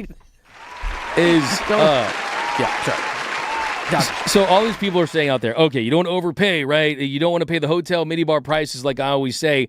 But the big difference here is for as much talent that is in this starting rotation, this, I think, is the year you kind of need it more than ever because of the big question marks. And I'll also add the fact that this is the worst we've seen offense in the sport in 3 decades. Like the batting average overall and a lot of the contact numbers are as bad as they've ever been, to the point where internally at the league offices in New York, they're talking about changing the shift again. So guess what? When offense is really bad, what do? You load up on the best pitching available. So imagine a rotation that had a Tarek Skubal, a Shohei Ohtani, a Yamamoto, a Glasnow, a Blake Snell. Do you really think... I know what the rotation is. I got it. I'm sold on do you really in a think, vacuum. I'm here for it. But here's the thing. Look, I don't see a scenario. I'm just asking how high... So Kalshi, our friends at Kalshi, these are the numbers they have for Scubal's team in 2027. 29% Dodgers, 15% Tigers, 12% Brewers. Rosenthal made a strong case for Milwaukee. 10% Yankees, 8% the Braves and the Padres, 6% Cubs, Rays, 5% D-backs. So a huge favorite for the Dodgers, but another way to say it is 71% chance he's somewhere else. It's very possible. I'm not saying it's not, but I also think that anyone who's using the Dodgers past to try to make sense of what they're going to do. I think he knows his I'm not stuff. questioning Ken Rosenthal, but I think that the truth is that you mentioned the Brewers, right? Imagine if you're the Dodgers, you have 3 peats on the line, and you put the Brewers in a spot just like they did in 2009 when they got CC Sabathia instead of the Dodgers. We had to face Skubal and Mizorowski twice in a 5-game series. Overpaying might be the move. But the point is, if the Brewers are in the mix and the Dodgers are in the mix, the Tigers aren't going to go, oh, man, I want this to be easy on you. Let's lower the price. I think there could be a crazy bidding war because of the stakes you're walking us through.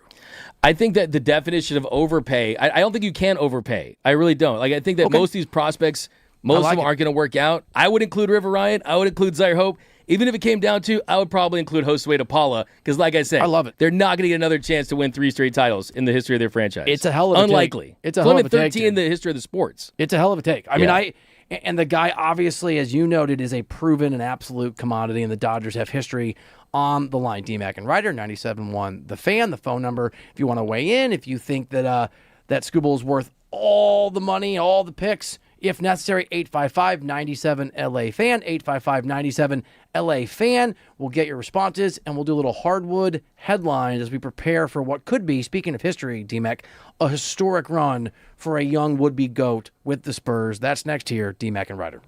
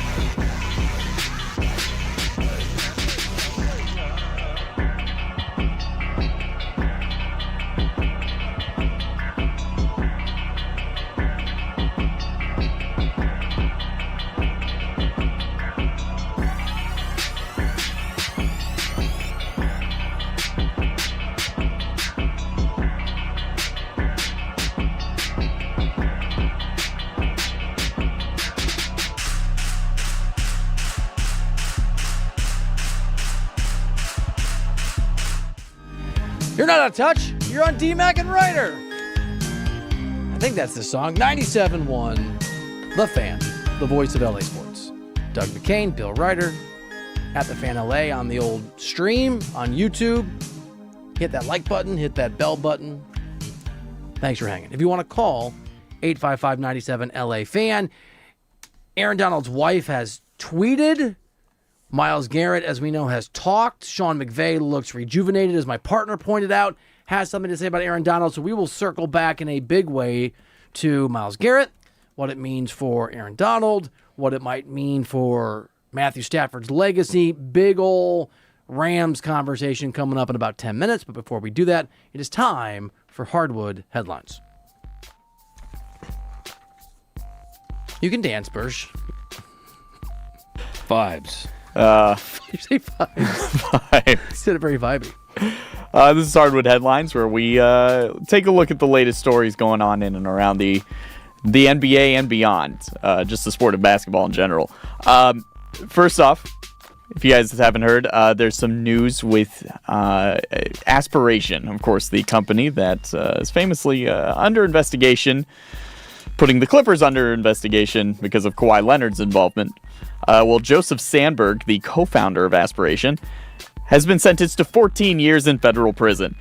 Sandberg previously pled guilty to 2 counts of wire fraud after prosecutors said he defrauded investors and lenders out of $248 million by fraudulently obtaining loans, falsifying bank and brokerage statements, and concealing that he was the source of some revenue booked by the company. Each count carried a maximum of 20 years in prison. Judge Stephen Wilson said the circumstances of Sandberg's actions were, quote, among the worst I've ever seen in his career on the bench, before adding that, quote, this case has touched almost every badge of fraud.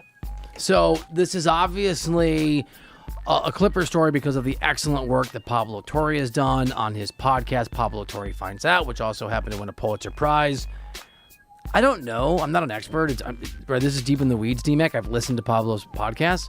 It would not surprise me if there's, as the NBA investigates and they keep pulling on this string, if things come unraveled for the Clippers. And that's what I was thinking too, is that this just feels like maybe you're just going to string this along.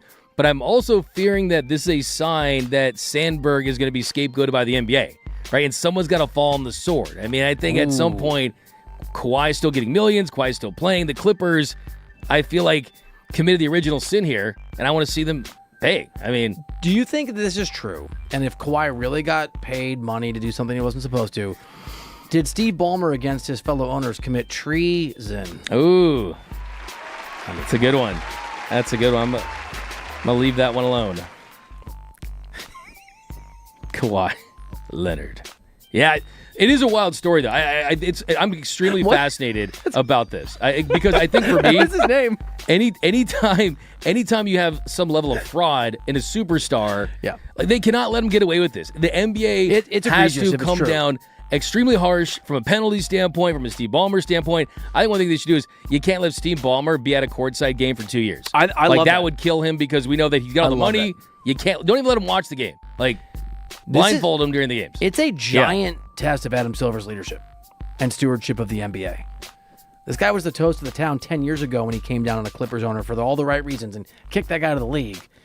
You can't, I mean... And now, exactly, they're making Steve Ballmer look like he's the victim, like he's like a poor guy with $100 in a shoebox. Like they're making him, they're painting a different picture now. I don't like to see. Imagine if this same story was for the Lakers. Oh, it would be on front page news every single day until we got an outcome. And I will offer to you that in part that I 1,000% agree. D-Mac and Reiter 97.1 The Fan, and also Genie doesn't have a lot of money relative to Steve Ballmer. Steve Ballmer's by far the wealthiest owner in the NBA, and there's certainly a view out there, fair or not fair, that Adam Silver is heavily influenced by Ballmer's wealth and the amount of power that generates in Silver's world. There's no silver bullet here. Oh. Okay. There you go. Okay. Every time I get a cheer, a part of you looks like it dies. This story wasn't Adam Bomb. The story wasn't Adam Bomb. I'm not going to lie. You don't look happy for me. Very, very excited. Very excited. Yeah. You've internalized the joy. Yes. It's bad for you. Let's shift our attention to the action on the court. Now, of course, the Thunder fell short of the NBA Finals, and in the aftermath, there are plenty of rumors that teams could snag young pieces of this franchise. According to Heavy Sports, one Western Conference executive sees the Lakers as an ideal fit for Lou Dort. The quote here is that, quote, "I think if you're the Lakers, you want to be front and center on some of those guys. Lou Dort is the guy who could just come in and change your entire perimeter defense. He's a must-have if they can get him. That's been a problem for them for so long, but if you have Luka, you need 3-and-D guys, and he's on another level."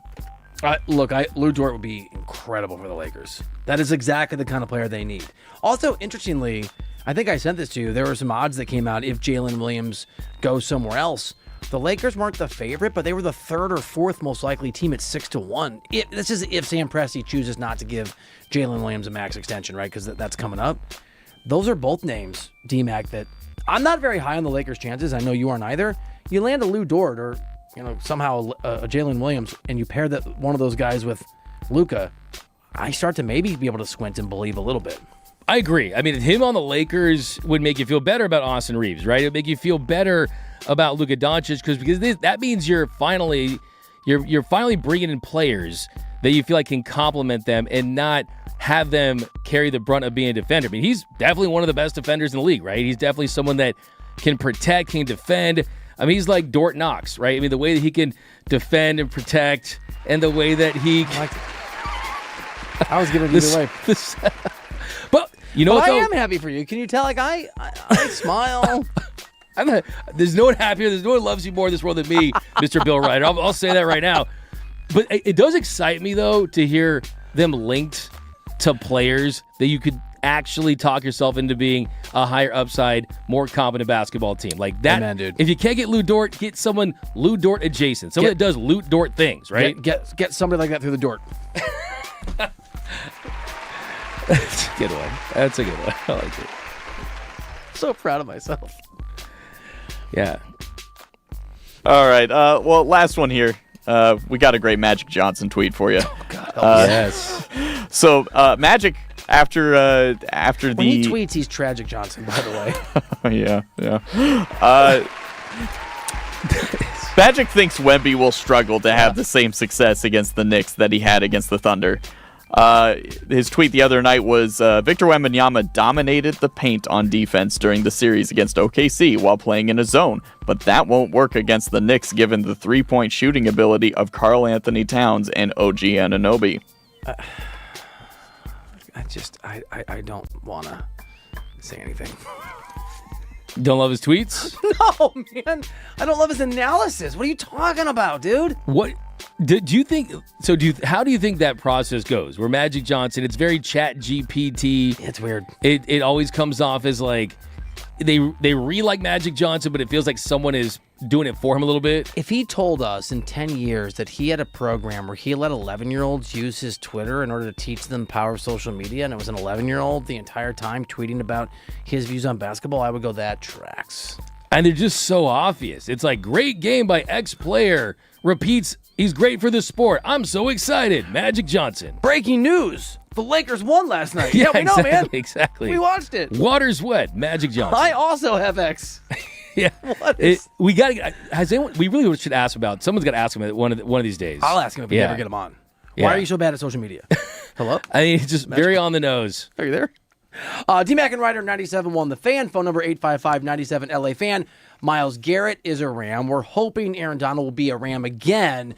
And it all adds up to, certainly Garrett's arrival, a great chance for Matthew Stafford. What could his legacy be? Could he be the GOAT? That's next on D-Mac and Reiter.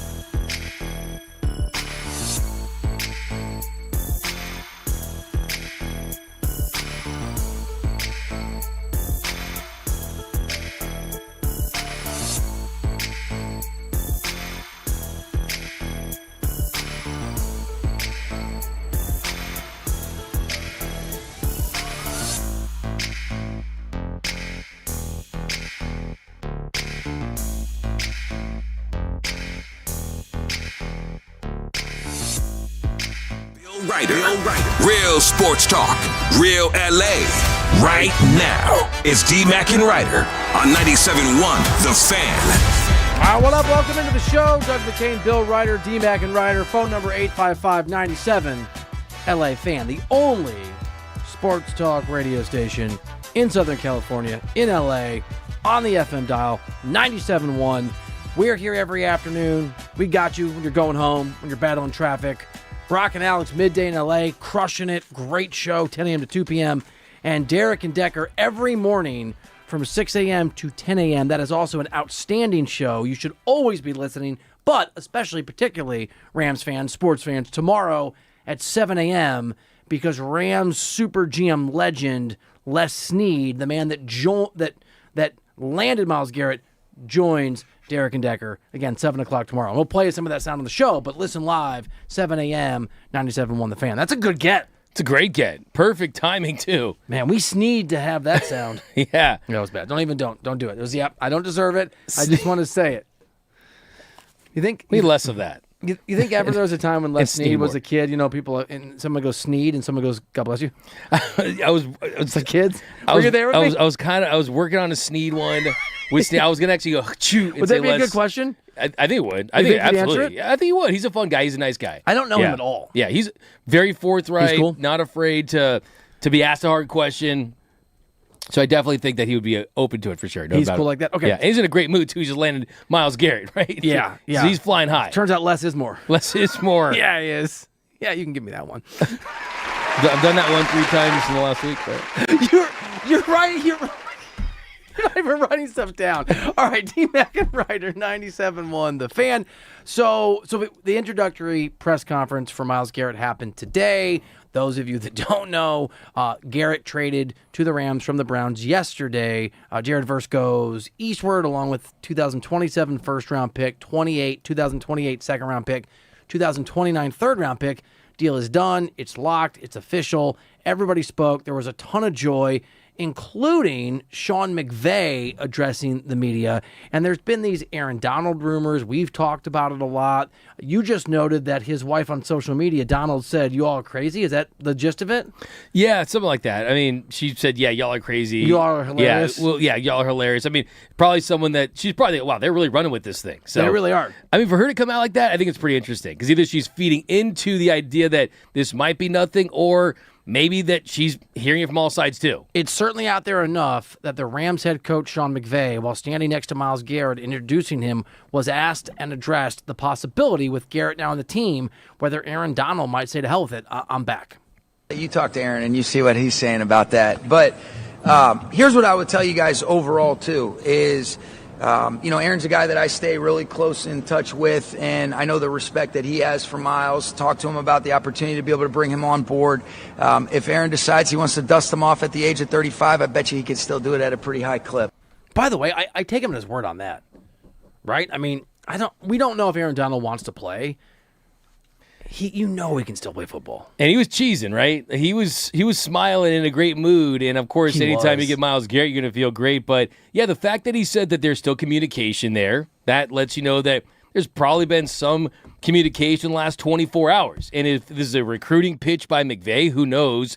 But he did say the most important thing, that is, he feels like Aaron Donald can still play at a potentially elite level at this age of 35. So if I'm Sean McVay, I'm going to Aaron Donald and saying, hey, man, all that hard work you had to do, it's still going to be hard, but it won't be as hard because you won't be as double-teamed as much playing with Myles Garrett. So I'm very curious to know how hard and aggressive of a recruiting pitch is Sean McVay going to have to Aaron Donald. He's just going to respect that he's retired, and if Aaron Donald comes to him, then they go for it, or do the Rams actually make an aggressive pitch to get him to come back? What does this look like? So you said earlier in the show, D-Mac and Reiter, 97.1 The Fan, Aaron Donald comes back to the Rams, and you had heard or speculated that maybe it'd be later in the season, week 13. Can he also just come back and just play occasional downs till he's up for it?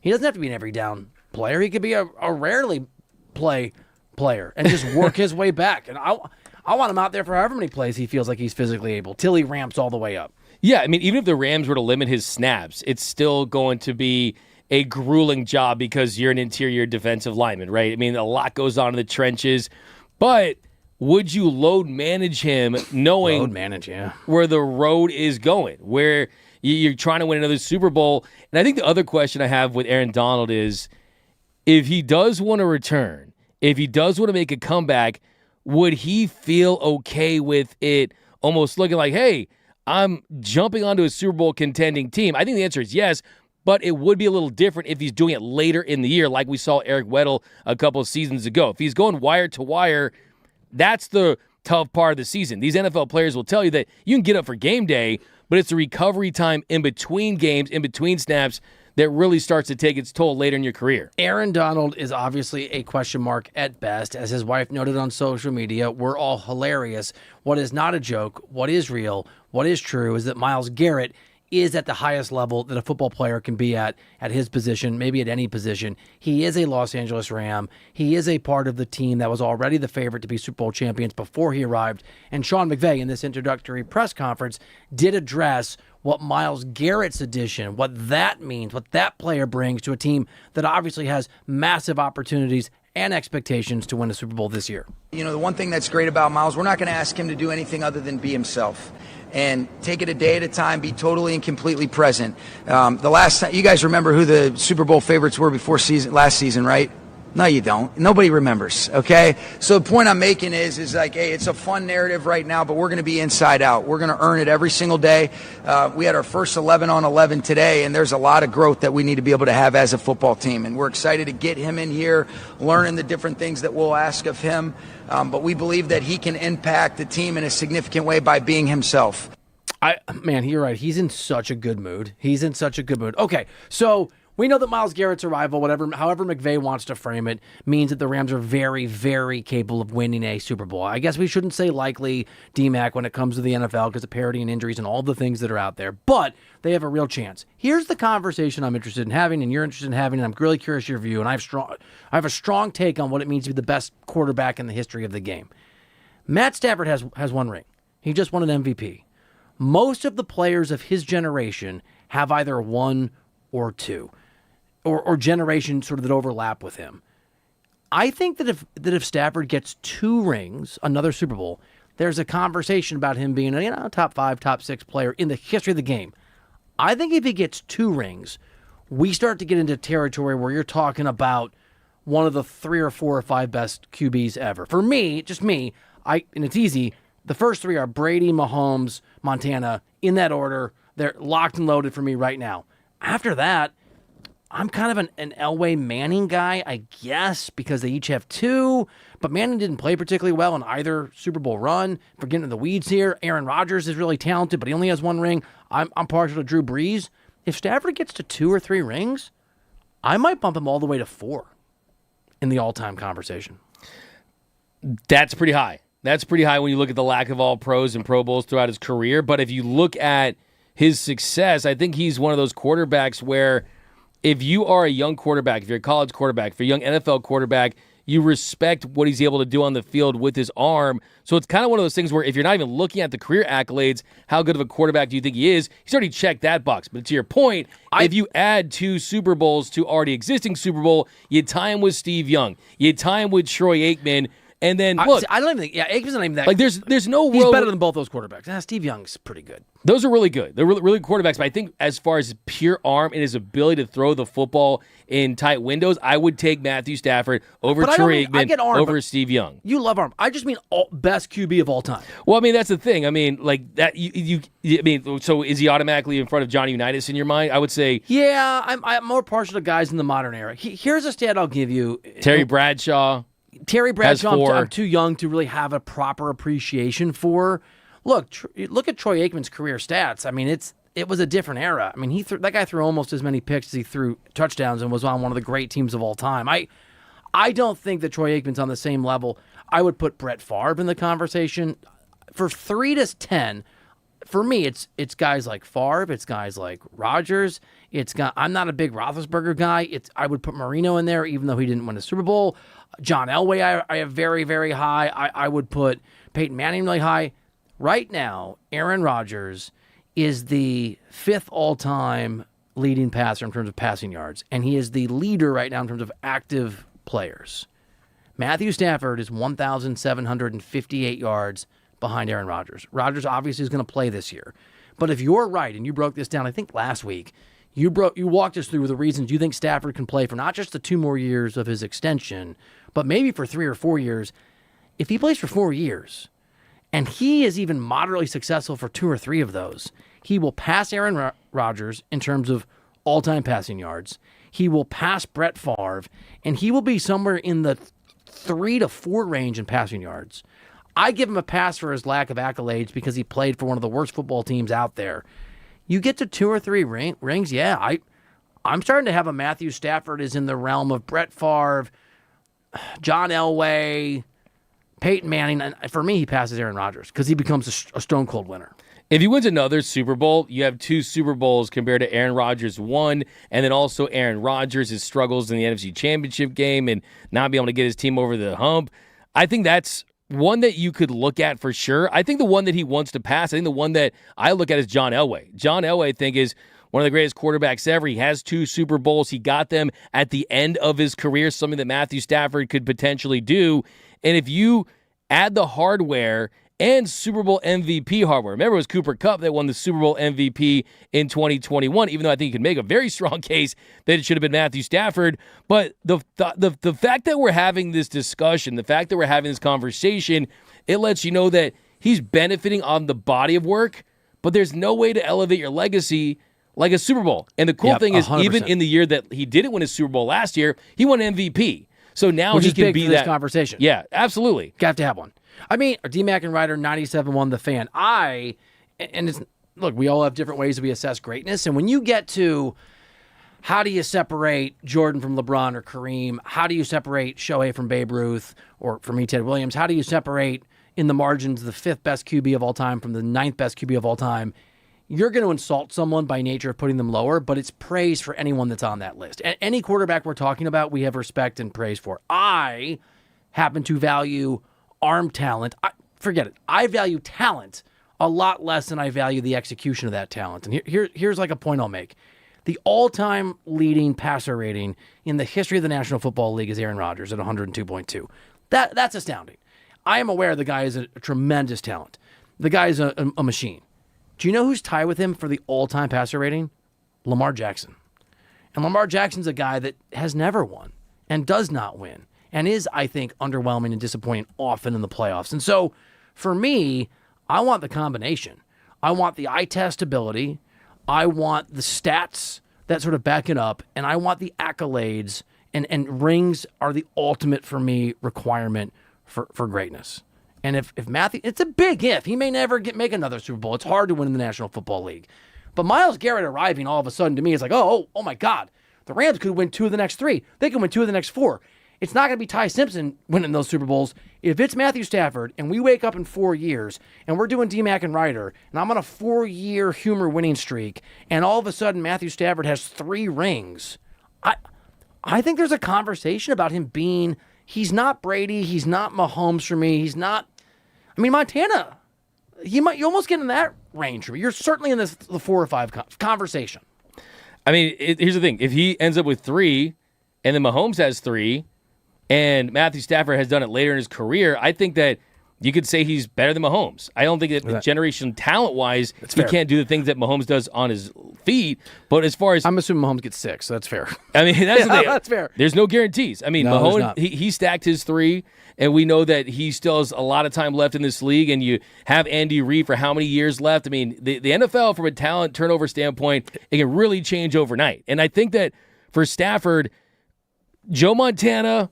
I think we can all agree it's Tom Brady, Joe Montana, Mahomes in that holy trinity. It's like Kareem, LeBron, yeah. Mike. I'm with you. It's one of those 3 of the 3 right now. But if you're talking about 2, that doubles what he has now. And 3, you get to very rarefied air where there's been a lot of very talented quarterbacks, guys like Dan Marino, guys like Peyton Manning, guys like John Elway. You've won multiples, but when you get to 3 territory and you're winning MVPs and you look the part, and that could lead to special moments. Here's the thing too, Bill. if they go on to win another Super Bowl, yes, you have a great defense, but you know you're going to have at least one or two of those, wow, Matthew Stafford, I'm the only guy on the planet that could make that read, that could make that throw moments, just like we saw with the no-look pass in the Super Bowl, and that kind of adds to the legend there. So you got to be so excited for Matthew Stafford for what is in front of you, not only cementing your spot in the Hall of Fame, but I mean, we're having a conversation about Matthew Stafford in the top 5. When he, first of all, there's only one player from his draft class still playing, Thomas Morstead. He's a punter, right? So Matthew Stafford's had a lot of longevity, and before he came to L.A., we would probably talk about, is he a top 10 quarterback of his generation? Is he a Hall of Famer? Yeah, is he a Hall of Famer? Right. And now it's, could he go down as one of the 10 great quarterbacks, top 5 maybe, in the history of the sport? And one of the sort of, I don't know if it's fair or unfair, D-Mac and Reiter, 97.1 The Fan, the new 97.1 The Fan, the voice of LA Sports. D-Mac, I don't know if it's fair or unfair, but I think it is a reality that playing quarterback in the NFL or being a superstar in the NBA comes with the understanding that you will get the credit for the championships you win and the blame for the ones you don't, in a way that's not true in baseball. Clayton Kershaw, and obviously Kersh got his, but when that wasn't happening, was maligned as a loser unfairly, because it's unfair because baseball's just not a sport where it works that way. As good as Shohei Ohtani is, when he's not pitching, he only impacts the game, at least on offense, obviously every 9 times up to the plate for the Dodgers. Stafford was on the wrong end of this reality because he was on a terrible football team. Now he's on a great football team. And maybe I should have reframed it differently, because I'm obsessed with, I love these legacy conference. I love them. I've thought this about Stafford for a while. I just never entertained the notion he could ever win 2 more because it's so hard to win. Now that Myles Garrett is here, and you have, as you noted yesterday, God, was it yesterday this trade happened? Yeah. They have the best defensive player in football, and for you, the best player in football, Myles Garrett. They have the best receiver in the National Football League in Puka. They have the best currently right, reigning MVP quarterback in Stafford. They have Trent McDuffie's a top, I don't know what he is, 5 or 7 cornerback. They have probably a top 2 coach in the National Football League. I would put him and Andy Reid sort of in that class. They have, I think, one of the best GMs, if not the best GM in the National Football League. I'm clearly forgetting people. It's very reasonable to think that the Rams can win the Super Bowl in LA this upcoming season. If we, a year from now, have a Matthew Stafford who has 2 rings, it's not crazy talk. I'm not talking about the Sacramento Kings winning an NBA Finals. If the Rams win the Super Bowl, Stafford will have a year left on his extension. He'll still have Myles Garrett. He'll still have Sean McVay. He'll have this pathway, as you've walked us through, of 2 or 3 more years. And all of a sudden, it is realistic to talk about 3 rings. And that becomes, I think, all-time legacy. Top 10 quarterback for me, for sure. It's a big if we get there. Rings are the ultimate trump card. And I hate to always just slide into ring culture, and that defines a player's legacy. But if he is the reason why they ultimately win, I mean, there's a game in the Super Bowl where maybe the defense is going up against a really good offense, right? Maybe the Patriots figure things out, or you're playing the Bills, or you're playing a team where it's a high-scoring game, and you can look back and say, hey, he's the reason why they won in the division round or the NFC Championship game. Like we saw a couple years ago, it was Matthew Stafford making the big plays, and then he stacks another Super Bowl. Certainly. I will say 4 MVPs for Aaron Rodgers and 5 first-team All-Pros. That's usually when you are... I just think he's underwhelming when his MVPs to me are a scarlet letter. I'm just saying, but we can't move the goalpost, right? I mean, I think that's where the goalposts have always been for me. But I mean, so if you see a lot of, you talked to a lot of. Is James Harden a top 15 NBA player of all time? He's got some MVPs. But would anyone ever say that James Harden is the best shooter of all time, or the best shot creator of all time, or anything like that? Like Daryl Morey said it. Yeah, like NBA. But I mean, you wouldn't think that though, right? But that's because you're a ball knower. That's because I valued how he played in the playoffs. Aaron Rodgers is in many ways you know who he's killing Mbappe, or he got one and then he fell apart. He is almost James Harden. Your boy Aaron Rodgers. I know you love Aaron Rodgers. He's 1-4 in NFC West champion. So you talk to a lot of these guys that went against him, and they'll tell you like who's the best arm you've ever seen, and he'll be in there. I just think that 4 MVPs, 5 first-team All-Pros. Like Matthew Stafford had his first one last year. The way to overcome that and not have as many, and look, him being in Detroit was a massive reason, right? He was the Bugatti at the trailer park home. They did not put enough talent around him, and you really shouldn't use that to define his career. But, I mean, look, Joe Montana, 5 All-Pros, 3-time MVP, and he has the 4 Super Bowls. I don't want this to be the case where everyone always, because of what they follow, like when I get into You're enamored with talent. No, to me, it's the big picture. I mean, I'm enamored with winning. And Joe Montana also won too, though, right? Yeah, give me both. I think you want to combine both, but I don't want. We always get into this thing. When I have these debates with people, I'm a big Jordan GOAT guy, and they're LeBron GOAT guy. I always ask them, "Hey, oh yeah," I think that's probably the right take, right? And I'm always like, "Hey, have you gone back and watched the entire NBA Finals against the Suns?" The answer is usually no, right? So look, Joe Montana had a lot of talent. Aaron Rodgers had a lot of talent. Different talent spanning different generations. But I think I need to see 3 from Matthew Stafford to get him into that top 5 list. 3 to get him into the top 5. Really? I really do. Aaron Rodgers has 1.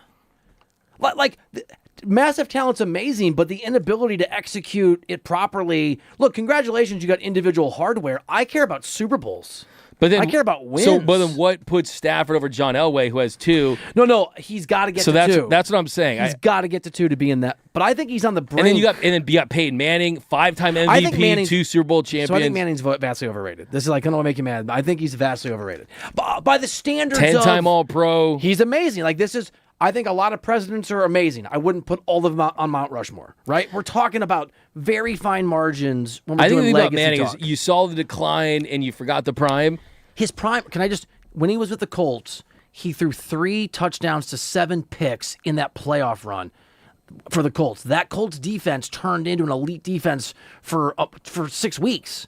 Manning was garbage in that run. Like, look at that. He was garbage in that for the Colts. We knew he was garbage for Denver. Yeah, he's the best regular season quarterback in a lot of respects. But yeah, absolutely, he didn't match that in the postseason, right? But I mean, the accolades are certainly there. My whole thing is, look, I want this to be hard. You love Aaron Rodgers. No. This is our first big. No, Matthews, like I said, I am reliving, I'm getting to live out my childhood dream of having an NFL team in my 30s, and I fought like I'm a kid, and Matthew Stafford is the reason why I get to enjoy life here. I just want to put the pressure on 3 Super Bowls. I want 3 to get him to top 5. Who has a better chance of finishing higher in the legacy conversation in their career, Matt Stafford or Ty Simpson? Just kidding. Poor Ty Simpson. Give me Matthew Stafford for that one. Okay. Yeah. D-Mac and Reiter, 97 won the fan. Do you think Matthew Stafford can be a top 5 quarterback of all time? Or like D-Mac, he said it politely, you don't have to. Do you think I've lost my damn mind? 855-97 LA fan. Definitely not. 855-97 LA fan. Or drop your comments in the YouTube stream at The Fan LA, at The Fan LA. LeBron James induces weirdness in people. It has happened to JJ Redick. It has happened to his agent. We will let you hear what I think is one of the problems with LeBron next year on D-Mac and Reiter.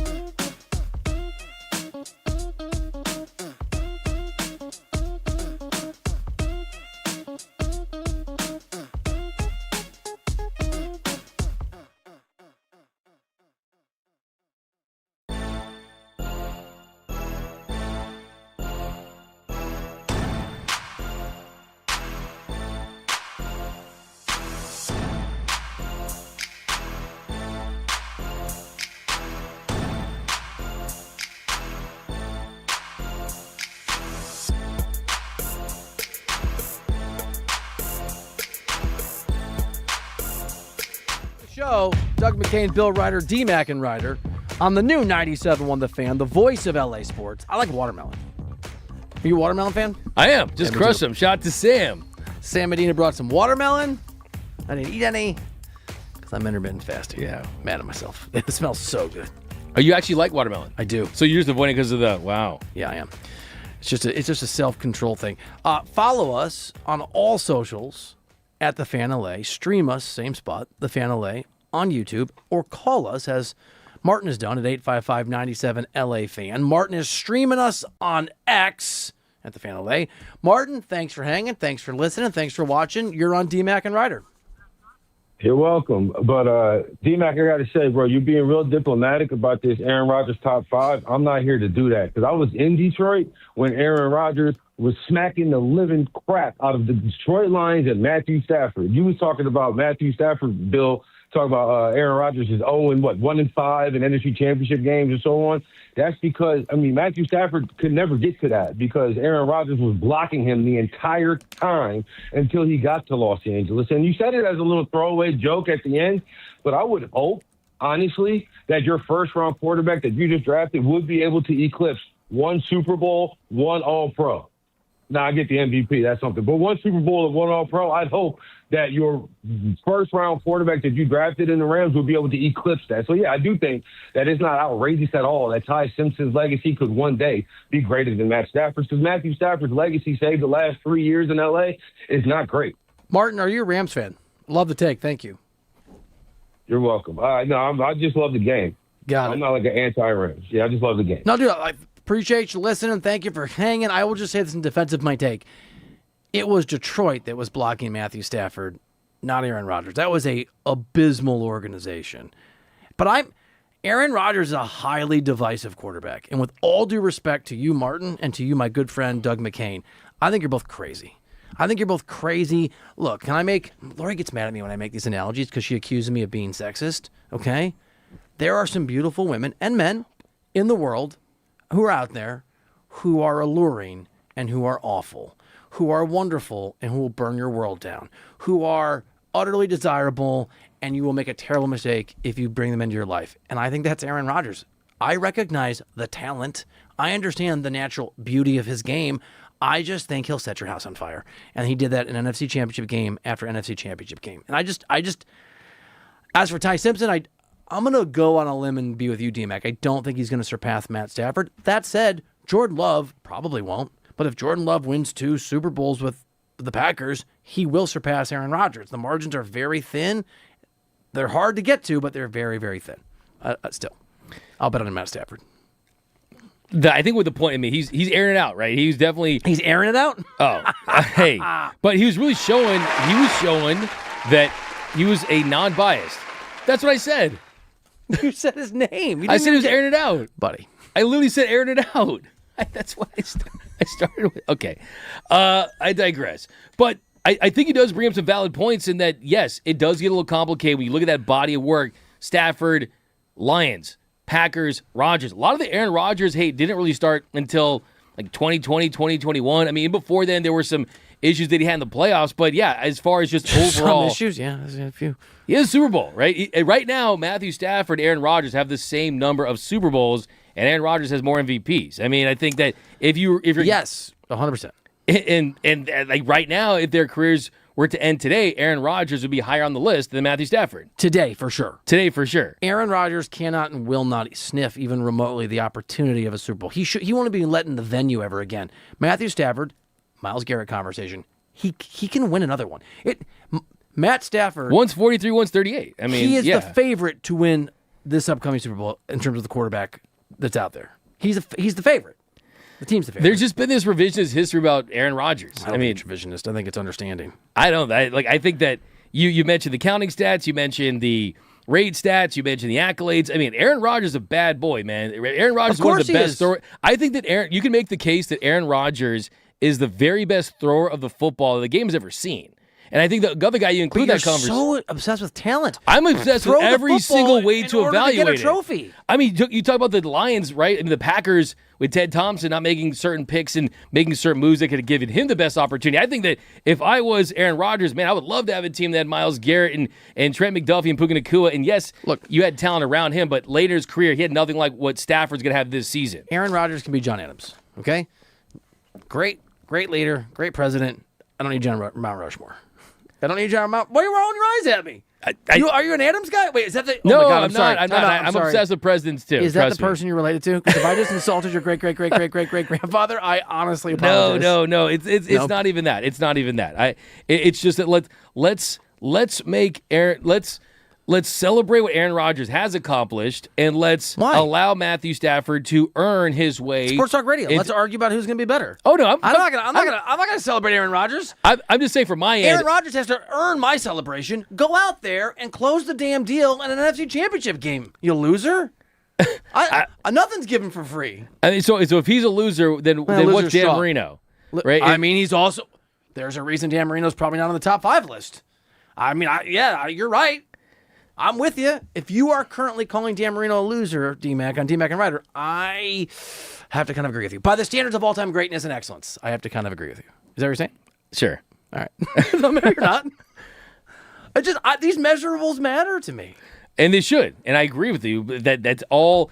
It's all encompassing, right? You have to grab from everywhere. But I mean, so you would have. Are you telling me you have Matthew Stafford, have Aaron Rodgers right now? No. I'm telling you, the minute he wins into the Super Bowl, I have him over Aaron Rodgers. The moment it happens. I think it depends how it plays out. I mean, look, here's the thing. Brady, Mahomes, Montana in some order. I mean, Brady's one. And then there's a group of guys that are kind of Elway, Manning, Breeze, Rodgers, Favre. These guys have 1 and 2. Maybe Marino on that list. I'm forgetting somebody. The minute that Stafford wins another ring, I have him in that. He's in that grouping for me. And I undervalue Manning and I undervalue Rodgers compared to, maybe the average sports fan. So for me, if Stafford gets 2, I kind of have him on an Elway level of sort of 4, 5, 6 zone. He also may not ever win another one. They're hard to win. Do you know who does sound like a loser retrospectively? Transition to loser sounding? JJ Redick. Be careful what you say because we remember we have big memories here. JJ Redick, a few weeks ago, maybe a month ago, when the Lakers were playing the Thunder, rather than say we're going to win, we're going to compete, rather than saying, hey, we're banged up, but we're going to fight, pre-made excuses basically why the Lakers were going to lose to the Thunder. They got crushed by comparing the Thunder, by saying the Thunder were an all-time great basketball team. The Thunder are one of the greatest teams ever in NBA history. That's just the reality. They're that good. I think our guys recognize that and respect that, and we know what kind of task we have in front of us. This is one of the greatest teams of all time. He's obsessed with talent more than you and I combined. What is he talking about? They won 1 ring last year. It was a great championship, and they not only won. I still think that the Pacers could have won that series if Tyrese Halliburton hadn't gotten hurt. We'll never know. The Thunder didn't make the NBA Finals this year. This is the ultimate cell phone. This is the thing about LeBron that I think is worth talking about, having been around LeBron. Have you ever, well, you're chill and calm, but have you ever been around a super famous person who sort of arrives in LA and people that you like and know that are normally normal start acting very weird? I have. Yeah. I've had Vince Vaughn. Vince Vaughn doesn't live far from me, and so I don't know him, but he'll walk into places I'm at and everyone acts like an idiot. And I once farted on Brooklyn Decker, which is a story we can tell a different day. And Aaron Andy Roddick's wife. And I've been out to dinner with her. People acted very, very weird.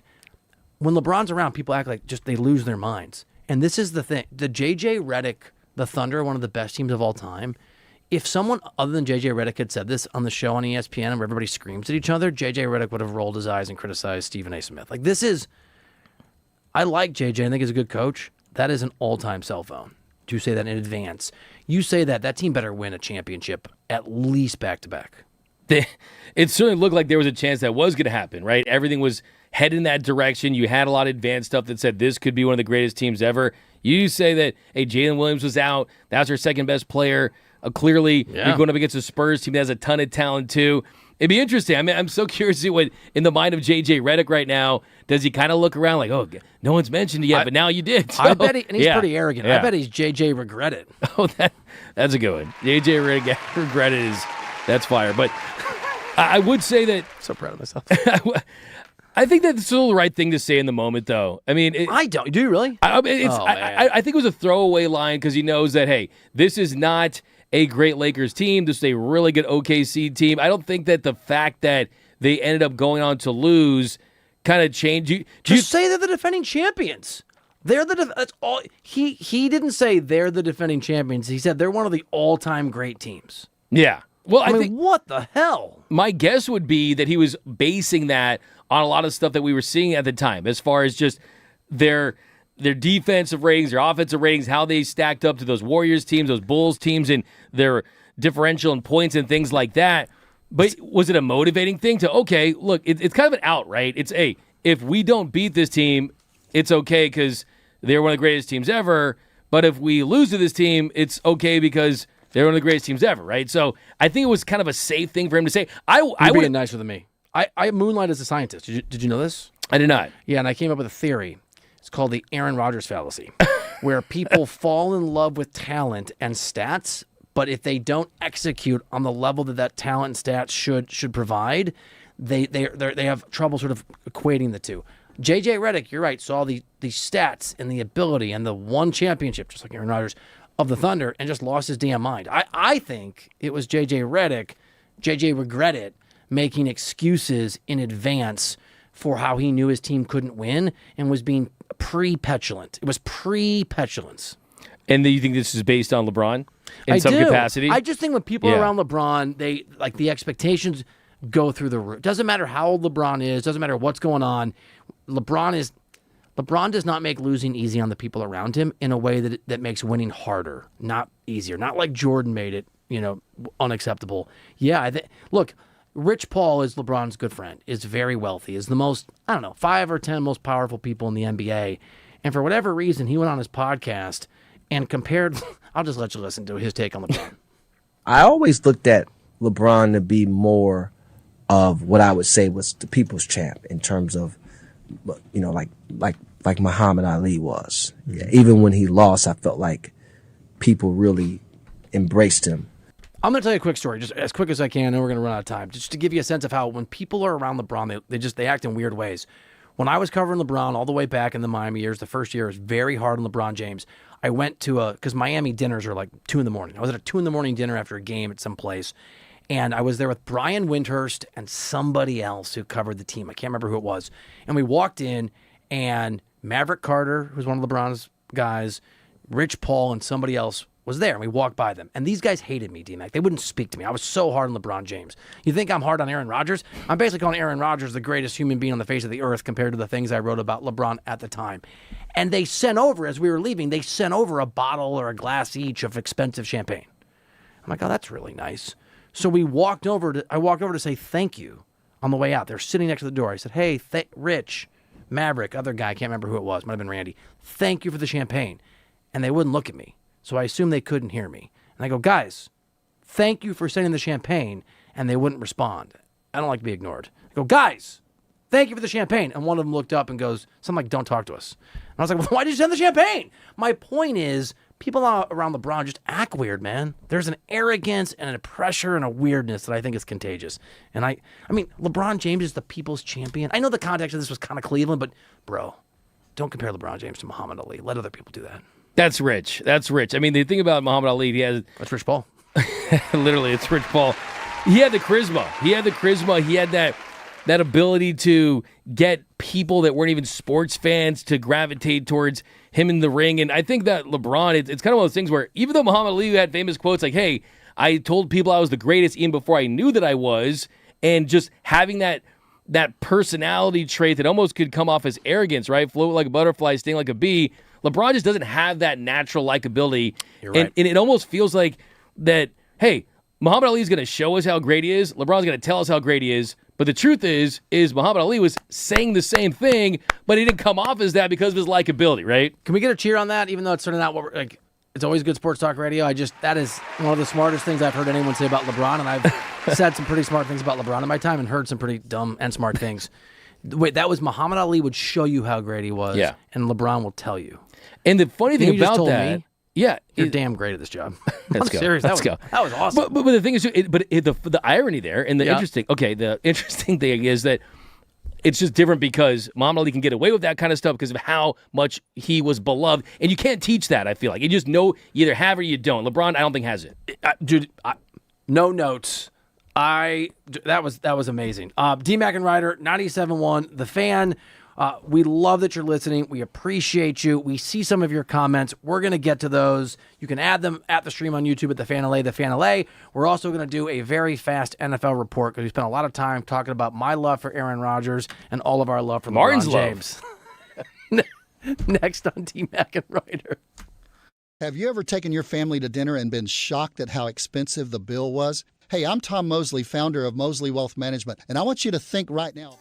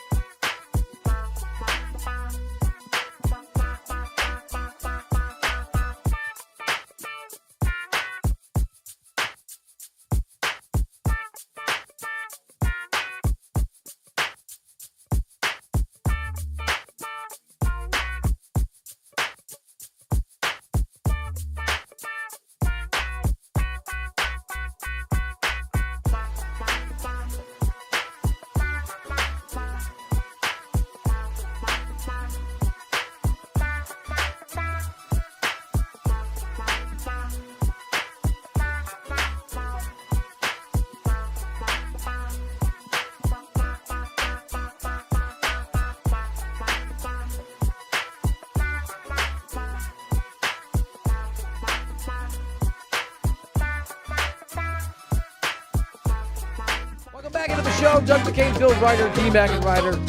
The new 97.1 The Fan, the voice of LA Sports. The phone number, if you want to call, text 855-97 LA Fan. You can drop your comments over on the stream at The Fan LA, The Fan LA. We've got a few. Robert Wallace 490. Ready? I'm going to try to do the caps properly. Had to chime in. Great sports talk. Love it. Stafford wins number 2. He's up, and up the list. My goodness, can you imagine if he had anything in Detroit? Go Rams. Thanks, Robert. Love it. It's a good comment. Yeah, people getting fired up here. I like this. This is the magic and the conversations and the things. You see that? I'm getting Chris Gamer Spud says, I think D-Mac grew up rooting for the Packers since he loves Aaron Rodgers. I'm going to defend you on this. That's Bursch, by the You way. love arm talent. Oh, yeah, Bursch, you're actually a Packers fan. That's right. Who do you side with on the Aaron Rodgers thing? Honestly, kind of you, Bill. Yeah, he's a loser. He should have won the more. side of what, disappointing. though? Yeah, but the side of what, though? As far as like... That I think his disappointments outweigh his greatness, and they're both, I think, extreme. Is that the right way to say it? I think that's a good way, yeah. Look, I will defend you on this. The beauty about sports is there's so many ways that you can look at them and see different. It's a Rorschach test for life, for what you value, for what's important, right? There's no easy answers. I love that you are obsessed with talent. Like, I love it. And I'm obsessed probably too much with just the sort of finality of winning championships, at least outside of baseball. I think baseball for me is an exception. So to whoever said that, thank you for listening. I will defend D-Mac. It's okay that he's wrong on Aaron Rodgers. You're entitled to your own wrong opinion on Aaron Rodgers, too. Yeah. Oh, man. Also, it's a win-win for me. You know why? Because if Stafford wins into the Super Bowl, no one's happier than this guy, right? Okay, so love me my Rams. Who do you like better, Matthew Stafford or Aaron Rodgers? Matthew Stafford.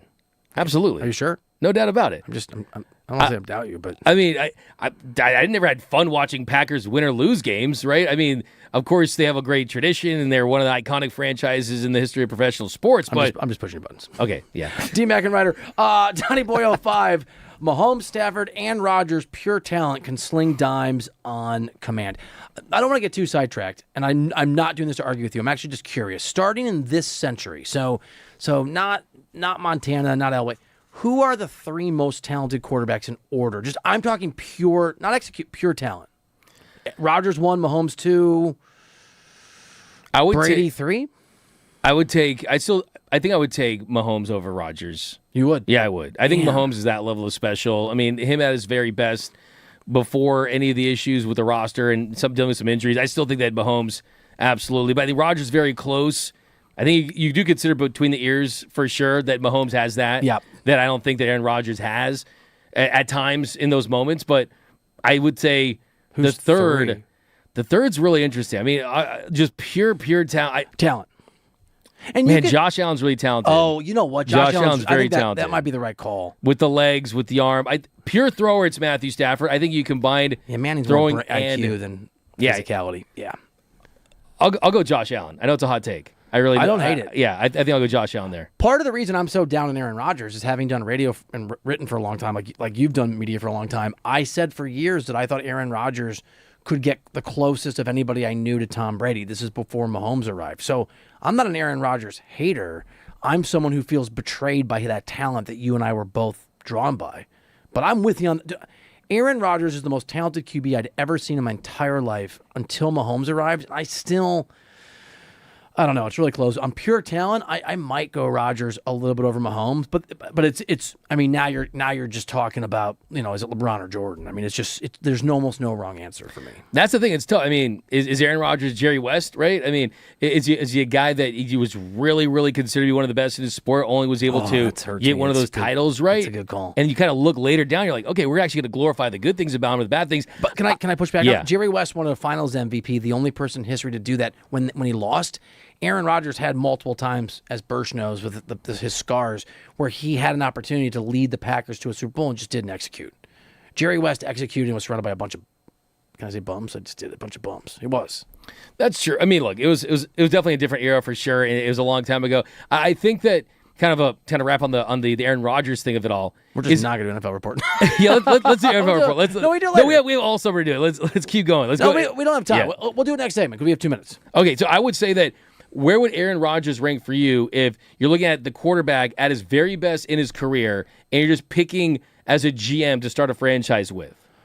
I mean, you're not going to like this answer. Lower than I would have him on my all-time list because I do Really? think, his lack of execution in big moments. You hate Aaron Rodgers. His lack of execution in big moments when he was at his prime and his distraction level problems when he was a little bit post-prime. Look, Peyton Manning won a Super Bowl with the Broncos based largely on leadership and excellence, not on his talent anymore because he was past his expiration date as a QB. I mean, Brock Osweiler replaced him for a minute, and there was a real conversation whether that guy would play in the playoffs when Manning got healthy. Aaron Rodgers doesn't have that, right? Aaron Rodgers is a lot more like LeBron James than Tim Duncan in that one. I just, not Aaron. But if you ask me all-time quarterback rankings, Aaron Rodgers is still probably on the 5 to 7 list for me right now. He's just not on the 1 to 6, I don't think. Respectable. I think that if you felt like you could bring him in your organization, mold him in. Look, there are those character flaws that if I can change his personality, I will totally that's take the thing. I mean, if he's just a robot and you could change his what he's personality. like as a person? Yeah. Number 2. Can't wait to say Steelers Rams in the Super Bowl. That's going to be Oh my my pick. God. I'm Can going you Steelers imagine? Rams I in will- the Super Bowl. Aaron Rodgers I will eat so versus much Matthew crow. Stafford. I'll eat all the watermelons. There we go. All the watermelons will be consumed. All right, should we do NFL report at the back end of the next day? We'll do some Dodgers preview, and then we'll rock the NFL report? Let's do it. It's your call. What are you feeling? I'm in an NFL mood. I'll be honest. You are? Yeah. I mean, let's get it. Hey, We got 21 minutes of Sports Talk Radio coming up. let's hit it. All right, we're going to rock it. D-Mac and Reiter, 97.1 The Fan. If you want to call us or comment at us, if you want to shout at us or praise D-Mac or me, 855-97-LA-FAN, 855-97-LA-FAN. You can also stream us over on YouTube at The Fan LA, at The Fan LA. Drop your comments in there. We're going to preview tonight's Dodgers game and do some NFL report coming up next here on D-Mac and Reiter on 97.1 The Fan.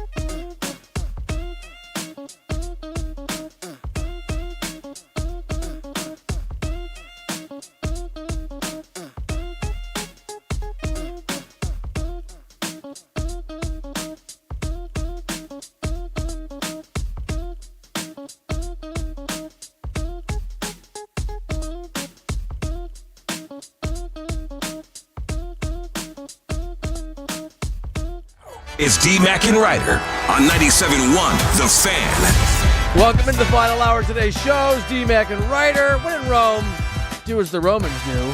We're going to talk some Dodgers, my guy. You know what I'm saying? Dodgers time. You can never talk enough Dodgers, Bill. That's right. And we'll get to our NFL report in about 9 or 10 minutes. If you'd like to call us, 855-97-LA-FAN. 855-97-LA-FAN. If you're in the car, if you're driving around, if you're listening on the FM, thanks for chilling that way. If you're still on the stream, you can drop your comments over there at the Fan LA on YouTube. And you can, if you would, please click the little like button and the bell button. We'll do a World Cup preview in 30 minutes. We'll do the Reiter Hero of the Day reveal. Dodgers lineup, we told you earlier, really quickly, Eric Lauer, who I never ever doubted. Of course I did. I doubted him a lot. You call. By the way, credit to you, dude. Can we get a cheer? It doesn't count in the standings. I just want to it sounds good. You know, a little cheer for counts. You. It counts. All right, fine. I'll get it. No, what are we talking about? Are you talking about my... I was so skeptical that Eric Lauer and his 800 ERA was going to be problematic. And you said, no, the Dodgers make adjustments. He pitched well. He's on the bump tonight. Yeah, he did pitch well. I want to see it tonight. A lot of times you'll see pitchers complain about the way the air plays in Arizona, the density, and just kind of how that affects... the Arizona? Arizona, there you go. how that really plays as far as the break on his pitches. He's a guy that's not a high-velocity guy. He's not going to overpower you. So we'll see tonight if it was a fluke or, hey, this is a better team, better offense, better competition, division matchup that actually kind of matters. So I got to see it twice to really feel good about what I said a couple of weeks ago. But, yeah, he's looked night and day like a better pitcher than he was with this year with the Blue Jays, where he was one of the worst in the league. D-Mac and Reiter, 97-1 The Fan. Emmett Sheehan pitched pretty well yesterday. He pitched well. Did not get the win, did not get a lot of run support. Here is the lineup that Dave Roberts and the Dodgers have put out there to try and give Eric Lauer a little more help than, 4-1 loss last night. Shohei Ohtani, who you and I noted has been unstoppable for a while now, and it's June-Tani time, and I tried to coin, I feel like maybe I pulled it off, a little, Shohei Ohtani, because he's been amazing since May 15th. He's in leadoff, Andy Pages in the 2 spot. It's the same top 5 that you've been calling for, D-Mac. It's Ohtani, Pages, Freeman, Betts, and then Kyle Tucker. Betts and Tucker continue to struggle. Max Muncy is in that 6th spot. Ryan Ward gets rewarded.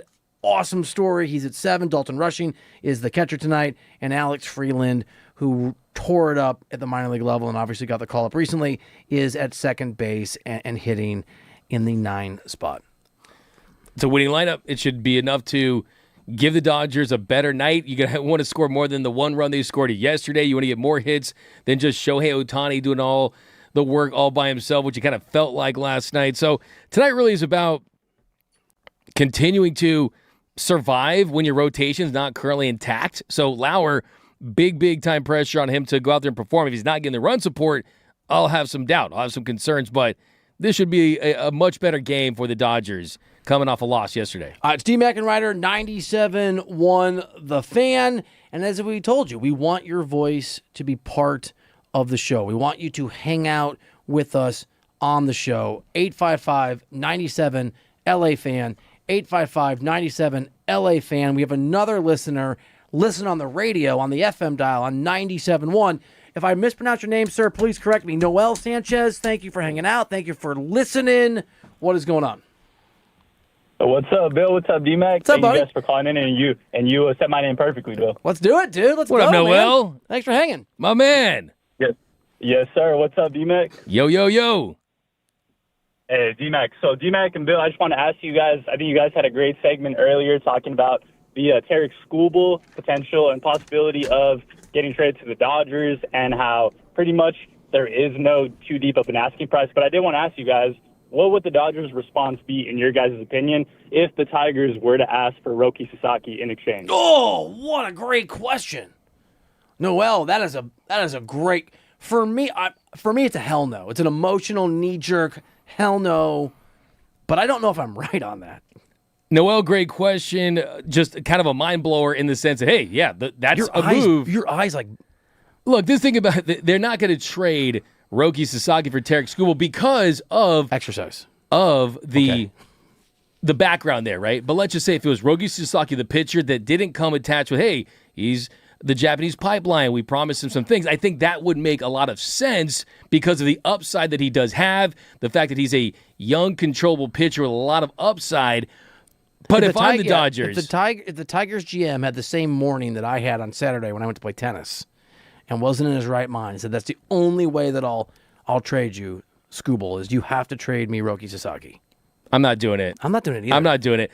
I would give up River Ryan. I'd give Josue DePaula. I know that sounds crazy. I'd give Josue DePaula and River Ryan before I would give up Roki Sasaki. Roki Sasaki, yes, hasn't been pretty. Yes, there's been some down moments, but the ceiling is still there for him to be an absolute ace. And he's pitched a lot better of late. He has, dude. But what if I told you this? And Noel brings up a fantastic point, and that, hey, the Tigers could be in a position of leverage because the Dodgers are going for a three-peat. Could be the only time in the franchise's history that they could be in a position to do just that. But also, they got the looming CBA. And would Detroit even be bold enough to ask for Roki Sasaki in a potential trade? I just could not see Andrew Friedman breaking the trust. I could not see Andrew Friedman go up to Shohei and Yoshinobu Yamamoto saying they trade away Roki Sasaki. But there is a world where it would lead to a championship. And that question It's a hell no for me. It's a hell no. But mine's it's a hang up the phone and cut the cord after, like it's over, like not like dial tone. Yours is an intellectual answer and a smart one. Mine is an emotional answer, and I'm glad the intellectual answer. I'm glad the head supports the heart here because we've discussed this a lot. And thank you for the call, Noel. I love watching him play. I'm mesmerized by him trying to do it at the major league level. And this is not breaking news. Everyone believed when he came over, he could be a top 3 or 5 pitcher in baseball. And I think he can be. A few stats for you. Since May 2nd, he's only 2-3, hasn't got a lot of run support. But since May 2nd, he struck out 28 guys in 28 innings. He has an earned run average of 3.18. He has generally played much, much better. And he has been trending in a better direction the last 2 or 3 outings in particular. He had 7 strikeouts, I think, last time out in 5 1/3, and 8 strikeouts in 7 innings the outing before that. He can help now. We saw what he can do in the playoffs, and I think he can be exceptional. And you have him under control. You know it for a long time. He's under control for a long time. He still has a lot to do to get to the pitcher that he thinks he could be, that the organization thinks that he could be. But also, for me, it's the damage that this could do to the pipeline, right? I mean, the Japanese market, just the players over there, they've been the golden goose. And there's no way that I think that Andrew Friedman and this organization would do anything to compromise that, because that's turned into a cheat code for this organization. I almost feel like, hey, man, they should have gone out and gotten Murakami with the way that he's swinging the bat, with the potential that he has. But I will say this, though. There is a world, there is a universe, there is a scenario where Roki Sasaki does not become that elite starting pitcher that we think he has the potential to be, that he does end up in the bullpen as a really, really solid to great high-leverage reliever that maybe grows into a Josh Hader like Johan Duran, maybe an elite closer, something like that, and he doesn't reach the potential that River Ryan could make, and we're willing to throw him in there. So, look, you got to protect the asset. The biggest thing, too, is the fact that you are getting someone that, let's not forget this, he was the number 1, not the 2, 3, 4, 5. He was the number 1 overall prospect in all of Major League Baseball last year. We're only a year removed from that. So if you're asking me, hey, would you give the number 1 pitching prospect, the number 1 overall prospect for 2-3 months of Tarek Skubal, then I start to kind of back out of that deal and say, no, there's no way. D-Mac and Reiter 97.1. Great call, though. The fan, Noel Sanchez crushed it. We've had some great callers today. Noel, listening on the FM, on the radio, on 97.1. Appreciate you hanging with us. If any of you are listening on the radio, on the stream, wherever you're getting us, on the free Odyssey app, call us, 855-97-LA-FAN. You want the numbers? Let's get them. You want me to crack that code? Let's do it. 855-975-2326. A few updates here from the Dodgers per Dave Roberts. Tommy Edman will need the 3 weeks of rehab prep before joining the team. Will make lion's share of starts in Oklahoma City at second base, is one note that Dave Roberts gave. That still fits the timeline. I think the biggest takeaway from Tommy Edman is he's playing center field down there. And since he's in center field, that's an indication that the ankle is right and that they trust him enough from a physical standpoint to be in center field, not just at second base. He's mostly going to be at second base where he's playing at a Gold Glove level when he's out there. But, yeah, you want to take time with him because he's had a lot of setbacks. You don't want to re-injure that. It's good to see. D-Mac and Reiter 97.1 The Fan. More updates from Dave Roberts in the pregame before the Dodgers take on the Diamondbacks tonight. He has not heard any updates about Gavin Stone. Quote, his body is letting him down a little bit, Dave Roberts said. I hate to hear this. Gavin Stone is someone that's worked very hard to get back out there on the mound. He's had multiple setbacks at this point. What I heard last year, kind of was reporting this at the time, was that when they went in and worked on the shoulder and they worked on the arm, they found more stuff than they had anticipated, which ultimately led to a slower progression to get back out there on the mound. So he's someone that has really shown in that season in 2024. Here's a fun fact. He actually pitched more innings than anyone in the rotation in 2024, yet he didn't pitch in the postseason. So the plan was always for him to get back and maybe get a spot in the rotation, but it's looking tough. It's a health issue with him for sure. But performance-wise, he's got it. D-Mac, last update for everybody here on D-Mac and Reiter on the new 97.1 The Fan, the voice of LA Sports. Edwin Diaz is on his second set of back-to-backs at Dodger Stadium. Very encouraged, Dave Roberts said, by his progress, but still no timeline on his return.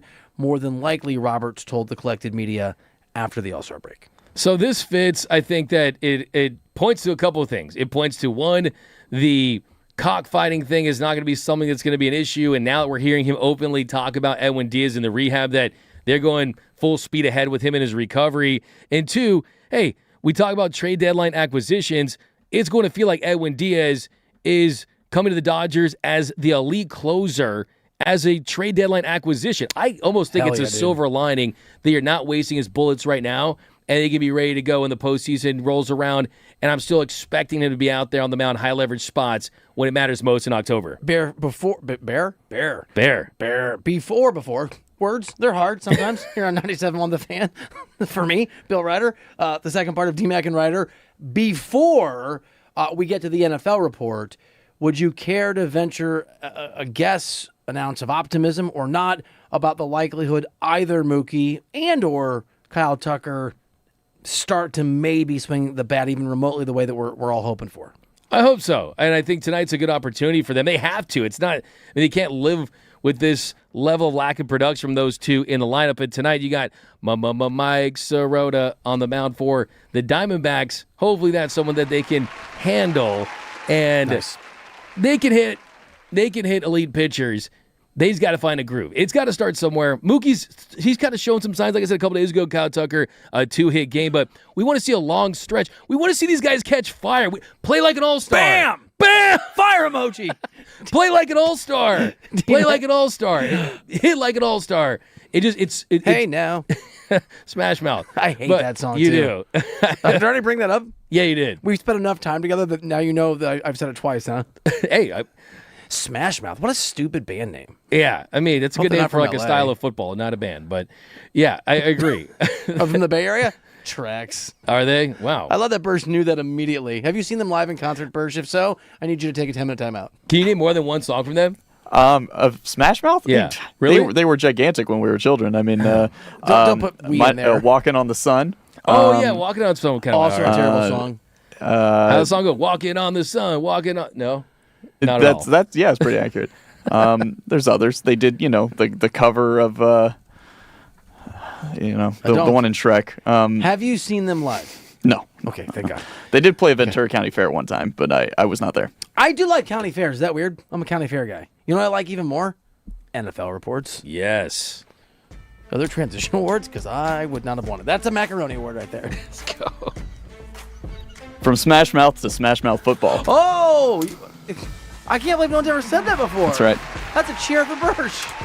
That's right. This is criminal. You guys need to be locked. This is going to be a formal investigation launch. This is the NFL report, where we're taking a look at things going on in and around the NFL. Of course, a ton of fallout still from Myles Garrett joining the Rams, which we'll hear a little bit from Garrett's press conference earlier today in a moment. But first, we did have some breaking news during the show.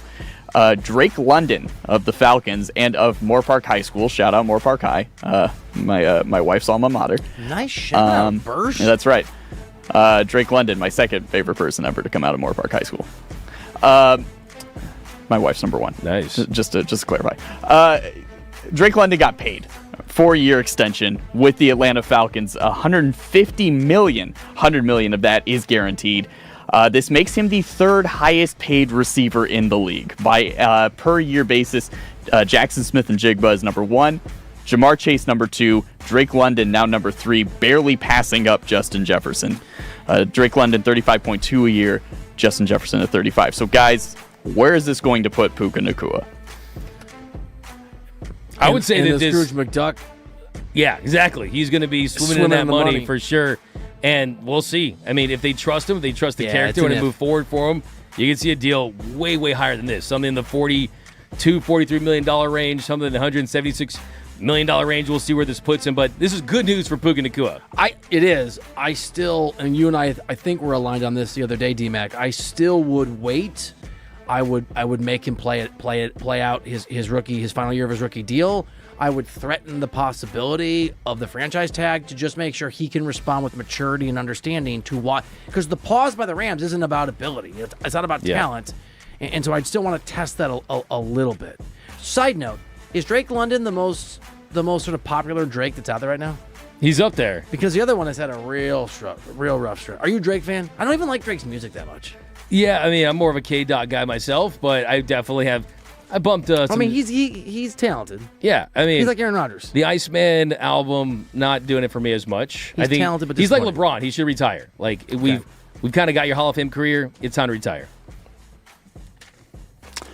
Well, it's not time for Myles Garrett to retire. Oh wow, that's ridiculous. Give yourself a cheer. Give yourself a cheer. Thank you. You get one. That's right.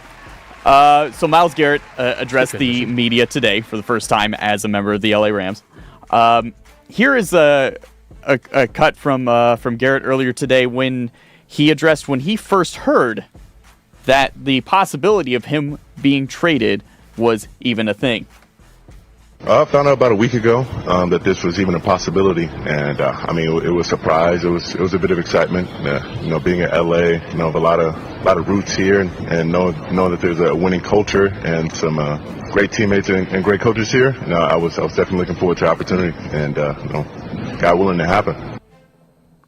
I kind of believe him. I don't often believe people that say things at press conferences and podiums because they have a lot of things to protect. A week ago is not that long ago. I feel like he probably had some understanding because he did not like the hiring of Monken as the coach. He wanted his way out. But I think that maybe just the specifics of this deal and the Rams probably came to a realization that last week was the kind of the first week where he was like, okay, this could really, really, really happen because I know the Rams have been on it for a while now and they've been doing the legwork on it. And he sounds like a guy that really absolutely is thrilled to be an LA Ram. So he's excited. I just used AI to solve a mystery. Ooh. So take this with whatever grain of salt you want. But you and I were discussing earlier, D-Mac, before D-Mac and Reiter, here on 97.1 The Fan, I think before the show, just how quickly the press conference happened. And I think I asked, does he live here? According to AI, he maintains an off-season lifestyle in Southern California. And he is dating, I didn't know this, that he's dating an Olympic snowboarder? Yeah, Chloe Kim, right? I didn't know that was she's a native of the region. Yeah. So he's an LA guy. And Myles, if you're listening to the show, which I hope you are, by all means, come on and hang out. We'd love to congratulate you in person. I would love to have Myles Garrett on the show. Oh my God, me too. It'd be incredible. And I think that he would love to be on the show and hang out with us. I did too. And you're welcome, Myles. It'd be awesome. For the invite. He's going to break. It feels like for the Rams, he's going to go the extra miles. Like, would you give him the boo? I would have booed him too, but okay. Look, do you want me just to come around and give you a man hug? You are right, though. I would love that. You are right, though. He feels LA. Like, I can see him already sitting courtside. Chloe Kim kind of embracing the lifestyle. Maybe in some movies after, like we thought Aaron Donald was going to kind of be in. So he definitely fits. He doesn't. It doesn't feel like LA is too big for him because he knows the stature of the player that he is. Going from Cleveland to LA, I think he's ready for the bright lights. I did too. Well, going back to Cleveland in that deal was Jared Verse. And Andrew Berry, the Browns GM, addressed the media today talking about the trade, and he was very excited that Jared Verse was coming back to Cleveland. He's obviously a huge part of this return for us. Jared is an outstanding football player. former Defensive Rookie of the Year, 2-time original ballot Pro Bowler. He's a perfect DNA match for our attacking front. He's really a terror in both phases, both as a run defender and a pass rusher. Star Trek? We are really, really excited to add him to our team. He allows us to continue to play defense as a high level, which has been our standard over the past several seasons. And we're really excited to welcome him into the organization. Pew, pew, pew. Phasers. Phasers. In fairness, I couldn't pronounce. What word I said bear. What was I trying to say earlier? Something. Yeah, a lot of stuff come out. Look, Yeah. I want to make fun of Andrew Berry for celebrating this guy, but in fairness, everything about his universe has changed in the last 30. Oh, wow, thank you. Yeah. You know how your mom talked about your posture the other day? Yeah, is it down? Is it? Whenever I make a funny, you go lower. You go That's lower. not true. You go lower. That's not true. That's not true. And look, he has I'm a lot an of empath. I see things. He's got a lot of confidence, and here's the thing: they're going to save money on this. They're going to save money, and they're going to go to the future. Myles Garrett's not going to help the Browns win a Super Bowl this year because they're not close to it. Okay, yeah. I mean, as far as his statements there, he says they're going to compete. He likes Jared, and that's a player where can he be as great as Myles Garrett? No. Can he be an All-Pro level player? I still have my doubts, but hey, you got to give him credit for just kind of standing on business, answering the questions. It can never be a good day to trade away a player a player as talented as Myles Garrett, like that stature, but still, it's a tough one. We are the voice of LA sports, not the voice of Cleveland sports. And so we have talked here on 97.1 a lot about how great this is for the Rams. To your exact point, I will say, I like it for Cleveland. And the minute you signed Deshaun Watson was the moment eventually you were going to, for $250 million in guaranteed money, was the moment that you were going to have to move on. Because obviously it didn't work with Deshaun Watson. It was never going to work with Deshaun Watson. You do have to get, you've got him and Shedeur Sanders and Dylan Gabriel, and Deshaun Watson, he's on the books. So I actually, I like it more for the Rams, but Cleveland was between a rock and a hard place. I do think it's a return that is not half bad considering they had to move on from the most dynamic player in football. It's not awful. Verse has a lot to learn. I think I would be weary with the way that he's bringing this up. I mean, Verse, a very high caliber player, definitely has a high ceiling. There's a lot of unknowns. Can he turn those pressures? He's really a pocket squeezer, as they call him, really kind of shrinking that pocket. Can those convert to sacks? Myles Garrett is all-time great. He's a future Hall of Famer. He's a generational player. I think this puts a lot of pressure on Verse from him. And if he doesn't perform well, they're going to put this on Verse, saying, oh, I wasn't a good enough player in return, when really it's the organization. They kind of made this call, and we know that they're probably going to be in the Arch Manning sweepstakes too, so they're going to switch things up. D-Mac and Reiter, 97.1 The Fan. We are 9 days from the World Cup kicking off, including huge games right here at SoFi. It won't be called SoFi. In Los Angeles, and we're going to... Right? Isn't that weird? I saw that, yeah. Yeah. They've been spending millions, right, to cover up the signage. It's NoFi. It's NoFi. Yeah, thank you. I'm on fire. I'm not going to lie. I'm on fire. We will do our daily World Cup preview next here on D-Mac and Reiter. Greetings from...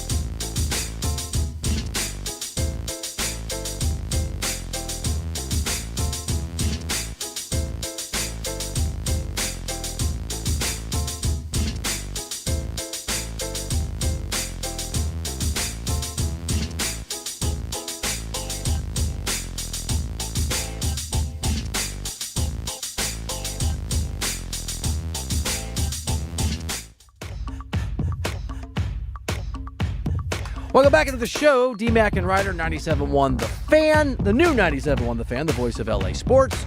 Thanks for everybody who's calling in, hanging out, chilling with us, either on the stream at The Fan LA or calling in at 855-97 LA Fan. You want to hear something kind of interesting, D-Mac? Yes, sir. So, got an email from the NBA, folks.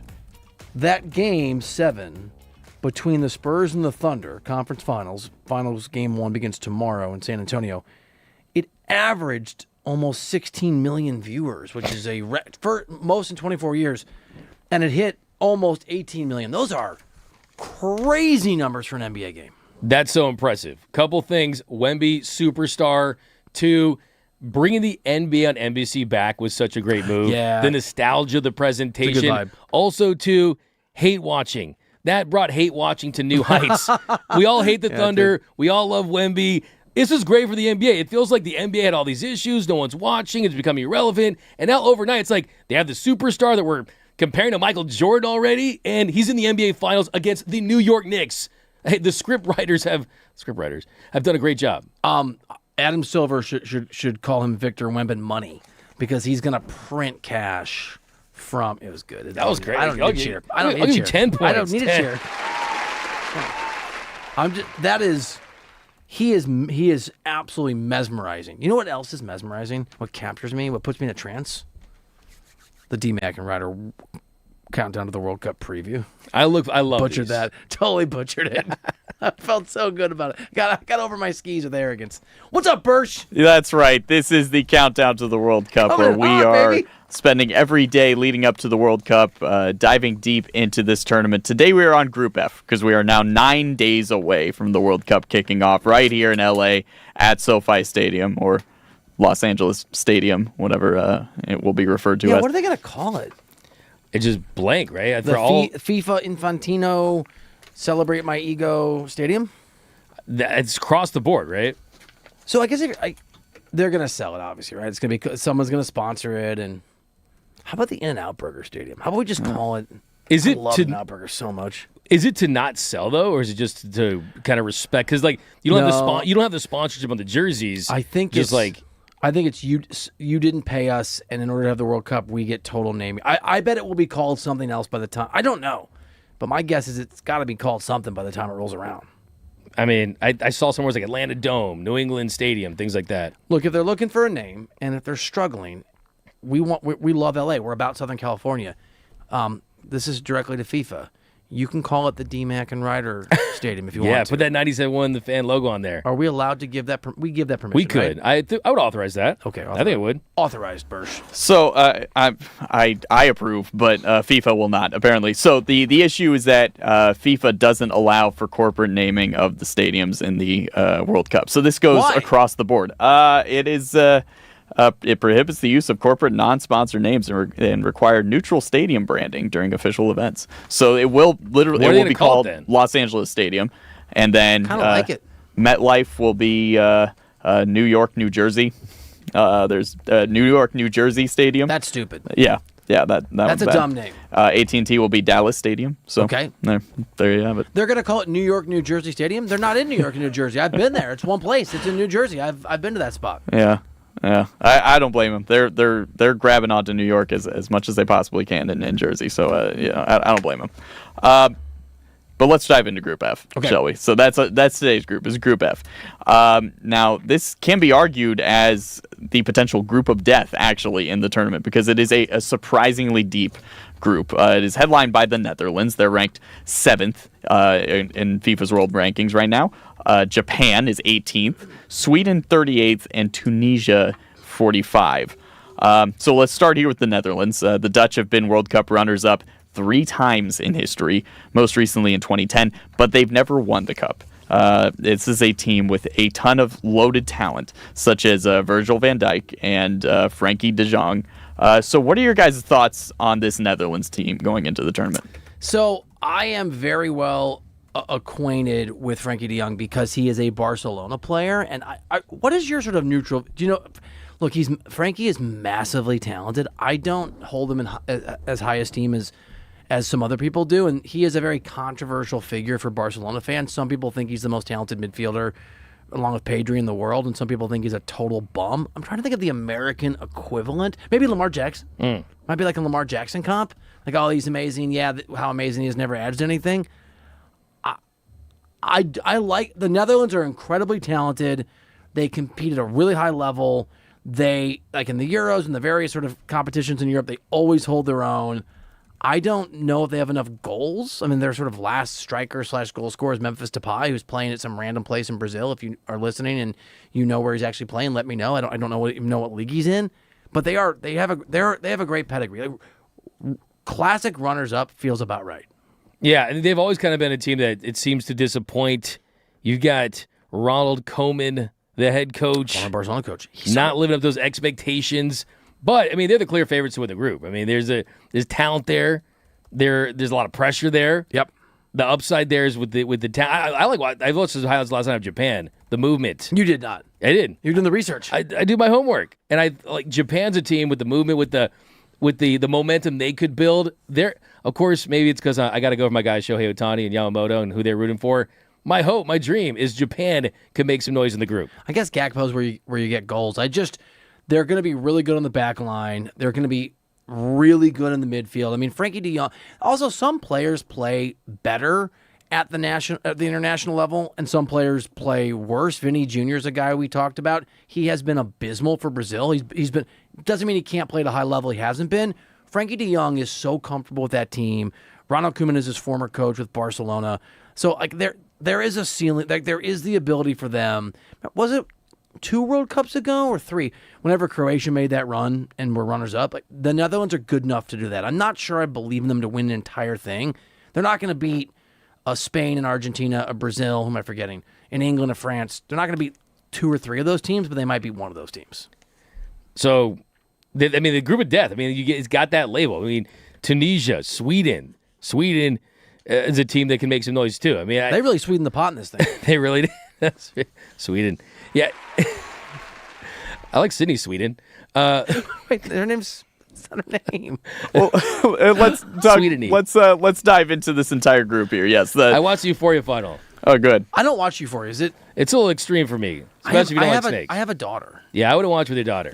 Should I watch it at all? People have said just don't watch it. Yeah, I don't even feel comfortable watching it in my own house with my daughter in another room sleeping. All right, if the main characters were all World Cup teams, who would you take? Who's the characters that's the biggest winner? Ooh, definitely in this group, Netherlands for sure. Okay. I meant the actors. Yeah, wait, I want to know the Euphoria character. Oh, as far as what the biggest winners in the show? Like who would be the number one seed of all the fictional characters in Euphoria? In terms of what? To just succeed. I would in say life. Jacob Elordi definitely going 1. Okay. Then I think, Zendaya 2. Okay. Then Sydney Sweeney 3. Okay. And then Maddie. Forgot the actress's name. I don't even know who 2 of those people are. Yeah, Maddie's a great performance from her. So I would say that's the big 4. Jacob Elordi, I mean, he's a big star. I mean, he had a very is that his name or his character's name? Jacob Elordi. No, he's Nate Jacobs in the show. Okay, and you do not want to see what happens in the penultimate episode. It gets very dark for him. Yeah. Okay. So Sydney Sweeney, can she win an Academy Award even though it's a TV show for this? Can we just change the rules? I've never seen it, but is that no? I don't think so. How is she in it? She can't act, dude, in some of the shows I've seen. I'm just going to say. I'm not the biggest Sydney Sweeney fan as far as the acting and in the show, but I think that movies, she's done a better job. Euphoria, I think she plays this character very well. What's Anyone But You? There are some lines she delivers so poorly that I have laughed out loud where it's not a funny moment. Yeah, kind of like a Razzie But if she's listening, nominee. if she's living in L.A., if she's driving around, I'm a big fan. There you go. And I apologize. Well, back to the group of death. Sydney, Sweden? Sweden. Yeah, this is because he said Sydney, Sweden. You know what? That's retroactive for everything that happened there. Okay, just to close things out here, Group F. So yes, the Netherlands are the clear favorite, but the rest of the group is actually rather wide open. Japan are a consistent dark horse in the cup. They play an incredibly disciplined and tactical game and are very capable of pulling off upsets, such as when they beat Spain in the group stages in 2022. Sweden struggled through qualifiers in the group stage, but were able to beat both Ukraine and Poland in the playoffs to get to their first World Cup since 2018. Throughout the qualifying rounds for the European teams. And then while Tunisia is the lowest ranked team here, they are not to be overlooked. They did not allow any goals throughout the CAF qualifiers, as their defense is very much their strong suit. And they're coming off of a 2022 tournament where they beat France in their final game of the group stage. So the question here is, guys, in arguably the tournament's group of death, which of these teams will miss out on the top 2 spots? I will say I'll go chalk and go Netherlands and Japan. That's right. Japan beat Spain, and that was part of what led to Luis Enrique being fired from the Spain national team and getting the job with your PSG. So in the world of sort of like shifting consequences and sliding doors, Spain's underperformance with the help of Japan is part of the reason you have 2 Champions Leagues for your club team. Really? Yeah, way to go. That's really interesting. I'm here for it. It's like Sydney Sweeney, just what a performance. You gotta check it out. Yeah. So I think I'd second that. That was, I'm going for Samurai Blue for Japan. Netherlands, I think you like the upside, you like the talent. I want to see the best tournament we can get. I'm not the biggest fan of the upsets. Of course, Japan it's not one of their best teams for sure, would be considered a big breakthrough. But I think that's kind of the 2 right there. I mean, Sweden has some goals in them. They have some players. I can't say this guy's name, so I hope our boss doesn't listen. Victor Gorkes. I always say it wrong, and I watch him play. I mean, there are some guys that like have some talent on that team. They're kind of like the United States in that they have such a drop off of depth and talent. Their starting 11 is not going to be on the level of starting 11s of teams like the Netherlands or Japan. They have some superior players, and I guess it depends on your view on Pulisic for the U.S. as a comp. I'm out on Sweden. I'm out. I mean, maybe as like a third team in the group, because 8 of the 12 teams in the groups will advance, and then they can lose to a team like America. That'd be great. It'd be great if they could play the USA. USA plays a number 3. That'd be exciting for sure. I think the question too for Japan is how much lead talent do they have? Do you feel like that side? I don't know that. I know that, like as Bert said, they're very well. They're tactically disciplined. They play they're almost like Germany. They play a very sort of robotic approach. Anything from the highlights?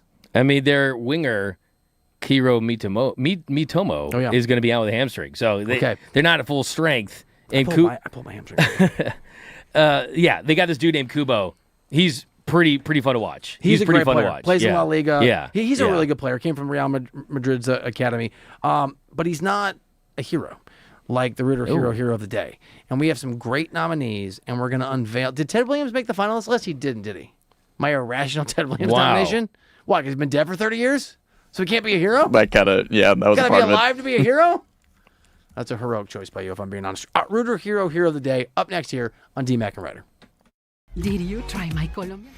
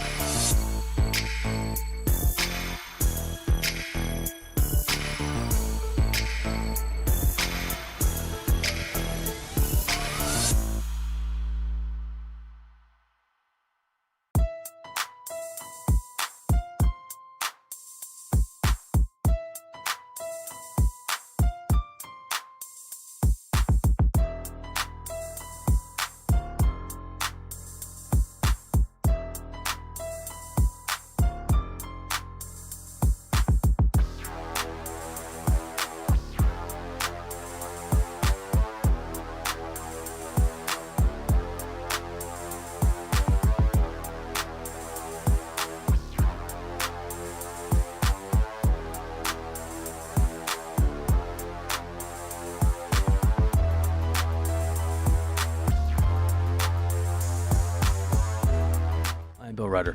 By the way, Les Snead will be on the morning show tomorrow, 7 a.m., with Derek and Decker, the GM of the Los Angeles Rams, the guy who pulled off the Myles Garrett trade, because that's what we do for you, LA. At 97.1 The Fan, the voice of LA sports, we also bring you all the big voices of LA sports when it matters most. Les Snead tomorrow. That's going to be awesome. Absolutely. You can't always get what you want, but if you try sometimes, you get what you sneed. Oh, my God. Give it to him. That was so good. Top of the dome. That was a strong one. That was a really good one. I'm proud of you. You needed a few of this. I'm excited to see. So Ted, I'm really annoyed that Ted Williams didn't make the top right? 4. Yeah, because I like the deeper cuts. You have to be cuts. alive to be a hero? Yeah, exactly. From California. That's I'm going to nominate, I don't know, Napoleon tomorrow. Bonaparte. Let's go, There man. we go. Isle of Elba. Do you know he was actually Italian, but he was French because they took over the... Anyway. Interesting. Yeah, you knew that. You read a lot. Oh. You're a reader. You like to hide it. I'm a writer. You're a reader. I'm a writer. Yeah, I'm a there you writer. You're my hero, bro. It's the Rooter Hero of the Day. Hero of the Day from Rooter Hero. Everybody needs a hero. RooterHero.com. The winner by a wide margin is Jared Verse. That makes me feel sad for Jared. That was your nomination. Oh, goodness. It's tied. Who's the second closest? What do you mean it's tied? It's tied. There's a tie. 31% for Jared Verse, 31% for ABS. Ooh. So one's the guy that got shipped out and the other's a piece of technology. You got to pick a winner. You can't give me a tie. There's no ties in baseball or in the Rooter Hero of the Day. I think it's a good opportunity to bring back the Year Trout. I love that. So make it the ABS. Let's give it the ABS for that. Anybody want to be a deciding sort of tiebreaker? Jared Verse, enjoy time in Cleveland. ABS. Tie goes to the runner, not the machine. There you go. I did there. Oh, wow. Thank you. Oh, wow. I don't need it. This is a level of domination today in the laugh-off, though, like unlike anything I've ever seen before. Are you going to be okay? Do you want me to take you home? I'm worried about you driving yourself after I give you the score. I'm happy about it because, like I said, we needed a partial judge. We needed a partial grading system. But